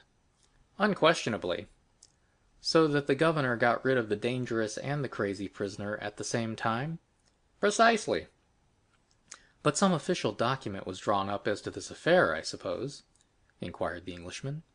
"Yes, yes, the mortuary deposition. You understand, Dantès' relations, if he had any, might have some interest in knowing if he were dead or alive. So that now, if there were anything to inherit from him, they may do so with easy conscience. He is dead, and make no mistake about it." "Oh, yes, and they may have the fact attested whenever they please." "So be it," said the Englishman. "But to return to these registers." "True, the story has diverted our attention from them. Excuse me." "Excuse you for what? For the story? By no means. It really seems to me very curious." "Yes, indeed. So, sir, you wish to see all relating to the poor abbé, who really was gentleness itself?" "Yes, you will oblige me." "Go into my study here, and I will show it to you." And they both entered M. de Boville's study. Everything was here arranged in perfect order. Each register had its number, each file of papers its place. The inspector begged the Englishman to seat himself in an armchair, and place before him the register and the documents relative to the Château d'If, giving him all the time he desired for the examination, while de Boville seated himself in a corner, and began to read his newspaper. The Englishman easily found the entries relative to the Abbé Faria, but it seemed that the history which the inspector had related interested him greatly, for after having perused the first documents, he turned over the leaves until he reached the deposition respecting Edmond Dantès. There he found everything arranged in due order: the accusation, examination, Morrel's petition, M. de Villefort's marginal notes. He folded up the accusation quietly, and put it as quietly in his pocket, read the examination, and saw that the name of Noirtier was not mentioned in it, perused too the application dated 10th April 1815, in which Morrel, by the deputy procuror's advice, exaggerated with the best intentions, for Napoleon was then on the throne, the services Dantès had rendered to the imperial cause, services which Villefort's certificates rendered indispensable. Then he saw through the whole thing. This petition to Napoleon, kept back by Villefort, had become, under the second restoration, a terrible weapon against him in the hands of the king's attorney. He was no longer astonished when he searched on to find in the register this note placed in a bracket against his name: Edmond Dantès, an inveterate Bonapartist, took an active part in the return from the island of Elba, to be kept in strict solitary confinement, and to be closely watched and guarded. Beneath these lines was written in another hand, "See note above, nothing can be done." He compared the writing in the bracket with the writing of the certificate placed beneath Morrel's petition, and discovered that the note in the bracket was the same writing as the certificate, that is to say, was in Villefort's handwriting. As to the note which accompanied this, the Englishman understood that it might have been added by some inspector who had taken a momentary interest in Dantès' situation, but who had, from the remarks we have quoted, found it impossible to give any effect to the interest he had felt. As we have said, the inspector, from discretion, and that he might not disturb the Abbé Faria's pupil in his researches, had seated himself in a corner and was reading Le Drapeau Blanc. He did not see the Englishman fold up and place in his pocket the accusation written by Danglars under the arbor of La Réserve, and which had the postmark Marseilles, 27th February, delivery 6 o'clock p.m. But it must be said that if he had seen it, he attached so little importance to this scrap of paper, and so much importance to his 200,000 francs, that he would not have opposed whatever the Englishman might do, however irregular it might be. "Thanks," said the latter, closing the register with a slam. "I have all I want. Now it is for me to perform my promise. Give me a simple assignment of your debt, acknowledge therein the receipt of the cash, and I will hand you over the money." He rose, gave his seat to M. de Boville, who took it without ceremony, and quickly drew up the required assignment, while the Englishman counted out the banknotes on the other side of the desk. End of chapter 28.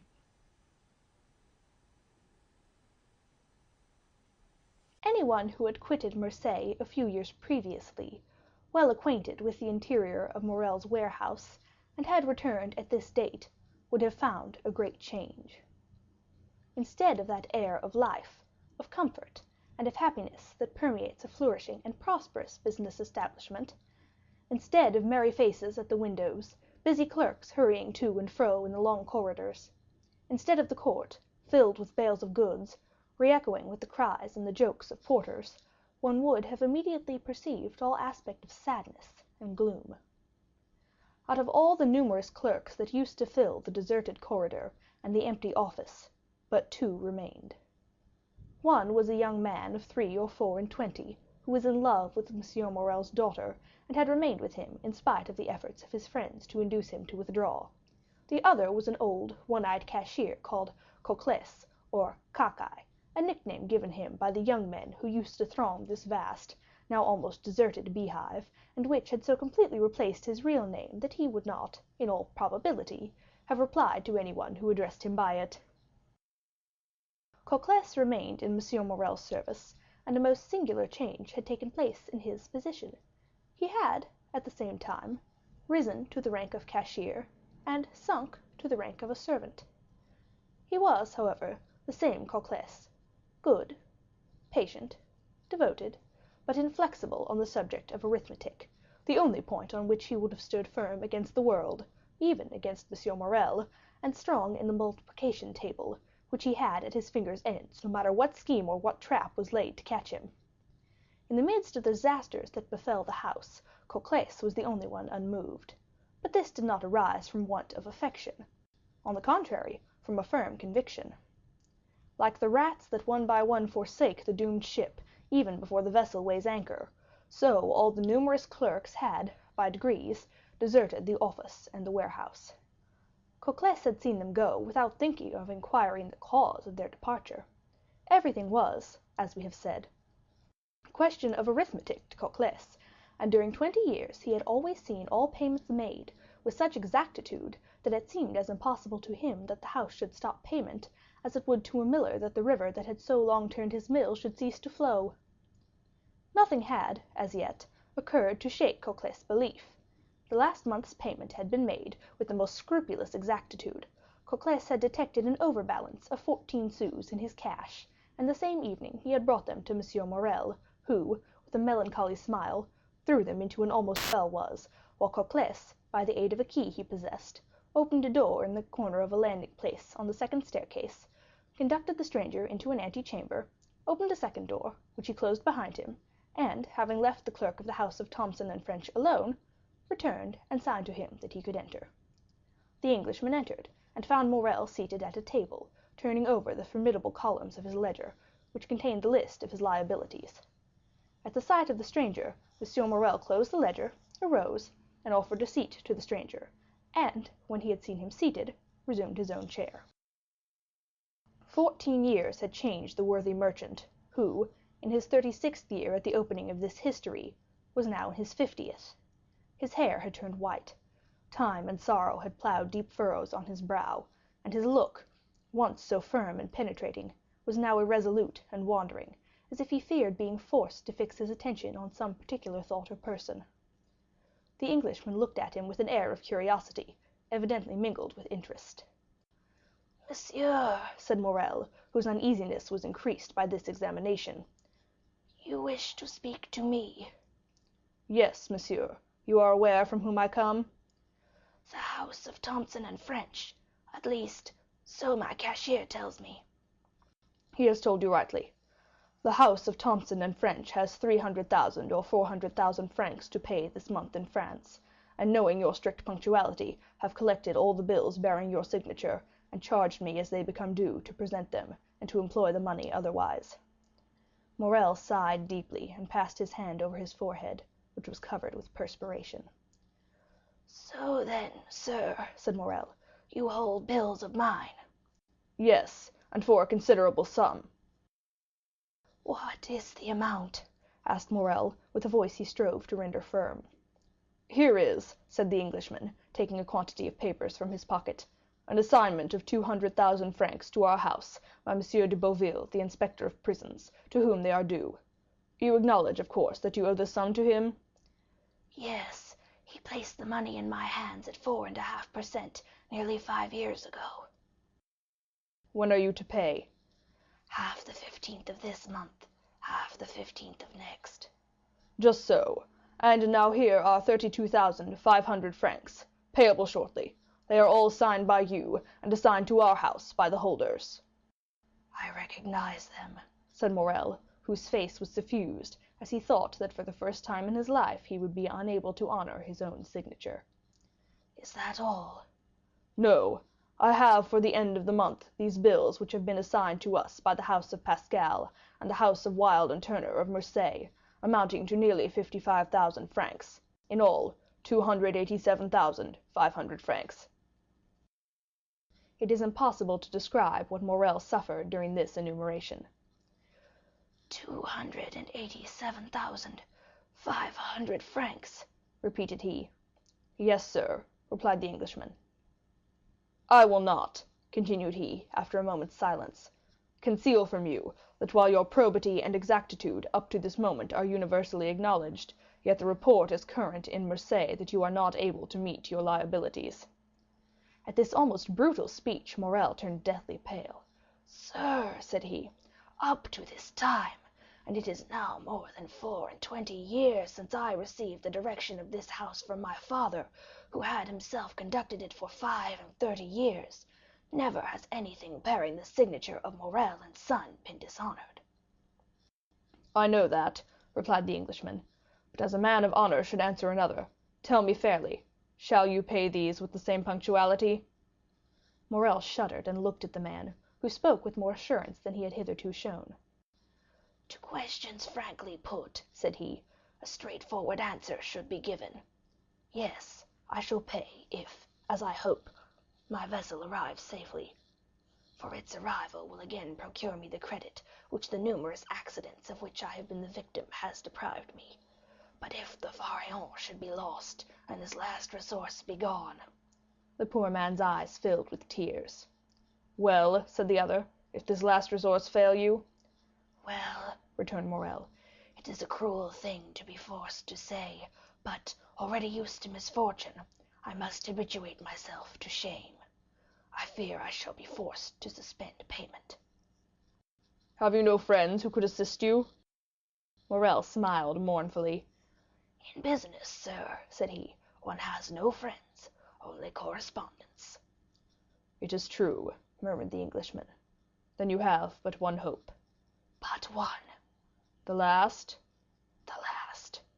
"So that if this fail—" "I am ruined, completely ruined." "As I was on my way here, a vessel was coming into port." "I know it, sir. A young man who still adheres to my fallen fortunes passes a part of his time in a belvedere at the top of the house, in hopes of being the first to announce good news to me. He has informed me of the arrival of this ship." "And it is not yours?" "No, she is a Bordeaux vessel, La Gironde. She comes from India also, but she is not mine." "Perhaps she has spoken to the Pharaon, and brings you some tidings of her?" "Shall I tell you plainly one thing, sir? I dread almost as much to receive any tidings of my vessel as to remain in doubt. Uncertainty is still hope." Then in a low voice Morrel added, "This delay is not natural. The Pharaon left Calcutta the 5th of February. She ought to have been here a month ago." "What is that?" said the Englishman. "What is the meaning of that noise?" "Oh, oh!" cried Morrel, turning pale. "What is it?" A loud noise was heard on the stairs, of people moving hastily, and half stifled sobs. Morrel rose and advanced to the door, but his strength failed him, and he sank into a chair. The two men remained opposite one another, Morrel trembling in every limb, the stranger gazing at him with an air of profound pity. The noise had ceased, but it seemed that Morrel expected something. Something had occasioned the noise, and something must follow.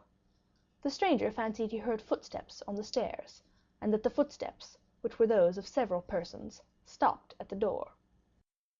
A key was inserted in the lock of the first door, and the creaking of hinges was audible. "There are only 2 persons who have the key to that door," murmured Morrel. "Cocles and Julie." At this instant the second door opened, and the young girl, her eyes bathed with tears, appeared. Morrel rose tremblingly, supporting himself by the arm of the chair. He would have spoken, but his voice failed him. "Oh, father," said she, clasping her hands, "forgive your child for being the bearer of evil tidings." Morrel again changed color. Julie threw herself into his arms. "Oh, father, father," murmured she, "courage!" "The Pharaon has gone down, then," said Morrel in a hoarse voice.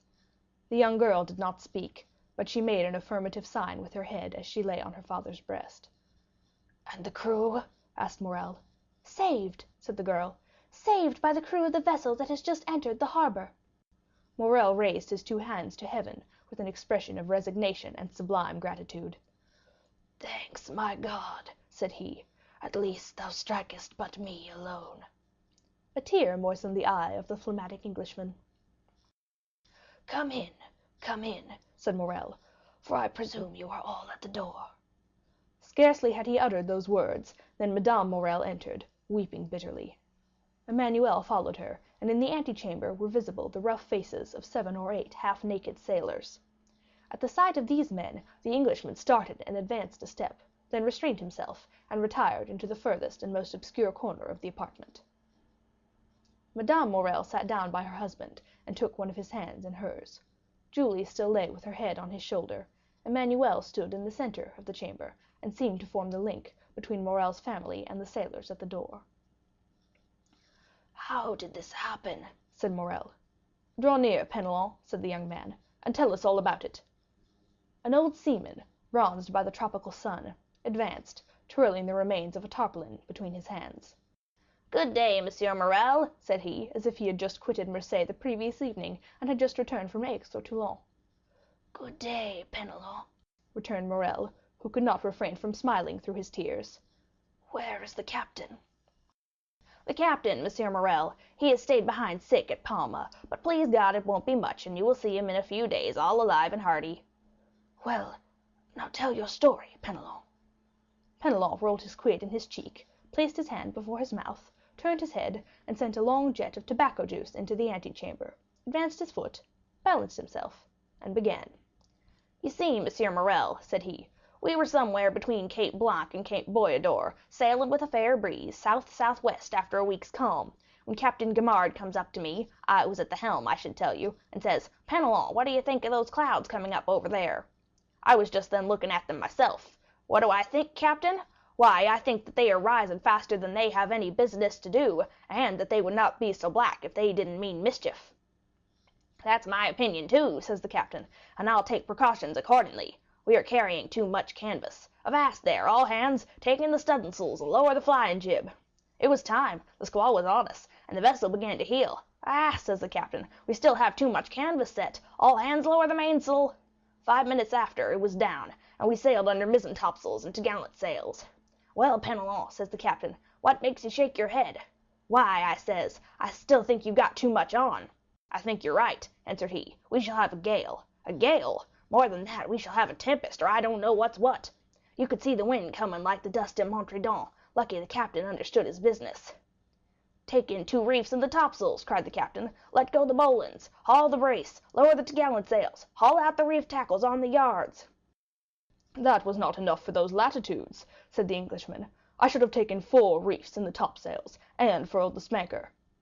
His firm, sonorous, and unexpected voice made everyone start. Penelon put his hand over his eyes, and then stared at the man who thus criticized the maneuvers of his captain. "We did better than that, sir," said the old sailor respectfully. "We put the helm up to run before the tempest. 10 minutes after we struck our topsails and scudded under bare poles." "The vessel was very old to risk that," said the Englishman. "That was what did the business. After pitching heavily for 12 hours, we sprung a leak. 'Penelon,' says the captain, 'I think we are sinking. Give me the helm and go down into the hold.' I gave him the helm and descended. There were already 3 feet of water. 'All hands to the pumps,' I shouted, but it was too late, and it seemed the more we pumped the more came in." "Ah," said I, after 4 hours' work, "since we are sinking, let us sink. We can die but once." "That's the example you set, Penelon," cries the captain. "Very well, wait a minute." He went into his cabin and came back with a brace of pistols. "I will blow out the brains of the first man who leaves the pump," said he. "Well done," said the Englishman. "There's nothing gives you so much courage as good reasons," continued the sailor. "And during that time the wind had abated and the sea had gone down, but the water kept rising, not much, only 2 inches an hour, but still it rose. 2 inches an hour does not seem much, but in 12 hours that makes 2 feet, and 3 we had before, that makes 5. Come," says the captain, "we have done all in our power, and Monsieur Morrel will have nothing to reproach us with. We have tried to save the ship, now let us save ourselves. To the boats, my lads, as quick as you can." "Now," continued Penelon, "you see, Monsieur Morrel, a sailor is attached to his ship, but still more to his life, so we did not wait to be told twice, the more so as the ship was sinking under us, and seemed to say, 'Get along, save yourselves.' We soon launched the boat, and all 8 of us got into it. The captain descended last, or rather, he did not descend, he would not quit the vessel, so I took him round the waist and threw him into the boat, and then I jumped after him. It was time, for just as I jumped the deck burst with a noise like the broadside of a man of war. 10 minutes after she pitched forward, then the other way, spun round, and then goodbye to the Pharaon. As for us, we were 3 days without anything to eat or drink, so that we began to think of drawing lots who should feed the rest. When we saw La Gironde, we made signs of distress. She perceived us, made for us, and took us all on board. There now, Monsieur Morrel, that's the whole truth, on the honor of a sailor. Is it not true, you fellows there?" A general murmur of approbation showed that the narrator had faithfully detailed their misfortunes and sufferings. "Well, well," said Monsieur Morrel, "I know that there was no one in fault but destiny. It was the will of God that this should happen. Blessed be his name. What wages are due to you?" "Oh, don't let us talk of that, Monsieur Morrel." "Yes, but we will talk of it." "Well, then, 3 months," said Penelon. "Cocles, pay 200 francs to each of these good fellows," said Morrel. "At another time," added he, "I should have said, give them besides 200 francs over as a present, but times are changed, and the little money that remains to me is not my own." Penelon turned to his companions and exchanged a few words with them. "As for that, Monsieur Morrel," said he, turning again his quid, "as for that—" "As for what?" "The money." "Well, we all say that 50 francs will be enough for us at present, and that we will wait for the rest." "Thanks, my friends, thanks," cried Morrel gratefully. Take it, and if you can find another employer, enter his service. You are free to do so." These last words produced a prodigious effect on the seaman. Penelon nearly swallowed his quid. Fortunately, he recovered. "What, Monsieur Morrel," said he in a low voice, "you send us away. You are then angry with us." "No, no," said Monsieur Morrel, "I am not angry, quite the contrary, and I do not send you away. But I have no more ships, and therefore I do not want any sailors." "No more ships?" returned Penelon. "Well, then you'll build some. We'll wait for you." "I have no money to build ships with, Penelon," said the poor owner mournfully, "so I cannot accept your kind." The 5th of September. The extension provided for by the agent of Thomson and French, at the moment when Morrel expected it least, was to the poor shipowner so decided a stroke of good fortune, that he almost dared to believe that fate was at length grown weary of wasting her spite upon him. The same day he told his wife, Emmanuel, and his daughter all that had occurred, and a ray of hope, if not of tranquillity, returned to the family. Unfortunately, however, Morrel had not only engagements with the house of Thomson and French, who had shown themselves so considerate towards him, and, as he had said, in business he had correspondents and not friends.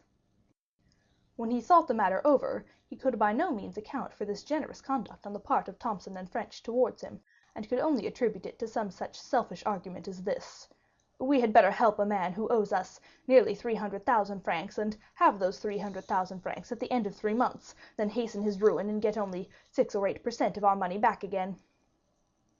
Unfortunately, whether through envy or stupidity, all Morrel's correspondents did not take this view, and some even came to a contrary decision. The bills signed by Morrel were presented at his office with scrupulous exactitude, and thanks to the delay granted by the Englishman, were paid by Cocles with equal punctuality. Cocles thus remained in his accustomed tranquillity. It was Morrel alone who remembered with alarm that if he had to repay on the 15th the 50,000 francs of M. de Boville, and on the 30th the 32,500 francs of bills, for which, as well as the debt due to the inspector of prisons, he had time granted, he must be a ruined man. The opinion of all the commercial men was that, under the reverses which had successively weighed down Morrel, it was impossible for him to remain solvent. Great, therefore, was the astonishment when, at the end of the month, he cancelled all his obligations with his usual punctuality. Still confidence was not restored to all minds, and the general opinion was that the complete ruin of the unfortunate ship owner had only been postponed until the end of the month. The month passed, and Morrel made extraordinary efforts to get in all of his resources. Formerly his paper, at any date, was taken with confidence, and was even in request. Morrel now tried to negotiate bills at 90 days only, and none of the banks would give him credit. Fortunately, Morrel had some funds coming in on which he could rely, and, as they reached him, he found himself in a condition to meet his engagements when the end of July came. The agent of Thomson and French had not been seen again at Marseilles. The day after, or 2 days after his visit to Morrel, he had disappeared, and as in the city he had had no intercourse but with the mayor, the inspector of prisons, and M. Morrel, his departure left no trace except in the memories of these 3 persons. As to the sailors of the Pharaon, they must have found snug berths elsewhere, for they also had disappeared. Captain Gaimard, recovered from his illness, had returned from Palma. He delayed presenting himself at Morrel's, but the owner, hearing of his arrival, went to see him. The worthy shipowner knew, from Penelon's recital, of the captain's brave conduct during the storm, and tried to console him. He brought him also the amount of his wages, which Captain Gaimard had not dared to apply for. As he descended the staircase, Morrel met Penelon, who was going up. Penelon had, it would seem, made good use of his money, for he was newly clad. When he saw his employer, the worthy tar seemed much embarrassed, drew on one side into a corner of the landing place, passed his quid from cheek to cheek, stared stupidly with his great eyes, and only acknowledged the squeeze of the hand which Morrel, as usual, gave him, by a slight pressure in return. Morrel attributed Penelon's embarrassment to the elegance of his attire. It was evident the good fellow had not gone to such an expense on his own account. He was, no doubt, engaged on board some other vessel, and thus his bashfulness arose from the fact of his not having, if we may so express ourselves, worn mourning for the Pharaon longer. Perhaps he had come to tell Captain Gaimard of his good luck, and to offer him employment from his new master. "Worthy fellows," said Morrel as he went away, "may your new master love you as I loved you, and be more fortunate than I have been." August rolled in, unceasing efforts on the part of Morrel to renew his credit or revive the old. On the 20th of August, it was known at Marseilles that he had left town in the mail coach, and it was then said that the bills would go to protest at the end of the month, and that Morrel had gone away and left his chief clerk, Emmanuel, and his cashier, Cocles, to meet the creditors. But, contrary to all expectation, when the 31st of August came, the house opened as usual, and Cocles appeared behind the grating of the counter, examined all bills presented with the usual scrutiny, and, from first to last, paid all with the usual precision. There came in, moreover, 2 drafts which M. Morrel had fully anticipated, and which Cocles paid as punctually as the bills which the shipowner had accepted. All this was incomprehensible, and then, with the tenacity peculiar to prophets of bad news, the failure was put off until the end of September. On the 1st, Morrel returned. He was awaited by his family with extreme anxiety, for from this journey to Paris they hoped great things. Morrel had thought of Danglars, who was now immensely rich, and had lain under great obligations to Morrel in former days, since it was to him owing that Danglars entered the service of the Spanish banker, with whom he had laid the foundations of his vast wealth. It was said at this moment that Danglars was worth from 6 to 8 millions of francs, and had unlimited credit. Danglars, then, without taking a crown from his pocket, could save Morrel. He had but to pass his word for a loan, and Morrel was saved. Morrel had long thought of Danglars, but had kept away from some instinctive motive, and had delayed as long as possible availing himself of this last resource. And Morrel was right, for he returned home crushed by the humiliation of a refusal. Yet on his arrival Morrel did not utter a complaint, or say one harsh word. He embraced his weeping wife and daughter, pressed Emmanuel's hand with friendly warmth, and then, going to his private room on the 2nd floor, had sent for Cocles. "Then," said the 2 women to Emmanuel, "we are indeed ruined." It was agreed in a brief council held among them that Julie should write to her brother, who was in garrison at Nimes, to come to them as speedily as possible. The poor women felt instinctively that they required all their strength to support the blow that impended. Besides, Maximilian Morrel, though hardly 22, had great influence over his father. He was a strong-minded, upright young man. At the time when he decided on his profession, his father had no desire to choose for him, but had consulted young Maximilian's taste. He had at once declared for a military life, and had in consequence studied hard, passed brilliantly through the Polytechnic School, and left it as sub-lieutenant of the 53rd of the line. For a year he had held this rank, and expected promotion on the first vacancy. In his regiment, Maximilian Morrel was noted for his rigid observance, not only of the obligations imposed on a soldier, but also of the duties of a man, and he thus gained the name of the Stoic. We need hardly say that many of those who gave him this epithet repeated it because they had heard it, and did not even know what it meant. This was the young man whom his mother and sister called to their aid, to sustain them under the serious trial which they felt they would soon have to endure.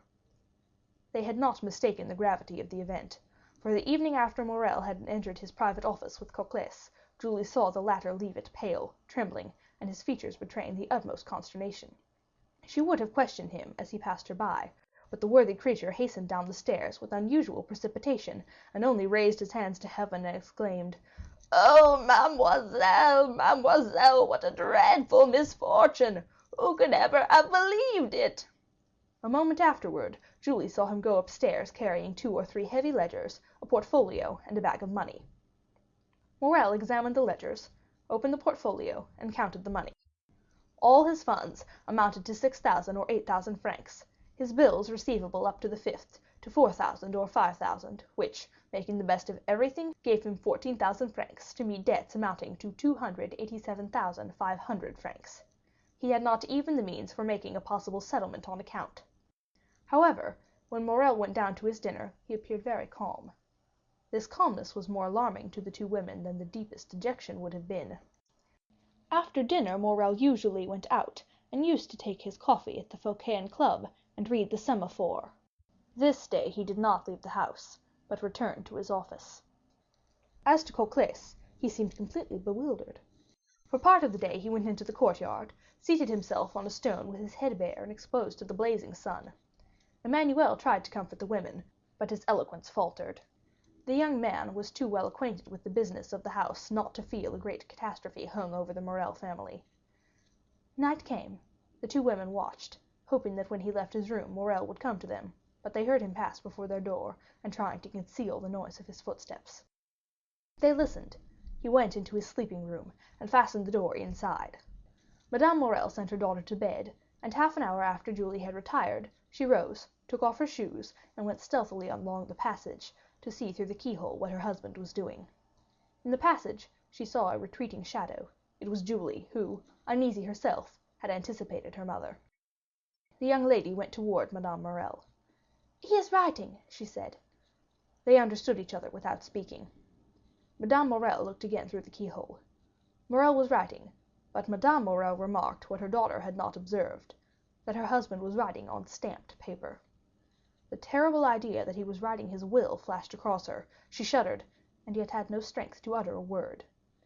Next day M. Morrel seemed as calm as ever, went to his office as usual, came to his breakfast punctually, and then, after dinner, he placed his daughter beside him, took her head in his arms, and held her for a long time against his bosom.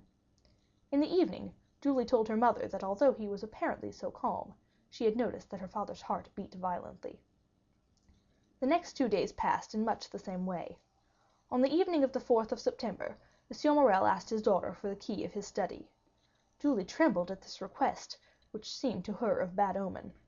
Why did her father ask for this key which she had always kept, and which was only taken from her in childhood as a punishment? The young girl looked at Morrel. "What have I done wrong, father," she said, "that you should take this key from me?" "Nothing, my dear," replied the unhappy man, the tears starting to his eyes at this simple question. "Nothing, only I want it." Julie made a pretense to feel for the key. "I must have left it in my room," she said, and she went out, but instead of going to her apartment, she hastened to consult Emmanuel. "Do not give this key to your father," said he, "and tomorrow morning, if possible, do not quit him for a moment." She questioned Emmanuel, but he knew nothing, or would say nothing, what he knew. During the night between the 4th and 5th of September, Madame Morrel remained listening for every sound, and until 3 o'clock in the morning she heard her husband pacing the room in great agitation. It was 3 o'clock when he threw himself into bed. The mother and daughter passed the night together. They had expected Maximilian since the previous evening. At 8 o'clock in the morning Morrel entered their chamber. He was calm, but the agitation of the night was legible in his pale and careworn visage. They did not dare to ask him how he had slept. Morrel was kinder to his wife, more affectionate to his daughter, than he had ever been. He could not cease gazing at and kissing the sweet girl. Julie, mindful of Emmanuel's request, was following her father when he quitted the room, but he said to her quickly, "Remain with your mother, dearest." Julie wished to accompany him. "I wish you to do so," he said. This was the first time Morrel had ever spoken so, but he said it in a tone of paternal kindness, and Julie did not dare to disobey. She remained at the same spot, standing mute and motionless. An instant afterward the door opened, and she felt 2 arms encircle her and a mouth pressed to her forehead. She looked up and uttered an exclamation of joy. "Maximilian, my dearest brother!" she cried. At these words Madame Morrel rose and threw herself into her son's arms. "Mother," said the young man, looking alternately at Madame Morrel and her daughter, "what has occurred? What has happened? Your letter has frightened me, and I have come hither with all speed." "Julie," said Madame Morrel, making a sign to the young man, "go and tell your father that Maximilian has just arrived." The young lady rushed out of the apartment, but on the first step of the staircase she found a man holding a letter in his hand. "Are you not Mademoiselle Julie Morrel?" inquired the man with a strong Italian accent. "Yes, sir," replied Julie with hesitation. "What is your pleasure? I do not know you." "Read this letter," he said, handing it to her. Julie hesitated. "It concerns the best interests of your father," said the messenger.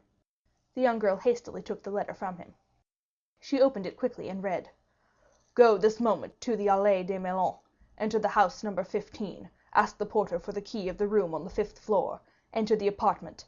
Take from the corner of the mantelpiece a purse netted in red silk, and give it to your father. It is important that he should receive it before 11 o'clock. You promise to obey me implicitly. Remember your oath. Sinbad the Sailor." The young girl uttered a joyful cry, raised her eyes, looked round to question the messenger, but he had disappeared. She cast her eyes again over the note, to peruse it a second time, and saw there was a postscript. She read, "It is important that you should fulfill this mission in person and alone. If you are accompanied by any other person, or should anyone else go in your place, the porter will reply that he does not know anything about it." This postscript decreased greatly the young girl's happiness. Was there nothing to fear? Was there not some snare laid for her? Her innocence had kept her in ignorance of the dangers that might assail a young girl of her age. But there is no need to know danger in order to fear it. Indeed, it may be observed that it is usually unknown perils that inspire the greatest terror. Julie hesitated, and resolved to take counsel. Yet, through a singular impulse, it was neither to her mother nor her brother that she applied, but to Emmanuel. She hastened down and told him what had occurred on the day when the agent of Thomson and French had come to her father's, related the scene on the staircase, repeated the promise she had made, and showed him the letter. "You must go, then, mademoiselle," said Emmanuel. "Go there?" murmured Julie. "Yes, I will accompany you." "But did you not read that I must be alone?" said Julie. "And you shall be alone," replied the young man. "I will await you at the corner of the Rue du Musée, and if you are so long absent as to make me uneasy, I will hasten to rejoin you, and woe to him of whom you should have cause to complain to me." "Then, Emmanuel," said the young girl with hesitation, "it is your opinion that I should obey this invitation?" "Yes. Did not the messenger say your father's safety depended upon it?" "But what danger threatens him, then, Emmanuel?" she asked. Emmanuel hesitated a moment, but his desire to make Julie decide immediately made him reply. "Listen," he said. "Today is the 5th of September, is it not?" "Yes." "Today, then, at 11 o'clock, your father has nearly 300,000 francs to pay." "Yes, we know that." "Well, then," continued Emmanuel, "we have not 15,000 francs in the house." "What will happen then?" "Why, if today before 11 o'clock your father has not found someone who will come to his aid, he will be compelled at 12 o'clock to declare himself a bankrupt." "Oh, come then, come!" cried she, hastening away with the young man. During this time, Madame Morrel had told her son everything. The young man knew quite well that, after the succession of misfortunes which had befallen his father, great changes had taken place in the style of living and housekeeping. But he did not know that matters had reached such a point. He was thunderstruck. Then, rushing hastily out of the apartment, he ran upstairs, expecting to find his father in his study, but he rapped there in vain. While he was yet at the door of the study, he heard the bedroom door open, turned, and saw his father. Instead of going directly to his study, M. Morrel had returned to his bedchamber, which he only this moment was quitting. Morrel uttered a cry of surprise at the sight of his son, of whose arrival he was ignorant. He remained motionless on the spot, pressing with his left hand something he had concealed under his coat. Maximilian sprang down the staircase, and threw his arms around his father's neck, but suddenly he recoiled and placed his right hand on Morrel's breast. "Father," he exclaimed, turning pale as death, "what are you going to do with that brace of pistols under your coat?" "Oh, this is what I feared," said Morrel. "Father, father, in heaven's name!" exclaimed the young man, "what are these weapons for?" "Maximilian," replied Morrel, looking fixedly at his son, "you are a man, and a man of honor. Come, and I will explain to you." And with a firm step, Morrel went up to his study, while Maximilian followed him, trembling as he went. Morrel opened the door and closed it behind his son, then, crossing the anteroom, went to his desk, on which he placed the pistols, and pointed with his finger to an open ledger. In this ledger was made out an exact balance sheet of his affairs. Morrel had to pay, within half an hour, 287,500 francs. All he possessed was 15,257 francs. "Read," said Morrel. The young man was overwhelmed as he read. Morrel said not a word. What could he say? What need he add to such a desperate proof in figures? "And have you done all that is possible, father, to meet this disastrous result?" asked the young man, after a moment's pause. "I have," replied Morrel. "You have no money coming in on which you can rely?" "None." "You have exhausted every resource?" "All." "And in half an hour," said Maximilian in a gloomy voice, "our name is dishonored." "Blood washes out dishonor," said Morrel. "You are right, father, I understand you." Then, extending his hand towards one of the pistols, he said, "There is one for you and one for me. Thanks." Morrel caught his hand. "Your mother, your sister, who will support them?" A shudder ran through the young man's frame. "Father," he said, "do you reflect that you are bidding me to live?" "Yes, I bid you do so," said Morrel. "It is your duty. You have a calm, strong mind, Maximilian. Maximilian, you are no ordinary man. I make no requests or commands. I only ask you to examine my position as if it were your own, and then judge for yourself." The young man reflected for a moment. Then an expression of sublime resignation appeared in his eyes, and with a slow and sad gesture he took off his two epaulettes, the insignia of his rank. "Be it so, then, my father," he said, extending his hand to Morrel. "Die in peace, my father. I will live." Morrel was about to cast himself on his knees before his son, but Maximilian caught him in his arms, and those two noble hearts were pressed against each other for a moment. "You know it is not my fault," said Morrel. Maximilian smiled. "I know, father, that you are the most honorable man I have ever known." "Good, my son. And now there is no more to be said. Go and rejoin your mother and sister." "My father," said the young man, bending his knee, "bless me." Morrel took the head of his son between his two hands, drew him forward, and kissing his forehead several times, said, "Oh, yes, yes, I bless you in my own name, and in the name of 3 generations of irreproachable men, who say through me, 'The edifice which misfortune has destroyed, Providence may build up again.' On seeing me die such a death, the most inexorable will have pity on you. To you, perhaps, they will accord the time they refused to me. Then do your best to keep our name free from dishonor. Go to work, labor, young man, struggle ardently and courageously. Live yourself, your mother and sister, with the most rigid economy, so that from day to day the property of those whom I leave in your hands may augment and fructify. Reflect how glorious a day it will be, how grand, how solemn, that day of complete restoration, on which you will say in this very office, 'My father died because he could not do what I have this day done, but he died calmly and peacefully, because in dying he knew what I should do.'" my father!" cried the young man. "Why should you not live?" If I live, all would be changed. If I live, interest would be converted into doubt, pity into hostility. If I live, I am only a man who has broken his word, failed in his engagements, in fact, only a bankrupt. If, on the contrary, I die, remember, Maximilian, my corpse is that of an honest but unfortunate man. Living, my best friends would avoid my house. Dead, all Marseille will follow me in tears to my last home. Living, you would feel shame at my name. Dead, you may raise your head and say, I am the son of him you killed because, for the first time, he has been compelled to break his word. The young man uttered a groan, but appeared resigned. And now, said Morrel, leave me alone, and endeavor to keep your mother and sister away. Will you not see my sister once more? Asked Maximilian. A last but final hope was concealed by the young man in the effort of this interview, and therefore he had suggested it. Morrel shook his head. I saw her this morning and bade her adieu. Have you no particular commands to leave with me, father? Inquired Maximilian in a faltering voice. Yes, my son, and a sacred command. Say it, my father. The house of Thomson and French is the only one who, from humanity, or it may be selfishness, it is not for me to read men's hearts, has had any pity for me. Its agent, who will in 10 minutes present himself to receive the amount of a bill of 287,500 francs, I will not say granted, but offered me 3 months.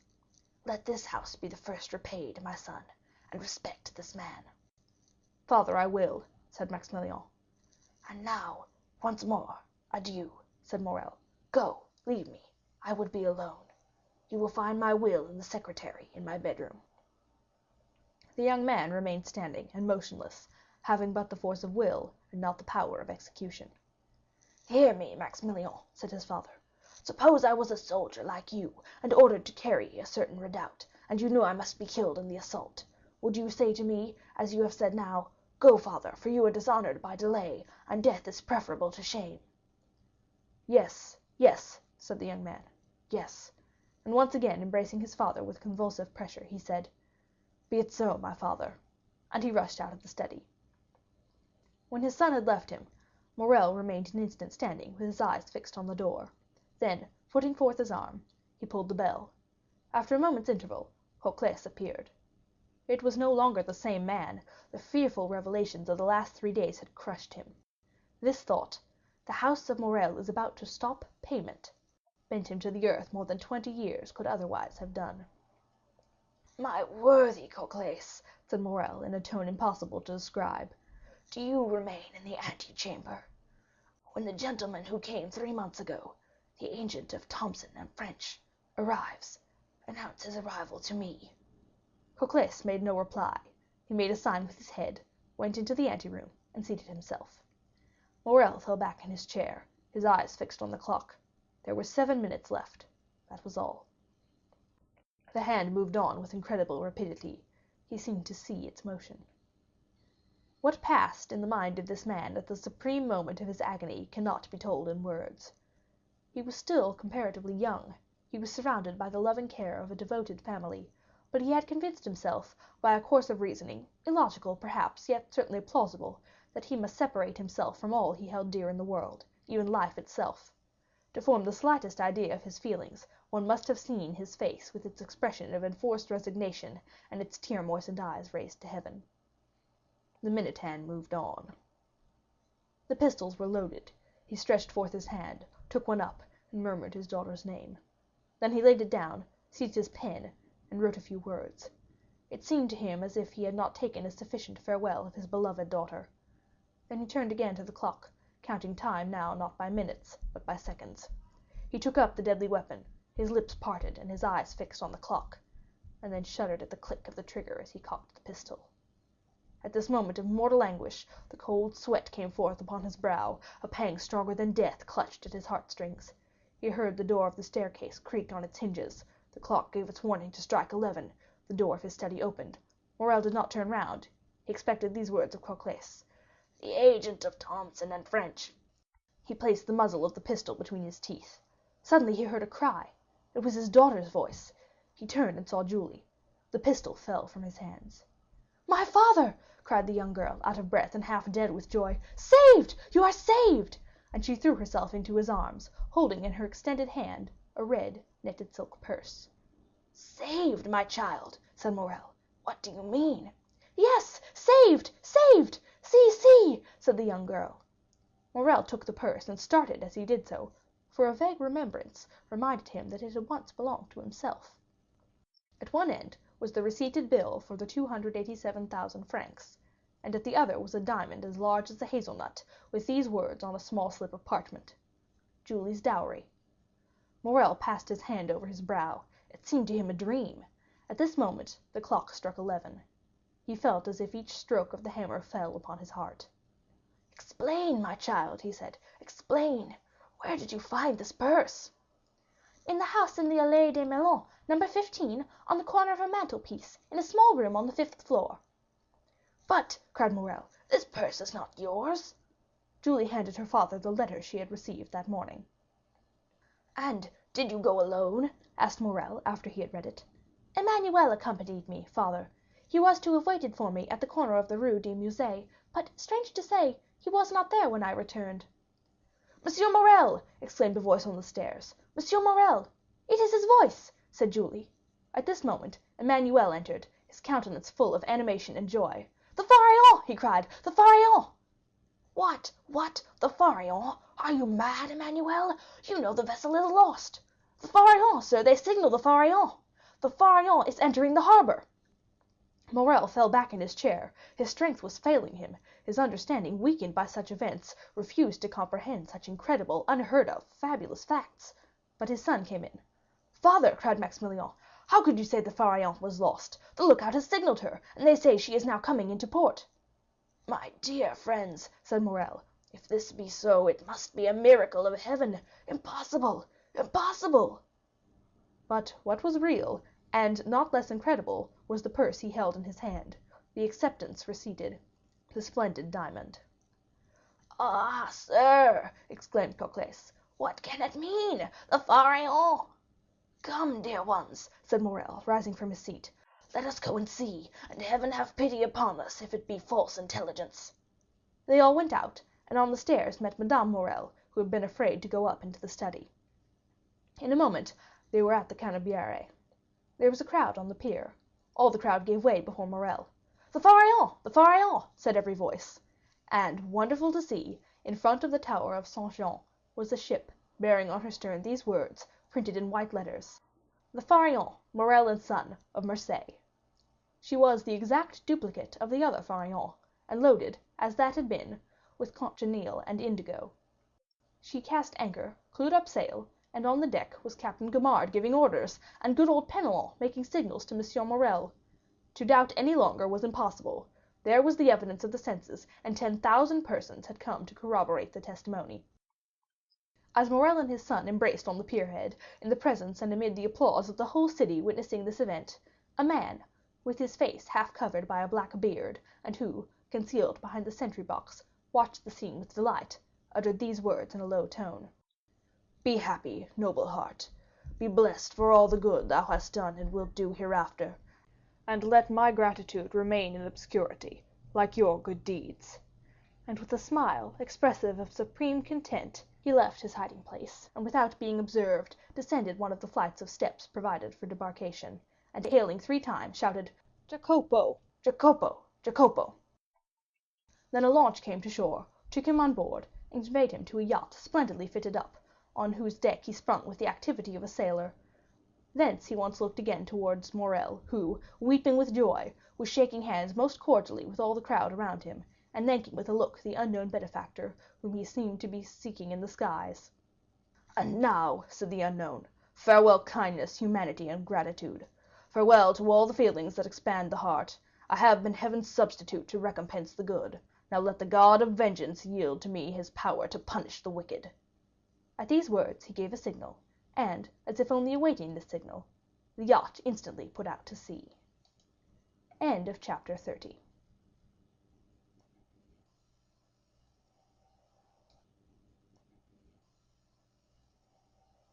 Monte Cristo by Alexandre Dumas.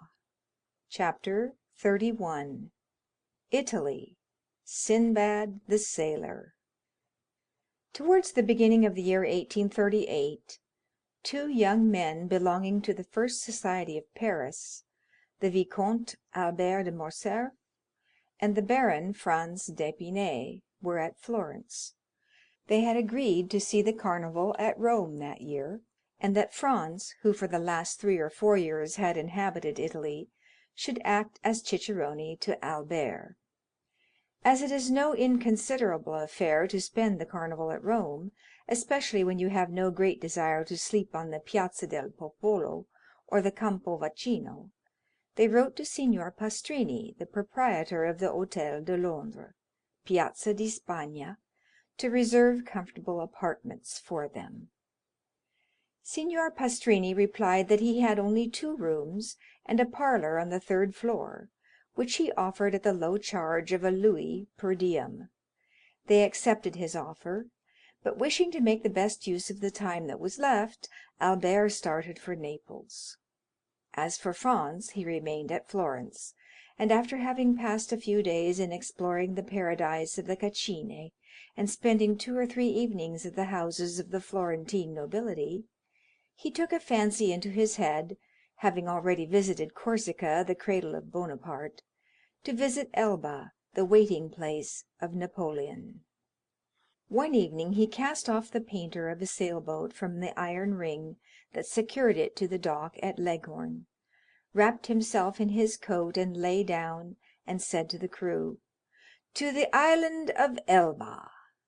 The boat shot out of the harbor like a bird, and the next morning Franz disembarked at Porto Ferrajo. He traversed the island, after having followed the traces which the footsteps of the giant have left, and re-embarked for Marciana. 2 hours after, he again landed at Pianosa, where he was assured that red partridges abounded. The sport was bad.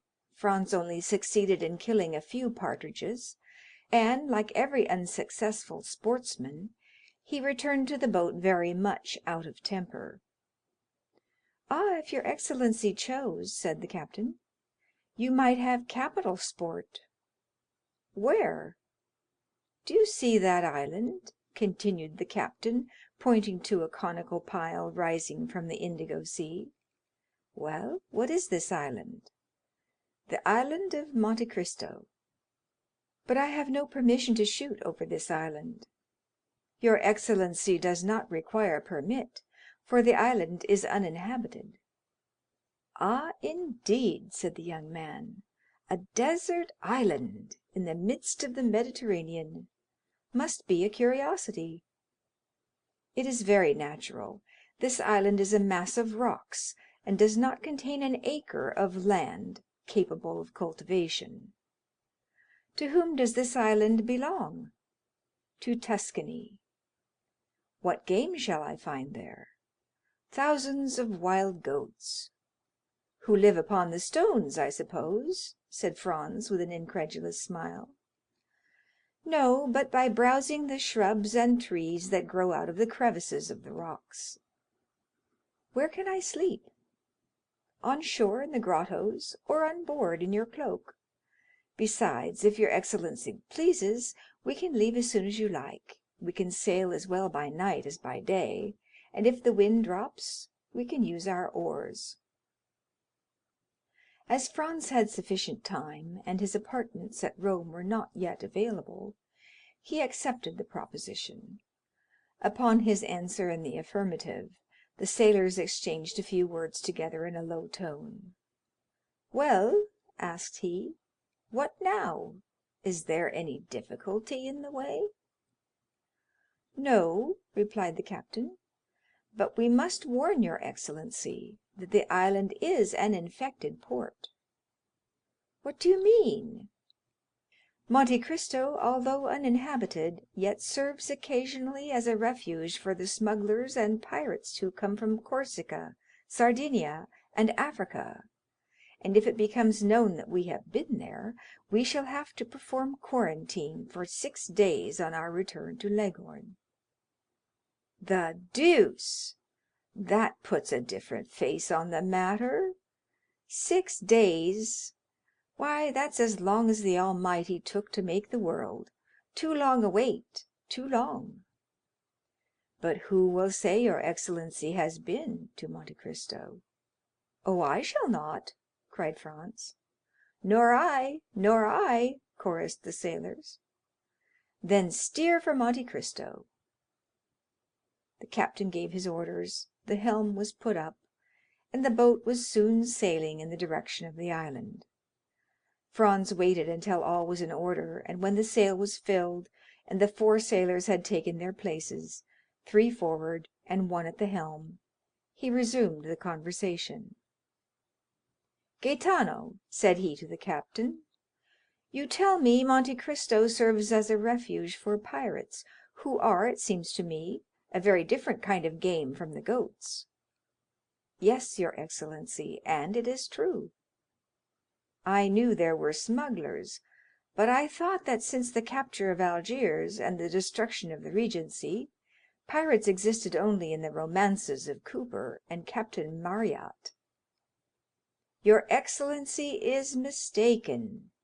There are pirates, like the bandits who were believed to have been exterminated by Pope Leo XII., and who yet, every day, rob travelers at the gates of Rome. Has not your Excellency heard that the French charge d'affaires was robbed 6 months ago within 500 paces of Velletri?" "Oh, yes, I heard that." "Well, then, if, like us, your Excellency lived at Leghorn, you would hear from time to time that a little merchant vessel or an English yacht that was expected at Bastia, at Porto Ferrajo, or at Civitavecchia has not arrived. No one knows what has become of it, but doubtless it has struck on a rock and foundered. Now this rock it has met has been a long and narrow boat, manned by 6 or 8 men, who have surprised and plundered it, some dark and stormy night, near some desert and gloomy island, as bandits plunder a carriage in the recesses of a forest." "But," asked Franz, who lay wrapped in his cloak at the bottom of the boat, "why do not those who have been plundered complain to the French, Sardinian, or Tuscan governments?" "Why?" said Gaetano with a smile. "Yes, why?" "Because, in the first place, they transfer from the vessel to their own boat whatever they think worth taking. Then they bind the crew hand and foot, they attach to every one's neck a 24-pound ball, a large hole is chopped in the vessel's bottom, and then they leave her. At the end of 10 minutes the vessel begins to roll heavily and settle down. First one gunwale goes under, then the other. Then they lift and sink again, and both go under at once. All at once there's a noise like a cannon. That's the air blowing up the deck. Soon the water rushes out of the scupper holes like a whale spouting. The vessel gives a last groan, spins round and round, and disappears, forming a vast whirlpool in the ocean. And then all is over, so that in 5 minutes nothing but the eye of God can see the vessel where she lies at the bottom of the sea. Do you understand now," said the captain, "why no complaints are made to the government, and why the vessel never reaches port?" It is probable that if Gaetano had related this previous to proposing the expedition, Franz would have hesitated, but now that they had started, he thought it would be cowardly to draw back. He was one of those men who do not rashly court danger, but if danger presents itself, combat it with the most unalterable coolness.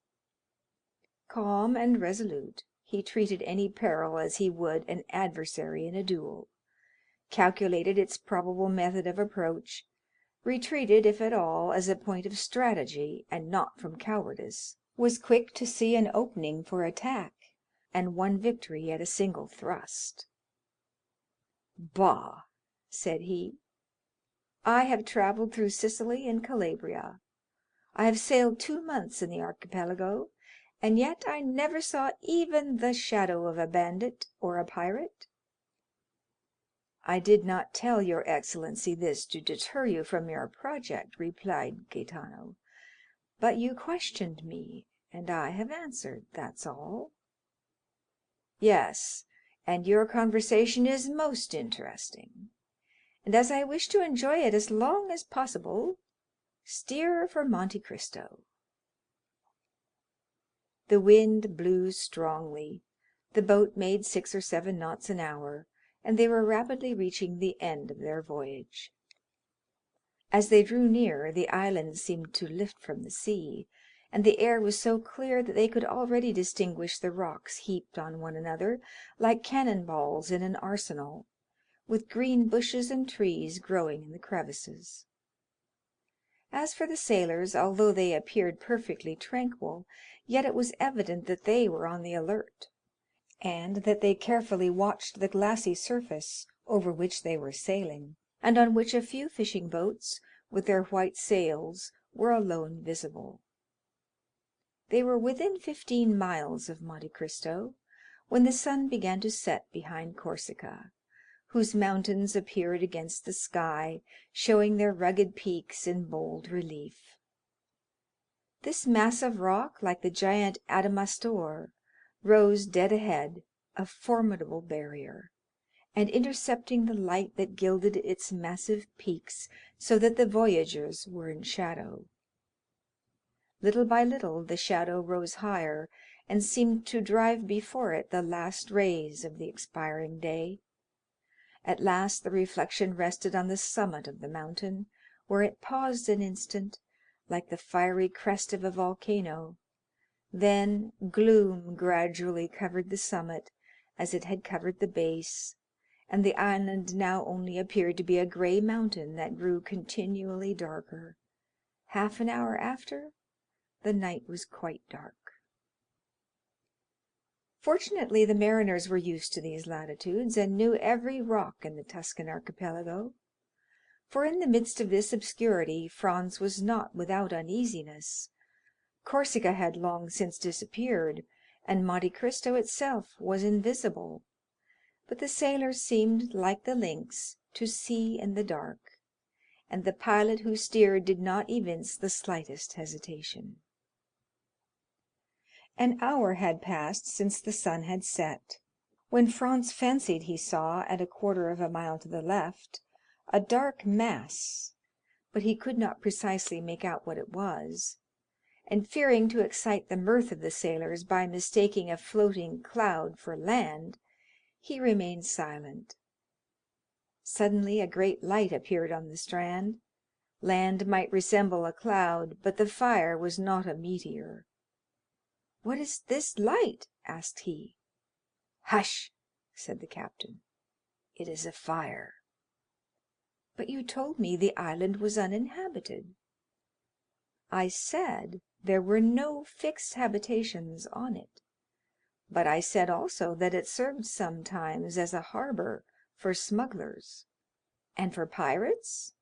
"And for pirates," returned Gaetano, repeating Franz's words.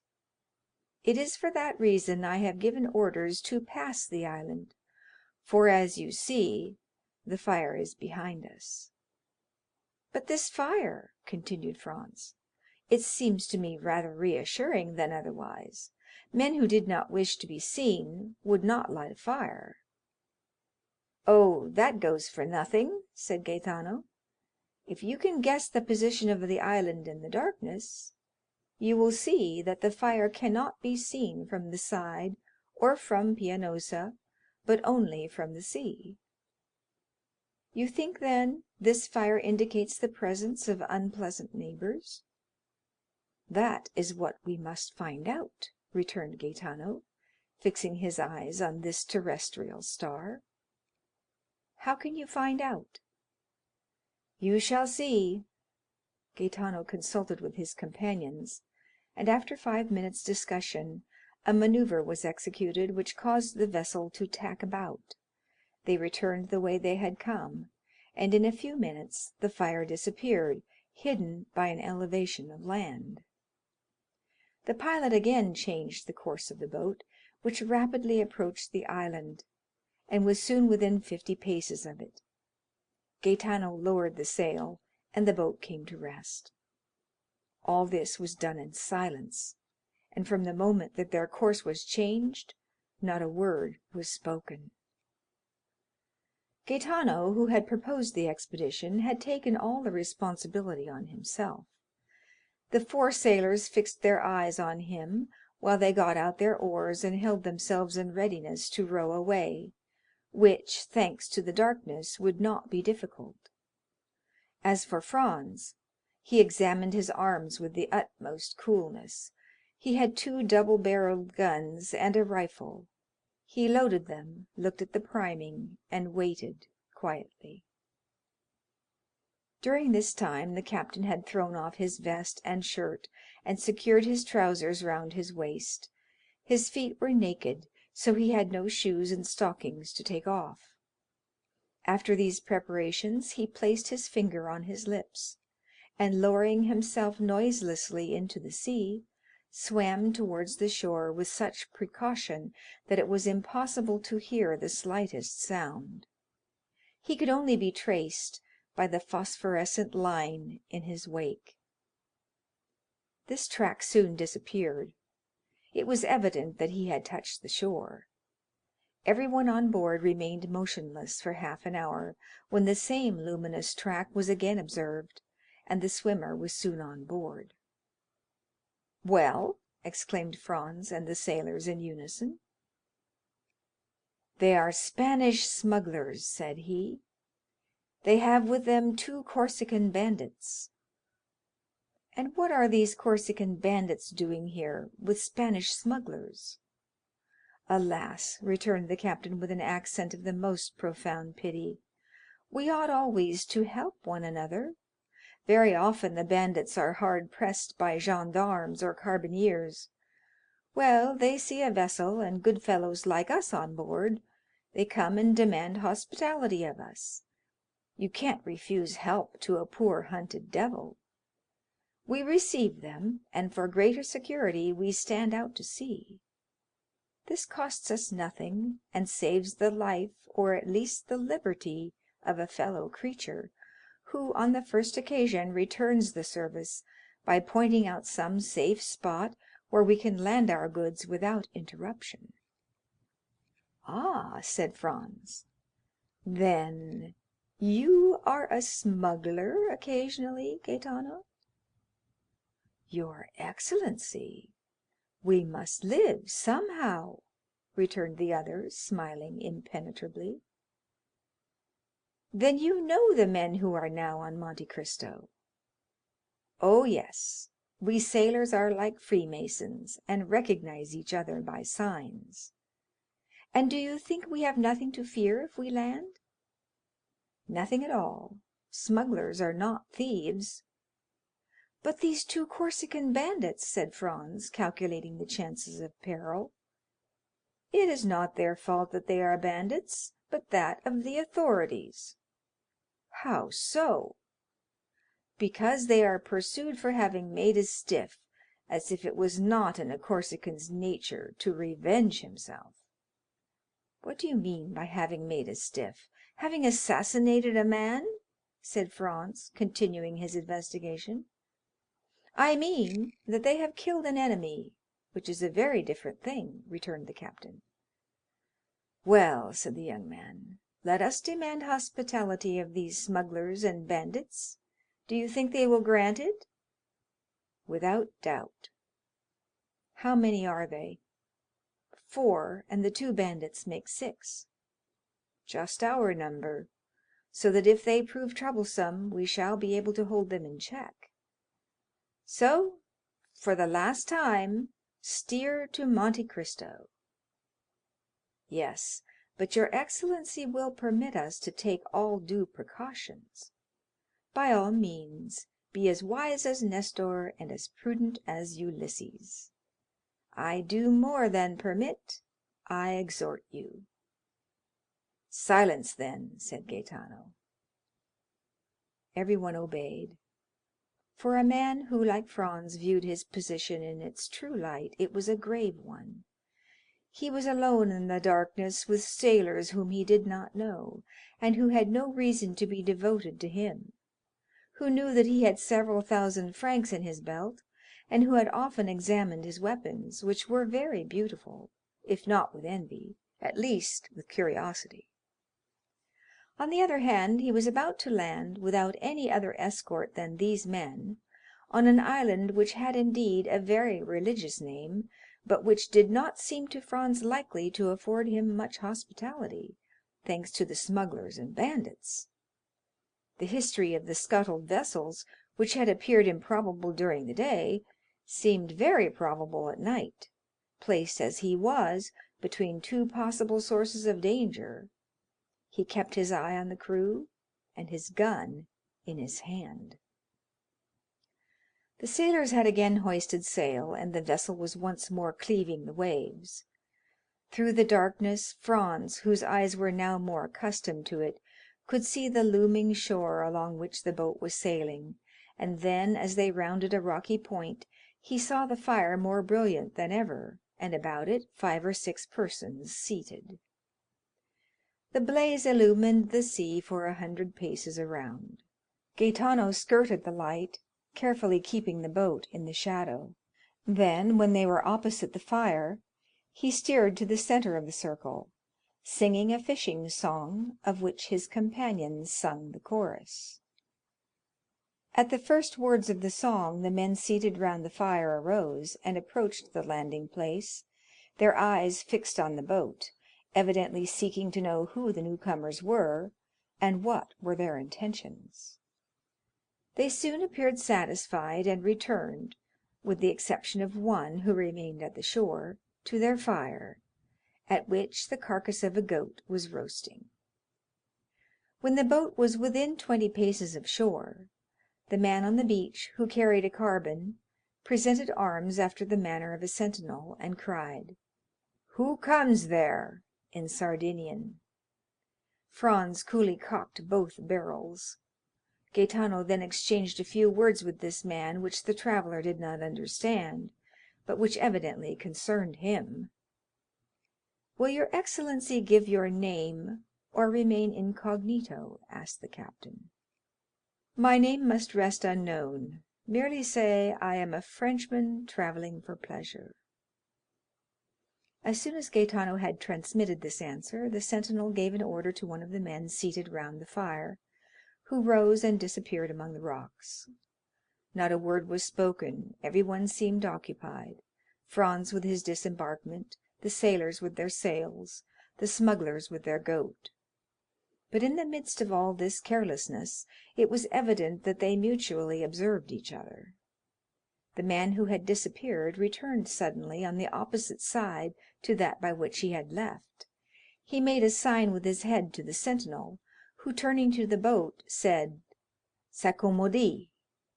The Italian "s'accommodi" is untranslatable. It means at once, "Come, enter, you are welcome. Make yourself at home, you are the master." It is like that Turkish phrase of Molière's that so astonished the bourgeois gentleman by the number of things implied in its utterance. The sailors did not wait for a second invitation. 4 strokes of the oar brought them to land. Gaetano sprang to shore, exchanged a few words with the sentinel, then his comrades disembarked, and lastly came Franz. One of his guns was swung over his shoulder, Gaetano had the other, and a sailor held his rifle. His dress, half artist, half dandy, did not excite any suspicion, and consequently no disquietude. The boat was moored to the shore, and they advanced a few paces to find a comfortable bivouac. But doubtless the spot they chose did not suit the smuggler who filled the post of sentinel, for he cried out, "Not that way, if you please." Gaetano faltered an excuse and advanced to the opposite side, while 2 sailors kindled torches at the fire to light them on their way. They advanced about 30 paces, and then stopped at a small esplanade surrounded with rocks, in which seats had been cut, not unlike sentry boxes. Around in the crevices of the rocks grew a few dwarf oaks and thick bushes of myrtles. Franz lowered a torch, and saw by the mass of cinders that had accumulated that he was not the first to discover this retreat, which was doubtless one of the halting places of the wandering visitors of Monte Cristo. As for his suspicions once on terra firma, once that he had seen the indifferent, if not friendly, appearance of his hosts, his anxiety had quite disappeared, or rather, at sight of the goat, had turned to appetite. He mentioned this to Gaetano, who replied that nothing could be more easy than to prepare a supper when they had in their boat bread, wine, half a dozen partridges, and a good fire to roast them by. Besides, added he, if the smell of their roast meat tempts you, I will go and offer them 2 of our birds for a slice. "You are a born diplomat," returned Franz. "Go and try." Meanwhile the sailors had collected dried sticks and branches with which they made a fire. Franz waited impatiently, inhaling the aroma of the roasted meat, when the captain returned with a mysterious air. "Well," said Franz, "anything new? Do they refuse?" "On the contrary," returned Gaetano, "the chief, who was told you were a young Frenchman, invites you to sup with him." "Well," observed Franz, "this chief is very polite, and I see no objection, the more so as I bring my share of the supper." "Oh, it is not that. He has plenty and to spare for supper, but he makes one condition, and rather a peculiar one, before he will receive you at his house." "His house? Has he built one here, then?" "No, but he has a very comfortable one all the same, so they say." "You know this chief, then?" "I have heard talk of him." "Favorably or otherwise?" "Both." "The deuce! And what is this condition?" "That you are blindfolded, and do not take off the bandage until he himself bids you." Franz looked at Gaetano to see, if possible, what he thought of this proposal. "Ah," replied he, guessing Franz's thought, "I know this is a serious matter." "What should you do in my place?" "I, who have nothing to lose, I should go." "You would accept?" "Yes, were it only out of curiosity." "There is something very peculiar about this chief, then." "Listen," said Gaetano, lowering his voice. "I do not know if what they say is true." He stopped to see if anyone was near. "What do they say?" "That this chief inhabits a cavern to which the Pitti Palace is nothing." "What nonsense!" said Franz, reseating himself. "It is no nonsense, it is quite true. Cama, the pilot of the Saint Ferdinand, went in once, and he came back amazed, vowing that such treasures were only to be heard of in fairy tales."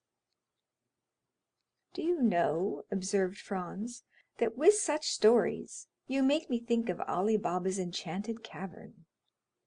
I tell you what I have been told." "Then you advise me to accept?" "Oh, I don't say that. Your excellency will do as you please. I should be sorry to advise you in the matter." Franz pondered the matter for a few moments, concluded that a man so rich could not have any intention of plundering him of what little he had, and seeing only the prospect of a good supper, accepted. Gaetano departed with the reply. Franz was prudent, and wished to learn all he possibly could concerning his host. He turned towards the sailor, who during this dialogue had sat gravely plucking the partridges with the air of a man proud of his office, and asked him how these men had landed, as no vessel of any kind was visible. "Never mind that," returned the sailor. I know their vessel. Is it a very beautiful vessel? I would not wish for a better to sail round the world. Of what burden is she? About 100 tons. But she is built to stand any weather. She is what the English call a yacht. Where was she built? I know not, but my opinion is she is a Genoese. And how did a leader of smugglers, continued Franz, venture to build a vessel designed for such a purpose at Genoa? I did not say that the owner was a smuggler, replied the sailor. No, but Gaetano did, I thought. Gaetano had only seen the vessel from a distance. He had not then spoken to anyone. And if this person be not a smuggler, who is he? A wealthy signor who travels for his pleasure. Come, thought Franz, he is still more mysterious, since the two accounts do not agree. What is his name? If you ask him, he says Sinbad the Sailor, but I doubt if it be his real name. Sinbad the Sailor? Yes. And where does he reside? On the sea. What country does he come from? I do not know. Have you ever seen him? Sometimes. What sort of a man is he? Your Excellency will judge for yourself. Where will he receive me? No doubt in the subterranean palace Gaetano told you of. Have you never had the curiosity, when you have landed and found this island deserted, to seek for this enchanted palace? Oh, yes, more than once, but always in vain. We examined the grotto all over, but we never could find the slightest trace of any opening. They say that the door is not opened by a key, but a magic word. Decidedly, muttered Franz, this is an Arabian Nights adventure. His Excellency waits for you, said a voice, which he recognized as that of the sentinel. He was accompanied by two of the yacht's crew. Franz drew his handkerchief from his pocket and presented it to the man who had spoken to him. Without uttering a word, they bandaged his eyes with the care that showed their apprehensions of his committing some indiscretion. Afterwards he was made to promise that he would not make the least attempt to raise the bandage. He promised. Then his two guides took his arms, and he went on, guided by them and preceded by the sentinel. After going about 30 paces, he smelt the appetizing odor of the kid that was roasting, and knew thus that he was passing the bivouac. They then led him on about 50 paces farther, evidently advancing towards that part of the shore where they would not allow Gaetano to go. A refusal he could now comprehend. Presently, by a change in the atmosphere, he knew that they were entering a cave. After going on for a few seconds more, he heard a crackling, and it seemed to him as though the atmosphere again changed, and became balmy and perfumed. At length his feet touched on a thick and soft carpet, and his guides let go their hold of him. There was a moment's silence, and then a voice in excellent French, although with a foreign accent, said, "Welcome, sir. I beg you will remove your bandage." It may be supposed, then, Franz did not wait for a repetition of this permission, but took off the handkerchief, and found himself in the presence of a man from 38 to 40 years of age, dressed in a Tunisian costume, that is to say, a red cap with a long blue silk tassel, a vest of black cloth embroidered with gold, pantaloons of deep red, large and full gaiters of the same color, embroidered with gold like the vest, and yellow slippers. He had a splendid cashmere round his waist, and a small, sharp, and crooked cangiar was passed through his girdle. Although of a paleness that was almost livid, This man had a remarkably handsome face. His eyes were penetrating and sparkling, his nose, quite straight and projecting direct from the brow, was of the pure Greek type, while his teeth, as white as pearls, were set off to admiration by the black moustache that encircled them. His pallor was so peculiar that it seemed to pertain to one who had been long entombed, and who was incapable of resuming the healthy glow and hue of life. He was not particularly tall, but extremely well made, and, like the men of the South, had small hands and feet. But what astonished Franz, who had treated Gaetano's description as a fable, was the splendor of the apartment in which he found himself. The entire chamber was lined with crimson brocade, worked with flowers of gold. In a recess was a kind of divan, surmounted with a stand of Arabian swords in silver scabbards, and the handles resplendent with gems. From the ceiling hung a lamp of Venetian glass, of beautiful shape and color, while the feet rested on a Turkey carpet in which they sunk to the instep. Tapestry hung before the door by which Franz had entered, and also in front of another door leading into a second apartment which seemed to be brilliantly illuminated. The host gave Franz time to recover from his surprise, and, moreover, returned look for look, not even taking his eyes off him. "Sir," he said after a pause, "a thousand excuses for the precaution taken in your introduction hither. But as during the greater portion of the year this island is deserted, if the secret of this abode were discovered, I should doubtless find on my return my temporary retirement in a state of great disorder, which would be exceedingly annoying, not for the loss it occasioned me, but because I could not have the certainty I now possess of separating myself from all the rest of mankind at pleasure. Let me now endeavor to make you forget this temporary unpleasantness, and offer you what no doubt you did not expect to find here, that is to say, a tolerable supper and pretty comfortable beds."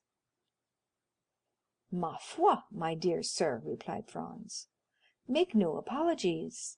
I have always observed that they bandage people's eyes who penetrate enchanted palaces, for instance, those of Raoul and the Huguenots, and really I have nothing to complain of, for what I see makes me think of the wonders of the Arabian Nights. Alas, I may say with Lucullus, if I could have anticipated the honor of your visit, I would have prepared for it. But such as is my hermitage, it is at your disposal. Such as is my supper, it is yours to share, if you will. Ali, is the supper ready?" At this moment the tapestry moved aside, and a Nubian, black as ebony, and dressed in a plain white tunic, made a sign to his master that all was prepared in the dining room. "Now," said the unknown to Franz, "I do not know if you are of my opinion, but I think nothing is more annoying than to remain 2 or 3 hours together without knowing by name or appellation how to address one another. Pray observe that I too much respect the laws of hospitality to ask your name or title. I only request you give me one by which I may have the pleasure of addressing you.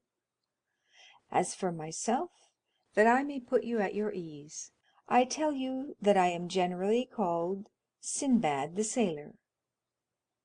"And I," replied Franz, "will tell you, as I only require his wonderful lamp to make me precisely like Aladdin, that I see no reason why at this moment I should not be called Aladdin.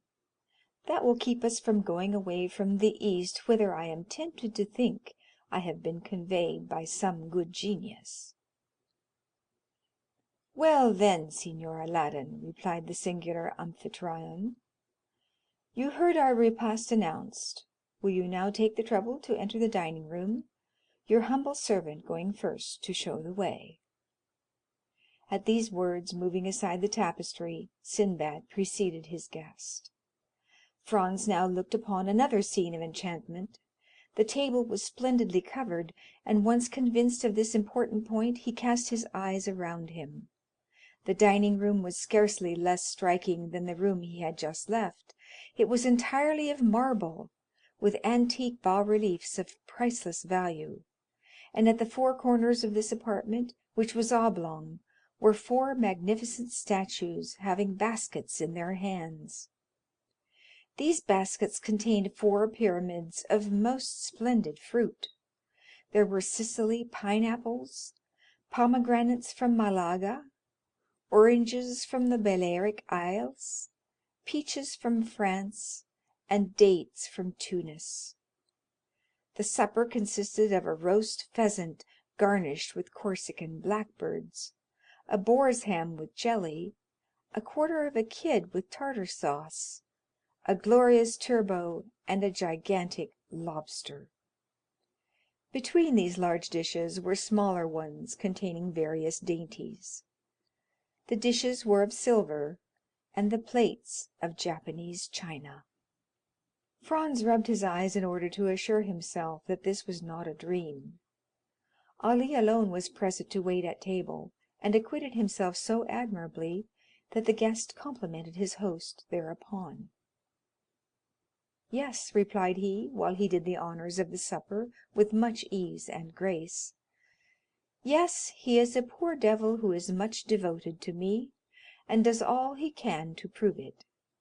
He remembers that I saved his life, and as he has a regard for his head, he feels some gratitude towards me for having kept it on his shoulders." Ali approached his master, took his hand, and kissed it. "Would it be impertinent, Signor Sinbad," said Franz, "to ask you the particulars of this kindness?" "Oh, they are simple enough," replied the host. "It seems the fellow had been caught wandering nearer to the harem of the Bey of Tunis than etiquette permits to one of his color, and he was condemned by the Bey to have his tongue cut out, and his hand and head cut off, the tongue the first day, the hand the second, and the head the third. I always had a desire to have a mute in my service, so learning the day his tongue was cut out, I went to the Bey, and proposed to give him for Ali a splendid double-barreled gun, which I knew he was very desirous of having. He hesitated a moment, he was so very desirous to complete the poor devil's punishment. But when I added to the gun an English cutlass, with which I had shivered his highness's yataghan to pieces, the Bey yielded, and agreed to forgive the hand and head, but on condition that the poor fellow never again set foot in Tunis. This was a useless clause in the bargain, for whenever the coward sees the first glimpse of the shores of Africa, he runs down below, and can only be induced to appear again when we are out of sight of that quarter of the globe." Franz remained a moment silent and pensive, hardly knowing what to think of the half kindness, half cruelty with which his host related the brief narrative. "And like the celebrated sailor whose name you have assumed," he said, by way of changing the conversation, "you pass your life in travelling?" "Yes, I made a vow at a time when I little thought I should ever be able to accomplish it," said the unknown with a singular smile, "and I made some others also, which I hope I may fulfill in due season." Although Sinbad pronounced these words with much calmness, his eyes gave forth gleams of extraordinary ferocity. "You have suffered a great deal, sir?" said Franz inquiringly. Sinbad started and looked fixedly at him as he replied, "What makes you suppose so?" "Everything," answered Franz, "your voice, your look, your pallid complexion, and even the life you lead." I live the happiest life possible, the real life of a pasha. I am king of all creation. I am pleased with one place and stay there. I get tired of it and leave it. I am free as a bird and have wings like one. My attendants obey my slightest wish. Sometimes I amuse myself by delivering some bandit or criminal from the bonds of the law. Then I have my mode of dispensing justice, silent and sure, without respite or appeal, which condemns or pardons, and which no one sees. Ah, if you had tasted my life, you would not desire any other, and would never return to the world unless you had some great project to accomplish there." "Revenge, for instance," observed Franz. The unknown fixed on the young man one of those looks which penetrate into the depth of the heart and thoughts. "And why revenge?" he asked. "Because," replied Franz, "you seem to me like a man who, persecuted by society, has a fearful account to settle with it." "Ah," responded Sinbad, laughing with his singular laugh, which displayed his white and sharp teeth, "you have not guessed rightly. Such as you see me, I am, a sort of philosopher, and one day perhaps I shall go to Paris to rival Monsieur Appert and the little man in the blue cloak." "And will that be the first time you ever took that journey?" "Yes, it will. I must seem to you by no means curious, but I assure you that it is not my fault I have delayed it so long. It will happen one day or the other." "And do you propose to make this journey very shortly?" "I do not know. It depends on circumstances which depend on certain arrangements." "I should like to be there at the time you come, and I will endeavor to repay you, as far as lies in my power, for your liberal hospitality displayed to me at Monte Cristo." "I should avail myself of your offer with pleasure," replied the host; "but unfortunately, if I go there, it will be, in all probability, incognito." The supper appeared to have been supplied solely for Franz, for the unknown scarcely touched one or two dishes of the splendid banquet to which his guest did ample justice. Then Ali brought on the dessert, or rather took the baskets from the hands of the statues and placed them on the table. Between the two baskets he placed a small silver cup with a silver cover. The care with which Ali placed this cup on the table roused Franz's curiosity. He raised the cover and saw a kind of greenish paste, something like preserved angelica, but which was perfectly unknown to him. He replaced the lid, as ignorant of what the cup contained as he was before he had looked at it, and then, casting his eyes towards his host, he saw him smile at his disappointment. "You cannot guess," said he, "what there is in that small vase, can you?" "No, I really cannot." "Well, then, that green preserve is nothing less than the ambrosia which Hebe served at the table of Jupiter."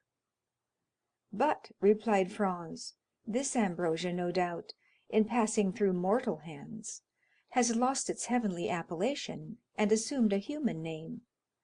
In vulgar phrase, what may you term this composition, for which, to tell the truth, I do not feel any particular desire?" "Ah, thus it is that our material origin is revealed," cried Sinbad. "We frequently pass so near to happiness without seeing, without regarding it, or if we do see and regard it, yet without recognizing it. Are you a man for the substantials, and is gold your god? Taste this, and the mines of Peru, Guzerat, and Golconda are opened to you. Are you a man of imagination, a poet? Taste this, and the boundaries of possibility disappear. The fields of infinite space open to you. You advance free in heart, free in mind, into the boundless realms of unfettered reverie. Are you ambitious, and do you seek after the greatnesses of the earth? Taste this, and in an hour you will be a king. Not a king of a petty kingdom hidden in some corner of Europe like France, Spain, or England, but king of the world, king of the universe, king of creation. Without bowing at the feet of Satan, you will be king and master of all the kingdoms of the earth. Is it not tempting what I offer you? And is it not an easy thing, since it is only to do thus? Look." At these words he uncovered the small cup which contained the substance so lauded, took a teaspoonful of the magic sweetmeat, raised it to his lips, and swallowed it slowly, with his eyes half shut and his head bent backwards. Franz did not disturb him whilst he absorbed his favorite sweetmeat, but when he had finished, he inquired, "What then is this precious stuff?" "Did you ever hear," he replied, "of the old man of the mountain who attempted to assassinate Philip Augustus?" "Of course I have." "Well, you know he reigned over a rich valley which was overhung by the mountain whence he derived his picturesque name. In this valley were magnificent gardens planted by Hassan ben Sabah, and in these gardens isolated pavilions. Into these pavilions he admitted the elect, and there, says Marco Polo, gave them to eat a certain herb which transported them to paradise in the midst of ever-blooming shrubs, ever-ripe fruit, and ever-lovely virgins. What these happy persons took for reality was but a dream, but it was a dream so soft, so voluptuous, so enthralling, that they sold themselves body and soul to him who gave it to them, and obedient to his orders as to those of a deity, struck down the designated victim, died in torture without a murmur, believing that the death they underwent was but a quick transition to that life of delights of which the holy herb now before you had given them a slight foretaste." "Then," cried Franz, "it is hashish." "I know that, by name at least." "That is it precisely, Signor Aladdin. It is hashish, the purest and most unadulterated hashish of Alexandria, the hashish of Abu Ghor, the celebrated maker, the only man, the man to whom there should be built a palace inscribed with these words, 'A grateful world to the dealer in happiness.'" "Do you know," said Franz, "I have a very great inclination to judge for myself of the truth or exaggeration of your eulogies." "Judge for yourself, Signor Aladdin, judge, but do not confine yourself to one trial. Like everything else, we must habituate the senses to a fresh impression, gentle or violent, sad or joyous. There is a struggle in nature against this divine substance, in nature which is not made for joy and clings to pain. Nature subdued must yield in the combat. The dream must succeed to reality, and then the dream reigns supreme. Then the dream becomes life, and life becomes the dream. But what changes occur! It is only by comparing the pains of actual being with the joys of the assumed existence that you would desire to live no longer, but to dream thus forever. When you return to this mundane sphere from your visionary world, you would seem to leave a Neapolitan spring for a Lapland winter, to quit paradise for earth, heaven for hell. Taste the hashish, guest of mine. Taste the hashish. Franz's only reply was to take a teaspoonful of the marvelous preparation, about as much in quantity as his host had eaten, and lift it to his mouth. Diable, he said, after having swallowed the divine preserve. I do not know if the result will be as agreeable as you describe, but the thing does not appear to me as palatable as you say. Because your palate has not yet been attuned to the sublimity of the substances it flavors. Tell me, the first time you tasted oysters, tea, porter, truffles, and sundry other dainties which you now adore, did you like them?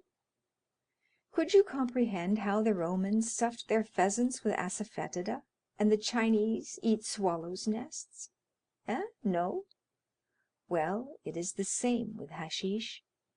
Only eat for a week, and nothing in the world will seem to you to equal the delicacy of its flavor, which now appears to you flat and distasteful.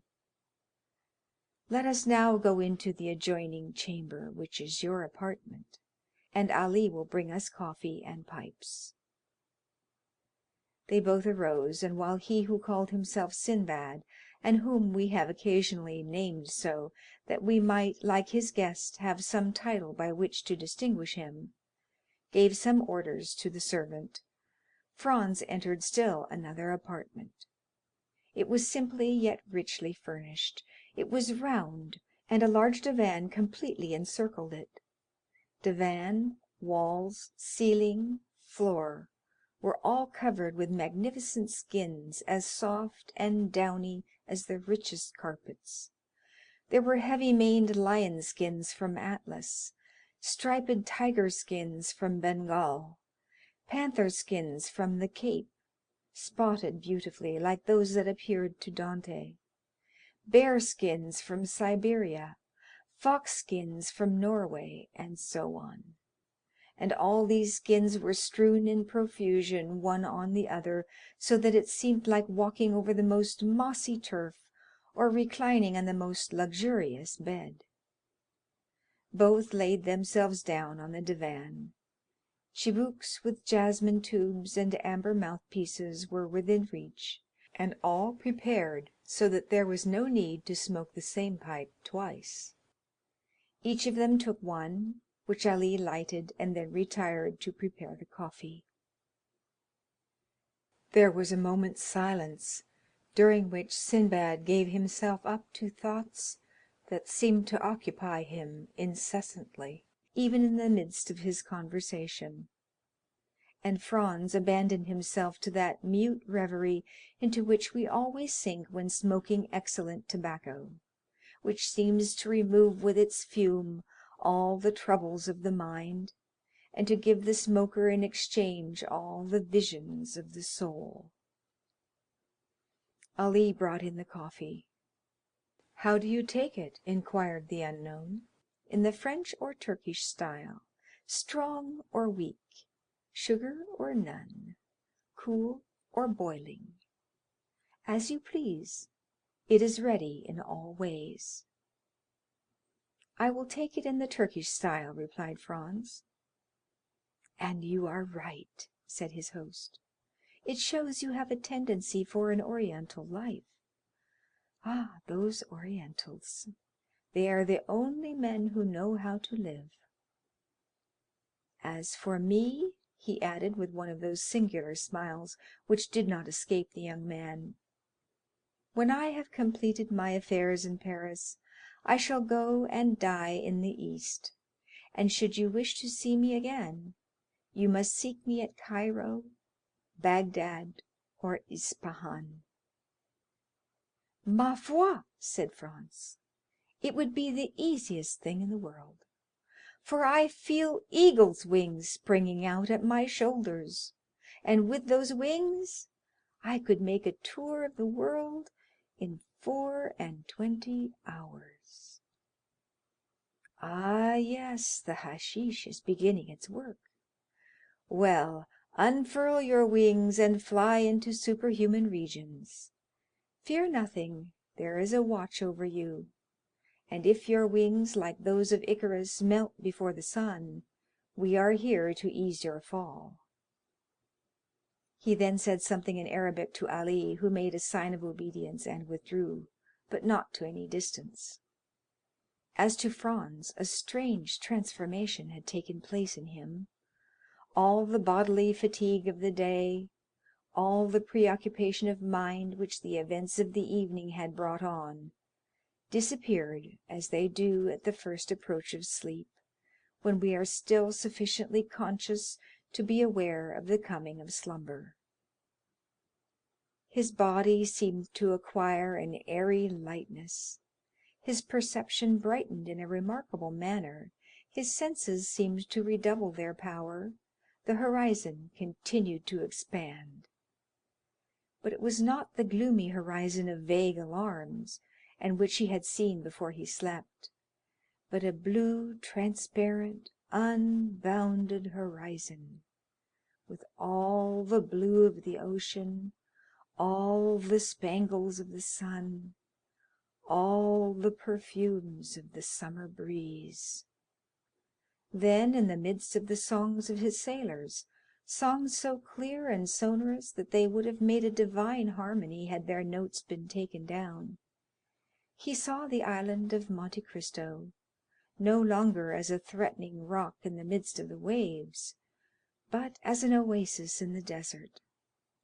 Then, as his boat drew nearer, the songs became louder, for an enchanting and mysterious harmony rose to heaven, as if some Lorelei had decreed to attract a soul thither, or Amphion the enchanter intended there to build a city.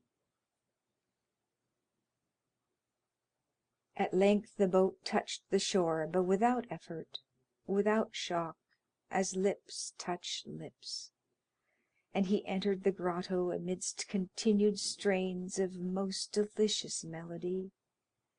He descended, or rather seemed to descend, several steps, inhaling the fresh and balmy air, like that which may be supposed to reign around the grotto of Circe, formed from such perfumes as set the mind a-dreaming, and such fires as burn the very senses. And he saw again all he had seen before his sleep, from Sinbad, his singular host, to Ali, the mute attendant. Then all seemed to fade away and become confused before his eyes, like the last shadows of the magic lantern before it is extinguished, and he was again in the chamber of statues, lighted only by one of those pale and antique lamps which watch in the dead of the night over the sleep of pleasure. They were the same statues, rich in form, in attraction and poesy, with eyes of fascination, smiles of love, and bright and flowing hair. They were Phryne, Cleopatra, Messalina, those three celebrated courtesans. Then among them glided a pure ray, like a Christian angel in the midst of Olympus, one of those chaste figures, those calm shadows, those soft visions, which seemed to veil its virgin brow before these marble wantons. Then the three statues advanced towards him with looks of love, and approached the couch on which he was reposing, their feet hidden in their long white tunics, their throats bare, hair flowing like waves, and assuming attitudes which the gods could not resist, but which saints withstood. When Franz returned to himself, he seemed still to be in a dream. He thought himself in a sepulchre, into which a ray of sunlight and pity scarcely penetrated. He stretched forth his hand and touched stone. He rose to his seat, and found himself lying in his burnous in a bed of dry heather, very soft and odoriferous. The vision had fled, and as if the statues had been but shadows from the tomb, they had vanished at his waking. He advanced several paces towards the point whence the light came, and to all the excitement of his dream succeeded the calmness of reality. He found that he was in a grotto, went towards the opening, and through a kind of fanlight saw a blue sea and an azure sky. The air and water were shining in the beams of the morning sun.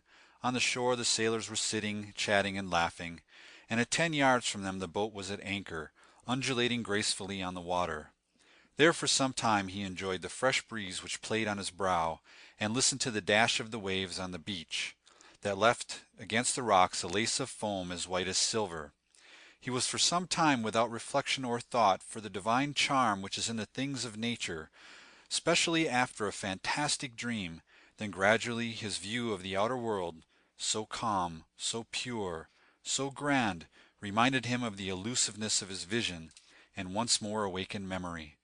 He recalled his arrival on the island, his presentation to a smuggler chief, a subterranean palace full of splendor, an excellent supper, and a spoonful of hashish.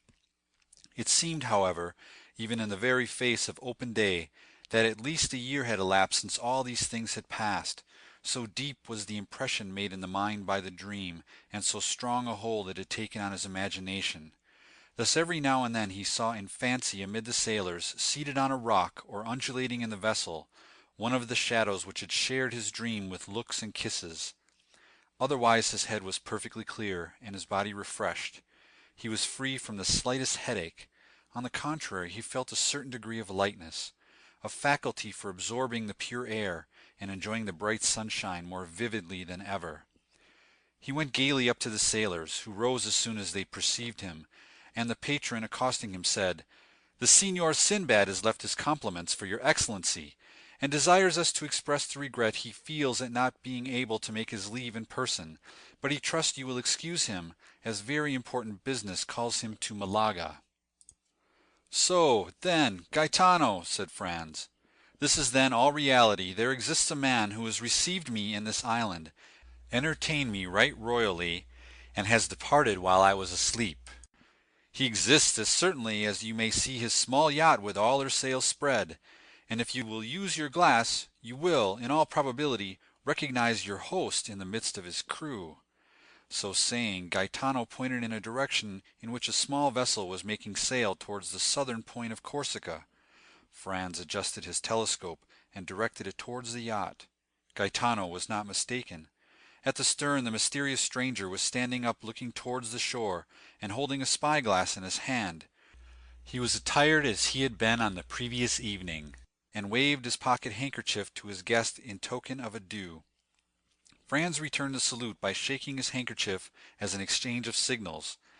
After a second, a slight cloud of smoke was seen at the stern of the vessel, which rose gracefully as it expanded in the air, and then Franz heard a slight report. "There, do you hear?" observed Gaetano. "He is bidding you adieu." The young man took his carbine and fired it in the air, but without any idea that the noise could be heard at the distance which separated the yacht from the shore. "What are your Excellency's orders?" inquired Gaetano. "In the first place, light me a torch." "Ah, yes, I understand," replied the patron. "To find the entrance to the enchanted apartment, without much pleasure, your Excellency, if it would amuse you, and I will get you the torch you ask for, but I too have had the idea you have, and 2 or 3 times the same fancy has come over me, but I have always given up. Giovanni, light a torch," he added, "and give it to his Excellency." Giovanni obeyed. Franz took the lamp and entered the subterranean grotto, followed by Gaetano. He recognized the place where he had awaked by the bed of heather that was there, but it was in vain that he carried his torch all around the exterior surface of the grotto. He saw nothing, unless that, by traces of smoke, others had before him attempted the same thing, and like him, in vain. Yet he did not leave a foot of this granite wall as impenetrable as futurity without strict scrutiny. He did not see a fissure without introducing the blade of his hunting sword into it, or a projecting point on which he did not lean and press in the hopes it would give way. All was vain, and he lost 2 hours in his attempts, which were at last utterly useless. At the end of this time he gave up his search, and Gaetano smiled. When Franz appeared again on the shore, the yacht only seemed like a small white speck on the horizon. He looked again through his glass, but even then he could not distinguish anything. Gaetano reminded him that he had come for the purpose of shooting goats, which he had utterly forgotten. He took his fowling piece and began to hunt over the island with the air of a man who is fulfilling a duty rather than enjoying a pleasure. And at the end of quarter of an hour he had killed a goat and 2 kids. These animals, though wild and agile as chamois, were too much like domestic goats, and Franz could not consider them as game. Moreover, other ideas, much more enthralling, occupied his mind. Since the evening before, he had really been the hero of one of the tales of 1001 Nights, and he was irresistibly attracted towards the grotto. Then, in spite of the failure of his first search, he began a second. After having told Gaetano to roast one of the 2 kids, the second visit was a long one, and when he returned the kid was roasted and the repast ready. Franz was sitting on the spot where he was on the previous evening when the mysterious host had invited him to supper, and he saw the little yacht, now like a seagull on the wave, continuing her flight towards Corsica. "Why," he remarked to Gaetano, "you told me that Signor Sinbad was going to Malaga, while it seems he is in the direction of Porto Vecchio." "Don't you remember?" said the patron. "I told you that among the crew there were 2 Corsican brigands." "True." "And he is going to land them," added Franz. "Precisely so," replied Gaetano, "and he is one who fears neither God nor Satan, they say, and would at any time run 50 leagues out of his course to do a poor devil a service. But such services as these might involve him with the authorities of the country in which he practices this kind of philanthropy," said Franz. "And what cares he for that?" replied Gaetano with a laugh, "or any authorities? He smiles at them. Let them try to pursue him. Why, in the first place, his yacht is not a ship, but a bird, and he would beat any frigate 3 knots in every 9. And if he were to throw himself on the coast, why, is he not certain of finding friends everywhere?" It was perfectly clear that the Signor Sinbad, Franz's host, had the honor of being on excellent terms with the smugglers and bandits along the whole coast of the Mediterranean, and so enjoyed exceptional privileges. As to Franz, he had no longer any inducement to remain at Monte Cristo. He had lost all hope of detecting the secret of the grotto. He consequently dispatched his breakfast, and, his boat being ready, he hastened on board, and they were soon under way. At the moment the boat began her course they lost sight of the yacht as it disappeared in the Gulf of Porto Vecchio. With it was effaced the last trace of the preceding night, and then supper. Sinbad, hashish, statues, all became a dream for Franz. The boat sailed on all day and all night, and next morning, when the sun rose, they had lost sight of Monte Cristo. When Franz had once again set foot on shore, he forgot, for the moment at least, the events which had just passed, while he finished his affairs of pleasure at Florence, and then thought of nothing but how he might rejoin his companion, who was awaiting him at Rome. He set out, and on Saturday evening reached the Eternal City by the mail coach. An apartment, as we have said, had been retained beforehand, and thus he had but to go to Signor Pastrini's hotel. But this was not so easy a matter, for the streets were thronged with people, and Rome was already a prey for that low and feverish murmur which precedes all great events.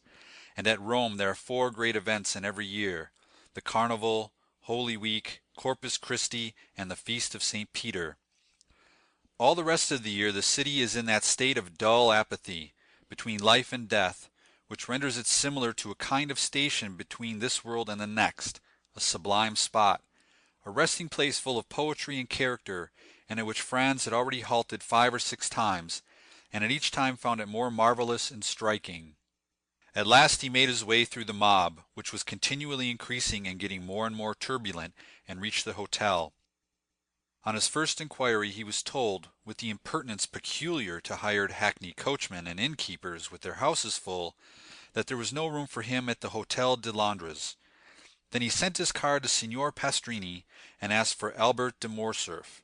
This plan succeeded, and Signor Pastrini himself ran to him, excusing himself for having made his Excellency wait, scolding the waiters, taking the candlestick from the porter, who was ready to pounce on the traveller and was about to lead him to Albert. Then Morcerf himself appeared. The apartment consisted of 2 small rooms and a parlor. The 2 rooms looked onto the street, a fact which Signor Pastrini commented upon as an inappreciable advantage. The rest of the floor was hired by a very rich gentleman who was supposed to be Sicilian or Maltese, but the host was unable to decide to which the 2 nations the traveller belonged. Very good, Signor Pastrini, said Franz, but we must have some supper instantly, and a carriage for tomorrow and the following days. As to supper, replied the landlord, you shall be served immediately, but as for the carriage— What is to the carriage? Exclaimed Albert. Come, come, Signor Pastrini, no joking. We must have a carriage. Sir, replied the host, we will do all in our power to procure you one. This is all I can say. And when shall we know? Inquired Franz. Tomorrow morning, answered the innkeeper. Oh, the deuce! Then we shall pay the more, that's all, I see plainly enough. At Drake's or Aaron's one pays 25 lire for common days, and 30 or 35 lire a day more on Sundays and feast days. Add 5 lire a day more for extras, that will make 40, and there's an end of it. I'm afraid if we offer them double, that we shall not procure a carriage. Then they must put horses to mine. It is a little worse for the journey, but that's no matter. There are no horses. Albert looked at Franz like a man who hears a reply he does not understand. Do you understand that, my dear Franz? No horses? He said. But can't we have post horses? They have all been hired this fortnight, and there are none left but those absolutely requisite for posting. What are we to say to this? Asked Franz. I say that when a thing completely surpasses my comprehension, I am accustomed not to dwell on that thing, but to pass to another. Is supper ready, Signor Pastrini? Yes, your Excellency. Well then, let us sup. But the carriage and horses, said Franz. Be easy, my dear boy. They will come in due season. It is only a question of how much shall be charged for them. Morcerf, then, with that delighted philosophy which believes that nothing is impossible to a full purse or a well-lined pocketbook, supped, went to bed, slept soundly, and dreamed he was racing all over Rome at carnival time in a coach with 6 horses. End of chapter 32. Recording by Mark Speener.